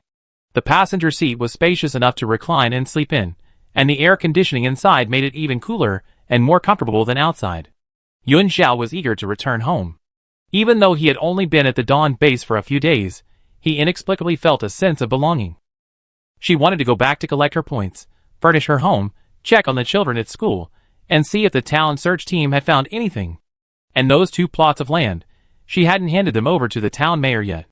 Behind her, 2 teams of sentries greeted the sentries in the camp, boarded 10 transport trucks, and followed them back to base. The 10 massive transport trucks slowly started under the dim camp lights. The roar of the engines was particularly loud in this wasteland. The convoy, carrying supplies, drove further and further away, gradually disappearing into the night. The convoy didn't stop along the way, nor did it stop at any of the outposts for rest. On the morning of the 3rd day, they returned to Dawn base, nestled among towering mountains.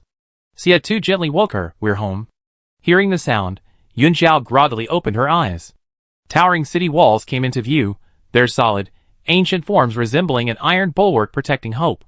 She had slept for 3 days in the vehicle, mainly because it was incredibly boring. Along the way, she encountered mutants, but her teammates were there, so she didn't need to intervene. Besides sleeping, there was absolutely nothing to do.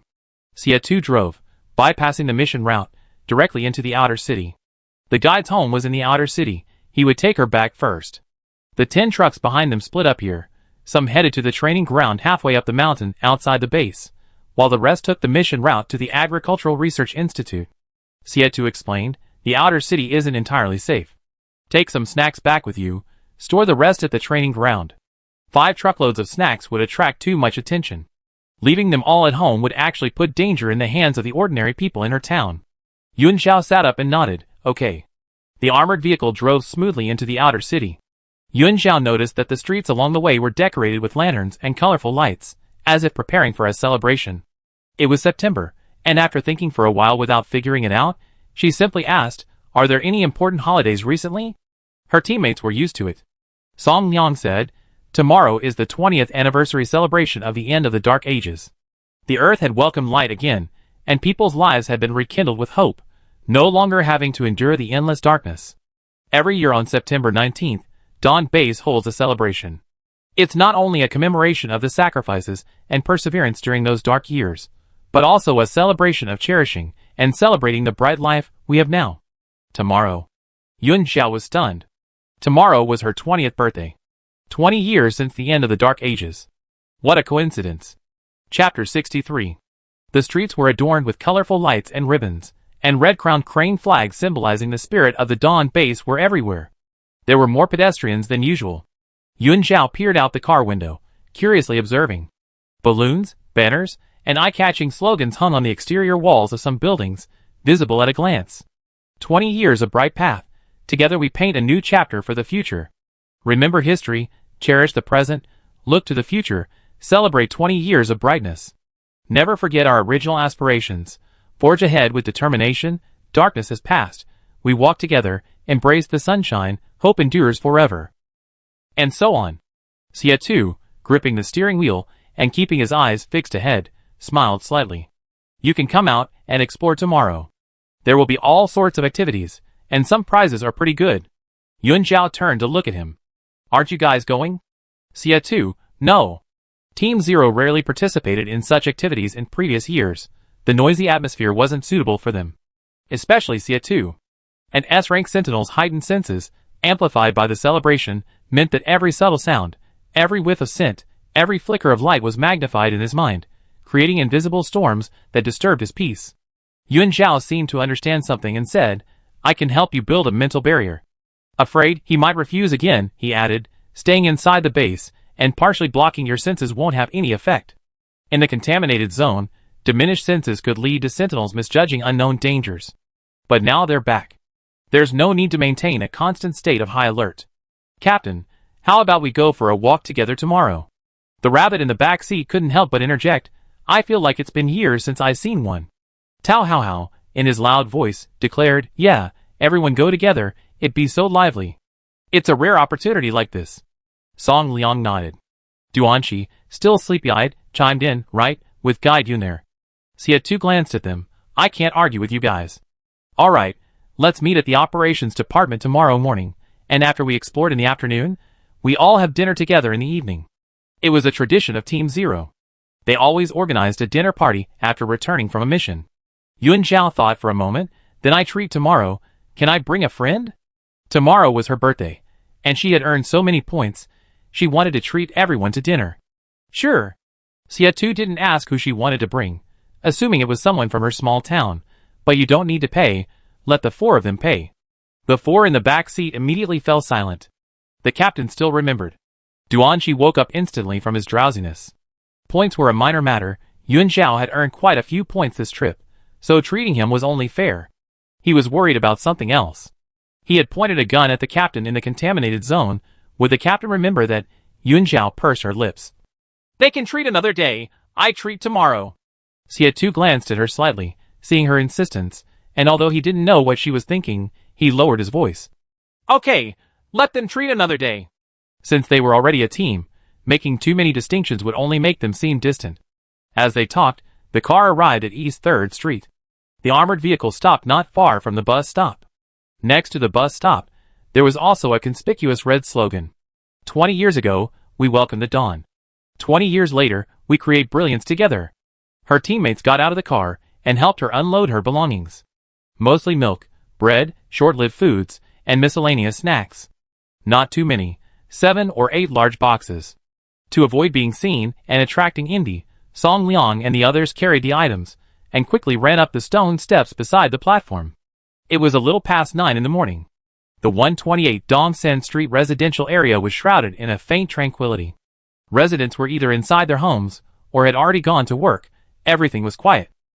Yun Xiao, empty-handed, followed Xia Tu at the back. The man's tall figure and long, lithe legs made carrying 2 heavy boxes seem like insignificant items. Her teammates walked in front. The group skillfully entered Building 1, opened the unit's iron door, entered the elevator, and pressed the button for the 12th floor. Everyone clearly knew her home address. It's too crowded, Guide Yun.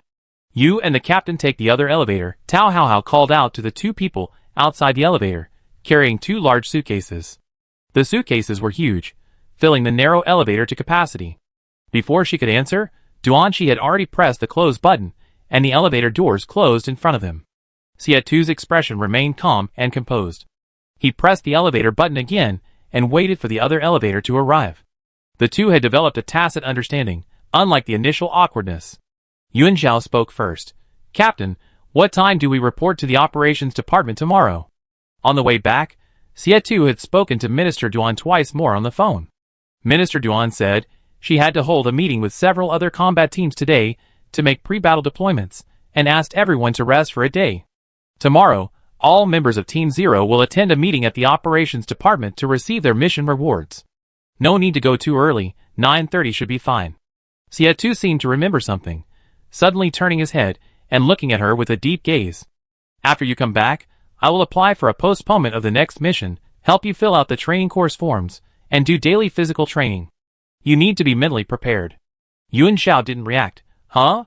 The training courses mainly cover some knowledge about contaminated areas, analyze mission cases carried out by the 4 major bases, and explain the worldview of the old era, the level of contaminated areas, and the judgment of gatekeeper attributes, etc.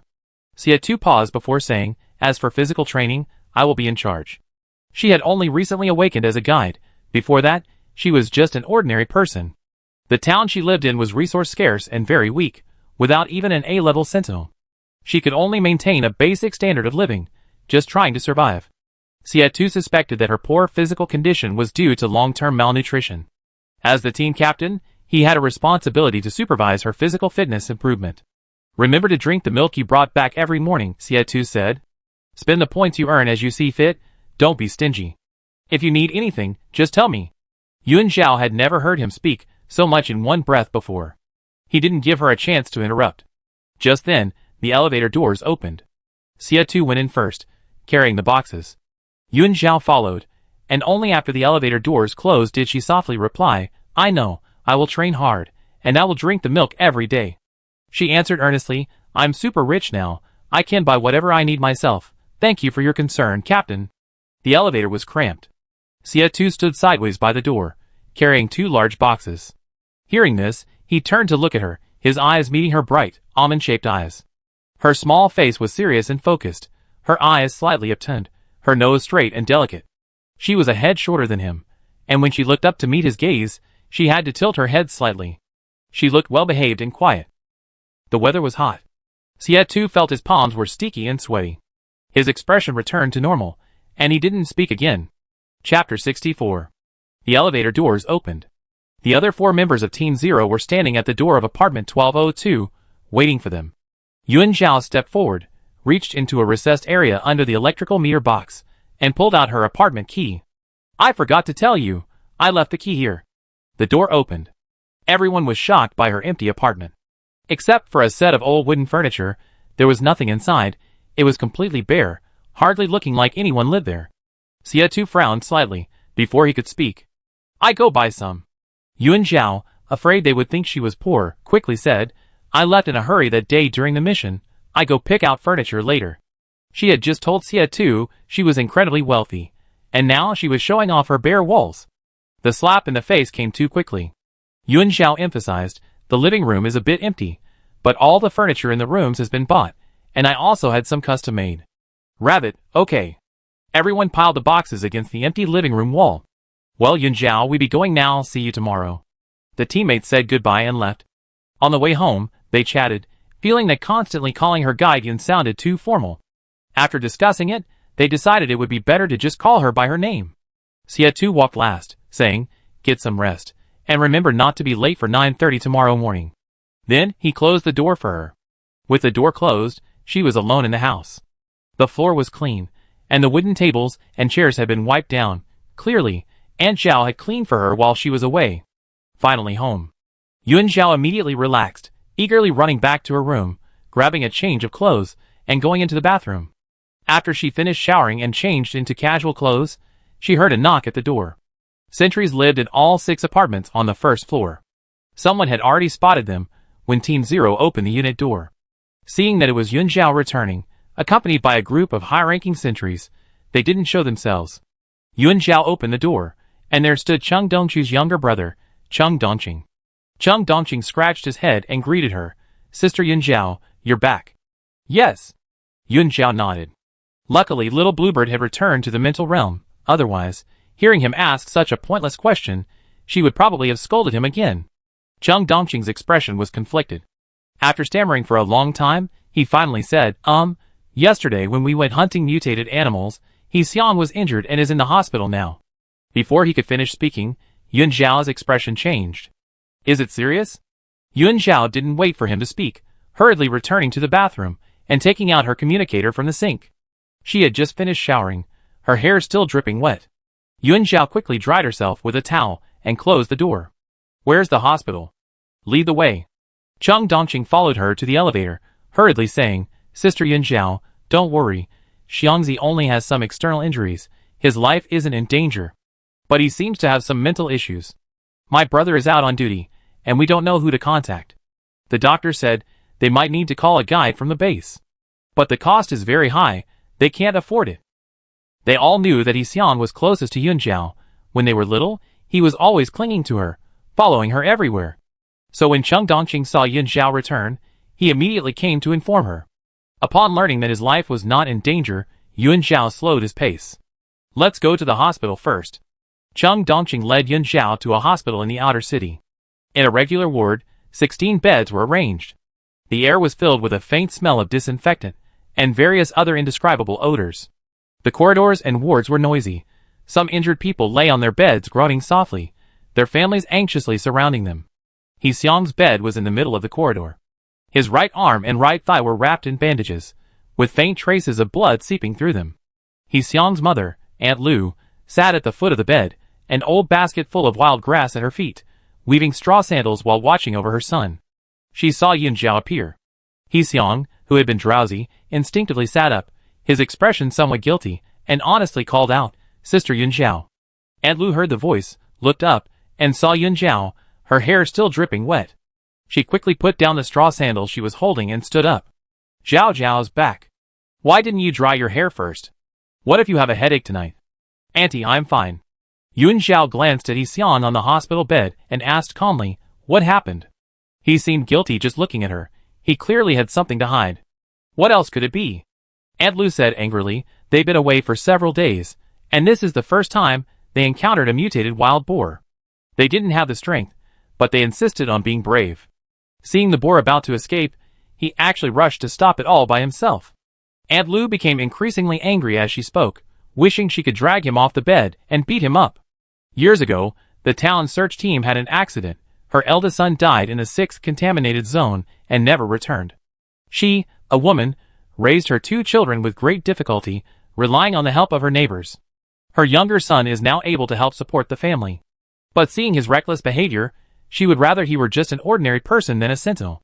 Aunt Lu was deeply afraid that Xiang would follow in his older brother's footsteps. Her eyes reddened as she spoke to Yunjiao. Xiang hurriedly comforted his mother, Mom, I won't do it again. I was too anxious this time, and didn't think much about it. The search team had been searching the mountains for 5 days, encountering only some small mutated animals, and the last 2 days yielded nothing. They returned empty-handed each day. Xiang was still young, especially seeing the sentinel team at the stall next door, who could bring fresh goods to sell every day. The contrast made him feel inferior. That's why he acted somewhat recklessly when he first encountered the mutated wild boar. After understanding what had happened and calming Aunt Lu down, Yunjiao stepped forward and gave Xiang a large slap, coldly saying, if you continue to be so reckless, none of you will be allowed to leave the room. The search team is to be disbanded immediately. As she spoke, she glanced at Chung Dongqing, who stood obediently to the side. Xiang took the slap squarely, not daring to utter a sound. Chung Dongqing didn't even dare to breathe. The ward instantly fell silent. The person groaning on the next bed endured the pain, instinctively falling silent, afraid to make a sound. This seemingly delicate young girl was about to disband the entire search team with a single sentence, and the 2 sentries beside her obediently accepted the scolding. The tone of her reprimand was strangely domineering. Yunjiao seemed oblivious. Her spiritual form slowly appeared on her shoulder, the little bluebird proudly raising its neck, surveying its surroundings. What's wrong with your mind? Xiang's expression turned somewhat strange. He honestly replied, after being injured yesterday, I started having frequent dreams Dreams about a strange place. Yun Zhao was slightly surprised. She seemed to understand something, releasing a strand of her spiritual energy. Don't move, let me take a look. A green fluorescent light quickly entered his body. A moment later, Yun Zhao withdrew her spiritual energy, already having made a judgment. No wonder the doctor said to have the guy take a look. Yun Zhao still had a tense expression. After a slight pause to organize her thoughts, she said, "You may have awakened a spiritual body." Chapter 65. Only B-rank sentinels can awaken a spiritual body. It's possible that during his life or death struggle with the mutated wild boar, He Xiong's physical potential was unleashed in that critical moment. When faced with crisis, a sentinel's bodily functions undergo a mutation, thus triggering the awakening of their spiritual body. In short, He Xiong broke through from a C-rank sentinel to a B-rank. But He Xiong's spiritual body seems somewhat different. That's why he hasn't noticed it yet. Chung Donshu, the town's only B-rank sentinel, recently received orders to clear out the nearby mutants after joining the patrol team. None of the remaining sentinels in the town know about the process of spiritual body awakening. Furthermore, since there has never been a precedent of a sentinel breaking through in the town, everyone assumed that He Xiong's abnormal mental state after his injury was due to a mental problem. He Xiong looked somewhat bewildered. "Sister Yun Zhao, do you mean I have my own spiritual body now?" Awakening his spiritual body meant he had become a B-rank sentinel. Yun Zhao, yes. This ward was a general surgery ward, and almost all the patients lying on the beds had suffered external injuries, including many low-ranking sentinels. Hearing the two talking, they all looked at He Xiong with envy. Breaking through ranks was extremely difficult. Each advancement felt like crossing an insurmountable chasm. Generally speaking, sentinels broke through more easily than guides. Sentinels constantly faced danger in battle, teetering on the edge of life and death. Only then could they possibly unleash a sliver of their physical potential. Many people never managed to break through in their entire lives. This silly kid is really lucky. He broke through just by catching a mutated wild boar? Not to mention, he even has a guide sister. That's a rare and precious guide. Yun Zhao slowly released her spiritual form and said, "The scene you dreamt of is probably your spiritual realm. The little guy has just awakened, you can try summoning it." The spiritual connection should have been established. As for why He Xiong didn't notice it immediately, she didn't quite understand either. A bluish-green fluorescent light entered his spiritual core, guiding him to sense his spiritual body. He Xiong subconsciously closed his eyes, and did as Yun Zhao instructed. He followed the direction of the spiritual threads, entering his spiritual realm to perceive his spiritual body. The entire ward fell silent. The patients lying in their beds, ignoring their physical pain, all craned their necks, watching expectantly. This kind of scene might only happen once in a lifetime. But what were those green fluorescent lights? A guide capable of guiding a B-level sentinel. This silly boy's sister must be of a very high level. Perhaps even a rarer A-level guide. They couldn't afford a guide, and this was a rare opportunity to observe and learn in person. They wanted to observe carefully, hoping it might come in handy someday, when they broke through their own limitations. Chung Dongqing stood there, stunned, not daring to utter a sound. As for He Xiong's mother, upon hearing this incredible news, she was both happy and worried, gazing anxiously at her son on the sickbed. How much time passed was unknown. He Xiong finally opened his eyes, a radiant smile spreading across his face. Excitedly, he exclaimed, "I felt it. I really felt its presence. Sister Yun Zhao, it's amazing." He was completely immersed in an atmosphere of extreme joy. That was his spiritual body. He had his own battle partner now. Yun Zhao's reaction was calm. "Summon the little guy out, I want to see him." His main body was injured, and the little guy had just awakened. Going in might scare him, so it's better to call him out and check on him to put his mind at ease. He Xiong nodded quickly, okay. He closed his eyes, and used the spiritual connection to communicate with his own spiritual entity. The once noisy ward became unusually quiet. Everyone held their breath, anticipating the appearance of the newly awakened spiritual entity. Even ordinary people who couldn't see spiritual entities couldn't help but turn their heads to look. A minute passed. Nothing unusual happened. Yun Zhao waited patiently. Even the impatient little bluebird, perched on his main body's head, curiously stared at the bed. 5 more minutes passed. The ward remained silent. There was no sign of the spiritual entity. Everyone in the ward waited expectantly. What's wrong? Doesn't it want to come out? Yun Zhao found it strange and couldn't help but ask. He Xiong shook his head. No, it's happy to come out and see. What about the spirit form? The sentry in the next bed couldn't help but interject. Little brother, quickly call it out. Let us all see. Ha ha ha, maybe it's shy because there are so many people here. Spirit forms know how to be shy? Someone questioned. Xiang quickly explained, soon, it's on its way out. However, 15 minutes passed. There was still no movement in the ward. Several sentries, their bodies wrapped in bandages, propped themselves up and peered out for a long time, only to feel a sore neck. The little bluebird impatiently flapped its wings. Its curiosity gradually faded with time. I went in and caught it. Yun Zhao was also losing patience. Could it be that something was wrong with his spiritual entity? Yun Zhao was about to make his move. The next instant, a sloth spiritual entity, amidst much anticipation and the watchful eyes of everyone, slowly crawled out of the spiritual realm and landed on the hospital bed. It lazily extended one paw. Its eyes were half open, half closed, and every movement was like a slow-motion replay in a movie. The surrounding sentries, a sloth? So, it took this guy almost 20 minutes just to crawl out of the spiritual realm? Those around who could see the spiritual entity changed their expressions from anticipation to barely suppressed laughter. If it weren't for the guide's presence and the fear of offending him, everyone probably would have burst out laughing on the spot. Only Xiang was extremely happy, boasting, Sister Yun Zhao, look. This is my spiritual form. Yun Zhao stared at the slow-moving sloth, remained silent for 2 seconds, and nodded, I see, it's fine. The little guy was healthy and adorable. It's just that if they encounter danger in the future, the battle might be over before this guy has even crawled out of the spiritual realm. But at least it's a spiritual form. A sentinel who has awakened a spiritual form will have a physique and physical abilities several times stronger than before. Confirming that Xiang was alright, Yun Zhao turned to inquire about the medical expenses. Aunt Lu was relieved and sat at the foot of the bed to continue weaving straw sandals. You don't need to worry about these things. They hunted the wild boar and sold it for a lot of points. The weather was hot. The remaining meat that wasn't sold was taken back to the community by the search team and distributed to every household. As she spoke, Aunt Lu held up the half-finished straw sandals she was weaving and told Yun Zhao, these necessities sell very well at the base. We sell them for 15 points a pair. There were also many stalls selling straw sandals at the trading area. The townspeople had gone to check them out. Depending on the craftsmanship, the prices ranged from 10 to 30 points. The more expensive sandals were indeed more exquisitely woven than theirs. Finally, after some discussion, the townspeople set the price at 15 points a pair. Aunt Lu said, So Zhao, don't worry about us.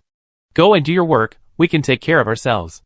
Qishan town was relatively isolated from the outside world, and its people were simple and honest. For decades, they had relied on mutual help and support to get through the most difficult and darkest times. It was precisely because of this simple honesty and kindness that 8 centuries took Yun Zhao in. After their deaths, the townspeople treated this little girl they had watched grow up as part of the town, raising her to adulthood. Yun Zhao pursed her lips. I understand. Aunt Lu, I be going now. Aunt Lu didn't even look up. Go ahead. Okay. Before leaving, Yun Zhao glanced at Xiang on the hospital bed and warned, until the doctor says you're discharged, you'd better stay in the hospital. If I find out you dare to leave early, you never be able to leave again. Xiang nodded frantically. His lost spirit form was still in the same position it had been in when it first appeared. Chapter 66. Cheng Dongqing followed closely behind Yun Zhao as they left the hospital. He pulled out a card. Sister Yun Zhao, this is the 300 points I borrowed from you last time, here you go. Yun Zhao turned around and asked him, how much did you get for that mutated wild boar? Cheng Dongqing perked up at the mention of it. Over 5,000 points. The weather was hot, and any meat that wasn't sold would spoil, so we took the rest back and distributed it among everyone. Over 5,000 points, divided among more than 10 centuries, didn't actually amount to much in their hands. But it was their first successful hunt, and the sentries in the search team were very excited. Moreover, they had recently brought back a lot of wild grass and coal, and hired people from the town to help them watch their stall. The women brought straw sandals to the stall to sell. For every pair of sandals sold, the search team received a 5-point commission. Yun Zhao took the card from his hand after hearing this. That's good, but you guys need to be careful. You won't always be as lucky as you were this time. Cheng Dongqing nodded, I know, we be careful in the future. How could they not be careful? What if Sister Yun Zhao gets angry and forbids them from going out in the future? The weather is hot, and mutated animal meat is indeed difficult to store. Yun Zhao thought for a moment and said, Tomorrow I bring back a few freezers. Isn't there an empty house? Let's give it to the search team to store supplies. I remember the key is with Grandpa Mayer. When Team Zero was scavenging supplies in the contaminated area, they also brought out the freezers from the supermarket. However, because there was no power on the road, they were afraid the food would spoil, so they ate all the frozen food. The freezers are all there. Huh? Chung Dongqing hesitated. Won't it be expensive? Yun Xiao glanced at him. It's free. That's what she said to his face, but she still wanted to ask the team leader. After all, the supplies belonged to the whole team. Although she had contributed the most, she couldn't make decisions without the team members' knowledge. They were a team now. Yun Xiao didn't explain in detail to Chung Dongqing, only saying, but you have to pay for the electricity yourself. Chung Dongqing was overjoyed. Okay. Yun Xiao was about to leave, when she suddenly remembered something and turned back, saying, go to the exchange and ask if there are any buyers. Sell those 5 buses as soon as possible. The people in town now lived in the safe base. They didn't need those vehicles at all. The money for the buses was pooled from each household. Selling them before they were too damaged would give each household a share of the points earned. Keeping 2 off-road vehicles for the search team was enough. Chung Dongqing nodded vigorously. Okay, I go to the exchange to register for sale right away. Yun Xiao left with relief. She needed to go to the inner city to pick up her custom-made bird stand, and also to order the dishes for tomorrow night's dinner party. Chung Dongqing watched her board the bus before turning and running towards the exchange. Yun Xiao's second time entering the shopping mall was a completely different experience from the last. The clerks on the first floor all greeted her politely with smiles. The little bluebird perched on her head, still looking disdainful, even too lazy to look at them. Bird stand, princess bed. Yun Xiao had no choice but to go up to the 3rd floor first. The same clerk greeted her again, smiling broadly as soon as she saw her. Miss Yun, your custom-made bird stand is ready. Would you like it delivered to your home now? Yun Xiao nodded. I'd like to pick out some more furniture. The team leader said that points were earned to be spent. She was super rich now, and wanted to treat herself well. Yun Xiao led the sales clerk straight to the back room, pointing to the princess bed that cost 800 points, and said with a slight pang of regret, I have to buy it. 800 points. How much meat could that buy? But little Bluebird liked it, and she liked it too. It should be incredibly soft, just like the bed in the villa in the polluted area. She had never slept in such a comfortable bed. Yun Xiao looked around and chose 2 more 4-piece bedding sets to match the princess bed. Pillows, sofa, coffee table, curtains, shoe cabinet, low cabinet. There was also a huge display cabinet for snacks, an extremely beautiful floor lamp, the sky blue rug from last time. This time, she chose higher quality furniture. Seeing that she had bought so much, the sales clerk offered her a discount and some small gifts. Yun Xiao then picked out some decorations and a few plant stands. Including the final payment for the bird stand, the discounted price came to 3,800 points. Yun Xiao remained silent throughout the payment process, her lips pursed. Her card balance instantly jumped from 10,712 to 6,912. Yun Xiao reassured herself, it's okay, I can collect the basis points reward tomorrow. She was incredibly wealthy. She couldn't let her teammates see her home in such a bare state next time they visited. The little bluebird was delighted. It flew to the princess bed and stomped around on it. What's there to be sad about? Next time, I kill another gatekeeper and replace that ugly wardrobe. Yun Xiao thought to herself. That wardrobe is quite functional. It just has some chipped paint. The little bluebird, oblivious to the cost of living, noticed the appliance store across the street. It had brought back a lot of food, some of which needed to be refrigerated to last longer. Buy a refrigerator, it said, but the freezer at home can't have been used to store dirty things. Yun Xiao said, that's not dirty stuff. It just stored food brought from the contaminated area. The little bluebird insisted, no secondhand, buy new. Yun Xiao was speechless. You don't even need it. Why are you so nosy? Buy new. The little bluebird clearly disliked furniture and appliances brought from the contaminated area, except for food. Yun Xiao was silent for a moment, then said, okay, let's buy the food first, then we go buy groceries. She planned to have hot pot tomorrow. This time, she brought back a lot of hot pot base, some vermicelli, sausages, luncheon meat, and other packaged vegetables that could be stored for a long time. She needed to buy some more meat and fresh vegetables. Yun Xiao filled in the delivery address and went to the appliance store next door on the 3rd floor. She chose a brand new refrigerator and a small fan, which would be delivered to her home later. After buying all the furniture, she finally returned to the 1st floor. She bought a lot of eggs and fruit to take home, and also pre-ordered meat and vegetables for tomorrow. Fresh fruits, vegetables, and meat are available in limited quantities daily, but she had priority purchasing rights and could pre-order her groceries for tomorrow. After all the shopping, she only had a third of her 10,000 points left. As Yunjiao walked out of the shopping mall, she couldn't bring herself to say, "I'm super rich." If she wanted to live a luxurious life, her points simply wouldn't last. No sooner had Yunjiao arrived home than the shopping mall sent a delivery truck to her door. Perhaps because of tomorrow's celebration, she saw patrols of sentries everywhere along the way. The delivery personnel were very discreet, arriving without wearing uniforms. Large items were disassembled into parts, delivered, and then assembled. Smaller items were transported separately, each covered with a cloth, and carried upstairs individually. No one noticed. This was the only inconvenience of living in the outer city. But Yunjiao didn't want to move. The inner city was too deserted. She couldn't cook, her self-care abilities were practically zero, and sometimes she couldn't even sweep the floor properly. She loved cleanliness, yet couldn't keep her home tidy at all times. The townspeople depended on her, and she, in turn, depended on them. She didn't want to live too far away, to work hard outside, and then come back to a cold, lonely place. She loved coming home, and if she didn't want to be alone, she could open the door and wander around, surrounded by familiar faces greeting her warmly. Chapter 67. After the installation technician left, Yunjiao's home had been completely transformed. Stepping inside, a brand new white shoe cabinet stood to the right. The shoe cabinet had 3 drawers on top, with decorative items on the top shelf. To the left, where the dining area used to be, a huge display cabinet stood against the wall.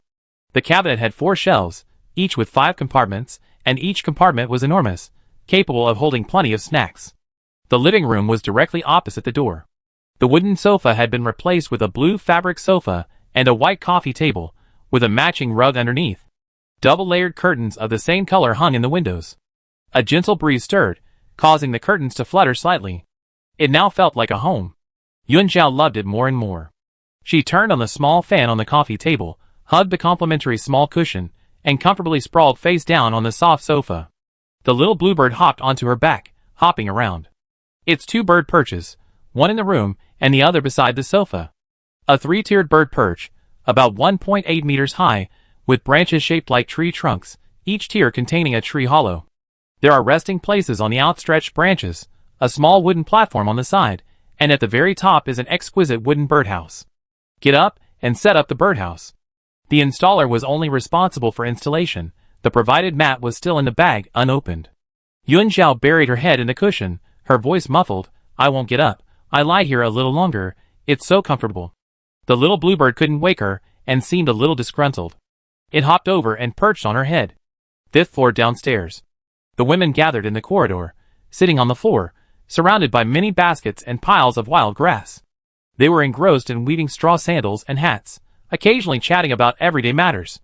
Zhao Yan was among them. "Do you still have enough coal? My son brought some back yesterday.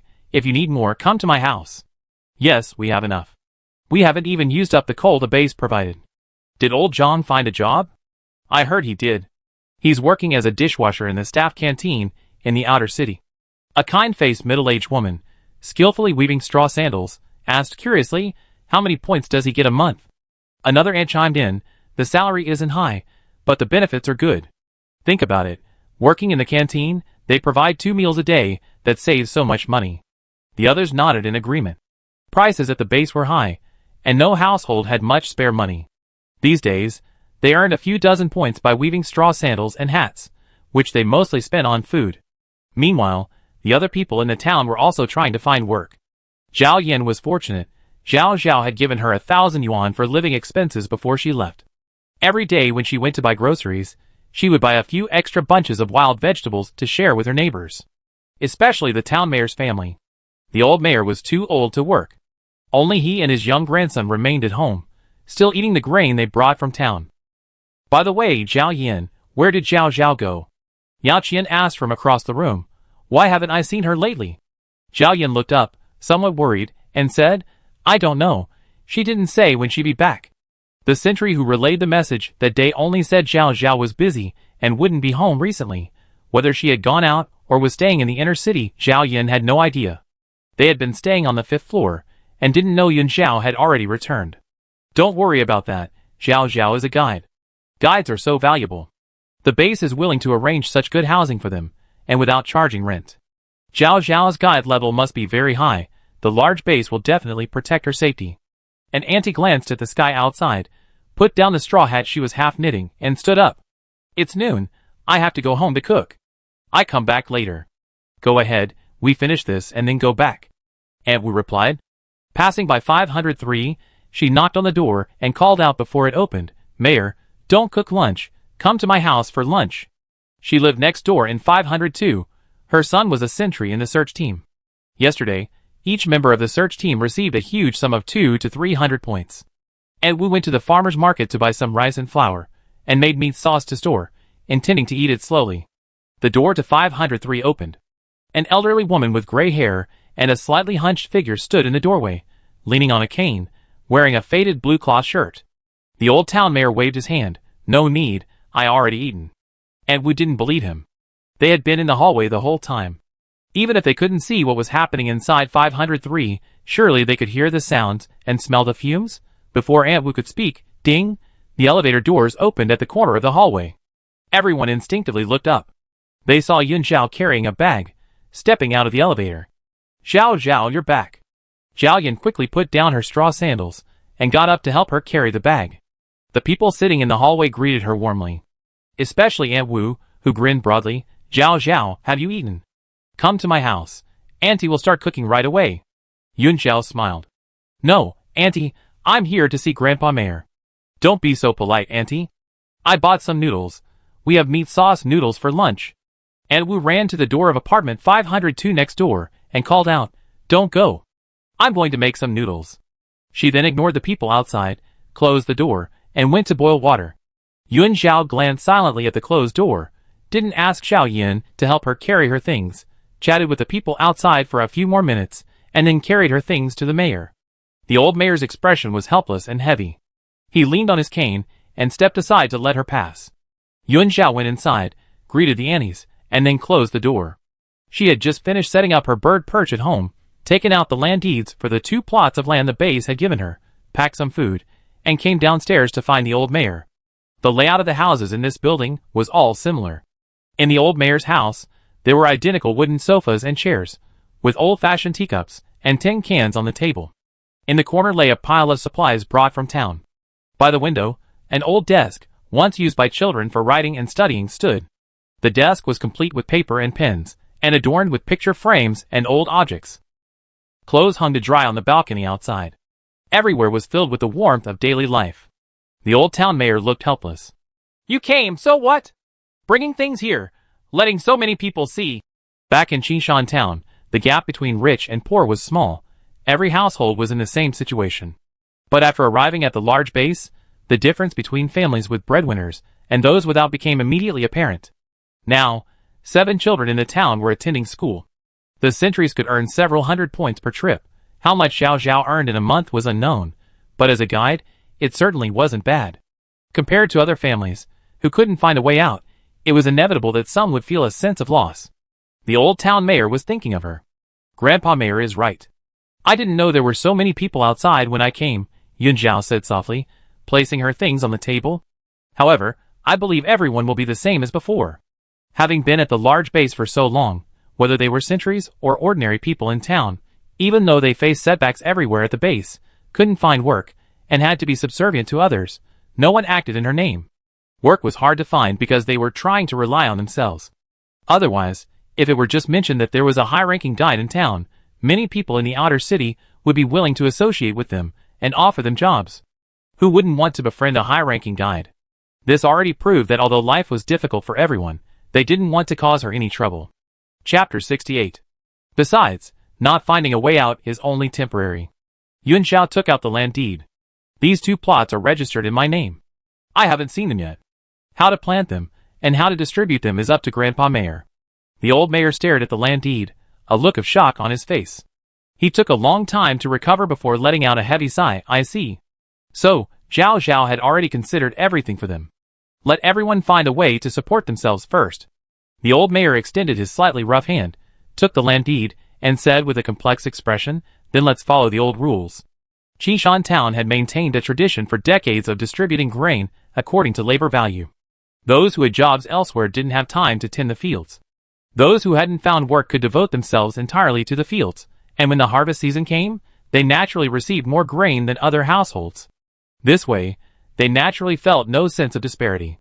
The old mayor, unsure what to say, carefully put away the land deed, then turned away in silence. His hunchback looked exceptionally lonely. The things Yun Xiao had brought were placed on the table. There was some bread and milk, eggs and fruit she had bought in the inner city. Also, the points card Chung Dongqing had given her was inside. That card was one her uncle had gotten at the Dawn base years ago, left to his elderly father. Later, to buy a vehicle for relocation, the old mayor gave the card to her. Now it was simply returning it to its rightful owner.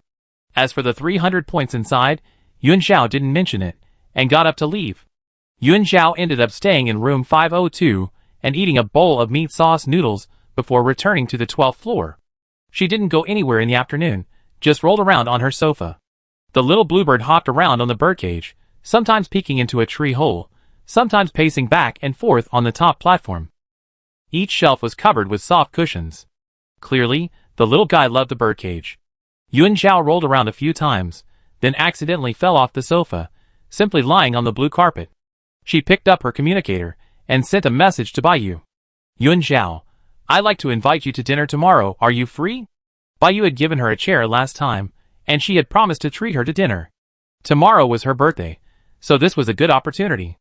Baiyu replied quickly. Great. There's a celebration tomorrow. Perfect timing, we can go shopping together.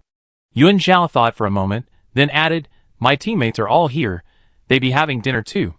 Baiyu replied, it's alright, I know them. I even provided counseling for a few members of Team Zero before, but we're not close. Yun Xiao had guessed this, which was why she invited her. Okay, we have a meeting tomorrow morning. I contact you afterward. That evening, the children went home from school. He Ping and Yanin didn't have school bags, but old cloth bags Zhao Yin had made for them out of cloth were slung over their shoulders. The bags were patched, with 2 layers inside, containing books and homework, and a small pocket on top for pens and other stationery. Yun Xiao didn't say anything. The outer city was a mixed bag. If the children were more plain at school, they wouldn't attract attention, there would be less competition, and they could focus on their studies. Yun Xiao inquired about the 2 children's situation at school. He Ping was startled and lowered her head, saying, I have tried my best to study. Yun Xiao looked at He Ping's slightly lowered head, gently patted his shoulder, and said softly, don't worry, learning is a gradual process. The children had never been to school before, only learning a few characters from the old town head. It's normal for them to fall behind since they just started school.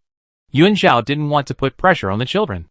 Hienan, standing nearby, beamed and said, Sister Yun Xiao, the teacher praised me today, saying I did a good job on my homework. Yun Xiao looked at Hienan again, and you're great. Keep it up and help your brother improve, okay? Yes, I know, Hienan replied obediently. After saying goodbye, the 2 children obediently went back to their rooms to do their homework. Zhao Yan was busy in the kitchen. Zhao Zhao had just returned and bought so much stuff. She had been asked to go get groceries earlier and saw how much the house had changed, including a new refrigerator. Zhao Yan didn't dare ask the prices. She went inside and saw that Zhao Zhao had made her newly bought princess bed in a mess. She went in and helped tidy up the bed before returning with the groceries and heading into the kitchen to start cooking dinner. The next day, Yun Xiao got up refreshed, wearing the same casual clothes she had on yesterday. Today was her birthday. Since her uncles passed away, she hadn't celebrated her birthday. Some people in town remembered, but due to limited resources, no one had the custom of celebrating birthdays. At most, they would steam extra rice as a celebration. Yun Xiao told Zhao Yin that she wouldn't be home for dinner today before going downstairs to take the bus to the inner city. She packed 3 boxes of snacks she had brought back yesterday and asked Zhao Yin to take some to share with everyone. Everything else was piled up in the training field. It seemed there were several more truckloads coming. She checked them out and then hauled some back. Yun Xiao arrived at the operations headquarters building. The clerk who let her in called out, Guide Yun, come over and have your fingerprints taken for access control. It'd make things easier for you later. Okay. Yun Xiao stood by the door on the first floor, cooperating with her fingerprint collection. Minister Duan is in the command center. Please go to the conference room on the 5th floor first. The clerk added, "The rest of Team Zero haven't arrived yet, Captain Sia." Before she could finish speaking, the other 4 team members appeared outside the door. None of them were wearing combat uniforms today, but rather civilian clothes. Their demeanor had subtly changed, less of the sharpness they displayed in combat, more of a casual, everyday air. "Sister Yunjiao, why are you here so early?" Rabbit ran over to greet her. It wasn't even 9 o'clock yet. The other 3 team members came over, laughing and joking. Song Liang spoke up, "We were just about to go out for a stroll. Thank goodness we came first." Duanqi said, "I insisted on coming early, okay? How could I not be in a hurry to collect the reward?" Yun Xiao nodded in agreement, "That's right. She came so early precisely to collect the money." The group chattered excitedly, guessing how much the reward would be. After Yun Xiao finished having her fingerprints taken, they all noisily entered the elevator. Tao Hao leaned over, grinning mischievously, and said, "Want to bet and guess the exact reward amount?" "How many points are we betting this time?" Duanqi asked. "What if no one guesses correctly?" "Rabbit, the person who guesses the closest number gets it." Yun Xiao immediately raised her hand, indicating, "I'm not participating." She had never performed a mission before, and she was still clueless about what aspects could earn her rewards. She definitely couldn't guess better than them. With those points for betting, she'd rather buy a couple more pounds of meat. "That won't do. We're a team. We have to work together." Tao Hao put his hand on Song Liang's shoulder. "Old Song, don't you think so?" The elevator doors opened, and a group of people emerged, playfully bickering, facing Xie standing at the conference room door. The man's tall figure stood in the corridor, very noticeable. Xie turned his head, clearly having overheard their conversation. His disdain was impossible to hide, and he slowly uttered, "Idiot." Yun Xiao suddenly looked up, her expression serious as she reprimanded him, "Don't swear." Xie was slightly taken aback, a subtle emotion welling up inside him. His casual joke had actually drawn her discipline. How did idiot become a swear word? Xie raised an eyebrow at her, clearly not understanding the situation. The next moment, a little bluebird flapped its wings, hopping onto Yun Xiao's shoulder, glancing at Xie. Idiot. Chapter 69. Yun Xiao, hearing the little bluebird's curses, took a breath, glared at Xie, and went into the conference room alone. How did the captain offend her? Tao Hao was confused. Wasn't everything fine when we went upstairs just now? Xie asked the fire phoenix in his mental realm thoughtfully. What did it just say? I call you an idiot, and you can tell her that if you curse me, you can't curse me back. Xie's lips twitched slightly upon hearing this. So, that idiot from before, the little guy copied him too? Copy his words, and then use them to curse him? And he still got glared at by Yun Xiao? Xie's face remained indifferent as he glanced at the team members. What are you all standing here for? Go inside for the meeting. Duanqi, When did they become the lowest ranking members? Like a rabbit afraid of being caught in the crossfire, he ran quickly into the conference room and sat down next to Yun Xiao. It was a small conference room. 4 empty seats were arranged on each side of the long table, with only one seat at the head of the table. A white curtain occupied the entire wall directly opposite. Clearly, this was a meeting place exclusively for combat personnel. Xie strode over, leisurely pulled out a chair, and sat down opposite Yun Xiao. Yun Xiao pursed his lips, not looking at him, intently lecturing the little bluebird. You're a phoenix, not a parrot. Why do you keep imitating his speech? Thank goodness you don't learn it, only swear words. The little bluebird ignored him, slowly preening its feathers. A moment later, Minister Duan entered carrying a stack of documents. He was still wearing a crisp, dark blue military uniform, with neat short hair and sharp eyes. Duanqi and Tao Hao huddled together, whispering amongst themselves. Tao Hao, the moment I saw Minister Duan, I was reminded of her in the contaminated zone wearing a skirt. She doesn't seem as fierce as usual. Duanqi worried about others. What should we do? After Lao Song submits this report, will Andy punish him? She punish you. It has nothing to do with us, Song Liang added. Minister Duan took her seat at the head of the table, coughed lightly, and the others immediately fell silent. The mission was completed well. Minister Duan looked down at the documents in her hand and said, successfully rescued Jiang Mu's team, eliminated contaminated Zone 88, and brought out very important technology. This is the 4th 4-star contaminated zone that humanity has eliminated. Its significance is extraordinary. The entire Zero team looked expectant, waiting for Minister Duan to announce the final reward points. Tao Hao held up a 1 to everyone, implying a bet of 100 points. He quickly picked up a pen from the table and wrote down a string of numbers on a piece of paper. The pen and paper were passed around among the staff, finally reaching Yun Zhao. At the small conference table, Yun Zhao sat in the first row, quite close to Minister Duan, practically under his nose. She blinked, seemingly reluctant to take it. Across from her, Xie Tu reached for the paper in front of her and casually scribbled a number on it. The technological data has been handed over to the relevant research institutes for study. The subsequent transport trucks departed this morning. Other industrial machinery will be handled by a professional technical team, who will begin disassembly and analysis. Minister Duan saw their subtle actions clearly and glared at them. Then he continued, the reinforcements currently stationed at Section 88 have registered and reported all the technology and supplies they brought out. The base's calculation team has completed the inventory. Everyone sat up straight. Minister Duan turned, his gaze towards Yun Zhao softening. The higher-ups have unanimously decided to adjust the reward amount for the 4-star gatekeeper, changing it to a per-person reward of 10,000. A cheer erupted from below. Rabbit mentally calculated for a while, then stealthily reached out, her target clear, the paper with the bet amount written on it. Song Liang slapped her hand away, his eyes warning, no cheating. Rabbit pouted, pretending nothing had happened. Minister Duan began distributing the A4 forms, specifically informing Yun Zhao, your team leader has chosen to split all the prize money equally. Base Commander Shen has already signed it. The points rewards will be deposited into your respective point cards this afternoon. Yun Zhao nodded, took the form, and eagerly checked it. Successfully completing the mission, 30,000, 20,000 provided by Dawn Base. Killing the gatekeeper, 60,000. Below is a list of the rewards brought from this mission, with a note indicating that the rewards are calculated based on their importance to the base. Industrial technology, agriculture, weaponry, and medical supplies all yield high points, especially the hydroponics technology and the batch of crop seeds. Small supplies follow, ranging from tens to hundreds of points. Yun Zhao's gaze shifted to the total amount at the bottom. Thinking he was seeing things, he rubbed his eyes and looked again. Holy crap! Ha ha ha! Tao Hao slammed his fist on the table excitedly, shouting, the total prize money is more than the balance in my points card. Their guesses were far too conservative. Zero Team had never encountered such a large prize pool since the start of their missions. This is a windfall. Yun Zhao stared, dumbfounded at the 6-figure reward for supplies. She hadn't expected this batch of technology and technical data to be so valuable. No wonder Jiang Mu didn't care about the 7,000 points. With a reward of over 200,000 points, each person would receive over 40,000. Adding the mission reward, each person would get close to 60,000. Xie Tu sat opposite her, still looking nonchalant, subconsciously glancing up at her. Why didn't she teach Tao Hao a lesson for swearing? Because damn is an interjection, and little Bluebird couldn't learn it?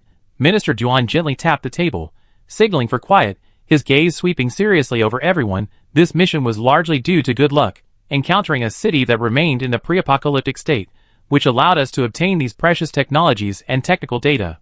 Such opportunities are hard to come by again, and may never come again. We must not be arrogant or complacent, or be impatient for quick rewards. Understood? The entire Zero Team replied loudly. Minister Duan leaned forward slightly, turning to Xie Tuesday. I approved your request to postpone the next mission, but Zero Team's daily training cannot be neglected. Before returning, Minister Duan had already learned the general situation through an online meeting. The guide played a crucial role in this mission. However, she knew too little about the rules of the contaminated zone, and was too weak physically. She definitely needed training. Xie Tu nodded. Song Liang, submit a detailed report on this mission to the intelligence team as soon as possible. Yes, sir. The base made no comment on Zero Team confiscating the snacks. Each combat team was free to choose what to bring out of the contaminated zone. As long as it wasn't needed by the base, team members could decide whether to hand it over or leave it behind. The meeting ended. As soon as Minister Duan left the meeting room, the remaining members jumped up, excitedly running around the room, making a clattering noise on the tables and chairs. I'm rich. I'm rich. Ha ha ha. I laugh in my sleep. Yun Zhao hadn't quite come to his senses yet, and nodded emphatically upon hearing this. I'm super rich now. Chapter 70. Everyone was still in a state of excitement, having lost all desire to go shopping. They were eagerly awaiting the prize money. Xie Tu slowly picked up the piece of paper on the table. Come over here and settle your bets. There were 5 strings of numbers on it. Only Xie Tu had written 300,000, the closest to the total reward points for the mission. Duanqi scoffed, that's all small change. I don't care about that at all. Tao Hao raised his wrist and transferred 100 to the captain without a word. That's right. With a prize of nearly 60,000 points, who cares about 100? Yuan Zhao thought for a moment, then raised her hand and asked, I didn't write anything. Does that mean I didn't participate or I forfeited? Forfeited? You still get the points? Everyone said in unison. Oh! Yuan Zhao leaned over and asked Xie Tu for his bank account number. Fine, I give him the points. Consider it a reward. Xie Tu glanced at the little bluebird on her shoulder, deliberately raising his wrist slightly, pretending to accidentally touch the little guy's feathers. The little bluebird froze for a moment, then started jumping up and down again. You rascal. It hated being touched by anyone except its own body. Xie Tu raised an eyebrow at it, his gaze full of provocation. Will you curse again next time? Yuan Zhao silently remained invisible, not wanting to get involved. The little bluebird had cursed first, so she was actually in the wrong. But the little guy only knew 4 swear words, 2 of which he had learned, and thinking about that made her a little angry. The 4 team members hadn't noticed the commotion, their excitement hadn't subsided. Song Liang smiled wryly, I still have to write a report. You all need to tell me what happened during our split operations. Xie Tu looked away, no longer teasing the little bluebird, and said, everyone stay and continue the meeting.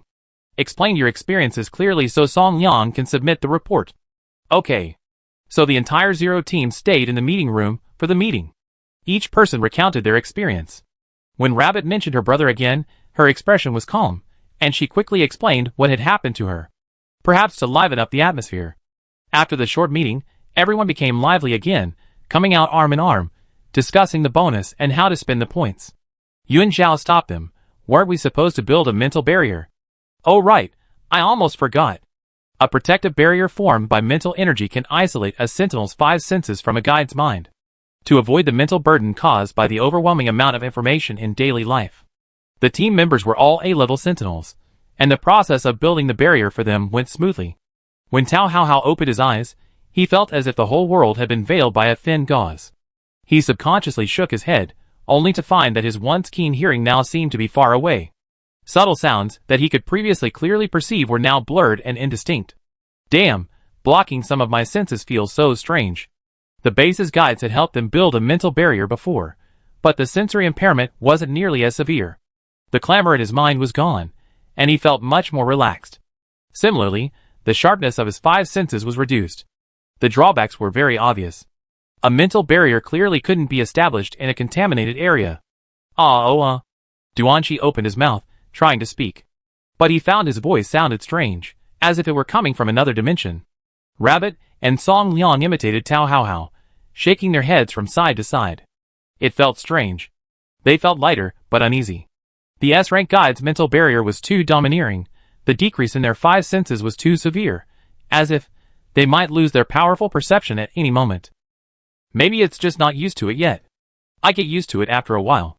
Song Liang sighed helplessly, trying to adapt to this suddenly unfamiliar world of 5 senses. Finally, it was Xie Tu's turn.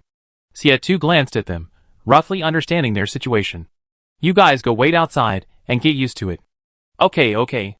The 4 of them shook their heads and walked out of the conference room, the chattering outside reaching them. The S-rank sentinel's 5 senses were too acute. Most sounds were no different from noise to them. Xie Tu had long been in this kind of sound environment, and was already used to using his willpower to resist those burdens and mental damage. He remained seated, looking up at Yuan Zhao slowly approaching him. He recalled the brief peace brought by the outer layer of guidance last time. Xie Tu calmly looked away, trying his best to suppress his wildly beating heart, not wanting the other person to notice. Yuan Zhao stopped in front of him, gently raising her right hand and placing it on his forehead. Her slender fingers curled slightly, forcing him to close his eyes. Practice makes perfect. A fluorescent light swirled around the 2 of them, attempting to penetrate his mental core. Xie Tu frowned slightly, clearly still not used to this intrusion. Soon, the bluish-green fluorescent mental energy began to spread outward from Xie Tu, gradually forming a transparent barrier on his mental core. This barrier was as light as a thin mist, yet incredibly resilient. It gently enveloped Xie Tu, isolating him from the world around him. The information streams that once overwhelmed him were now orderly blocked outside the barrier. After the barrier was established, Xie Tu opened his eyes and tried to stand up, almost losing his balance, and used one hand to steady himself on the conference table. This action, of course, immediately drew mockery from the little bluebird. Xiaotu's emotions were in turmoil, and he had no time to pay attention to it. He closed his eyes slightly, adjusting to the blurred world. For the first time, being isolated from those mind-altering noises felt like becoming a normal person again. It had been a very long time since he had experienced this feeling. The guide was the Sentinel's destiny. All right. Yuan Shao casually withdrew his hand, completely ignoring the emotions captured by the mental threads. Captain, let's go shopping. Outside, the four were still chatting enthusiastically. Has the celebration started yet? Probably. Asked Yuan Shao, and the captain, they came from outside. One lives in the outer city, and the other lives outside the base.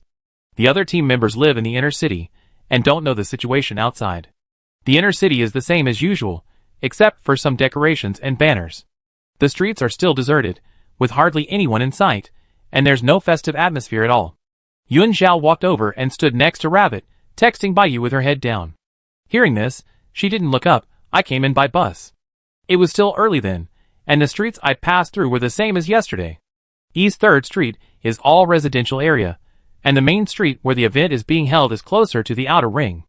She really didn't know where the celebration was at. As for Xiaotu, he arrived even earlier than her, probably before dawn. Don't S-rank sentinels need to sleep? Everyone waited a few more minutes. Xiaotu finally came out of the meeting room, his expression back to normal. Let's go see the celebration. Chapter 71. Dawn Base was unusually bustling today. 8 o'clock in the morning. The base's imposing metal gates opened.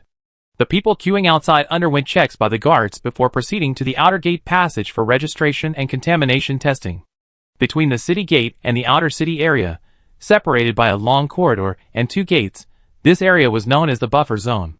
Most of those entering the city today were residents of nearby small bases, who had come specifically to participate in the celebration. While the large base was safe, the cost of living was high. The southwest region was rich in resources, and small bases generally had water sources and land nearby. Unless there were special circumstances, most people were unwilling to move. Furthermore, they weren't far from Dawn Base. If a large-scale mutant attack occurred, or a contaminated zone emerged nearby, the large base wouldn't stand idly by. People had come in groups, all for the prizes in the event. All the inspection windows at the gate passage were open, and registrars were busy testing the contamination levels and registering the identities of those entering. Busy until 10 a.m., everything was normal as in previous years. In the city, the guard and patrol teams were all on duty. No one was on leave. The guards patrolled along the city walls, while the patrol teams maintained order along the streets where the event was being held. Chung Dongshu was among them. His team consisted of 10 B-level sentries, who had just returned from outside last night. They would serve one more day today, and then they could take leave tomorrow. When Yuan Shao came downstairs, he received a reply from Baiyu. Baiyu was originally on leave, but this morning a high-level sentry team from another outpost was transferred back to base. The 2 teams totaled 14 people, all of whom were high-level sentries. Currently, Dawn Base only has 5 A-level guides. Low-level guides can also guide high-level sentinels if their compatibility with a sentinel reaches 60, but only a few guides can do that. The guidance room is short-staffed, so Baiyu was temporarily called in to help. Reluctantly, Baiyu replied, "Work isn't too busy. I can guide about 2 sentinels and then rest. I come find you later." Yuan Shao replied, "Okay." Yuan Shao went downstairs with his teammates. The entire Zero team of 6 left the operations department and walked towards the celebration venue in the outer city. After walking several streets from the inner city, they could hear deafening music and noise coming from afar. They saw a large performance stage set up in the park square of the outer city. At this moment, the stage lights were flashing incessantly, the music was deafening, and below was a sea of people, like countless ants, gathered in every corner of the square. Duanqi craned his neck to look around, thankfully saying, "Luckily, I blocked some of my senses, otherwise this sound would have killed me on the spot. There are so many people." Tao Haohao exclaimed in disbelief. Song Liang was still not used to it. The thumping music made his heart race. And not just them. Almost all the sentries on the nearby patrol were wearing earplugs.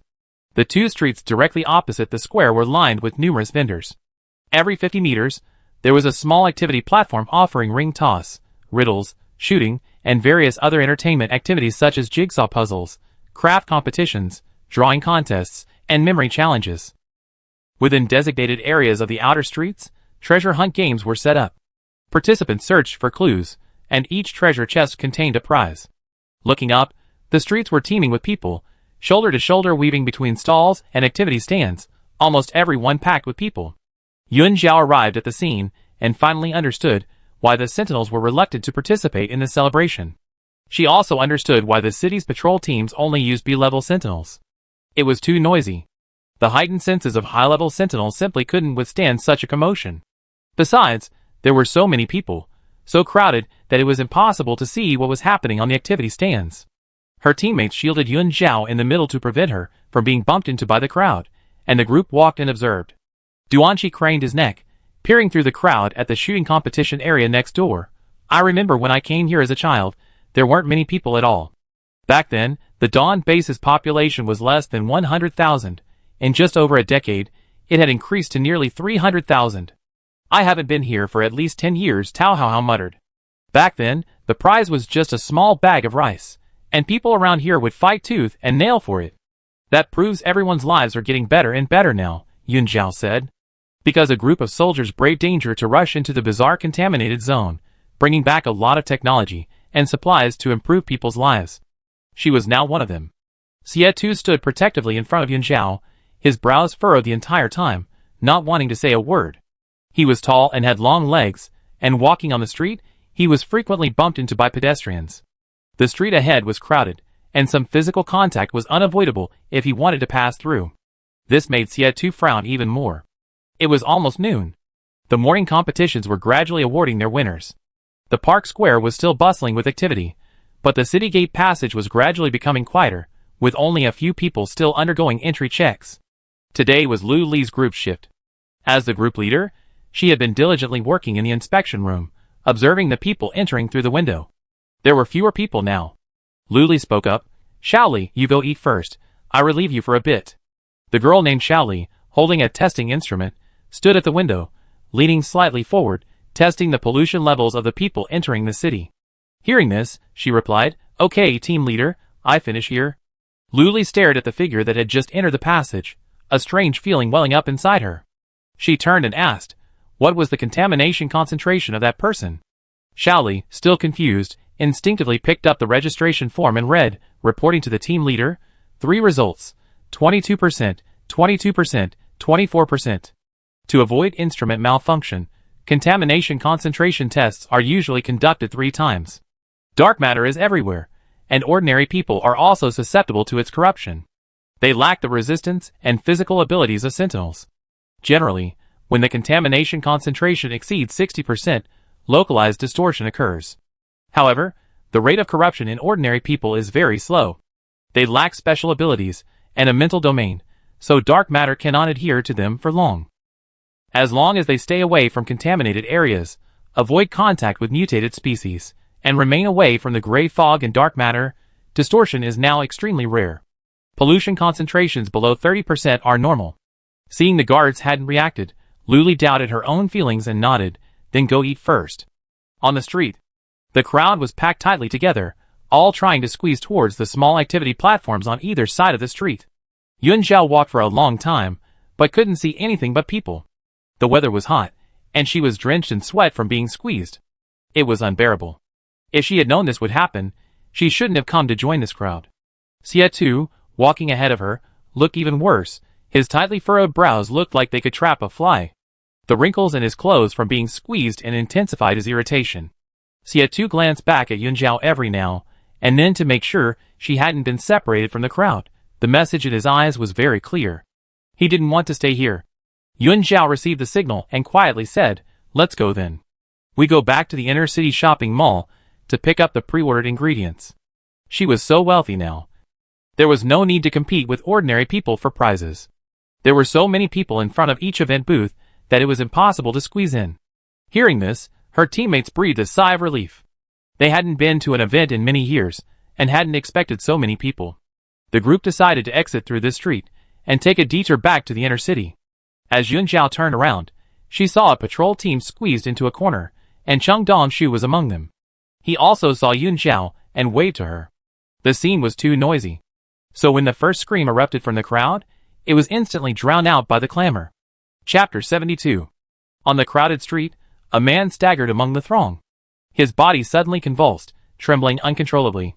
His skin slowly cracked, his bones creaking with a teeth-grinding sound, and wisps of black mist rose faintly from within. Abruptly, the man's arm bent at an unbelievable angle, his fingers twisting into claws, the nails growing longer, blackening, and becoming incredibly sharp at a visible speed. With a chilling, low growl, his serrated mandibles shot out, lunging at the nearest crowd. Blood splattered, screams erupted. The mutation had occurred abruptly. It's a mutant. Ah! Run! My God, help! The nearby crowd instantly descended into extreme panic. The previously lively and joyous celebratory atmosphere was utterly shattered, replaced by chaos and screams. The little bluebird, perched atop its owner's head, suddenly looked up, its gaze fixed intently on the distant scene of the riot. Fear and panic were etched on people's faces. Some, confused and disoriented, were jostled and pushed, struggling to regain their footing as they moved with the flow of people. The surging crowd surged forward like a raging tide, everyone desperately pushing and shoving. The scene became utterly chaotic. Xie, hearing the commotion, his eyes turning cold, immediately shielded the person beside him, pulling them to the side of the street against the wall.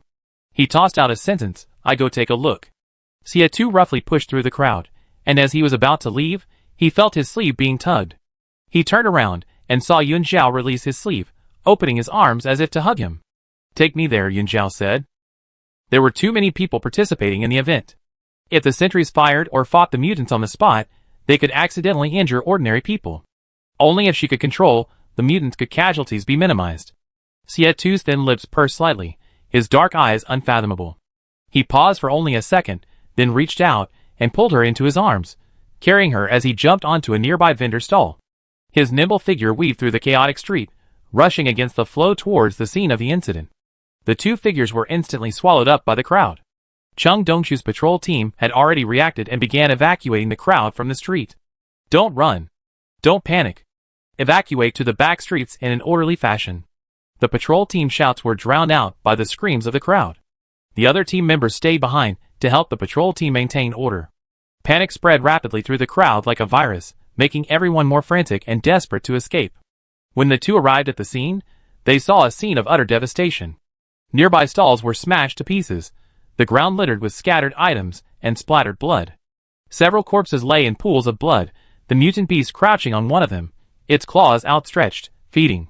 Tiers of flesh clung to its serrated mandibles, black slime oozing from its body, dripping onto the ground with a sizzling, corrosive sound. A flash of bluish-green fluorescence shot towards the monster. Strangely, even using an emotional resonance attack, the mutant beast could still move. Yun Zhao paused, then changed tactics, conjuring a barrier.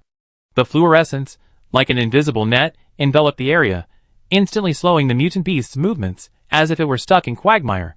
"Don't kill it yet, something seems off."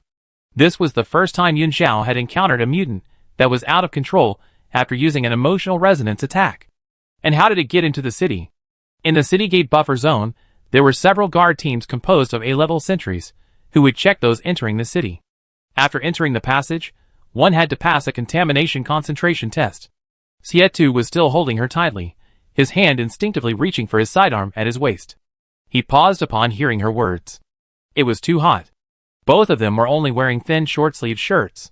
Through that thin layer of fabric, the warm, delicate touch of her waist made his fingers unconsciously tighten slightly. His palms were sweating again. Xietu had to force himself to remain calm, struggling to control the strange emotions within him, focusing his attention on the mutant before him. He raised his wrist and immediately dialed a number. "A special mutant has been found at number 3 Zhongjie Street. We need a transport cage." "Roger." There was no one around the mutant. In the distance, the street was still teeming with people, and several motionless people lay on the ground in the cleared sections. A stampede had occurred. The entire base guard and patrol teams were mobilized, and a large number of sentries arrived to maintain order. "Everyone stay still. Line up. Retest the contamination concentration. Residents of the city should leave their information and leave first, voluntarily self-isolating at home. Until the results are available, those who participated in the event are not allowed to open their doors and leave." A large number of sentries quickly brought the scene under control. Yun Zhao and Xietu remained where they were until the Research Institute personnel arrived pushing the huge transport cage. Xietu removed the sheet metal from a roadside sign, used it as a stepping stone, and kicked the mutant into the transport cage. He said, "Let's go back to the inner city and wait for the investigation results." Conference building. The usually mild-mannered minister was unusually angry. Investigate. How did the mutant get in? Were the 2 security checkpoints and buffer zone just for show? Minister Duan, his face cold, looked at Deputy Adjutant Jean opposite him. Minister Han from the security department isn't here. Is this how your subordinates do their jobs? Hope Base is testing a new type of weapon. Among the 4 major bases, Hope Base, although lacking S-level sentinels, boasts a wealth of talent in scientific research, consistently outperforming the other bases in various technological developments.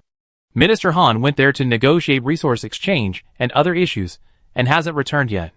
The portly base commander Shin sat at the head of the table, looking left and right, his expression somewhat troubled.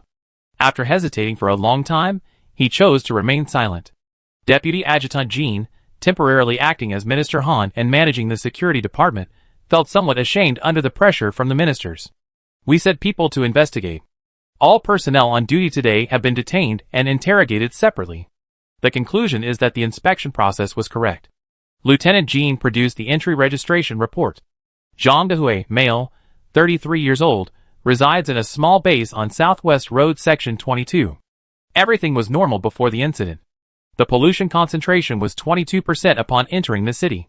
The mutation occurred 20 minutes after entering. The meeting room immediately fell silent. 22% pollution concentration? How could a mutation occur in just 20 minutes? Unheard of. Is there a problem with the testing equipment? Minister Xiao asked. Has anyone been sent to inspect? Lieutenant Jean, people from the Scientific Research Institute went to the site and everything is normal. Director Fu of the Biological Research Institute nodded. The problem shouldn't be due to management negligence. When our people pushed the cage over, Gaiden specifically mentioned that the mutated animal was acting strangely and was uncontrollable. Hearing this, several ministers felt a surge of shock. An eerie silence fell around them. S-rank guides can control mutants and play a crucial role in Zone 88 of the contaminated zone. Even she said something wasn't right.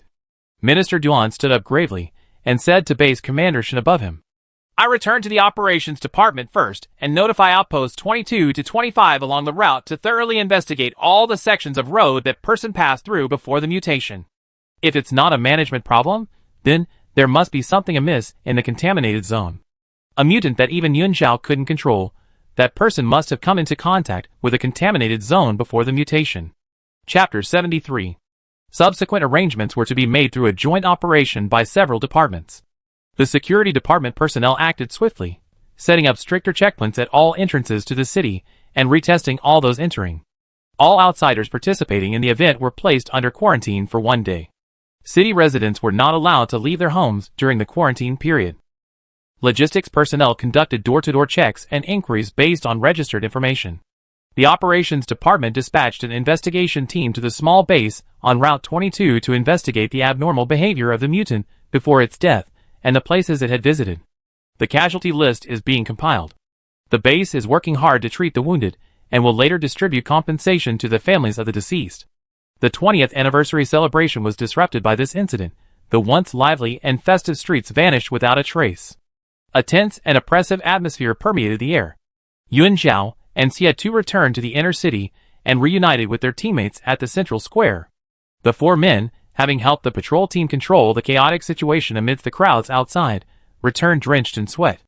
They had left home leisurely that morning, but now they were quite disheveled. What exactly happened? Duanxi asked. A mutant actually managed to sneak into the city. Song Lian walked up to Xia Tu, his expression grave. The base has held its anniversary celebrations for 20 consecutive years without any incidents. This has had a huge impact. Who would dare attend future anniversary celebrations? Tao Haohao slumped onto a bench beside the square, yelling, "What's the security department doing? When Minister Han gets back, I'm going to ambush him at the city gate. Let's wait for the investigation results." Xia Tu frowned slightly, his eyes warning Tao Haohao, it might not be a problem with the security department. Don't talk nonsense outside. Yun Zhao's emotional resonance attack failed, proving that this was definitely not a simple case of management negligence. To evade pollution concentration detection and A-level sentinels checks, there must be a deeper problem hidden behind it. Rabbit asked, "Captain, should we go back to the operations department now?" "No. Xie said calmly, go to the shopping center to get ingredients, then go back to the training ground for lunch. The earth won't stop spinning without them. When Zero Team is needed, Minister Duan will notify them. Until they receive a mission notification, they should naturally do what they need to do. Oh, okay. Rabbit breathed a sigh of relief and winked at Duanqi. Duanqi understood, and pulled Tao Hao away as well. The three ran towards the shopping center, shouting, we go get the groceries first, you guys go back and wait. Yuan Zhao heard the voice and looked up, only to see the three figures running away. She stood beside Xie the whole time, her lips pursed, not saying a word. It was supposed to be her birthday today. She was in a good mood when she left home this morning, and even better after learning about the huge bonus. This sudden incident ruined her good mood. It ruined her birthday. The little bluebird sensed its host's bad mood and muttered curses. It should have just killed that monster. Xie habitually pulled her back. Let's go, I parked the car at the special passage entrance. I take you back first to change your clothes. With something so big happening, there might be people in her town at the event. Let her go back and check. Song Liang, lagging behind, noticed the two walking side by side ahead. His eyes flickered, and his expression became somewhat strange. Before they separated in the contaminated zone, his teammates only recounted the operation itself, nothing more. When did their captain and Yun Zhao become so close? They arrived at Yun Zhao's house again. In just one day, her house had changed dramatically. It was fully furnished, with a sky blue carpet on the living room floor and a very tall birdcage next to the sofa.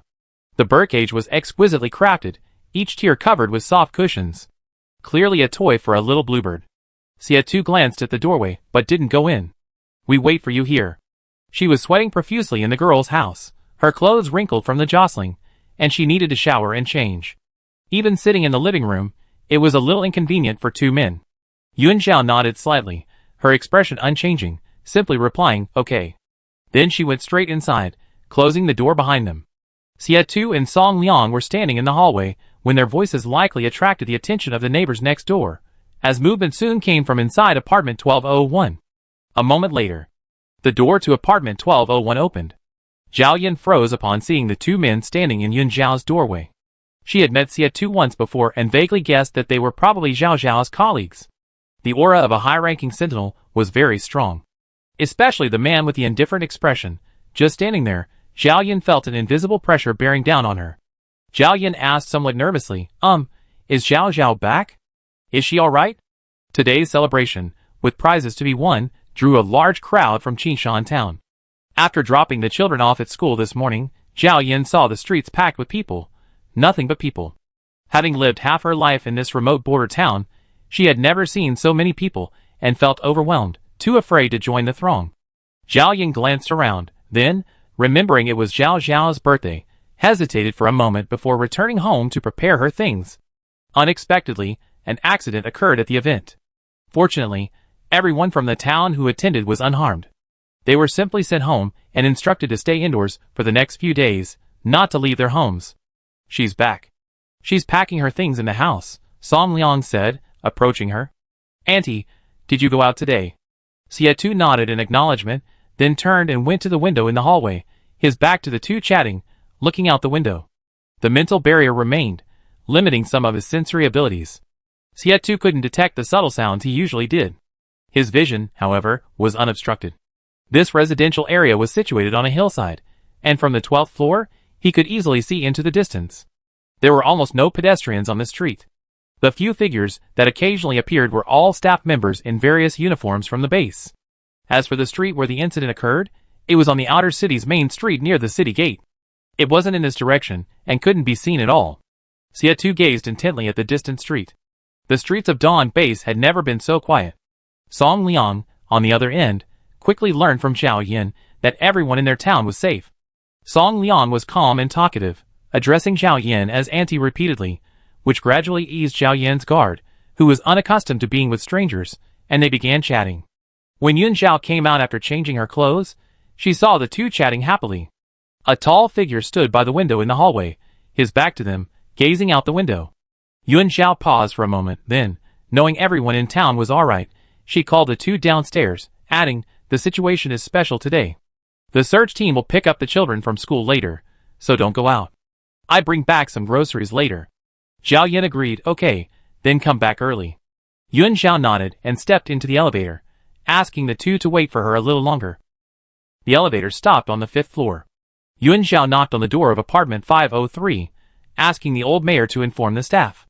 Before the staff came out, everyone who had participated in the event stayed inside as instructed. Before she even left, her communicator vibrated. Yun Zhao raised her wrist to check the message. Baiyu, I'm downstairs at your apartment. Yun Zhao stared at the message, lost in thought. How did everyone know her home address? Chapter 74. Baiyu knew the gathering would be outside the city, so she specially wore a tracksuit and tied her hair in a high ponytail today.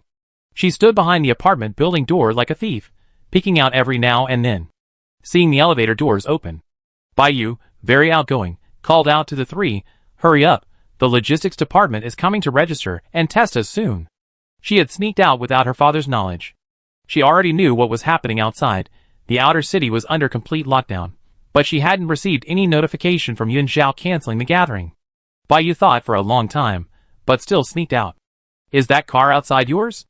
Let's get in. Baiyu ran over to open the door with practiced ease, and climbed into the back seat of the armored vehicle. Song Liang was stunned by her actions. Everyone doesn't seem to know each other very well? Team Zero, of course, knew Baiyu. She was the only daughter of Director Bai of the Special Abilities Department. But when did Yun Zhao become so familiar with her? Xie Tu asked Yun Zhao with his eyes. Is she the friend you're bringing? Yun Zhao nodded. She gave me a gift, and I promised to treat her to dinner. Inviting one person is the same as inviting a group, so why waste points by treating them separately? Of course, the main reason was that Baiyu was outgoing and knew everyone, so she wouldn't feel awkward having dinner together. Baiyu, on the other end, saw the staff entering the residential area with inspection equipment and waved frantically at them through the observation window of the armored vehicle, urging them on. Song Liang looked somewhat helpless and walked over to get into the driver's seat. The logistics personnel, seeing Xie Tu there, approached with surprise and asked, "Captain Xie, is there something wrong here?" Xie Tu opened the passenger door, leaving the back seat for the two girls, and replied, "Nothing's wrong, everything's normal here." Song Liang greeted the logistics personnel, started the car, and drove away. The Zero Team's vehicle arrived at the security checkpoint without hindrance. The staff, recognizing the Zero Team, immediately let them through. Baiyu, sitting in the back seat, kept talking to Yun Zhao. "I never left the base before. You told me yesterday we were going out of town for dinner, and I was so excited I couldn't sleep all night." Yun Zhao was somewhat surprised. Never even been outside the city? Baiyu, yeah, the farthest I ever been is the outer city. I always wanted to go out and see it. Baiyu was born in the Dawn base, and grew up in the inner city. His friends, family, and guides all said that the outside world was teeming with mutants and various mutated beasts, as well as those eerie, deadly contaminated areas. In short, it was extremely dangerous outside. After awakening as a guide, Baiyu couldn't understand why the sentinels could go out, while the guides had to stay in the base. Once, she was seeing patients at the outer city's evacuation center. After get off work, she tried to sneak out for a quick look. Just wanted to see the outside world, then come back. But as soon as she reached the checkpoint, she was spotted and sent back to the inner city by the sentries. Yun Zhao didn't know what to say. She turned her head slightly, looking at the base buildings receding outside the car window, and only said, "Actually, they weren't wrong, it is indeed very dangerous outside. But it's not entirely untouchable." She didn't say that. The base has its considerations. From the base's perspective, guides are too scarce, and guides lack strong physiques and combat skills. Their sacrifice would only accelerate the worsening situation outside. But Yun Zhao thought again of the girl statue in the central square. During the Dark Ages, in those dark and hopeless years, the guides and sentinels fought side by side, eliminating the contaminated zone and restarting the southwest shelter. It was precisely for this reason that Minister Duan, disregarding everyone's objections, insisted on inviting her to join the operations department. The two men sitting in the front remained silent. Song Liang glanced briefly at the indifferent captain beside him, then turned back to focus on driving. After the car left the base, Baiyu no longer had time to chat with Yun Zhao. She knelt on the folding seat, curiously looking out through the observation window. The Zero Team's training ground was just halfway up the mountain outside, very close. A few minutes later, the car stopped beside a bungalow. Yun Zhao was also here for the first time. She and Baiyu got out of the car. A spacious and well-organized training ground came into view halfway up the mountain. The training ground was very large, divided into many sections. Some areas were fenced off with barbed wire, while others were blocked by high walls. Further ahead was a simulated obstacle course, mimicking a combat environment, complete with various obstacles such as high walls, barbed wire, and trenches. A row of large trees was transplanted around the area to provide shade. Next to it stood several neatly arranged bungalows, labeled training room and equipment room. Behind the training room is a shooting range, nestled against the mountains. You can visit it freely, Song Liang explained. They got out of the car at a small parking lot, where the team members parked their vehicles. Xie glanced at the car next to him. Clearly, the other 3 members of Team Zero had already returned with the supplies. Baiyu was very excited. Upon hearing that they could freely visit, she pulled Yun Xiao into the training ground. The ground beneath their feet was slightly rough, with shallow marks and potholes left from training everywhere. Baiyu looked around curiously, glancing left and right. After a while, she said, "Yun Xiao, let's go take a look at the back." Yun Xiao was being pulled along by her, turning to look at the silent training room, seemingly sensing something. Was it a surprise for her? How did they know? The little bluebird perched on her head, flapping its wings and taking flight, seemingly wanting to see what those people were doing inside. Yun Xiao quickly reached out and caught it. If the little guy ran over now, it would embarrass the others. Seeing the 2 of them walk away, Xie finally looked away and went to push open the training room door. He couldn't push it open. The door was locked from the inside. Rabbit, Duanxi, and Tao Haohao were inside setting up a birthday party. It just so happened that the base was holding a celebration, with balloons and ribbons for sale everywhere. The 3 of them bought a whole bunch while they were getting ingredients. As for the birthday present, they bought it yesterday when they got back.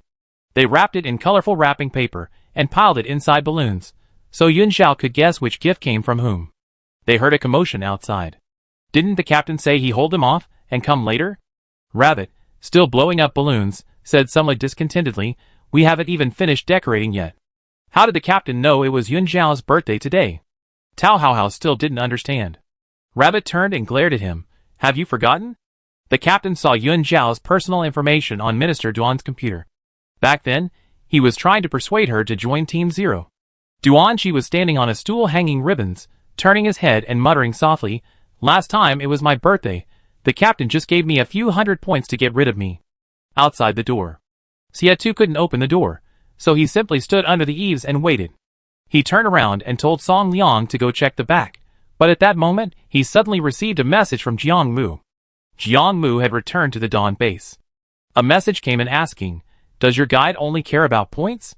Had he forgotten about the diary?" Chapter 75. A diary? That unclaimed diary recording mental guidance? Xie replied, "Give it directly to the transport truck." The reinforcements from both bases remained on Route 88, guarding the high-speed rail supplies. They would hand it over to their base's personnel to bring back when the next Dawn base transport team arrived. Jiang Mu readily agreed, "Okay." There was no further response. Clearly, Dawn base hadn't received news of the incident at the celebration. Yun Xiao was being led around the back mountain by Baiyu. The training ground was located halfway up the mountain, carrying the unique refreshing scent of the forest. In the sweltering summer heat, it was much cooler on the mountain compared to the base itself. As expected of Zero Team, they actually possessed such a large secret base. The entire training ground was vast. Besides the shooting range, there were 2 armories at the back. Baiyu said with a hint of envy, "You guys have it easy. You get tired of being inside the base, but you can go out and get some fresh air." Yun Xiao subconsciously replied, "The next time you want to come out, I bring you back." She seemed absent-minded, her mind clearly elsewhere. Yun Xiao was pondering what expression she should make when she pushed open the training room door. Should she feign surprise, or should she confess that she had already discovered it? The former required acting skills, while the latter seemed like it would ruin the surprise her teammates had carefully prepared. Yun Xiao was conflicted. "Hey! That house down there, isn't that Captain Xia's house?" Baiyu pulled Yun Xiao along, and they unknowingly wandered to the vicinity of the valley behind the mountain, arriving at a winding path. Yun Xiao, lost in thought, subconsciously looked in the direction Baiyu was pointing. At the end of the path, nestled among lush green trees at the foot of the mountain, stood a 2-story house, quietly nestled in the valley. A low stone wall surrounded the house, covered with climbing green vines. From their angle, they couldn't see the house in its entirety, only a wall constructed of special soundproofing material on one side. Below, the sounds of wind and flowing water created a natural white noise in the valley. White noise, when not blocked, is a sound harmless to the sentinel's heightened senses. Natural sounds like water and wind are examples of white noise. S-rank sentinels may appear glamorous on the surface, but they are constantly tormented by external noise. Yuan Zhao thought silently. Has Xie never had a good night's sleep since becoming an S-rank sentinel? Then the mental barrier won't be removed for now. When not on missions, try to build a noise-blocking barrier for him as much as possible. Instead of going down to explore, the two toured the entire training ground before returning to the row of bungalows on the outer edge. The three rabbits had already emerged from the training room and were preparing ingredients under a tree, with 2 pots boiling water beside them. Seeing them return, Rabbit waved and said, "Sister Yuan Zhao, guide by, let's just grab a quick lunch and have hot pot for dinner." Because of the accident, it was almost 3 p.m. Yuan Zhao glanced casually at the closed training room door and nodded. "I'm fine with anything." Bai Yu leaned closer, saying familiarly, "Rabbit, don't be so formal, you can call me by my name." Rabbit, "Okay." Bai Yu was satisfied and started chatting with Rabbit. Yuan Zhao was a man of few words, responding only once for every 10 sentences Bai Yu spoke. Rabbit, on the other hand, was quite talkative, engaging in lively conversation on almost anything. The 3 large men at the next table, perhaps feeling guilty, silently cut meat with their backs to them. Xie, holding fire tongs, sat leisurely on a small stool, leaning against a towering tree. His gaze seemingly casually swept over the flickering flames, but in reality, he was meticulously observing his surroundings. His eyes inadvertently swept over everyone, finally settling on Yuan Zhao. She sat quietly between 2 girls, listening to their conversation, seemingly distracted. Her subtle glance towards the training room earlier, though understated, clearly indicated she knew something. When did she find out? The water boiled. Xie turned back, opened a bag of noodles, tossed it into the pot, and stirred it with chopsticks. The noodles were quickly ready. Everyone ate a simple bowl of noodles. Having just finished her noodles, Bai Yu eagerly asked, "What are we going to do later?" It was her first time leaving the base, and she was still buzzing with excitement. She couldn't wait to rush to the training field, play ball, play games, or watch them train. Anything was fine with her. "We're taking a break," Xie said slowly. "Except for Duanqi. He's been a bit lax in training lately, so he'd be going to the shooting range for 3 extra hours.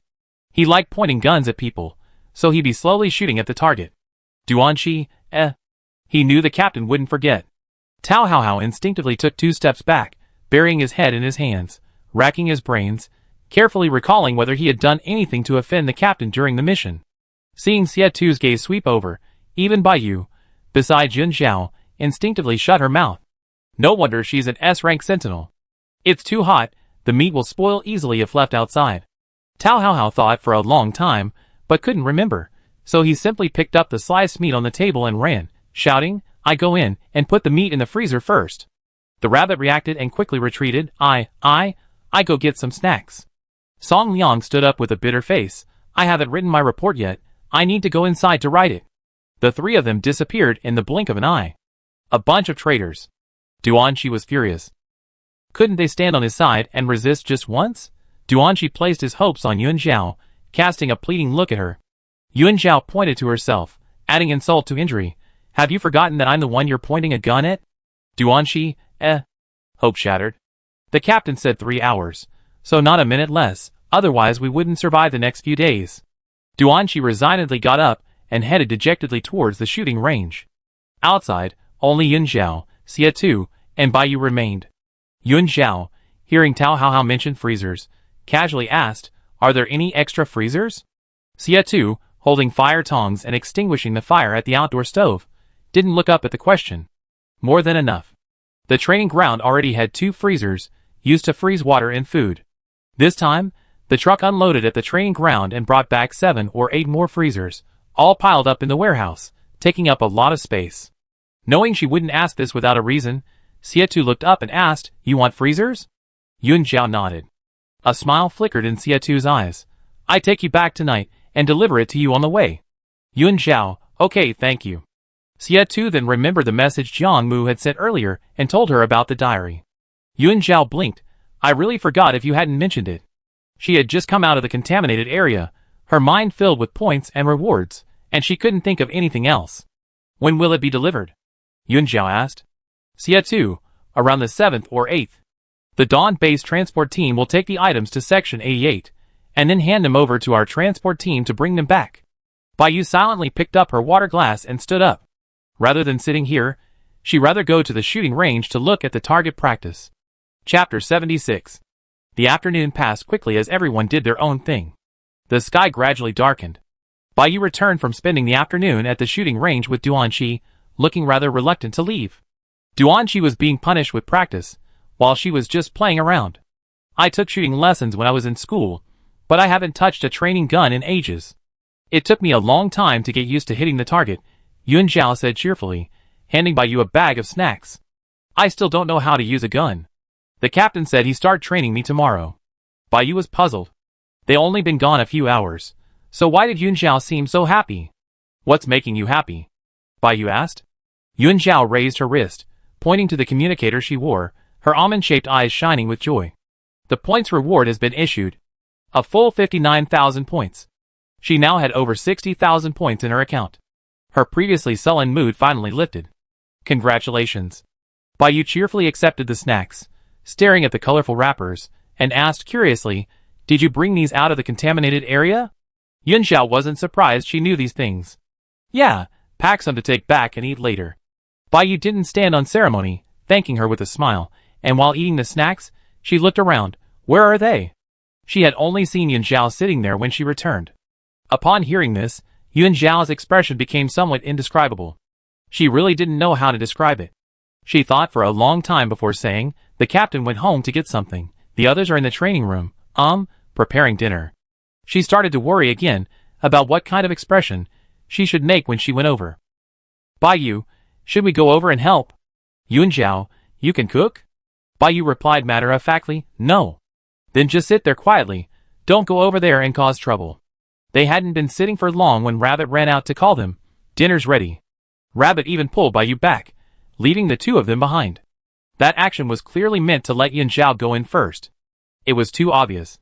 Yuan Zhao hesitated for a couple of seconds, then walked to the training room door alone and pushed it open. In an instant, colorful balloons, like a group of cheerful little elves, floated lightly down from above the door. The training room ceiling and floor were covered with balloons of all shapes and sizes, and colorful ribbons floated on the walls, transforming the entire training room into a dreamlike space. Happy birthday! The entire Zero team stood together, holding balloons in their hands, and shouted in unison, Happy birthday! Yuan Zhao stood at the door, thought for a moment, and exclaimed, Wow! Duanqi, Tao Hao Hao, Song Liang, Rabbit, Xie turned his back, unable to suppress the smile on his face. Seeing their strange expressions, Yuan Zhao quickly added, What a surprise! Surprise? Where's the surprise? The expression on your face doesn't look like surprise at all. Who leaked the news? Duanqi looked at Rabbit with suspicion. Rabbit immediately threw a punch. What does this have to do with me? Duanqi dodged. A gentleman uses words, not fists. He had spent the entire afternoon at the shooting range, finally completing 3 hours of extra training, and hadn't even had a chance to rest before rushing to surprise Yuan Zhao. And what happened? We'd been preparing all day. Song Liang was questioning his existence. He hadn't even finished his report because of this. A little bluebird appeared, flapping its wings and making a clang clang clang clang sound. This group of people was hilarious. Yuan Zhao knew her acting wasn't very good, so she racked her brains to salvage the situation. I'm actually quite happy. I originally just wanted to treat everyone to a simple meal, but I didn't expect you all to prepare a surprise for me. Since her uncles passed away, she hadn't celebrated her birthday for many years. She was actually genuinely happy. Baiyu, standing to the side, was dumbfounded. Wait, you all prepared things. Why didn't anyone tell her it was Yuan Zhao's birthday? At least let her know so she could prepare a birthday present. Xie coughed lightly twice, as long as you're happy. He tried to smooth things over. Next was the gift-giving segment. They had originally wanted Yuan Zhao to guess the gift, but now they realized that Baiyu didn't seem to know it was Yuan Zhao's birthday. She hadn't prepared a gift. This segment seemed to be getting a little awkward, so no one mentioned it. After handing the gifts to Yuan Zhao, the group gathered together for a lively hot pot meal. In contrast to the joyful atmosphere of Team Zero, a tense and serious atmosphere permeated the base. After nightfall, the city, under martial law, was eerily quiet, with only occasional patrols of sentries walking solemnly by. The operations headquarters building remained brightly lit. The investigation team had arrived at the small base on Route 22 and sent back their initial findings. Zhang Dehui came to participate in the celebration with the people from their shelter. They departed from Route 22 on September 17th, but midway, he became separated from the escorting sentries and entered the city 2 days later than the others. The intelligence team leader was a man in his 30s, unassuming in appearance and very low-key. He continued, after the investigation team arrived, the others said everything was normal before the incident. Before setting off, he was even excitedly planning to win a prize. The preliminary conclusion was that he got separated from his group and something happened. As for the others who came with him, they were undergoing quarantine and testing at the Dawn base due to the incident at the scene. We sent people over to interrogate him. Zhang Dehui got separated on Section 24. His search team searched for a whole day, but couldn't find him. Ordinary people have no chance against mutants, and everyone thought he was in grave danger. The search team members were also shocked to hear that the mutant in the city was Zhang Dehui. Minister Duan narrowed his eyes upon hearing this. Is there anything unusual in contaminated Zone 24? No, the 24 outpost thoroughly checked all nearby surveillance footage and did not find Zhang Dehui. Each outpost has a huge signal monitoring tower, which sets up surveillance cameras outside the contaminated zone to monitor the spread and changes in the contaminated area. However, all the cameras were pointed at the gray fog surrounding the contaminated area. There were no separate cameras along the route itself. Minister Duan hummed in agreement, then looked down and flipped through the map on the table. Continue to expand the search area. Include sections 26 to 30 in the investigation to see if we can find any other clues. The southwest region is vast, and Section 24 has several branching roads leading in different directions. Is it possible that Zhang Dehui left midway and entered other sections? Yes. The intelligence team leader asked, Minister, should we notify Team Zero? Minister Duan pondered for a moment. No need yet. The guide needs to attend a training course. Sections 22 to 30 contain 6 contaminated areas, 2 of which are 4-star contaminated areas. Only Team Zero can carry out 4-star missions. Until we have results, let Yun Zhao focus on her training. At least let her train for a while. She needs to learn more about the contaminated areas and how to use firearms. Minister Duan was somewhat worried because the guide's mental threads were ineffective against this mutant species. They would have to wait for the results from the Biological Research Institute to understand the reason. If it really was a problem with the contaminated area, then this contaminated area might just happen to be the one that countered the guide's abilities. Chapter 77. After the dinner, everyone planned to go back to rest. Baiyu had never eaten hot pot before. It was her first time, and her cheeks turned bright red from the spiciness, drawing laughter from Tao Hao and the others. Are you even from Southwest China? Yes, look at Yun Zhao. She's not afraid of spicy food at all. After spending the afternoon together, everyone had gradually become familiar with each other. At first, they politely addressed her as Guide Bai, but now they were merciless in their teasing. Baiyu was unconvinced and challenged Tao Hao to a spicy food eating contest. Fine, let's have a contest. They had a lot of fun afterwards. After finishing the hot pot, her lips were almost swollen from the spiciness, but she still looked reluctant to leave. Yun Zhao, can I come visit you guys again next time? Baiyu asked reluctantly after getting into the car. Tao Hao and Song Liang were at the door, loading a freezer into the car. Yun Zhao had just packed up the leftover food to take home when she heard this. She said, Sure, wait a minute. I packed some snacks for you to take back. The snacks were piled up in the warehouse next to the armory. Yun Zhao had already checked. The warehouse was full of snacks, and she hadn't had time to unpack them yet, so she packed a dozen more boxes to take back. It seemed like there were still several truckloads of snacks to go. There was simply too much to eat. Baiyu felt a little embarrassed. She had come empty-handed, and with all the food and snacks, she would have to give him his birthday present another day. It was very late, and the base gates were already closed. Rabbit and the others lived in the inner city, and Team Zero could use the special mission passage, so Baiyu went back with them, which was convenient. As for Yun Zhao, Xie changed to a smaller transport vehicle, helped her load a bunch of gifts onto the truck, and then lifted 4 large freezers onto the truck. After getting into the truck, Xie handed her a training schedule. I take you home first. Training starts tomorrow. Yun Zhao took the schedule and obediently replied, Okay. The car was dimly lit, so she didn't immediately check the contents. The car entered the base via a special passage and stopped at the foot of the stone steps at number 128, East 3rd Street. Yuan Zhao ran into the residential area, knocked on the door of a first-floor apartment, and asked the town sentries to come out and help move the freezers. Chung Dongshu was home today and came out to help when he heard the noise. He had already heard from his younger brother that these freezers were for the town search team. Several sentries came out and quickly began unloading, lifting four large freezers up the stone steps, while others helped carry the snacks and groceries Yuan Zhao had brought back. Xia Tu didn't get out of the car, he remained in the driver's seat, watching her enter the residential area before driving away. He didn't return to the training ground but headed to the Biological Research Institute in the inner city. After entering the residential area, Yuan Zhao distributed the packed groceries to 8 families. Each family received a box of snacks, mainly milk, bread, and biscuits for the children. With the entire city under lockdown, those who participated in the activities were not allowed to leave their homes for the next 2 days. The children would also be out of school for 2 days. In the afternoon, the town mayor went door to door to count the number of participants and asked other residents to help buy groceries. The search team sentries would knock on doors at fixed times each day to check on the participants and prevent any accidents. Once the base's logistics staff arrived, Qingshan Town had already made all the necessary arrangements. Yuan Zhao inquired about the situation and then stopped. She delivered the items and brought back a pile of birthday gifts. Most were small handmade items made by the Annies, perfect for decorating her home. Zhao Yan not only sewed her a light blue cushion, but also prepared a mini swing for the little bluebird. Ordinary people can't see the spiritual body. Zhao Yan asked the sentries in the search team and learned that Zhao Zhao's spiritual body was only the size of a palm, so she made a small swing by hand according to that size. This was the first time the little bluebird had received a gift from someone. It tilted its head and curiously examined the swing. For me. Yes, for you. My birthday is your birthday. Yuan Zhao piled a bunch of unopened gifts on the living room table, picked up her pajamas, and went into the bathroom, leaving the little bluebird to play outside. 10:30 p.m. Yuan Zhao climbed onto her soft, comfortable princess bed.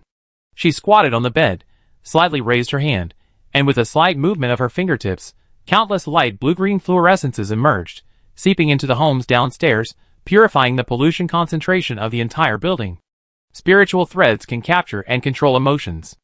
Only without emotions can one lose control, causing emotional resonance attacks to fail. That mutant was somewhat like the ceramic puppet in Contaminated Zone 88, Soulless. Another eerie contaminated zone? A new mission is good. Yuan Zhao acted indifferent. She needed to start saving money, kill another gatekeeper, and replace the wardrobe the little bluebird didn't like. Now, she needed to sleep. Training started tomorrow. Yuan Zhao withdrew her mental energy, obediently spread out the blankets, turned on the fan, and closed her eyes to sleep. The next day, early in the morning, Yuan Zhao went next door for breakfast, then took a boiled egg and a bottle of milk downstairs. Her teammates were waiting for her by the platform. Duanqi saw her coming down the stone steps, waving with a pained expression. The captain said he accompany you to exercise. You're not allowed to drive lately. Yuan Zhao inhaled. Walk there? The training ground is on a mountain outside the city. It'd be a long hike. With her stamina, will she even have the energy to train after walking there? Song Liang shrugged. No choice, the captain ordered it. The mental barrier had reduced their senses. After a day, everyone had gradually gotten used to it. Blocking out the distracting noise, they all slept well last night. Now they were all full of energy. Song Liang had only slept 2 or 3 hours, working on a report late into the night, but he still looked much better than before. Tao Hao didn't care, saying casually, let's go. Climbing is easy, we go with you. As sentinels, of course you think it's easy. Yuan Zhao sighed helplessly, resignedly taking a step. Let's go. There was no other way. The 5 of them walked slowly along the road out of the city. The first part of the path was relatively flat, and everyone slowed their pace to accommodate her. The base was still under martial law. The streets were nearly deserted, with only a few scattered people, mostly those not participating in the celebrations, out buying groceries or working. Yuan Zhao hadn't been at the base long, and had never seen it so quiet. Don't even mention you. We haven't seen each other for years either, Duanqi shrugged. He and Song Liang were native locals, while Tao Hao and Rabbit had come to the base with their families after the Dark Ages ended. For the first 2 years after the Dark Ages ended, the base was just as quiet. But during the day, every household would sit outside on stools watching the sun, as if afraid it would suddenly disappear again. Yuan Zhao nodded, conserving his energy and not engaging in idle chatter. After leaving the base, the group began their ascent, taking the shortest, straight path. As the path approached the mountainside, the slope gradually increased. By this point, Yuan Zhao's steps had become heavy, fine beads of sweat appeared on her forehead, and even the milk and eggs in her hands seemed like a burden. In contrast, the other four climbed the hillside with ease, quickly surpassing her without even losing their breath. The four stood on the hillside waiting for her. Rabbit wanted to help her, but was afraid of being discovered by the captain. Her expression conflicted. Yuan Zhao was so tired she didn't even want to lift her head. Her steps felt like 1,000 pounds, and climbing the hill was extremely strenuous. Yesterday she had taken a car, and the distance seemed short, but when she walked, she was shocked to realize how long the journey was. The little bluebird popped up, muttering again. Why did you listen to that jerk? Why did he have to torment you? So what if you're weak? A bunch of useless trash. That filthy place doesn't require strength. They could easily kill the gatekeeper. The little bluebird kept chirping in her mind. Yuan Zhao was too exhausted to pay attention to it at the moment. By the time she crawled to the training ground, she was half dead. Chapter 78. A tall figure stood before him. The moment the little bluebird saw Xie appear, it flapped its wings and rushed out, ready to fight him and avenge its original form. Useless, trash, idiot, moron. It used every insult it could muster. The treacherous fire phoenix in its mind echoed the clamor. Qingwan was furious. Why did you bully her? Two phoenixes, one cursing outside, the other causing a ruckus in the mental realm. Xie dodged the little bluebird's attack, raised a hand to rub his temples, his face unmoved, but his tone inexplicably softened. Rest for half an hour first. There are 2 knowledge classes this morning, and in the afternoon, we go to the shooting range to learn about firearms. Yuan Zhao's forehead was covered in fine beads of sweat. After entering the cool training room, she slumped onto the table, unwilling to move. She was too weak to speak, giving a perfunctory "oh." Her attitude was quite cold, she didn't even look up at him. Xie paused for a moment before following her inside, turning to look at the door. Her teammates crowded around, standing at the training room door, peering inside cautiously. The moment their eyes met their captain's, the four seemed greatly startled, their bodies jolting. Captain, let's go warm up in training field number 3 first. They scattered. Song Liang, with a somewhat strange expression, was pulled along by Duanxi. Once they were far away, Song Liang looked back, only to find the door closed, and he couldn't see anything. He hesitated before speaking. Don't you guys think the captain seems a bit too nice to Yuan Zhao? Perhaps even the captain himself hadn't realized that he unconsciously softened his tone whenever he spoke to Yuan Zhao. There was an indescribable gentleness about him. Just like now, during training, he would specifically explain the training course process. He would never treat them like this. Rabbit replied without thinking. Isn't that normal?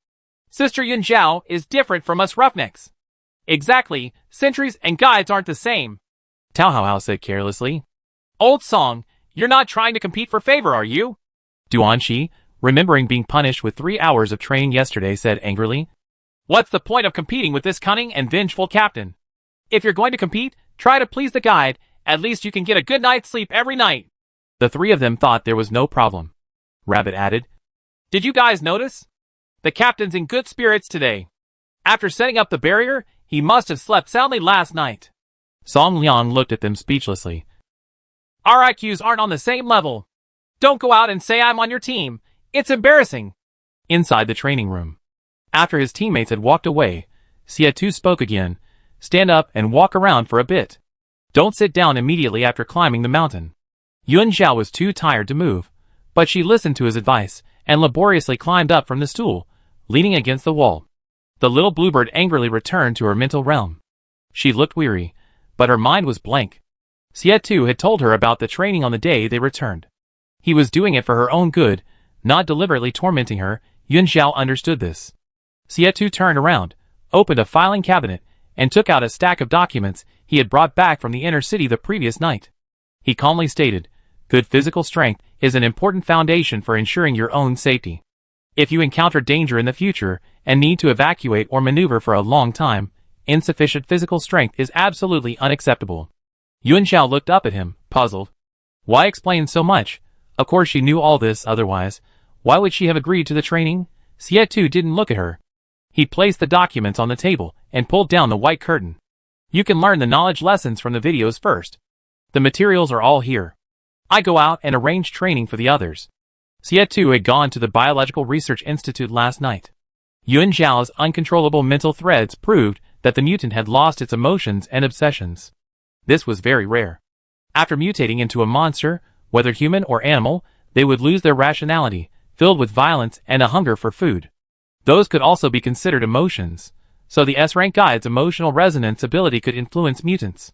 The final results of the investigation were still pending. But the Sentinel's damnably sharp intuition had subconsciously indicated that it was definitely related to the contaminated area. And the level of this contaminated area was not low. The ability to allow someone to survive and then mutate would clearly have a higher priority than orange-ranked ones, and it was very likely Zero Team's next mission. Xie turned on the video, arranged the items on the table, and prepared a new notebook and pen for her. Then he closed the door and left for training ground number 3. She was left alone in the room. Yuan Zhao stared at the closed door, and only after her breathing had calmed did she walk to the table and sit down. The table was covered with many documents, including case reports from Zero Team's past missions. The images on the white screen rotated, and sound appeared, explaining some worldviews about the old era, to help the combat team understand the rules of the timeline within the contaminated zone before the Dark Ages. Yuan Zhao listened while searching through the mission reports in the leather bag. She wanted to know how Zero Team had eliminated that 4-star contaminated zone before. Back in the contaminated zone, Xie had promised to tell her the story, but after finding Rabbit, the promise was dropped. Because Rabbit's brother never returned from that mission. Yuan Zhao was initially puzzled. The entire team hadn't separated during the mission, and judging from Xie behavior, it wasn't likely a mental attack. With an S-rank Sentinel present, what could have caused the deaths, until she pulled out the mission report. The file prominently displayed the words, Danger Level 4 Mission, Contaminated Zone 113, Eliminally Destroyed. Yuan Zhao opened the first page. Crimson Rose. Rule, Parasitism. Guardian. Inside the music box, a spinning doll holding a rose. In the morning, the guide was giving a knowledge lesson indoors, while the entire Zero Team was in training ground 3, practicing simulated combat in pairs by drawing lots. Because he had accompanied Yuan Zhao on a hike, they arrived at the training ground more than an hour later than usual. Time seemed to fly by. Before long, it was noon. The 4 men, drenched in sweat, entered the changing room to shower and change. There were 2 changing rooms next to the training ground, each with its own shower. After they finished changing, Xie was already cooking, holding a large bowl and skillfully frying eggs in oil. Instant noodles for lunch. The warehouse was full of food, snacks, instant noodles, rice noodles, hot and sour noodles, self-heating hot pot, you name it. As for the bags of rice and cooking oil from the supermarket, they were still on the high-speed train on Section 88. They'd probably be back in a few days. After finishing cooking, Xie went to knock on the door and call Yuan Zhao to come out and eat. When Yuan Zhao came out, she glanced at Rabbit with a normal expression. The Sentinel had a big appetite. Rabbit, holding a bowl almost as big as her face, was fighting with Duanxi over a fried egg on a plate. The group was playfully bickering, making quite a scene. Yuan Zhao's gaze softened considerably. He picked up the bowl on the table and sat down between them. The noodles were topped with 2 golden fried eggs. Chapter 79. Afternoon. It was Yuan Zhao's shooting lesson. The difference in strength between the guides and sentries was too great, and their focuses were different. The 4 over there had already released their spiritual forms and started fighting, while Yuan Zhao was staring blankly at a pile of unidentifiable firearms in the armory. Inside the armory, all kinds of firearms were neatly arranged on shelves, and a dazzling array of weapons, ammunition, and ammunition boxes were piled in the corner, each labeled with detailed parameters and uses. Xie strode in, picking through the weapons, and said, "You need to be able to protect yourself, even if we're not here." He didn't expect her to be a sharpshooter, but at least she should be able to use various firearms proficiently. Yuan Zhao's gaze wandered among the dazzling array of firearms. "I know, you said it several times already." The surroundings were filled with a cold, heavy gleam of metal. Xie, still with his back to her, was selecting weapons from the rack. Hearing her question, he replied naturally, "Really?" "Yes." Yuan Zhao walked over and stood beside him, watching him choose a weapon. She wasn't very good at understanding people's hearts or handling interpersonal relationships. Xie patiently explained, emphasizing things again and again. Although it sounded a bit nagging, it was perhaps driven by the responsibility and burden of being a captain. The death of Rabbit Brother had also left a shadow on him. After choosing for a while, Xie selected a small diamond bird and handed it to her. This suits you. It's small, convenient, and quite powerful. Yuan Zhao's profile, intently observing, looked very demure. She held it in her hand and weighed it. It was indeed small and lightweight, easy to carry and conceal. Let's learn about its structure and operation first. Xie took the gun from her hands again, explaining each component one by one. Look here, this is the safety. Before firing, always check that the safety is off. Xie skillfully disassembled the gun, showing her each part again. This is the barrel, which determines the bullet's trajectory and accuracy. The trigger, the key part controlling firing. And this, the magazine, used to load bullets. Yuan Zhao watched intently, carefully identifying each component as he explained. Afraid she wouldn't understand, Xie repeated himself twice, having her identify each component again, before reassembling the gun. Watch me demonstrate. He gripped the gun handles with both hands, his body slightly turned to the side, assuming a standard firing posture. Xie handed the gun back, his voice steady and powerful. Try it. Yuan Zhao then imitated his movements, raising the gun with a perfect posture. It seemed not difficult at all. After disengaging the safety, all she had to do was aim and fire. Xie nodded. Let's go to the shooting range. Real combat is the only true test of skill. The two walked out side by side. From then on, Yuan Zhao began her fulfilling life of climbing the mountain in the morning for knowledge classes and practicing target shooting in the afternoon. However, on the 5th day of training, she could barely hit the target. Not the bullseye. Xie stood tall and straight beside the shooting range, his expression grave, watching her with a furrowed brow, as if pondering where the problem lay. His expression seemed to say, "You're the worst team member I ever trained. Clearly, she has a strong learning ability and good comprehension, but she just can't hit the target." The other team members secretly came over to watch. They were all shocked. I missed the bullseye once during training, and the captain punished me terribly. Tao Hao questioned his existence. How can the captain be so hypocritical? Rabbit glared at him disapprovingly. Can you compare to Sister Yuan Zhao? Guides don't rely on brute force. She's already very skilled. The next second, Yuan Zhao fired with perfect form. Bang! The bullet flew 1,000,000 miles away from the target in front of her. It hit the back of the mountain. Rabbit, Yuan Zhao herself remained unfazed, maintaining her posture and firing again, even attempting to use her mental power to track the bullet's trajectory. The little bluebird, unwilling to admit her physical form was useless, chose to ignore it and retreated into her mental realm, refusing to come out. After several more shots, she finally hit the bullseye again. Exactly 3 rings. Xie, who seemed to have used up all his patience on her, said with a cold face, "Not bad." Rabbit, Tao Hao, question mark Duan Shi, shock. Song Liang turned his head away, unable to bear watching. A 3rd ring. A little more off, and it would have missed. In the past, everyone who missed the bullseye would be punished. The captain's praise, with a long face, looked like he was being forced. Xie seemed to sense something, glancing back at them expressionlessly. The team members quickly retreated in fright. By the 8th day, all residents in the Bay City had tested safe and were released from quarantine. Security checks were strengthened at the 2 city gates, and a new isolation procedure was established. Anyone entering the city recently would be quarantined for 1 hour, and then tested again for contamination concentration. The investigation team and the Biological Research Institute simultaneously submitted their results reports. Contaminated Zone Number 28? Minister Duan solemnly put down the report. The intelligence team leader nodded. Yes, after checking each checkpoint along the route, the investigation team found a fleeting figure in the gray fog area of the contaminated zone on Section 28. We suspect it was Zhang Dehui. The gray fog obscured the image, making it extremely blurry. Only a side profile was captured. But the blurry image was enough to prove it was a person. Someone entered contaminated Zone 28. As for whether it was Zhang Dehui, a thorough review of all surveillance footage showed no one emerging. The footage mainly focused on the spread area, not providing a complete view of the entire region. Perhaps he emerged from elsewhere, but wasn't captured by the surveillance. Minister Duan tapped the table thoughtfully. She suddenly stood up, turned to the bookshelf behind her, and pulled out information about contaminated Zone 28. If I remember correctly, that's the Southwestern Plains region, a place called Chengdu in the old days. Minister Duan opened the file, glancing down as he spoke. The formation time of contaminated Zone 28 is unknown. We only discovered that Shelter 28 in the plains had already fallen after the Dark Ages ended.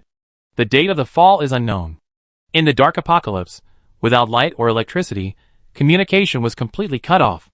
All the shelters established by the state back then became isolated islands, utterly helpless. For 200 years, the shelters were surrounded by monsters and darkness, and those gray fog zones that were indistinguishable in the darkness. One careless step could lead one into a bizarre realm. At that time, Dawn Base was preoccupied with its own survival. They were on the ground. Although there were countless air raid shelters within the city, the people on the surface felt no sense of security. They were busy building stronger walls and gates to defend against attacks from mutated creatures and aberrant species. After the Dark Ages ended, it took them 3 years to establish communications and gradually make contact with the other 3 surviving bases. They learned that only 4 shelters remained. At that moment, everyone's hearts were heavy, as if struck by a heavy hammer, leaving them unable to calm down for a long time. Minister Duan, recalling those past events, said with a complex expression, "Contaminated Zone 28 has been assessed as a 4-star zone by the assessment team. Another 4-star contaminated zone." Aside from the data left over from the old era, Dawn Base knew nothing else about this contaminated zone. Contaminated Zone 28, which was under monitoring, was relatively stable. It wasn't a high priority. Therefore, no combat teams had been dispatched there yet. The deeper reason was that they simply didn't have enough manpower. Except for Team Zero, all other combat teams were working in pairs, meaning that in the entire base, there were only 7 teams exploring the contaminated zones. And only Team Zero was carrying out 4-star missions. Minister Duan picked up the data sent by the Research Institute from the table. That mutated species was completely covered in dark matter the very night it was sent to the Research Institute. The speed of its mutation is unprecedented. The detection equipment failed to work on it, and the S-rank guide's mental filaments were uncontrollable. This indicates that the danger level far exceeds our imagination. The intelligence team leader stood before the table, remaining silent, awaiting the minister's orders. Priority: adjust the mission to red. Intelligence team: submit the relevant data immediately. Minister Duan then ordered, notify Team Zero, assemble. Chapter 80. Upon receiving the assembly order, Yuan Zhao had just emerged from the changing room and saw her teammates outside all dressed in their combat uniforms. She understood immediately, without being told. She silently returned to the changing room and put on her own combat uniform. An Zhao had washed her clothes the day she changed. These past 2 days, she had been sweating a lot during training, and 2 sets of clothes weren't enough, so she went to the shopping mall and bought several sets of sportswear, picking up her combat uniform along with them. Just in time. When she came out after changing, Zero Team's armored off-road vehicle was already parked at the entrance to the training ground. Yuan Zhao walked over and climbed into the passenger seat with practiced ease. Everyone else was already inside. As soon as the car door closed, she asked, "Have you gotten any results from the investigation of that mutant?" "Yes." Xie started the car, turned it around, and drove towards the base. Contaminated Zone 28, Danger Level 4. Yuan Zhao had been attending classes every day recently, and had learned a lot about contaminated zones and their rules. She noticed a problem. Hearing this, she said, "Isn't the danger level assessment for contaminated zones a bit too imprecise? Most contaminated zones formed during the Dark Ages, and the base couldn't know their exact time of existence. Defining the danger level of unexplored contaminated zones based solely on area and testing data greatly increases the probability of error. Like contaminated Zone 88, the initial danger level was only estimated at 3 stars, but it was only adjusted to 4 stars after Jiang Mu's team hadn't emerged for a month." Tao Haohao, sitting in the back seat, poked his head out and interjected, "There's nothing we can do. We don't have enough teams to carry out missions. Even we don't dare to venture into some contaminated zones rashly. Only after entering can the situation inside be known. Otherwise, judgment can only be made based on existing data and testing data, which inevitably leads to errors." Xie hummed in agreement. Survivor testimonies are also very important. They will serve as a crucial reference standard. Contaminated zones where no survivors have been found are generally high-risk areas. The 75th contaminated zone, where the S-level Sentinel team from Hope Base perished, was actually a 5-star danger zone. That researcher surnamed Chi from Hope Base not only proposed the theory that contaminated zones are mental domains, but he also stated that no key exists within 5-star contaminated zones. Xie voice was low. To date, there have been no survivors in any domain identified as 5-star danger zones. Because of the key, battle-hardened sentinels can escape unscathed from most contaminated zones. Contaminated Zone 88 is an exception. Its gatekeeper is a guide, specifically targeting the sentinel's mental domain. Song Liang sat in the back, head down, typing furiously on his keyboard, receiving data from the calculation and intelligence teams. He nodded, saying, "The strange domain. Judging from the monitoring data over the years, miscalculations are quite normal." The entire Zero team was already mentally prepared. Perhaps one day, they too would perish in some contaminated area. Yuan Zhao remained silent upon hearing this, his heart inexplicably heavy. The armored off-road vehicle entered the inner city without hindrance and stopped outside the operations department gate. The group disembarked, entered the building, and took the elevator directly to the conference room. This time it was the large conference room. Base Commander Shen and Minister Duan, along with personnel from the intelligence and calculation teams and the Biological Research Institute, were all present. Aside from the two leaders, everyone else seated was an internal staff member serving the mission, including logistics and reinforcement troops. This was Yuan Zhao's second time attending the pre-battle deployment meeting. The portly base commander, Shen, first delivered an encouraging, official speech. His kind face and naturally smiling demeanor made him stand out somewhat from the others in this serious setting. Then, the Biological Research Institute released a research report on the mutant species. Yuan Zhao didn't understand the technical jargon. For her, the most intuitive understanding was that the mutant species had no emotions and couldn't be controlled using emotional resonance abilities. That was enough. According to the calculation chart, in the past 2 years, the contaminated Zone 28 has shown normal results with no spread. As with previous missions, a topographical map was displayed on the screen, marked with various symbols. The large, flashing red dot on the map marked the location of contaminated Zone 28, with a contaminated area of approximately 4,225 square kilometers. After all the data was explained, Minister Duan finally spoke. "The reinforcements will depart with us. Team Zero's mission objective is to investigate the cause of Zhang Dehui's mutation. If necessary, eliminate contaminated Zone 28. Roger." After the meeting, Xia Tu stayed in the conference room for a private conversation with Minister Duan. Yuan Zhao followed the team downstairs to check the supplies and ammunition prepared by logistics. Of course, this task was mainly done by Song Liang. The others sat in the armored vehicle. "Can we skip the compressed biscuits this time? I don't want to eat that stuff." Duanqi leaned over, winking, and said, "Yuan Zhao, your backpack is light. Could you pack us a few more packets of instant noodles? It's not like we always be lucky enough to find a city set before the apocalypse. If the living conditions inside are harsh, then we rely entirely on the food we bring in. There's a huge amount of food in the warehouse." Duanqi really doesn't want to eat compressed biscuits again. Yuan Zhao thought for a moment, what if there's no hot water inside? Everyone should bring some extra chocolate, so we can replenish our energy anytime. It's okay, we have armored vehicles and self-heating hot pots.